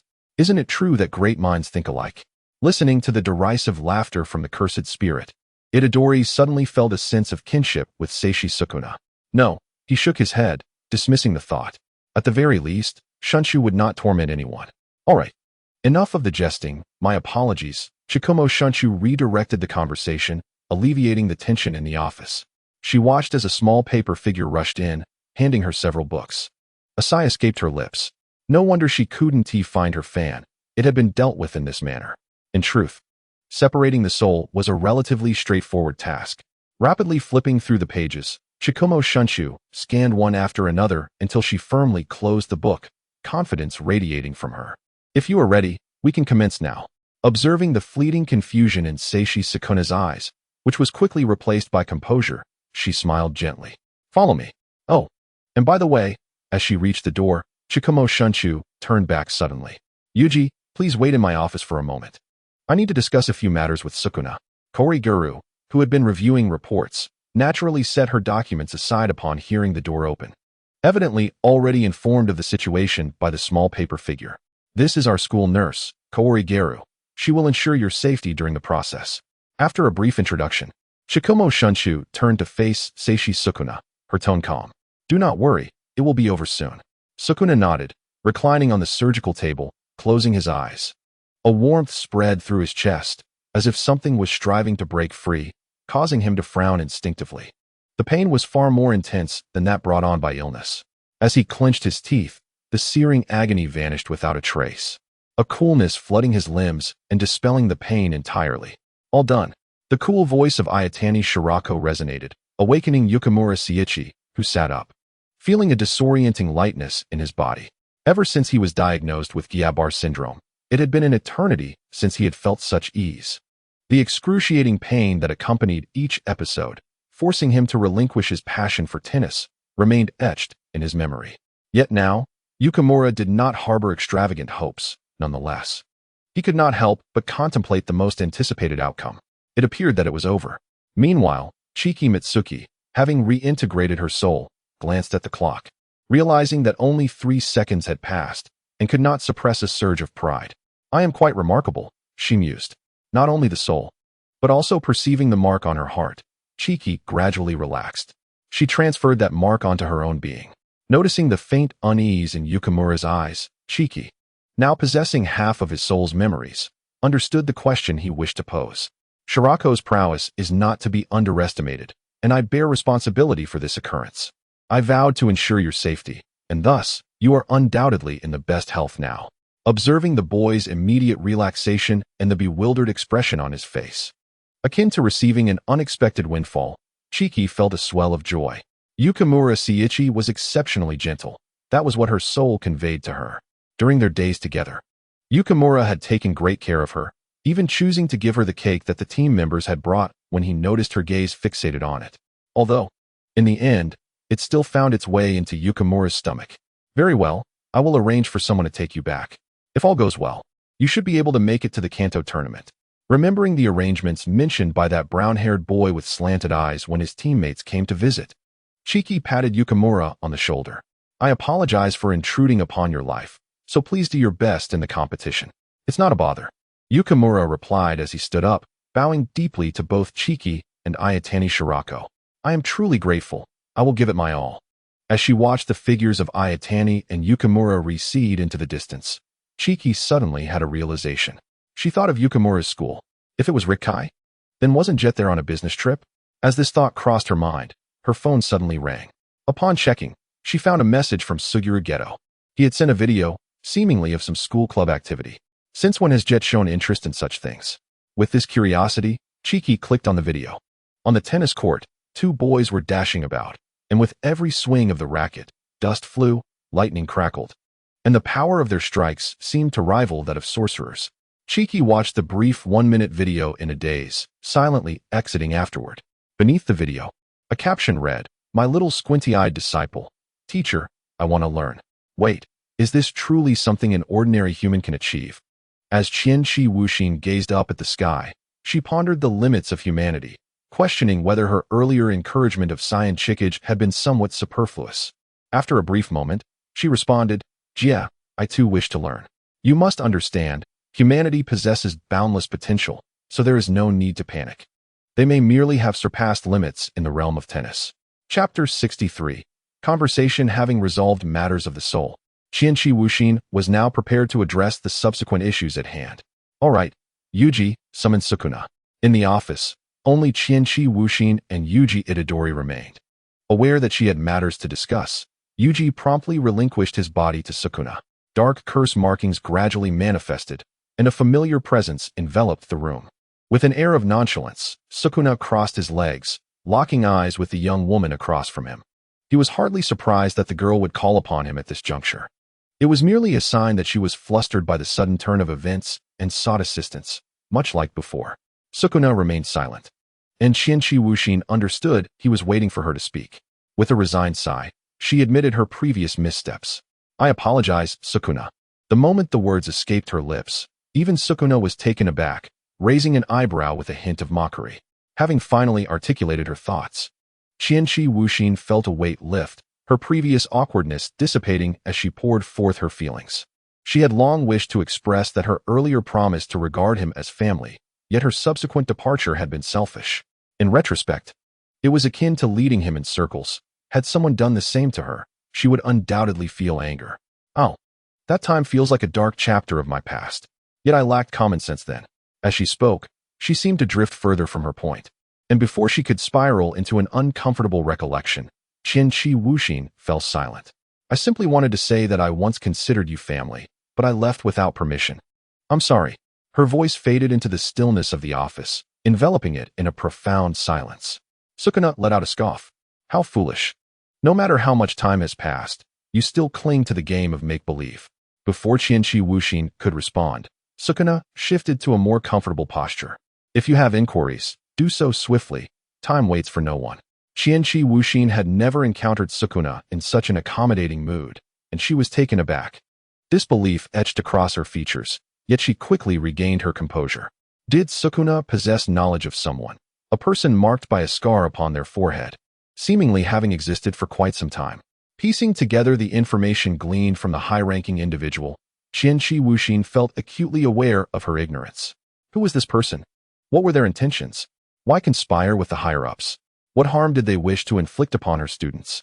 And why curse ordinary people, allowing cursed entities to take flesh? Upon hearing Qianqi Wuxin's vague description, Sukuna instantly discerned whom she was inquiring about. "Ah, indeed, as the shikigami has informed me of the exchange. I shall assist you in crafting a new vessel." Before the two-faced shikigami could utter a word, Qianqi Wuxin, seemingly apprehensive that he might toy with her as before, hastily added a clarification. The two-faced shikigami, indifferent and in a pleasant mood, did not mind revealing his intentions directly. However, just as he was about to speak, Qianqi Wu Sun Chu interrupted him once more. Oh, and I will help gather your fingers. So do not fret about that. Counting on her fingers, she nodded, her face radiating a sense of assurance. Oh, if that is still insufficient, then silence yourself. An impatient voice resonated, and a forceful strike cleaved through the air, shattering the teacup upon the table behind her, scattering its remnants across the floor. Qianqi Wu Sun Chu immediately mimed zipping her lips, signaling her vow of silence. The binding string, the two-faced shikigami declared. He possessed the means to create cursed objects, and your soul would likely reside within that little spirit, perhaps orchestrated by him. At this juncture, the two-faced shikigami found a hint of humor in the situation. He had instructed Raimai to discard the fan, yet he still kept it. I am on the verge of becoming irate, Shikigami. Upon hearing the two-faced shikigami address her in such a manner, Qianqi Wu Sun Chu's expression turned vacant, her incredulity palpable. Yet, this was not the time for such discussions. After a moment's contemplation, she surmised that Raimai might be entangled with the binding string, perhaps concocting some scheme. It was time she prepared herself. Thank you. That is all I wished to inquire. Taking a deep breath, Qianqi Wu Sun Chu rose and adjusted her kimono. Thus, Yujin, emerge, it is time. As her surroundings gradually blurred, in the fleeting moment before her vision succumbed to darkness, the two-faced shikigami beheld Qianqi Wu Sun Chu smiling and waving goodbye. TSK, as per usual, utilized and then discarded. The two-faced shikigami took a rare moment for introspection. Had he been too lenient with his pet? Bidding farewell to Itadori Yujin, Qianqi Wu Sun Chu let out a sigh. The circle of scars upon her head evoked memories within her. She recalled an encounter in Ginza with a woman when Fushiguro Megumi had just given birth to Fushiguro Toji. Alongside Kaimitsu, if memory serves, she was called. Qianqi Wu Sun Chu's gaze deepened, the crimson at the corners of her eyes becoming increasingly captivating. Itadori Kaori. Thus, it was due to being possessed by the binding string that she could witness the long-departed in the realm of the living. More terrifyingly, Qianqi Wu Sun Chu began to formulate a hypothesis. Itadori Yujin, the son belonging to the binding string, was indeed the vessel prepared for the two-faced shikigami. This explained his remarkable resilience against the shikigami's toxicity, even possessing the ability to suppress him solely for the sake of control. Furthermore, it was intended that those cursed objects take corporeal form within ordinary individuals. Contemplating Fushiguro Tsukimi, Qianqi Wu Sun Chu felt it was nearly time for action. Regardless of what the binding string intended to accomplish, as long as it posed a threat to her family, Qianqi Wu Sun Chu resolved to intervene. He shall never succeed. Chapter 64. When those around you suddenly become strange, it is either a time travel or an arrival in another world. Dinglingaling. As he stepped outside, Satoru Gojo paid no heed to the chaos among the members of the Gojo family behind him and took out his phone. Shinchiko, go, hurry back to Jujutsu High. We need to discuss something at Hanmaru. Well, since they have said so, how could I possibly refuse? With a single hand, he replied to the message, adjusted his sunglasses, and dismissed the thought of purchasing some fresh yatsuhashi. Ignoring the incessant calls from behind, he lightly tapped his toes, his figure flickering before vanishing completely. My sweet disciple, on my way. Upon seeing this response, Chikawa Shinshu felt a weight lift from her heart. The high-ranking individual had already had his memories erased by her, a thread of influence planted, and was returned to his duties, reporting to Kinjaku that everything was proceeding smoothly. She intended for him to serve his final purpose before meeting his demise. Oh, a cheerful voice chimed beside her. Chikawa Shinshu turned to see Satoru Gojo, sunglasses on and hands in his pockets. I am indeed quite punctual, am I not?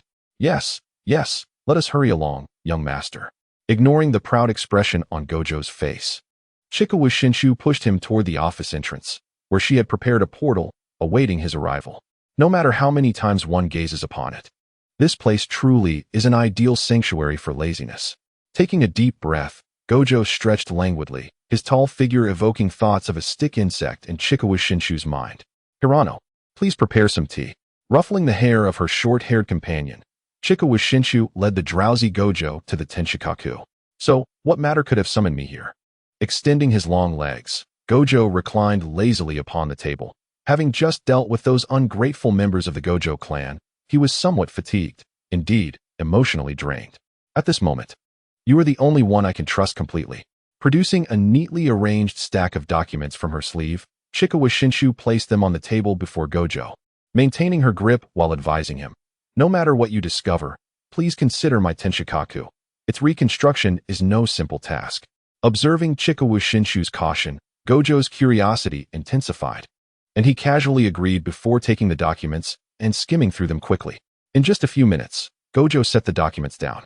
He tossed aside his sunglasses and reclined fully, sprawled out on the tatami mat in a star shape. Without the sunglasses to shield him, the effects of his 6 eyes were magnified, a torrent of information flooding his mind, causing his temples to throb. The higher-ups were colluding with that individual named Kenjaku, continuously assigning difficult tasks to Suguru Geto, one after another. But why? Even if Suguru Geto was at odds with those conservatives, he was still a special grade sorcerer. What benefit would there be in eliminating him? On the final page of the document, the annotations in the handwriting of Qianqiwu Shinsho elucidated the perplexities of Wu Tiao. The contents of the document, a cacophony of explosive information, swirled chaotically in Wu Tiao's mind, prompting him to instinctively utilize a reversal technique to mend his thoughts. Only when the side effects of his 6 eyes diminished did he recall, with a sudden pang of realization, that it had been an eternity since he had engaged in a meaningful conversation with Jie face-to-face since graduation. Lost in contemplation, Wu Tiao was oblivious to the sound of Hara Toshiro entering with tea. A sigh escaped Qianqiwu Shinsho's lips as she placed a talisman over Wu Tiao's eyes to alleviate his fatigue. Had she known, she would have been less gentle in her approach. Her mumbled words, steeped in regret, prompted Wu Tiao to turn and lay on the floor. I understand. A sense of mutual empathy washed over Qianqiwu Shinsho as she gently patted Wu Tiao's back, signaling that it was time for him to rise. I will assume the role of an undercover agent among the higher-ups and have even marked one of them. I shall not be frequently present at the school for the time being, so the students will be in your capable hands. Acknowledging Qianqiwu Shinsho's intentions, Wu Tiao gave a thumbs up, reverting to his usual demeanor, donning his sunglasses once more and tucking the talisman into his pocket. Yasuharu Jie felt a twinge of fatigue. Recently, the tasks had inexplicably multiplied. He felt as though he had misread the calendar, as it was not summer. Was he being targeted? Swallowing a cursed spirit jewel. Yasuharu Jie instinctively frowned, the rancid taste evoking memories of the sinister expressions of those in the upper echelons. After all, they had always been wary of him. With this thought, Yasuharu Jie felt he had grasped the truth. The cursed spirits in the abandoned teaching building had been exorcised, and with the mission reaching a conclusion, he strolled along the school path, passing by a tennis court. At this hour, students were gradually commencing their club activities, and on the court enclosed by iron fencing, young athletes were fervently expending their energy. Run faster. A serious-looking boy with black hair and a cap incessantly urged the team members jogging laps. With the Kanto competition approaching, we cannot afford to slacken. Such vitality. As Yasuharu Jie absorbed the exuberance of the youth, a smile crept across his face. Reminiscent of his days as a student at the school. Suddenly, a loud bang shattered his reverie, causing him to tense. After observing for a moment, he realized that the sound seemed to have originated from the tennis court. Turning his head, Yasuharu Jie was unprepared for the astonishing sight that would astound him for a millennium. Wow! Why is that purple-haired boy with glasses shooting lasers? Why is that curly-haired boy turning completely red? Without thinking, he recorded a segment and sent it to Qianqiwu Shinsho, subconsciously seeking his teacher's assistance. However, he received the unexpected response that his teacher was also eager to learn, and, in truth, did not possess the answer either. Is this what it means to be an ordinary person? Is this truly the essence of normalcy? Suguru Geto found himself bewildered, utterly shaken by the experience. Fatigue enveloped him, and now he felt even more disoriented. All he desired was to return to the Jujutsu High and indulge in a restful slumber. Yet, little did he anticipate that his return to the school would mark the commencement of a new torment. Perhaps I am now in an alternate reality. Suguru gazed at his hands, then lifted his eyes to the cup before him, his amethyst orbs devoid of life. It felt as though I could see Satoru making tea for me, an occurrence that was undeniably improbable. A scalding cup was thrust into Suguru's hands, causing him to grimace in pain. In his haste, he set the cup upon the table without further contemplation. You seem rather weary, Suguru. Allow me to share your burden. After all, we are the strongest. Upon uttering these words, Suguru was momentarily taken aback, his expression morphing into a complex tapestry of relief interwoven with disbelief. Yet, simultaneously, he became acutely aware of a singular truth. He was most certainly not in the realm of reality. The individual who once passed reports to him, now directing them to a digi, would utter such sentiments? Could he have fallen victim to a curse-esque manipulation? Was he still ensconced within the abandoned classroom? Never having returned to Jujutsu High, Suguru remained oblivious to the fact that Kinji Hikari was clutching his face, assessing his well-being, as his mind swirled with these peculiar sensations. I must return at once, he muttered softly, and with a wave of his hand, he attempted to summon a curse. However, Kinji, swift and astute, grasped his arm. Wait, Satoru, why does this feel far from a genuine display of concern? After much discourse, Suguru's imaginations and doubts were finally dispelled, and he sighed deeply, feeling as though he had aged a decade in a mere 15 minutes. Please, Satoru, do not frighten me. Although the concern from others was undeniably comforting, Suguru thought that Satoru's sudden declarations only served to instill dread within him. How is that frightening? You know I am merely showing you care. Oblivious to how outlandish his usual demeanor appeared, Satoru waved his hand dismissively, his puffed-up expression leading Suguru to believe he had committed some egregious offense. Of course I understand, Suguru replied gently, cradling the teacup, for we are indeed dear friends, are we not? Despite his verbal jests regarding fear, Suguru knew Satoru had something significant to convey. Well, that sounds somewhat palatable. Satoru nodded, reluctantly accepting Suguru's unconventional apology, yet Suguru could see the corners of his mouth involuntarily curling upwards. May I engage him in a bout, sensei? Suguru queried with a smile, the veins in his hands betraying his emotions. All right, it is quite late now. Let us conclude our discussion and rest. I have matters to attend to. As he observed the two departing figures, Kinji felt an inexplicable surge of weariness wash over him. She felt that her once carefree life had gradually slipped away, and now she had undeniably transformed into a mere worker, echoing the sentiments of the Seven Seas builders. Becoming a cog in the wheel of society. Is this what fate entails? Although she felt as if she had already met her demise, Qianqiwu Xinqiao sighed, dutifully initiated her technique, and quietly vanished from her original spot. Chapter 65. Open the door, Curse Spirit Delivery. Time was no longer on her side, and the ward was enveloped in silence. As Qianqiwu Xinqiao entered the room, her gaze fell upon a certain sea urchin head resting at the bedside. Perhaps due to maintaining the same position for too long, Fushiguro Megumi frowned slightly, seemingly in a restless slumber. Treading lightly, Qianqiwu Xinqiao approached the bed. After a moment, she withdrew her hand, glancing at the increasingly steady breaths of Fushiguro Tsukimi, and gently adjusted her bangs. The corporeal curse had been resolved, and the mark had transferred to her own body. Without a doubt, Fushiguro Tsukimi was now in excellent health. She would likely awaken by morning. Gently ruffling the boy's hair beside her, Qianqiwu Xinqiao felt a smile tugging at her lips. She wondered if little Megumi would be surprised to see Tsukimi awake. With this thought, she flickered and vanished from sight. Suddenly opening his eyes, Fushiguro Megumi's gaze was clear, and he formed a cautious gesture, scanning the surroundings. The dimly lit ward remained unchanged, devoid of any unusual occurrences. The girl on the bed breathed steadily, with only the curtains gently swaying in the breeze. Gradually relaxing, Fushiguro Megumi rose to close the window. With the matters that had weighed on his mind finally resolved, his heart felt lighter. Qianqiwu Xinqiao savored the last bite of her small cake, licking the crumbs from her fingers. The cake had been pilfered from the table in the ward. When the thread had floated the little cake before her, she had not anticipated such a turn of events, pausing in surprise for a moment. However, she was indeed quite hungry, as these recent troubles had rendered her meals less than satisfying.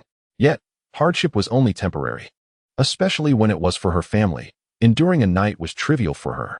After all, in hell, she had once compared endurance times with Hozuki, who ultimately bested her 4 days with 4 days and 5 hours. With a sigh, Qianqiwu Xinqiao stepped into a 24-hour convenience store. The store was brightly lit, and she casually selected some food. However, when she approached the checkout, the clerk was nowhere to be found. It didn't quite resemble a self-service setup. Gazing at the locked front counter, she began to ponder whether entering to check out herself would lead others to mistake her for a robber. Suddenly, she turned her head towards a nearby door marked with a customer's keep out sign. The door slowly opened, releasing an aura of cursed spirits mingled with a hint of blood. "Oh, it seems we have a visitor." The man with long hair exuded an exuberant demeanor, his every movement reminiscent of a child marveling at the world around him. His face, marred by numerous stitching lines, displayed a hint of surprise upon encountering Qianqi Wu Sun Chu, seemingly unprepared for an unexpected visitor. "What a pity, the clerk has already departed, leaving you without assistance," he remarked as he stepped forward, revealing no intention to conceal the scene behind the door. "Is that so?" Qianqi Wu Sun Chu felt no regret. Instead, she lifted her gaze towards the interior of the door, where blood trickled, and a creature, no longer human, lay silent on the ground, identifiable only by its pale blue uniform. "Ah, it seems I have been seen." A frigid hand landed on her shoulder, the voice of the real person dripping with malice, yet laced with anticipation. "You cannot leave now, even though I had no such intention from the outset. What transformation awaits this sorcerer?" Indeed, escape was no longer an option. A calm voice suddenly pierced the air, causing the real person's expression to freeze. Why did the transformation fail? This individual possesses feeble, cursed energy. How could they possibly know how to protect their soul? The surging cursed energy threatened to overwhelm the convenience store, instilling for the first time a sense of life-threatening fear within the real person. Threads of fate coiled behind, poised for action, as Qianqi Wu Sun Chu disdainfully shrugged off the hand resting on her shoulder. "After all, I am quite intrigued by your technique." She stuffed the last morsel of a rice cake fortune bag into her mouth, drained the broth from her odin, and discarded the empty container into the trash. "It won't do to leave the store unattended at this hour, so I must trouble you."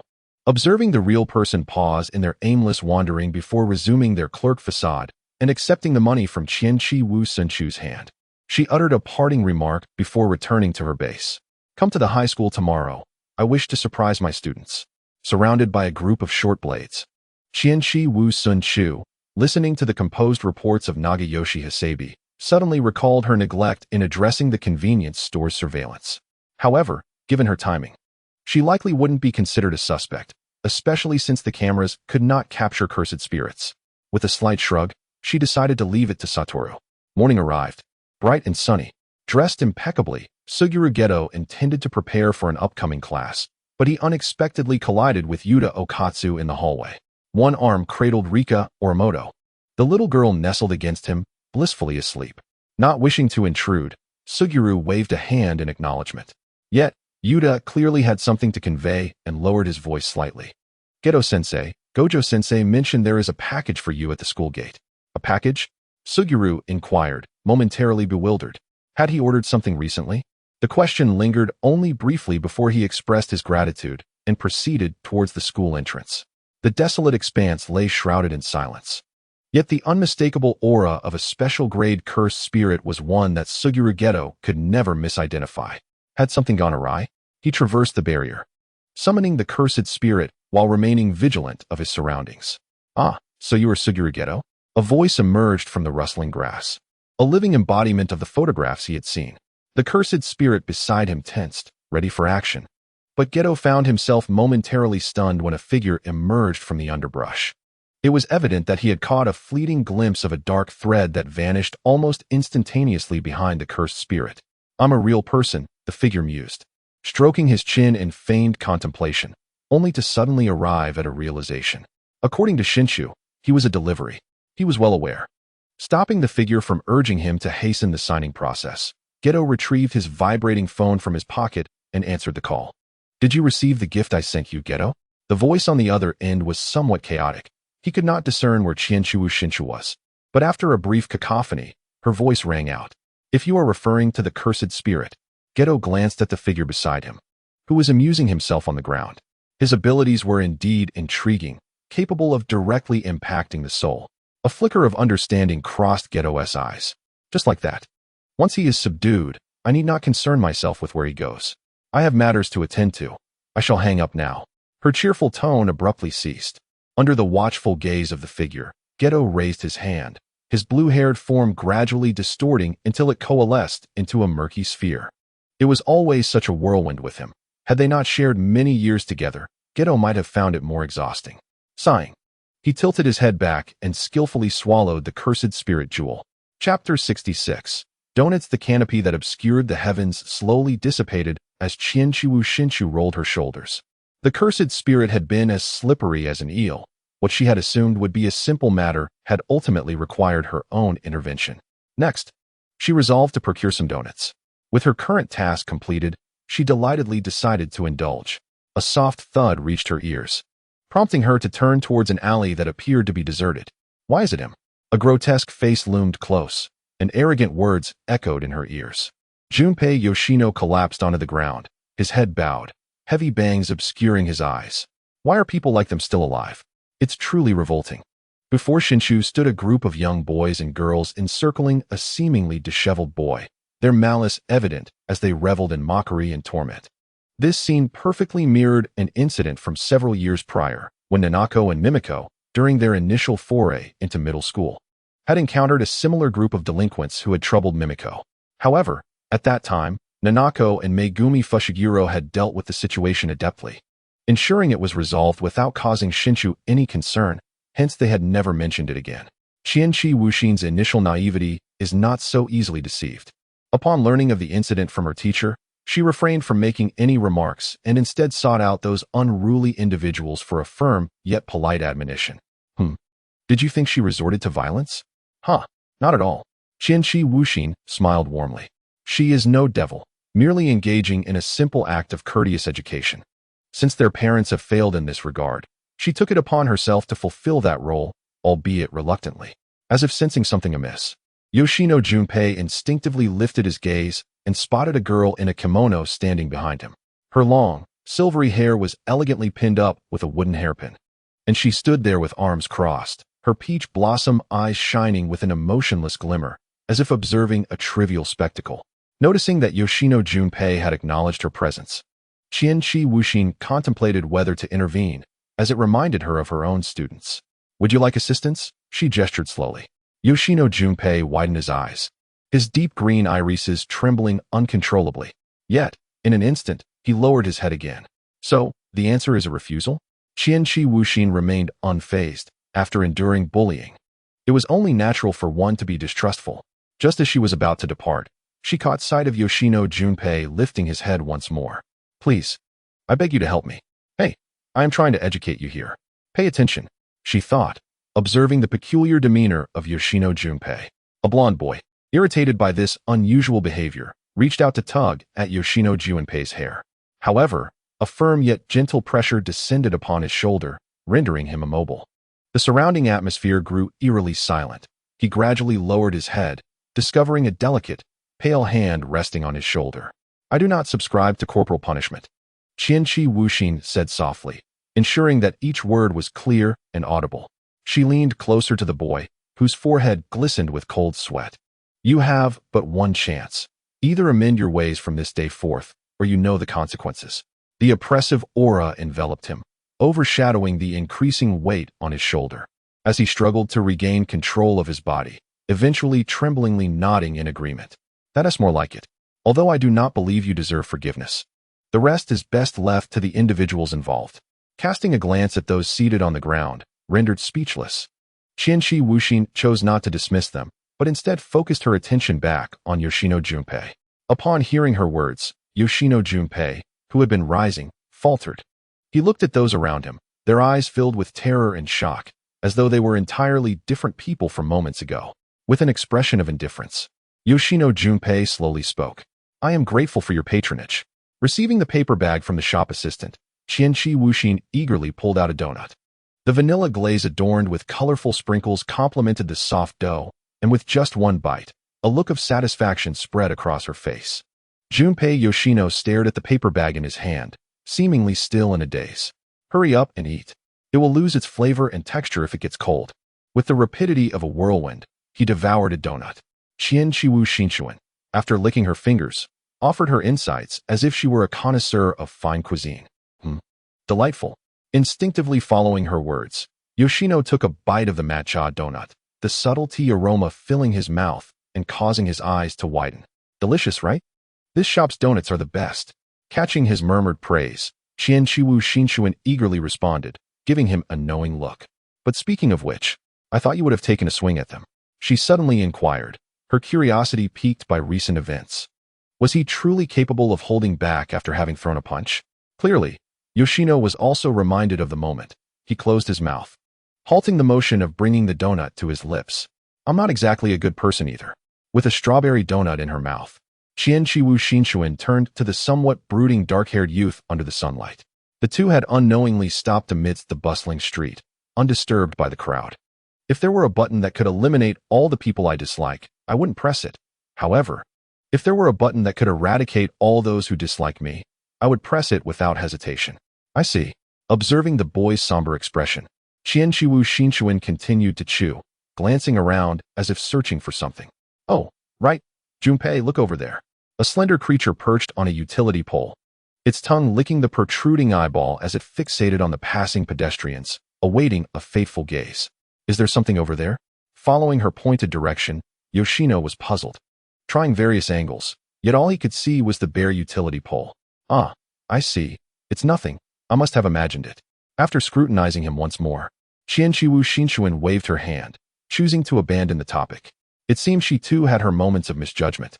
How odd that she thought the high school suited him so well. Chapter 67. The anticipated call. I'm back. Pushing the door open, sunlight rushed in eagerly, revealing the soft sands and azure sea. Huayu squatted by the seaside with Tua Jin, examining a small flower, but as expected, Jinren received no response. Yet, Jinren was unfazed. He stretched languidly and stealthily approached Li Mei. Li Mei.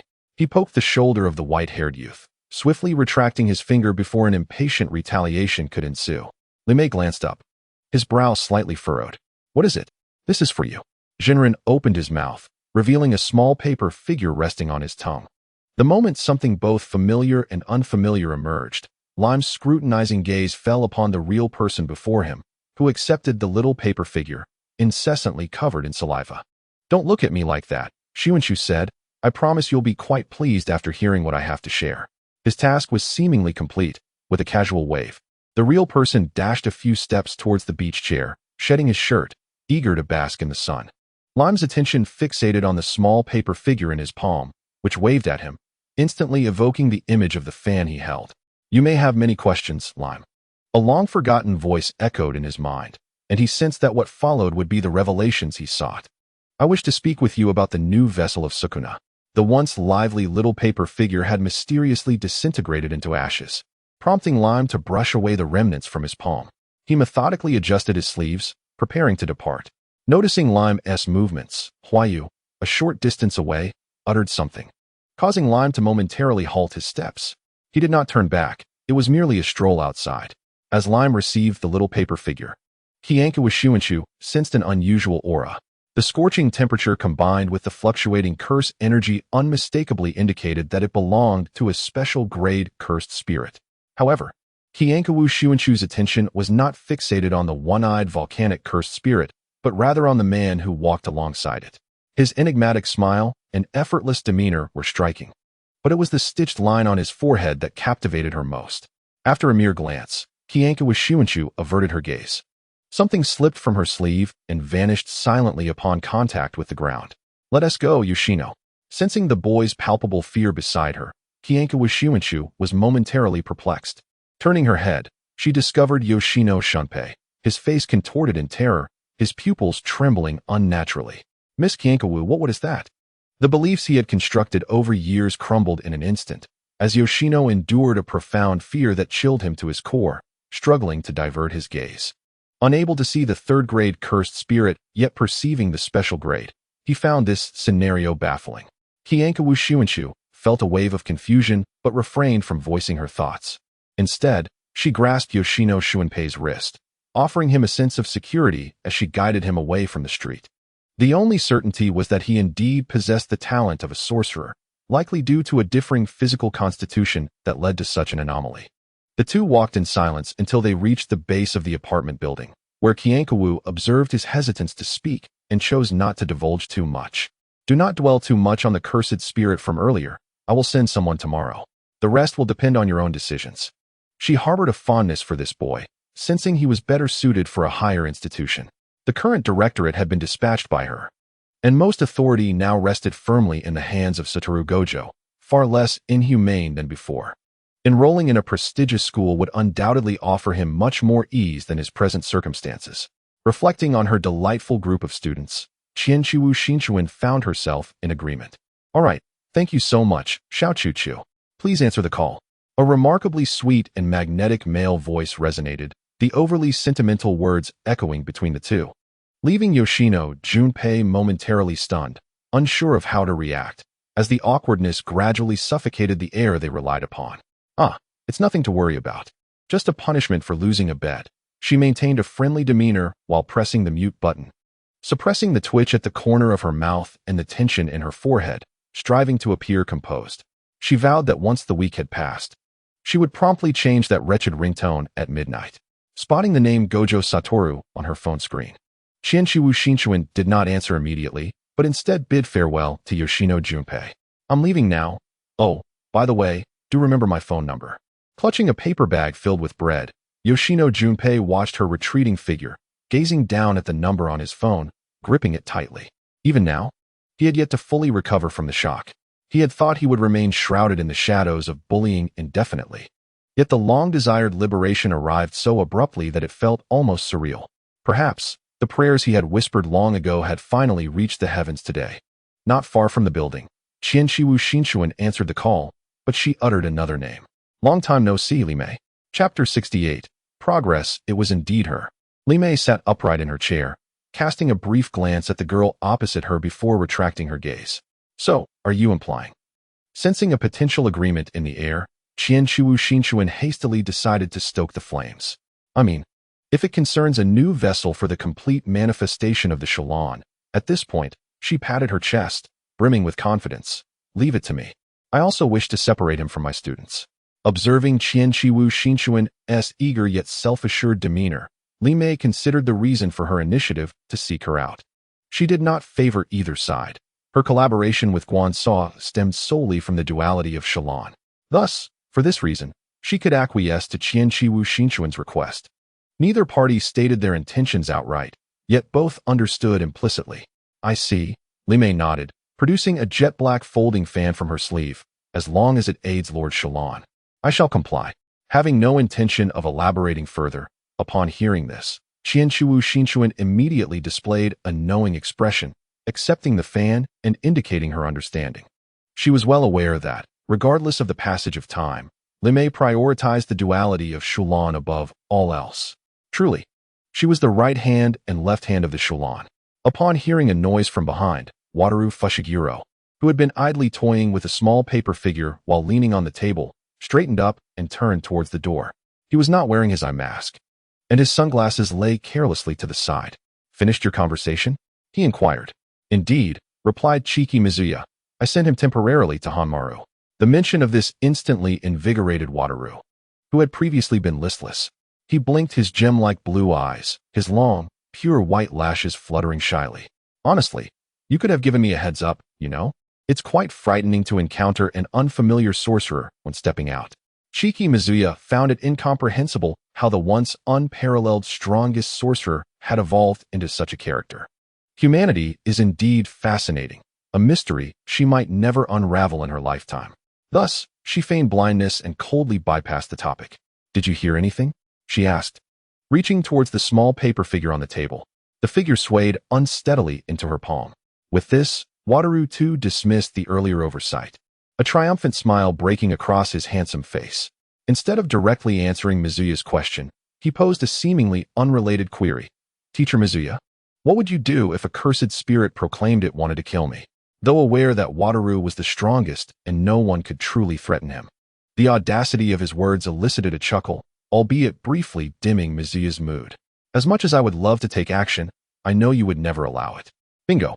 Wataru crossed his legs, donned his sunglasses, and flashed a grin that revealed his porcelain-white teeth, feigning deep contemplation. It's been years since I've heard such words. In my memory, only the cursed sorcerers who fancied a bounty on my head in my childhood ever spoke like this. And what are your thoughts? Mizuya was well aware that her student was not easily manageable. Her curiosity piqued. Of course, it would be a delightful experience. Otherwise, those grand declarations would be in vain. Observing Wataru's eager demeanor, Mizuya chose not to intervene. The foremost priority was relocating the dual-faced Shikuna. Amused by her own description, Mizuya stifled a laugh and bid farewell to Wataru. The following day, concerning Junpei Yoshino, Mizuya entrusted the matter to her dependable students, Suguru Geto and Yuji Itadori. She shared her suspicions with Geto, reminding him to bring Itadori along for a visit. As anticipated, upon seeing Yoshino, Itadori immediately recognized his latent potential to become a sorcerer, albeit with a different brain structure. Should Yoshino consent, he could be transformed into a sorcerer within 2 seconds. Although after their conversation, Yoshino Junpei's scales had tipped toward the unacquainted high school, he hesitated at the thought of his mother. Ultimately, it was his mother who decisively encouraged him to step into the high school. Recently, Junpei had been increasingly discontented. Despite wearing a smile, he thought he could deceive her. But he was far from successful. There was no need for excessive concern. Junpei should live joyfully. Observing the affectionate embrace between mother and son, Suguru Geto and Yu Ishiguro exchanged a glance, choosing not to interrupt. Subsequently, the matters concerning enrollment were entrusted to the two of them, and once everything settled, Senki Miku returned to the high school, weary from her travels. She retrieved the preserved finger of Sukuna from the institution. For recreating a body capable of stabilizing the duality of Sukuna was no simple task. As she pushed open the door to the dormitory, Mika did not rush inside but instead turned to glance back. The night had fallen, and most individuals were already asleep, yet a certain pink-haired youth stood in the corridor. His delicate fringe styled backward, his demeanor radiating an assertive aura starkly contrasting his usual gentleness. "You didn't sneak out while Yuji is asleep, did you?" Observing Sukuna's unapologetic expression, Miku felt her inquiry was rather redundant. "Never mind, forget I asked. Come in." Chapter 69. The task what's wrong? Feeling stifled, and thought to get some fresh air. Taking a can of cola from the refrigerator, Miku savored the sensation of the effervescence bursting in her mouth. The refreshing chill cascading down her throat, prompting her to exhale contentedly. "Foolish," Sukuna huffed disdainfully, occupying the entire single sofa, his gaze fixed on Miku. "Wipe that expression off your face. It's rather unpleasant to behold." "Then why did you seek me out?" Miku retorted, placing another can of cola on the table beside Sukuna. Hearing his comment, she rolled her eyes, often perplexed by Sukuna's thoughts. "By the way, Lime expressed a desire to stay with you, but I declined. I sent him to Hanmaru, where he can assist with the chores of Kasizen and Jituki." Although she knew he could not consume such things, Miku was well-versed in the art of hospitality. Sukuna displayed little interest in the topic, responding perfunctorily. "Is it not common to amuse oneself with pets when bored?" Manipulating the chilled can, a teasing smile crept across Sukuna's face, and his playful words echoed within the room. Miku was left utterly speechless. "I say, Sukuna, Lord Sukuna, I implore you, for whom am I toiling? Please, could the principal party show some concern?" Observing Miku's expression of exasperation, Sukuna, seemingly indifferent, finally spoke. "Let me kindly remind you of the whereabouts of my corporeal Buddha." Upon hearing this, Miku appeared to breathe a sigh of relief while secretly revealing a triumphant smile. She knew that, even a millennium ago, whenever there was a matter requiring Sukuna's assistance, he might not readily acquiesce. Yet, if she presented herself with sincerity and implored him, Sukuna would ultimately comply. Casting a glance at Chienchiwu Shinsho, who believed she was well hidden, Sukuna chose to disregard her, taking a few sips from a cola before wrinkling his brow in distaste. After all, observing her plead for his help brought him a certain delight. However, this little imp remained as foolish as ever, failing to progress over the centuries, and still unable to conceal her eagerness to reveal her intentions upon achieving her aims. "Go ask Kinjaku." Upon hearing this name, Chienchiwu Shinsho felt no surprise. "Very well. Perhaps soon there would be some clues, Sukuna?" As she spoke, Chienchiwu Shinsho noticed Sukuna lowering his head, displaying an unmistakable sign of distress, prompting her to softly call out, "Teacher?" In stark contrast to Sukuna's magnetic voice, a familiar tone belonging to Itadori Yuji emerged, laced with the confusion of awakening from a sweet slumber. Itadori, still drowsy, nestled on the sofa, rubbed his eyes and murmured, "Am I dreaming? Did I just hear Shinsho-sensei's voice?" However, the unfamiliar surroundings and Sukuna's earlier words swiftly jolted him into awareness. Gazing at the strange dormitory and the somewhat surprised Chienchiwu Shinsho, he found himself utterly bewildered, frozen in place. Itadori's rigid demeanor, resembling that of a statue, elicited laughter from Chienchiwu Shinsho, who covered her mouth with her sleeve, her laughter melodious and warm. Yes, I'm sorry, Shincho-sensei. Regaining his composure upon hearing the laughter, Itadori realized that the sole reason for his presence here was Sukuna, and that he had likely interrupted something due to his awakening. Instinctively, he offered an apology. Despite still grappling with the situation, Qianqiwu Shincho lowered her hand, gently wiping away the tears of laughter from her eyes, and affectionately ruffled Itadori's hair. Yuji is a good boy. In his mind, Sukuna's incessant tirade against him halted momentarily, only to be followed by a venomous vow to eliminate him, leaving Itadori even more flustered. All he had wanted was to use the restroom. Days later, in the evening, while instructing her second-year class, Qianqiwu Shincho encountered Satoru Gojo approaching. How's it going? She pressed her hand on Zenin Maki's shoulder, signaling her to continue resting before joining Gojo. It was quite easy, just as I expected, rather mundane, though the manner of the rescue was unexpectedly clever, perfectly concealed. Nonchalantly waving his hand, Gojo remarked, although it wasn't particularly thrilling. That fellow Roma is rather interesting. His head resembles a furnace, ideal for hot pot in winter. How should she respond? Qianqiwu Shincho looked at her student, whose thoughts seemed to leap around with abandon, feeling at a loss for words. On the topic of the other night, I had anticipated discussing matters with you at the college, yet you were absent. Upon hearing Wu Tiaowu's words, Qianqiwu Shincho exhibited little reaction. A brief visit to the Kyoto campus ensued, and while his words were somewhat cryptic, Wu Tiaowu appeared to grasp their essence, his hand casually tucked into his pocket, a semblance of a smile playing on his lips. Did you not inform the songstress? As of now, it is merely you and I. I have only recently uncovered this information. Yun Kuan-ing, you seemed reluctant to delve into the subject, her brow furrowing in discomfort as she easily transferred the burden onto Wu Tiaowu. This matter regarding a suspected traitor among the students is better left to you. Whether it is to be conveyed to the songstress or to Lu Yinci Jiashun, with my disposition, it is likely to be mishandled. After all, the intricacies of human emotions are exceedingly convoluted. Even Hibiya cannot elucidate them. As the conversation continued, Qianqiwu Shincho cast a sidelong glance at Wu Tiaowu, adding a few more words. Perhaps you should accompany Jie, as your temperament aligns closely with mine. Huh. Is this the impression I leave upon you, Shincho? A gentle voice resonated from a distance, interrupting Wu Tiaowu's grievances. The two turned to see Natsu Jie offering a brief wave before departing with the supervising assistant. Now that Jie has left, we should also take our leave. But I have only just returned. Unmoved by Wu Tiaowu's playful protest, Qianqiwu Shincho urged him forward. Shincho-sensei has departed, and class has ended. Nanako, have you not been lamenting your hunger?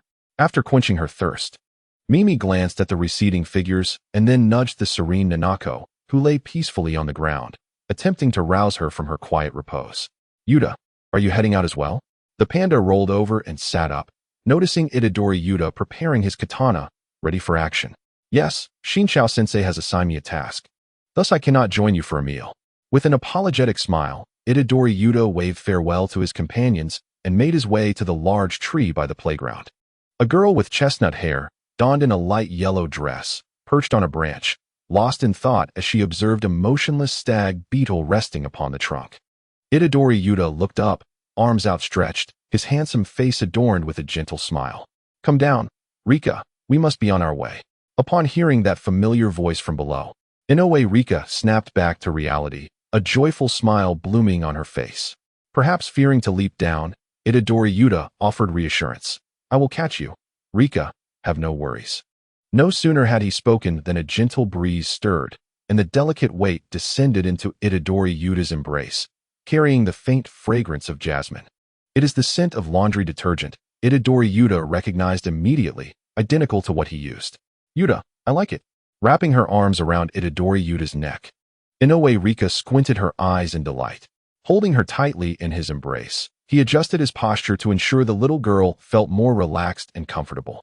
Upon hearing his words, Itadori Yuta felt a slight warmth spread across his face. I also have a fondness for Rika, you know. Do you remember the task that Sensei Shinshu assigned to us? It's time for us to set off. Recalling the gentle words of Chikimu Shinshu and the warmth of her hand resting on her head, Itadori Rika could not help but feel energized. Yuta, let us hurry, she urged. Strapping on his sword bag, Itadori Yuta took a determined step forward, leaving the high school behind. Chapter 70. Unveil your skull in the tranquil evening, amidst the deep mountains. The only company was the chirping of insects, occasionally stirred by a gentle breeze rustling the leaves. The villa nestled within the mountains lay in a state of neglect and decay, bearing the marks of time, yet hints of its former grandeur still lingered. The weathered walls appeared increasingly eerie under the dusky glow of the sunset, enveloped in a chilling atmosphere that sent shivers down one's spine. The sudden crunch of twigs underfoot pierced the silence as Suguru Geto pushed aside the unruly underbrush, arriving at the villa's entrance. "What an ordeal," he muttered, brushing off the dust from his clothes. He summoned a frog-cursed spirit to drive away the surrounding insects. As dusk settled in, Geto surveyed his surroundings and, noticing that the camp had been established, set aside his concerns. He pushed open the creaking wooden door and stepped inside the villa. The moment he crossed the threshold, a bone-chilling cold enveloped him, yet he remained undeterred, adeptly summoning a cursed spirit as he advanced. This particular spirit was rather conventional, and Geto dispatched it with minimal effort. However, in the skirmish, the room had sustained considerable damage.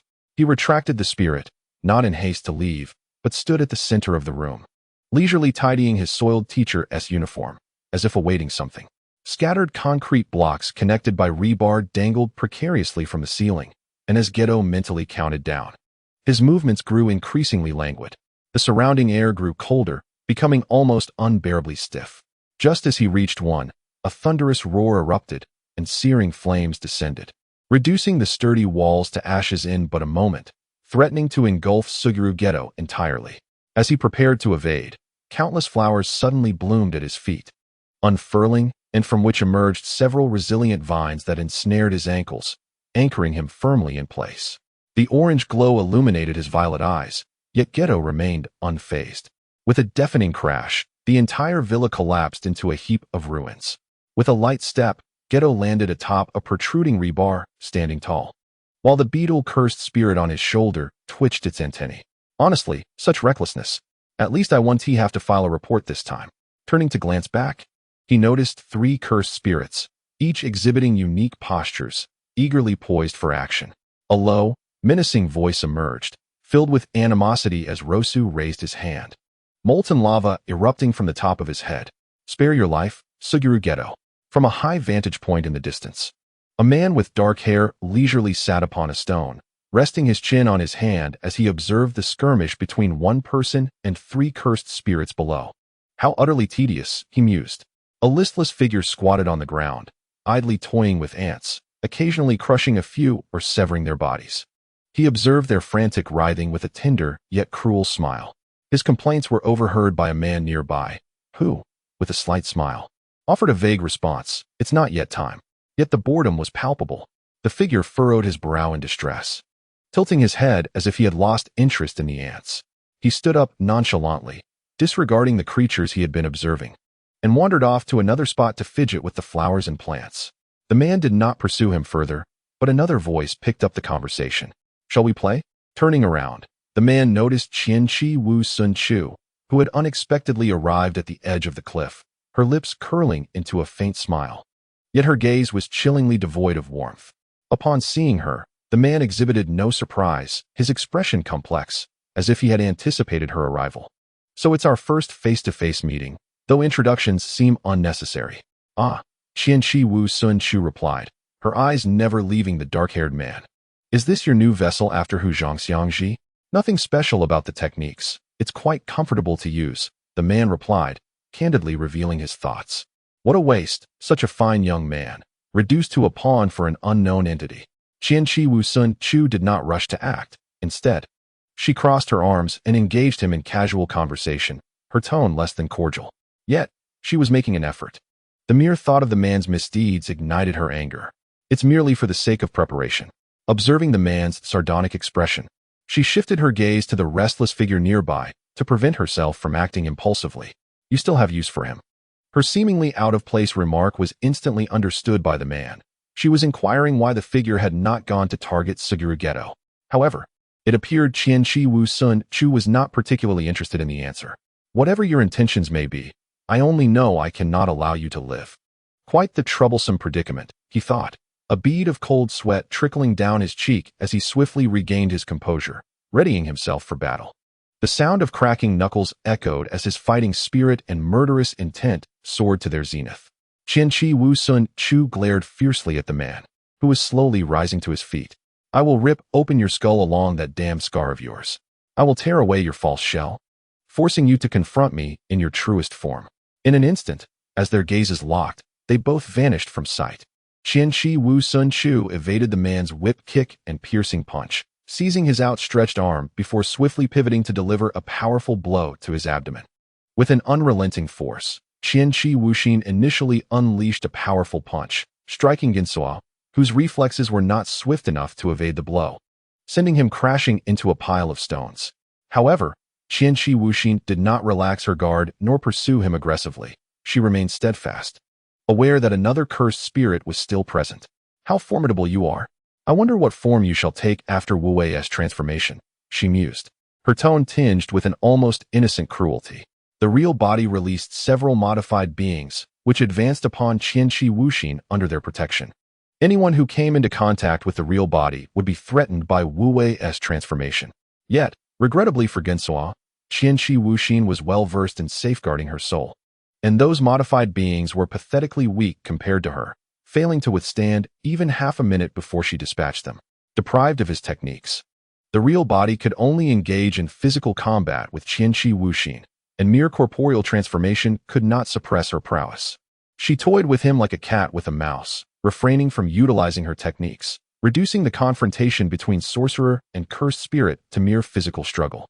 However, Qianqi Wuxin was capable of holding her own against dual-faced Sukuna, and it did not take long for the real body to visibly falter.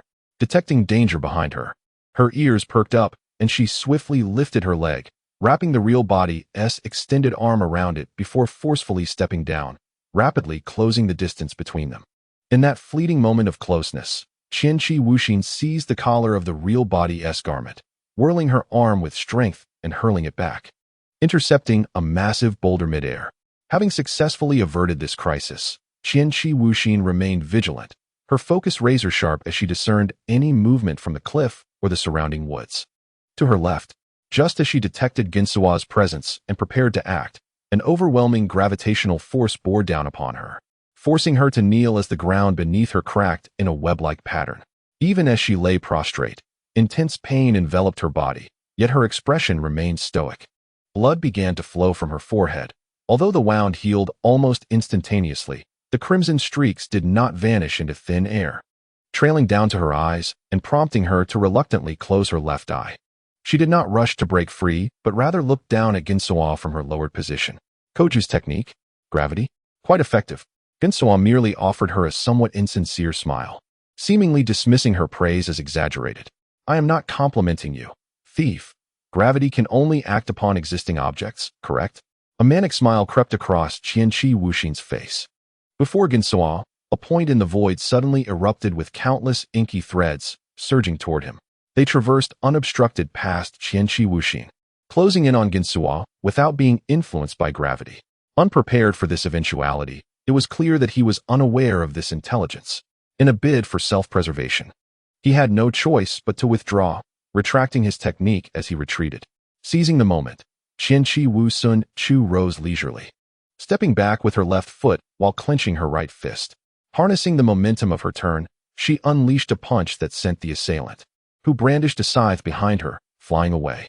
As for where he would land, how he would return, or whether he could return at all, such matters were of no concern to Qianqi Wusun Chu.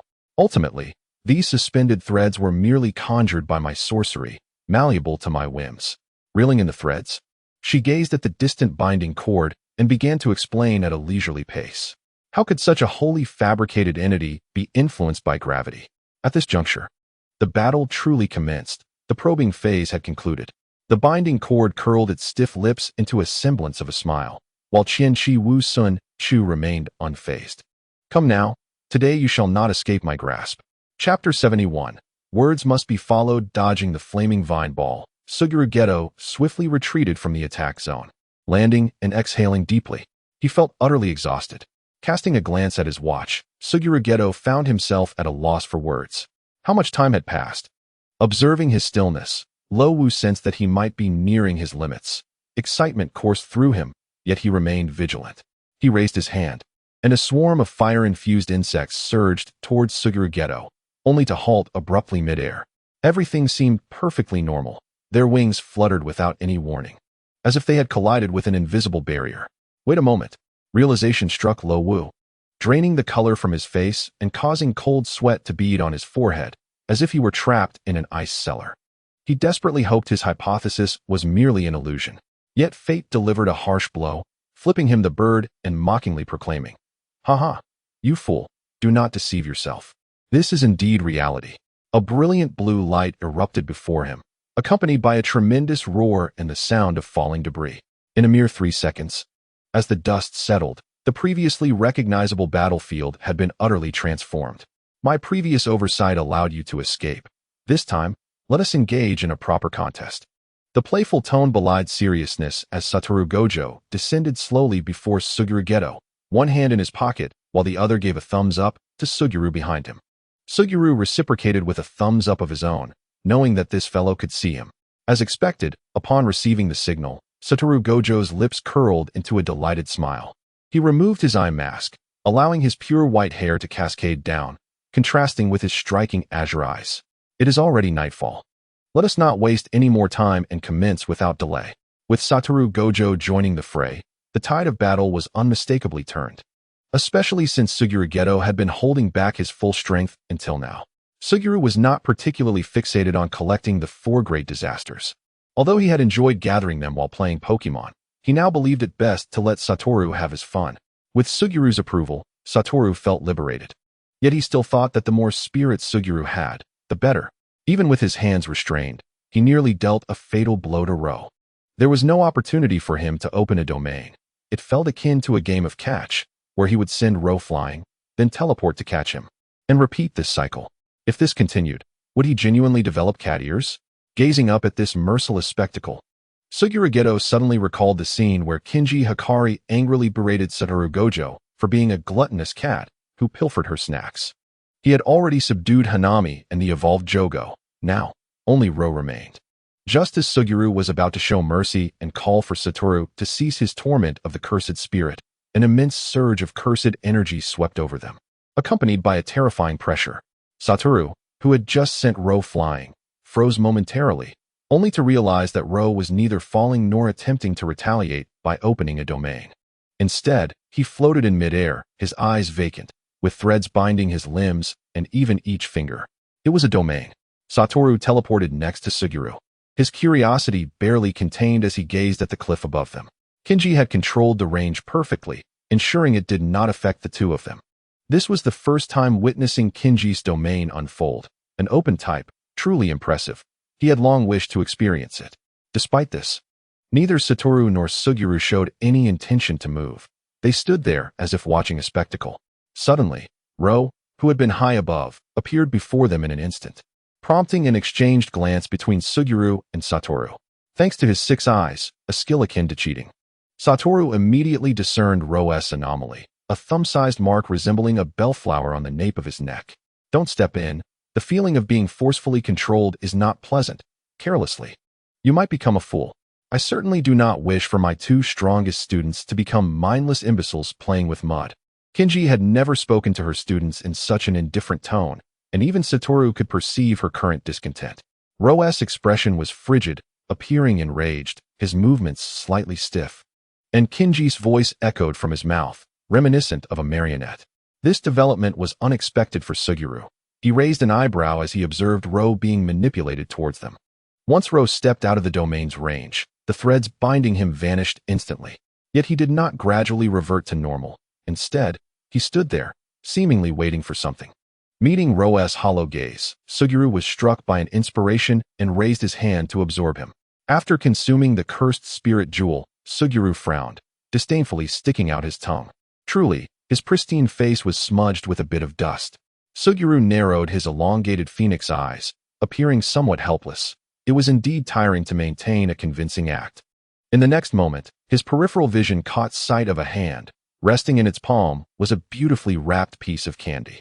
Although aware of Satoru Gojo's intentions, Suguru Geto pondered for a moment before choosing to decline politely. Gojo, you must realize that your fondness for sweets is rather unconventional, he remarked. Upon hearing this, Satoru did not press the matter further. Instead, he shrugged and shot Suguru a teasing glance, one that suggested a lack of appreciation for refined tastes, before popping the candy into his mouth. On a distant cliff, Qianqi Wu Sun Chu was meticulously adjusting her sleeves. A dagger remained embedded in her chest. Yet despite this grievous injury, she remained remarkably composed.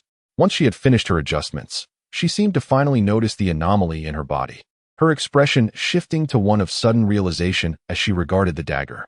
The sound of flesh being disturbed was unnerving. Yet Qianqi Wu Sun Chu deftly withdrew the blade without so much as a furrow of her brow, appearing entirely impervious to pain. How does one die again when already dead? The gruesome wounds soon began to mend, leaving only mottled stains on her light gray kimono. Unfazed, she completed her preparations and then diverted some of her focus to the figure of Xian Su in the distance. Why? It was only at this moment that Qianqi Wu Sun Chu voiced the question that had lingered in her mind. Trapped within threads of fate, manipulated and utterly powerless, Xian Su maintained a composed demeanor. Because of my plan. For the next few minutes, Xian Su succinctly elucidated his ambition to facilitate the evolution of all beings. And what of it? Qianqi Wu Sun Chu expressed her indifference coldly, asserting that the lives of ordinary people held no significance for her. However, it was precisely because of this plan that Xian Su could disregard those she held dear. His nonchalant attitude only served to further inflame Qianqi Wu Sun Chu's already simmering anger. Sun Chu, when will this end? The bored figure of Zhen Rin complained. Having surveyed the surroundings thoroughly, within Qianqi Wu Sun Chu's domain, as long as she permitted it, he could retain his self-awareness. Soon enough.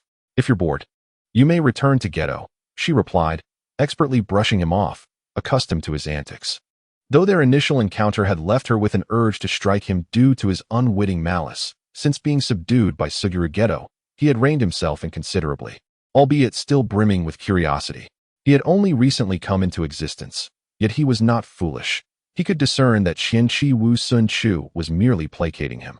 Nevertheless, he shrugged it off, choosing to remain by her side, entertaining himself, reflecting on how he had so seamlessly cooperated with her to ambush Xian Su. Skillfully interrupting his domain without faltering, Qianqi Wu Sun Chu sighed and gently ruffled his hair. I haven't yet thanked you for helping to heal the scar on Shun Ping's forehead. The unexpected compliment brought joy to the real person, who waved at Qianqi Wu Sun Chu, resembling a proud child. Following that, she mentioned a child in need of assistance at the Kyoto school. With that said, Qianqi Wu Sun Chu made her way towards the approaching Jian Sua, her curiosity piqued about the sensation of removing a skull cap. Fixating on the scar on Jian Sua's forehead, which was on the verge of healing, Qianqi Wu Sun Chu slowly reached out her hand. She had always kept her word. A chilling, subtle sound echoed, and Qianqi Wu Sun Chu pondered. Chapter 72. A cold shivered down the back after a prolonged wait. The casual banter between Wu Tiao Wu and Xiao Jia came to an end as they noticed Qianqi Wu Sun Chu approaching, accompanied by the real person, who was carrying something.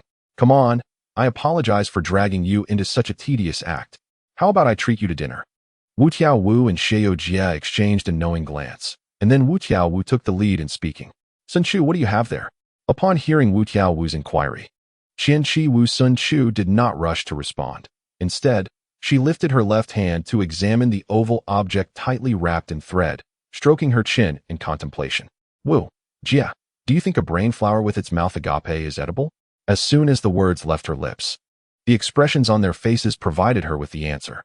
Observing Wu Tiao Wu's handsome face contorting with evident reluctance, and Xiao Jia, though still gentle, showing an increasing twitch at the corners of his mouth, Qianqi Wu Sun Chu immediately dismissed her initial thought.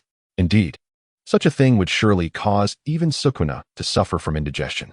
With this in mind, she abandoned the idea of making soup out of it.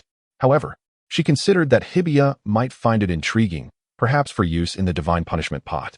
Delighted by this thought, Qianqi Wu Sun Chu resolved to contact him another day to handle it. Let's go, it's getting quite dark. We should head back. As she spoke, Qianqi Wu Sun Chu pulled out her phone and opened the message on the screen.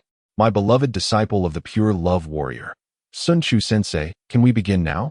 Just as Qianqi Wu Sun Chu was about to type with one hand, Xiao Jia took the object from her left hand.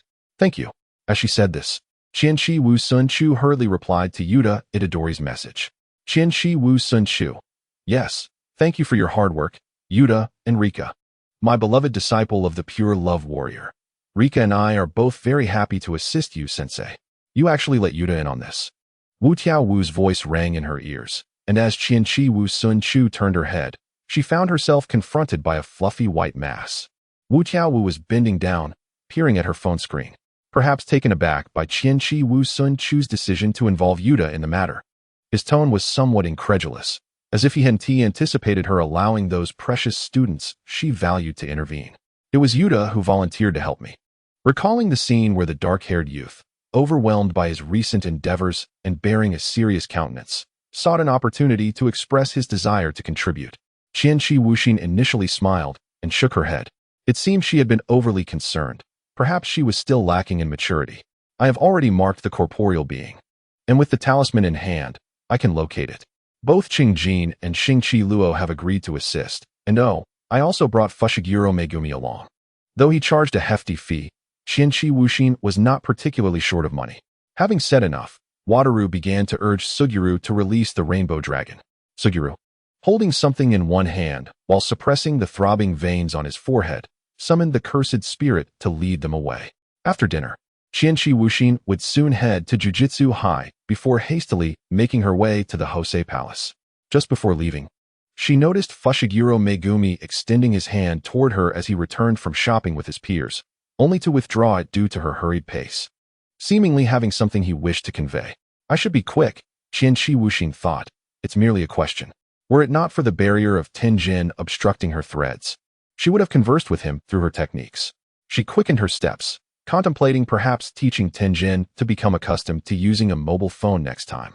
Observing Qianqi Wuxin's departing figure, Fushiguro Megumi retracted his hand, calmly responding to Yoshino Juinpei's concerned inquiry, only to suddenly notice something. Upon closer inspection, a thread floated before him. Acknowledging Fushiguro Megumi's awareness of its presence, the thread paused, then rearranged itself into a message. I'll be back soon, Megumi, hold on. If it's urgent, feel free to message me directly. Megumi. Upon seeing this message, Kasumi and Yuji exchanged teasing glances, playfully ribbing Fushiguro Megumi. Although Yoshino wished to intervene, the corners of his lips betrayed his true feelings. With a darkened expression, Fushiguro Megumi, exhibiting commendable composure, swallowed the curse that nearly escaped his lips. TSK.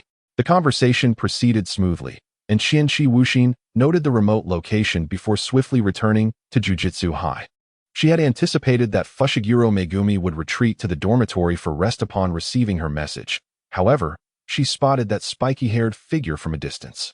Before she could utter a word, Fushiguro Megumi presented her with a bag he had been holding. The beige packaging appeared exquisite, and as Qianqi Wuxin accepted it, she caught a whiff of a sweet fragrance. She was pleasantly surprised that Megumi remembered to bring her a gift. How endearing. Recognizing the smile on Qianqi Wuxin's face, Fushiguro Megumi hastily clarified, it's from my mother. This development took Qianqi Wuxin by surprise. Star-san? Fushiguro Megumi nodded, then stood upright and performed a deep bow towards her. Thank you for your help regarding Tsumaki. As she gazed at the young man before her, Qianqi Wuxin felt her heart soften further. He was her family, a child she had watched grow up. Unable to restrain herself, Qianqi Wuxin gently caressed his hair. There is no need for gratitude when assisting family. This time, Fuhai Hui did not evade or proclaim his maturity as he had before. Instead, he allowed Qianqi Wuxin to stroke his head unabashedly. Speaking of which, how could Xingsha possibly know it was me? Despite her inquiry, Qianqi Wuxin harbored no suspicion that it was Fuhai Hui who had spoken. My mother did not mention it. She merely asked me to deliver the snacks to you and expressed her gratitude for your care of Jean Meiji. At this point in their conversation, Qianqi Wuxin had no further questions and bid farewell to Fuhai Hui, who intended to rest. The next day, Qianqi Wuxin planned to return to hell. Hozuki, look what delightful treasure I have brought you.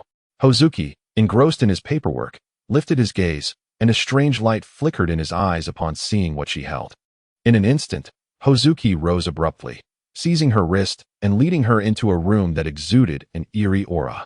In the center of the room, a vast black cauldron sat atop roaring crimson flames, while the tormented souls undergoing punishment emitted anguished cries, rendering the atmosphere even more chilling.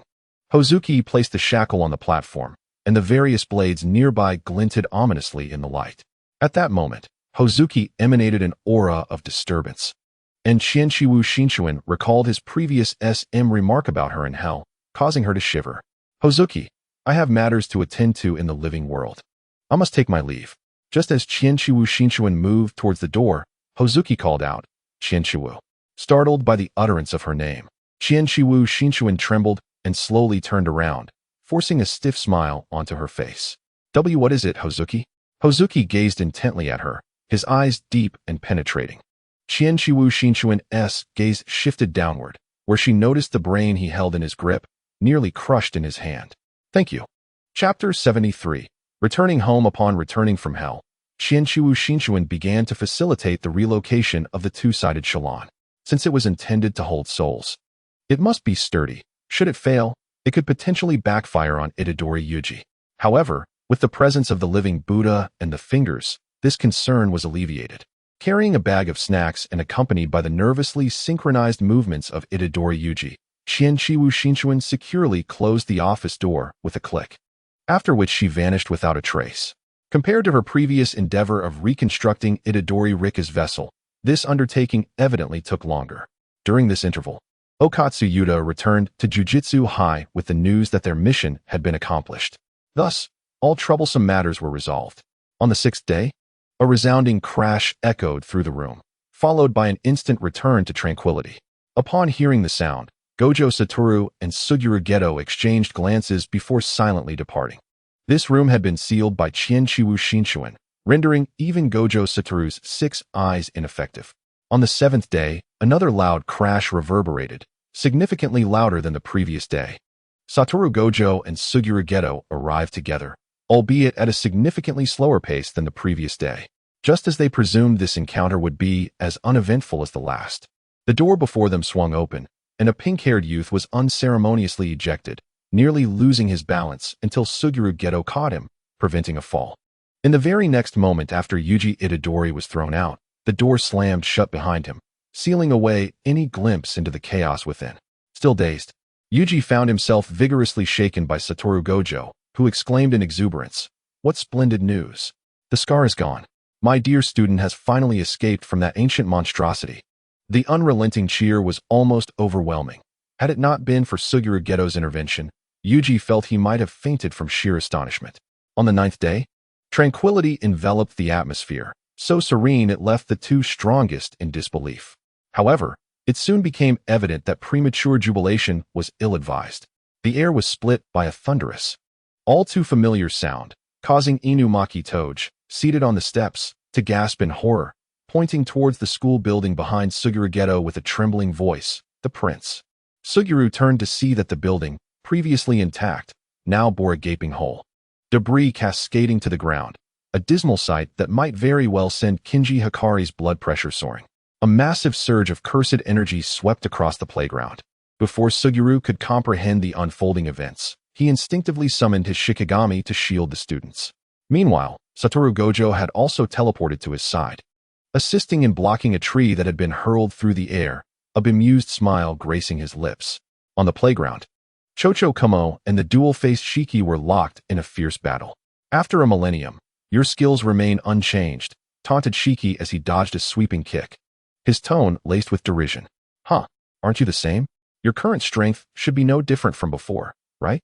Chocho, narrowly evading a punch, felt the rush of wind as it whistled past her ear, fully aware that Shiki was holding nothing back, nor did she intend to concede. Her eyes widened in fierce determination, brows furrowed, and the corners of her eyes reddened, a clear indication of her anger. Notably, on the left side of her neck, a faintly crimson bite mark drew attention. Deeply etched and stained with blood, it was evidently painful. Effortlessly evading attacks, Shiki's gaze drifted towards the mark, and a satisfied smile crept across his face. Realizing where he was looking, Chocho's fury ignited. "You pervert! Today, I shall rid the world of your menace." With that, she planted her feet firmly, her fingertips touching as if preparing to unleash her territory. To understand the source of Chocho's ire, one must go back 10 minutes prior. Once she had fused her final finger into this new vessel, she awaited the moment Shiki would open his eyes. During this time, she did not forget to reinforce the barrier, lest the two opposing entities cause any mischief and damage the building. However, unbeknownst to her, as she turned her back to the dual entities, they had already opened their eyes the moment she turned away, observing her every move. Having accomplished her task, she clapped her hands and was about to turn around when she suddenly felt a hand on her shoulder, immobilizing her completely. Entity. There was no response, and her curiosity about its intentions began to grow. Entity, do you feel unwell? I mean, is your body still in good condition? Her inquiries fell into an abyss of silence, and tension enveloped her as she heightened her senses, ready to react swiftly should the entities make a move. Yet, after a considerable wait, nothing transpired. Entity. Before she could complete her thought, a wave of terror washed over her as she felt a scorching breath against the nape of her neck, its rhythmic inhalation and exhalation sending shivers down her spine. Wait. You too. Her astonished words were swallowed by her throat, and an indescribable agony surged from the left side of her neck, radiating throughout her body. She trembled uncontrollably, her pupils constricting with fear. The entities, with their merciless fangs, pierced her fair skin in an instant. As flesh tore and crimson flowed forth, she was caught off guard by the sudden surge of pain, grimacing in response. Bind me with your oath. Promise that you shall never leave. With those ferocious words, something was inscribed within their very beings. Yet, she remained oblivious, her head bowed, silvery strands of hair obscuring her expression. The entities had accomplished their intent and released her, returning to their usual nonchalant demeanor. What? Though reluctant to respond, their mood was buoyant enough to elicit a perfunctory reply. You. Her ears perked up, sensing the surge of energy emanating from her, prompting a raised eyebrow from the entities as they stretched their stiff joints, excitement gleaming in their crimson eyes. Feeling a touch of boredom, they decided to hone their skills. Get away from me. With that furious shout, the sound of shattering glass erupted as she leveraged the threads of fate to grasp the entities by their collar, expending every ounce of strength to hurl them toward the window. Caught off guard, the entities were thrown out, crashing through the barrier and into the wall before plummeting freely to the playground below. She pursued relentlessly, regaining her footing on the ground before continuing the struggle with the entities. What followed was a playful exchange between the two. Teacher, surely, it cannot be that serious. Jie Yushu intercepted Qian Shiwu Shinshuan's hand, his face adorned with a smile, though his lips trembled slightly. He was striving to preserve the peace of the entire Jujutsu High, while also managing the blood pressure of Yagaseigo. It was exceedingly challenging, truly overwhelming. In the meantime, Wazo was preoccupied with halting the dual-faced Sukuna. After a few exchanges, Wazo discerned that Sukuna was reluctant to engage further, ultimately retreating with a dismissive remark, treating Wazo as if he were mere air. However, Wazo stroked his chin, convinced that perhaps it was his overwhelming strength that intimidated his opponent. Sometimes, being invincible can be a burden in itself. As Jie Yushu restrained her, Qian Shiwu Shinshuan gradually regained her composure upon gazing at her beloved students' faces. Indeed, initiating a domain here would undoubtedly be the most ill-fated decision. The thought of her students, all affected uncontrollably and rendered senseless, sent beads of cold sweat cascading down her brow. She felt fortunate to have been stopped. I'm sorry.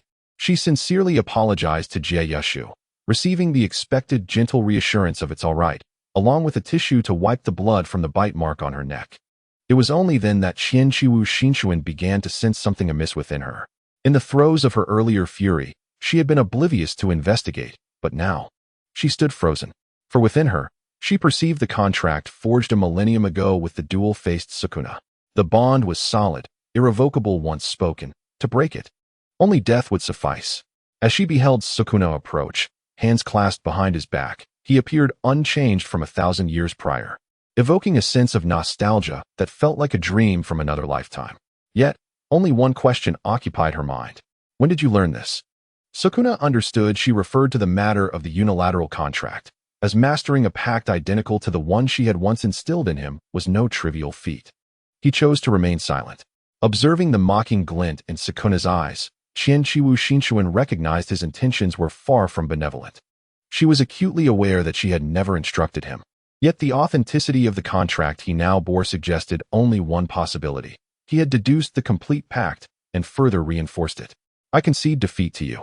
Qianqiwu Xinchuan sighed. Such matters were trivial now. She extended her hand towards Sukuna. Come, Sukuna, let us return to the Hanmaru. Chapter 74, Extra 1 Initially. Qianqiwu Xinchuan intended to have Sukuna reside in the Hanmaru, but upon witnessing the small dagger feigning indifference despite its evident fear, she unhesitatingly expelled the troublesome Sukuna. As for Raimai, although Tsukitachi Mitsuda was reluctant to part ways, Raimai was determined to follow Sukuna, and he could understand that resolve.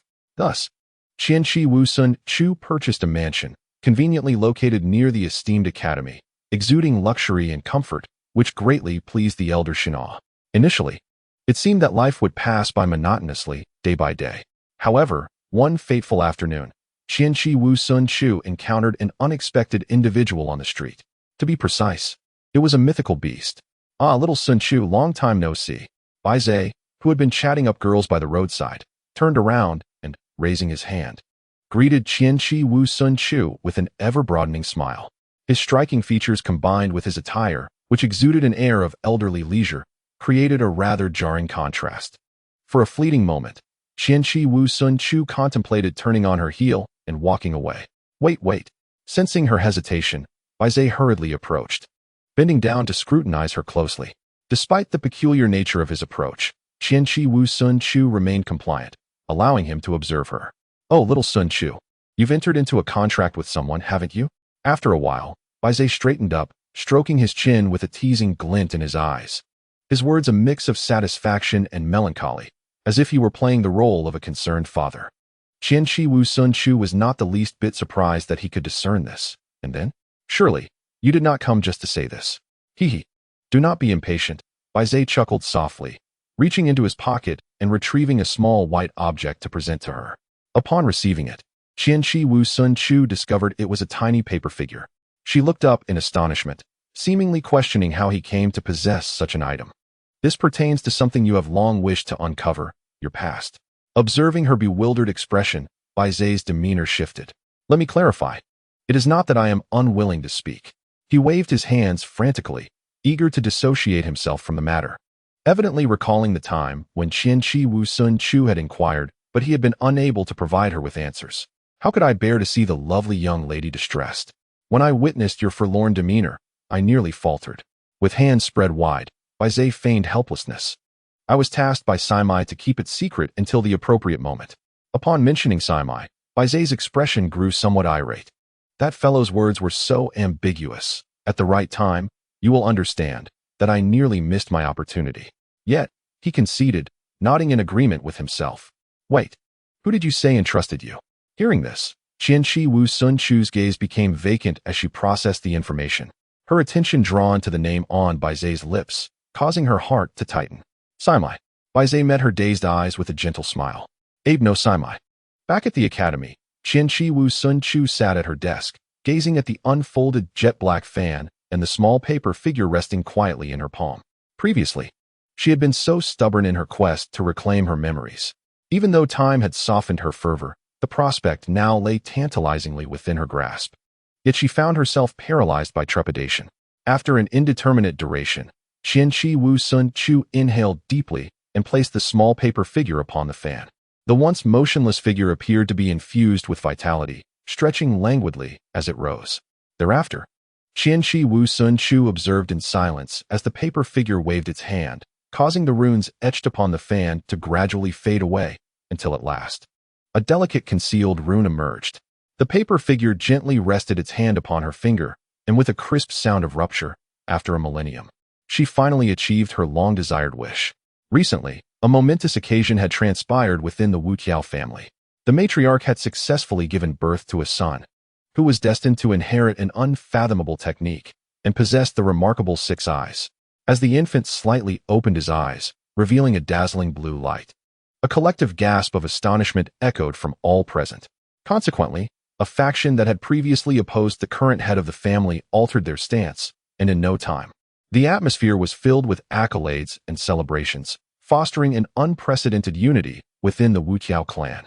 However, amidst this joyous occasion, one individual seethed with uncontrollable rage.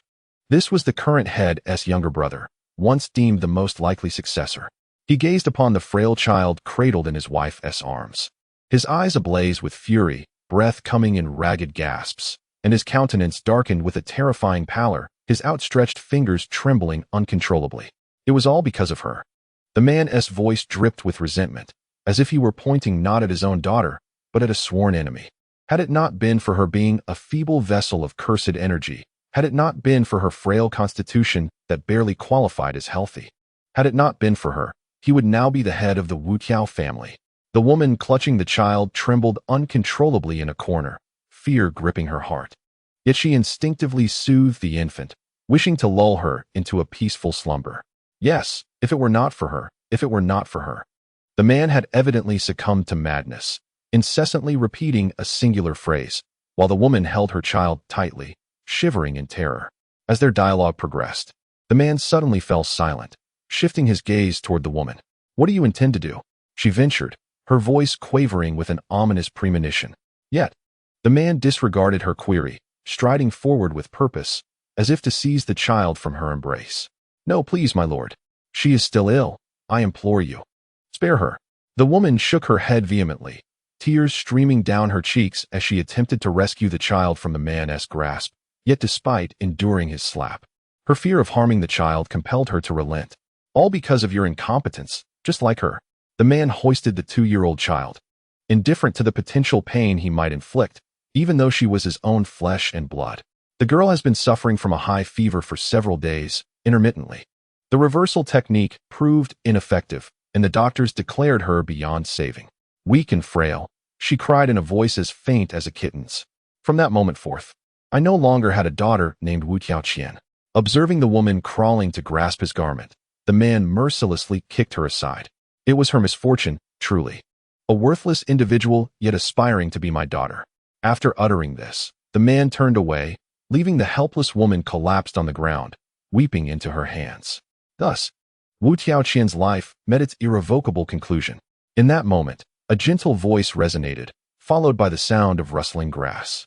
Abe no Saimai gazed at the frail girl within the underbrush, lightly tapping his fan against his palm.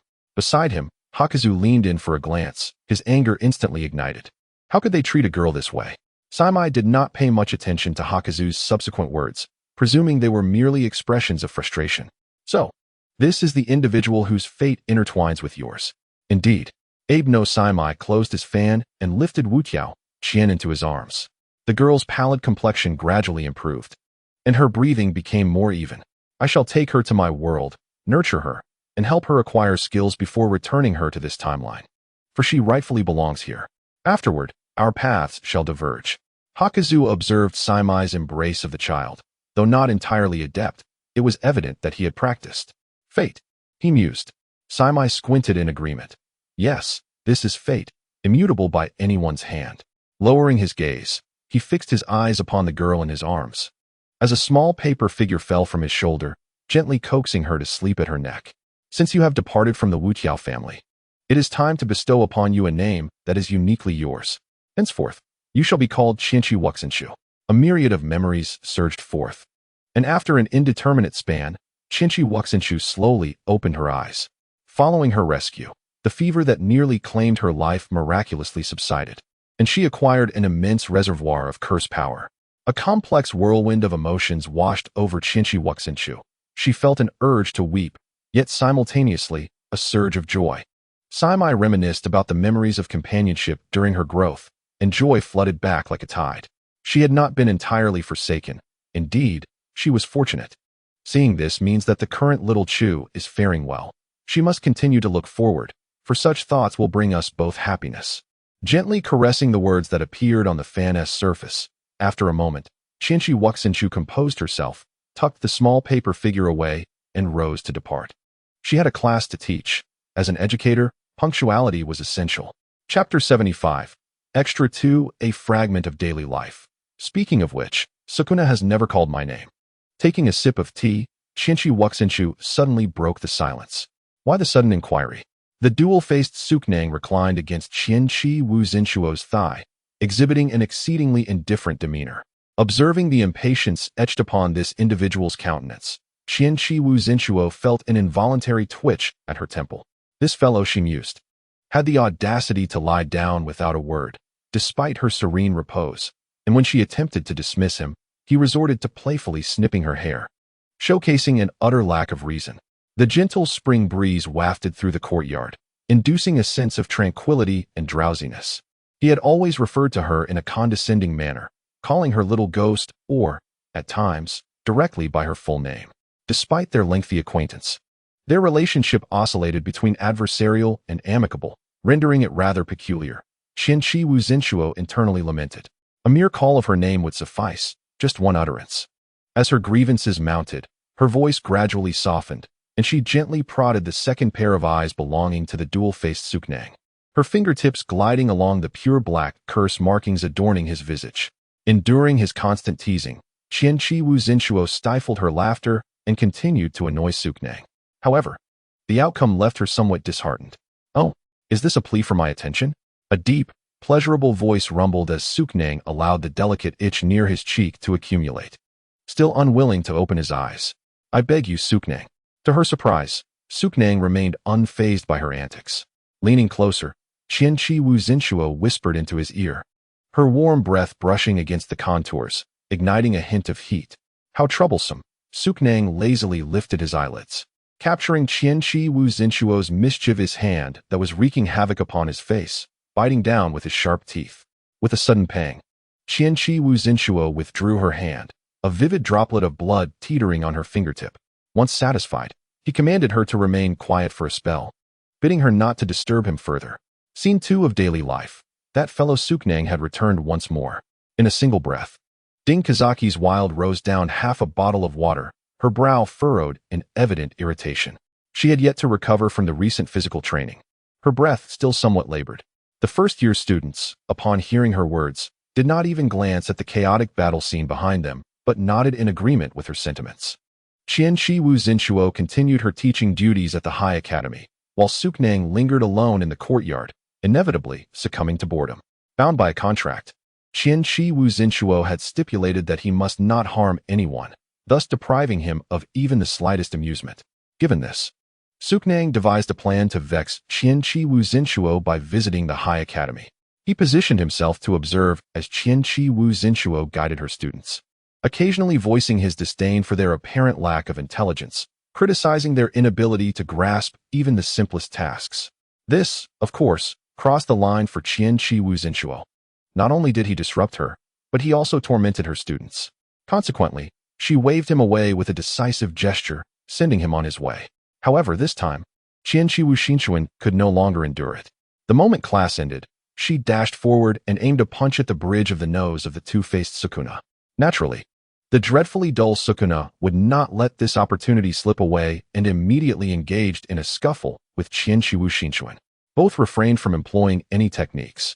Yet the formidable physical prowess of the sorcerers still sent dust swirling across the playground. After an unknown number of exchanges, Qianqi Wu Zenshuo seized the moment, wrapped her arms around Sukuna's, and delivered a headbutt to his chin, compelling him to cease hostilities and listen to her. "Enough, Sukuna. Do not create further chaos for me. I have 2 more classes, and shortly I need to accompany Junpei on a mission. Please, just return quietly." Sensing the potential for rebellion from Sukuna, Qianqi Wu Zenshuo paused to add, "Tonight, we shall have sukiyaki. I recall you were quite intrigued by it when you saw it on television a few days ago. And Raimai has already gone to buy the ingredients." As her words fell, Qianqi Wu Zenshuo felt Sukuna's strength dissipate instantly, allowing her to release her grip and regain her footing. Sukuna leisurely adjusted his sleeves, casting a half-smile in her direction without uttering a word, and vanished from sight in an instant. Oh wow. In response to this spectacle, several individuals expressed their bewilderment, acknowledging that they were merely first-year students at the Jujutsu High and comprehended little. Indeed, it seemed that only teacher Zenshuo could subdue Sukuna. Yuji Itadori's remark was met with vigorous agreement from the other 3 peers. Meanwhile, having resolved the troublesome matter, Qianqi Wu Zenshuo exhaled in relief and departed with Yoshino Junpei. On the other side, upon returning to the courtyard, Sukuna observed the small paper figure diligently cleaning, and for some inexplicable reason, recollections of the students' hushed whispers surfaced in his mind. It appeared as though Sukuna harbored a secret affection for teacher Zenshuo. The girls had formed a small circle, with Naoko mysteriously confiding in the others. Additionally, Raimai, witnessing the confrontation between Qianqiwu Shinchuan and Sukuna, wore an expression of hesitance. This was precisely what Sukuna found most irksome, prompting him to urge Raimai to speak candidly. Why do you tolerate Lady Qianqiwu so? After posing the question, Raimai, realizing his indiscretion, instinctively knelt in apology. Though Raimai did not complete his thought, Sukuna understood the underlying query. It was merely whether he had truly developed feelings for Qianqiwu Shinchuan. Love? Sukuna scoffed disdainfully. Throughout his long existence, the notion of love struck him as utterly ludicrous. He had always acted according to his whims. How could he ever submit to anyone for the sake of ephemeral affection or love? He found it intriguing, and her pleading demeanor brought him a modicum of delight, nothing more. Thus, Sukuna responded accordingly. Coincidentally, Qianqiwu Shinchuan shared the same sentiment. The complexities of human emotions truly astounded her. Reflecting on Fushiguro Megumi and Yuta Okatsu, Qianqiwu Shinchuan felt profoundly moved. It was beautiful, so beautiful that it brought tears to her eyes. However, Qianqiwu Shincho would never comprehend this in her lifetime. Therefore, when the students teased her about the dual-faced Shinua, Qianqiwu Shincho initially appeared somewhat perplexed, but ultimately, she merely offered a faint smile, opting not to elucidate. This moment is quite splendid, she mused. A profound sense of happiness enveloped her. Having endured so much, she now possessed everything she held dear. Yes, this moment is indeed perfect. Dual-faced Shinua, there is plenty of meat in the pot. Why must you covet mine? With her bowl in hand, Qianqiwu Shincho turned away, her tone irritable as she waved her chopsticks to fend off Shunua's attempts to seize her food. Why forego what is readily available? Isn't that foolish? Shunua's retorts were predictably infuriating, with both wielding their chopsticks as if they were engaged in a duel. Half the table had transformed into a battleground for the two, while on the other side, Limei remained unfazed, continuing to add ingredients to the pot, occasionally extracting the nearly cooked dishes without so much as shifting her gaze. Nothing else matters, but the beef is off limits. Do you have any idea how much this beef costs? According to Limei, it's quite precious. I must savor it to my heart's content, so you better let go. Despite having consumed so much, the greedy one, lacking any skill, would inevitably face dire consequences, or else they would merely watch as she indulged. This scene felt oddly familiar to Limei, regardless of how much time had passed. Observing the small paper figure, with a plate of beef delicately balanced atop its head. Approach her, Limei accepted the platter brimming with beef, letting out a sigh. There is still so much more.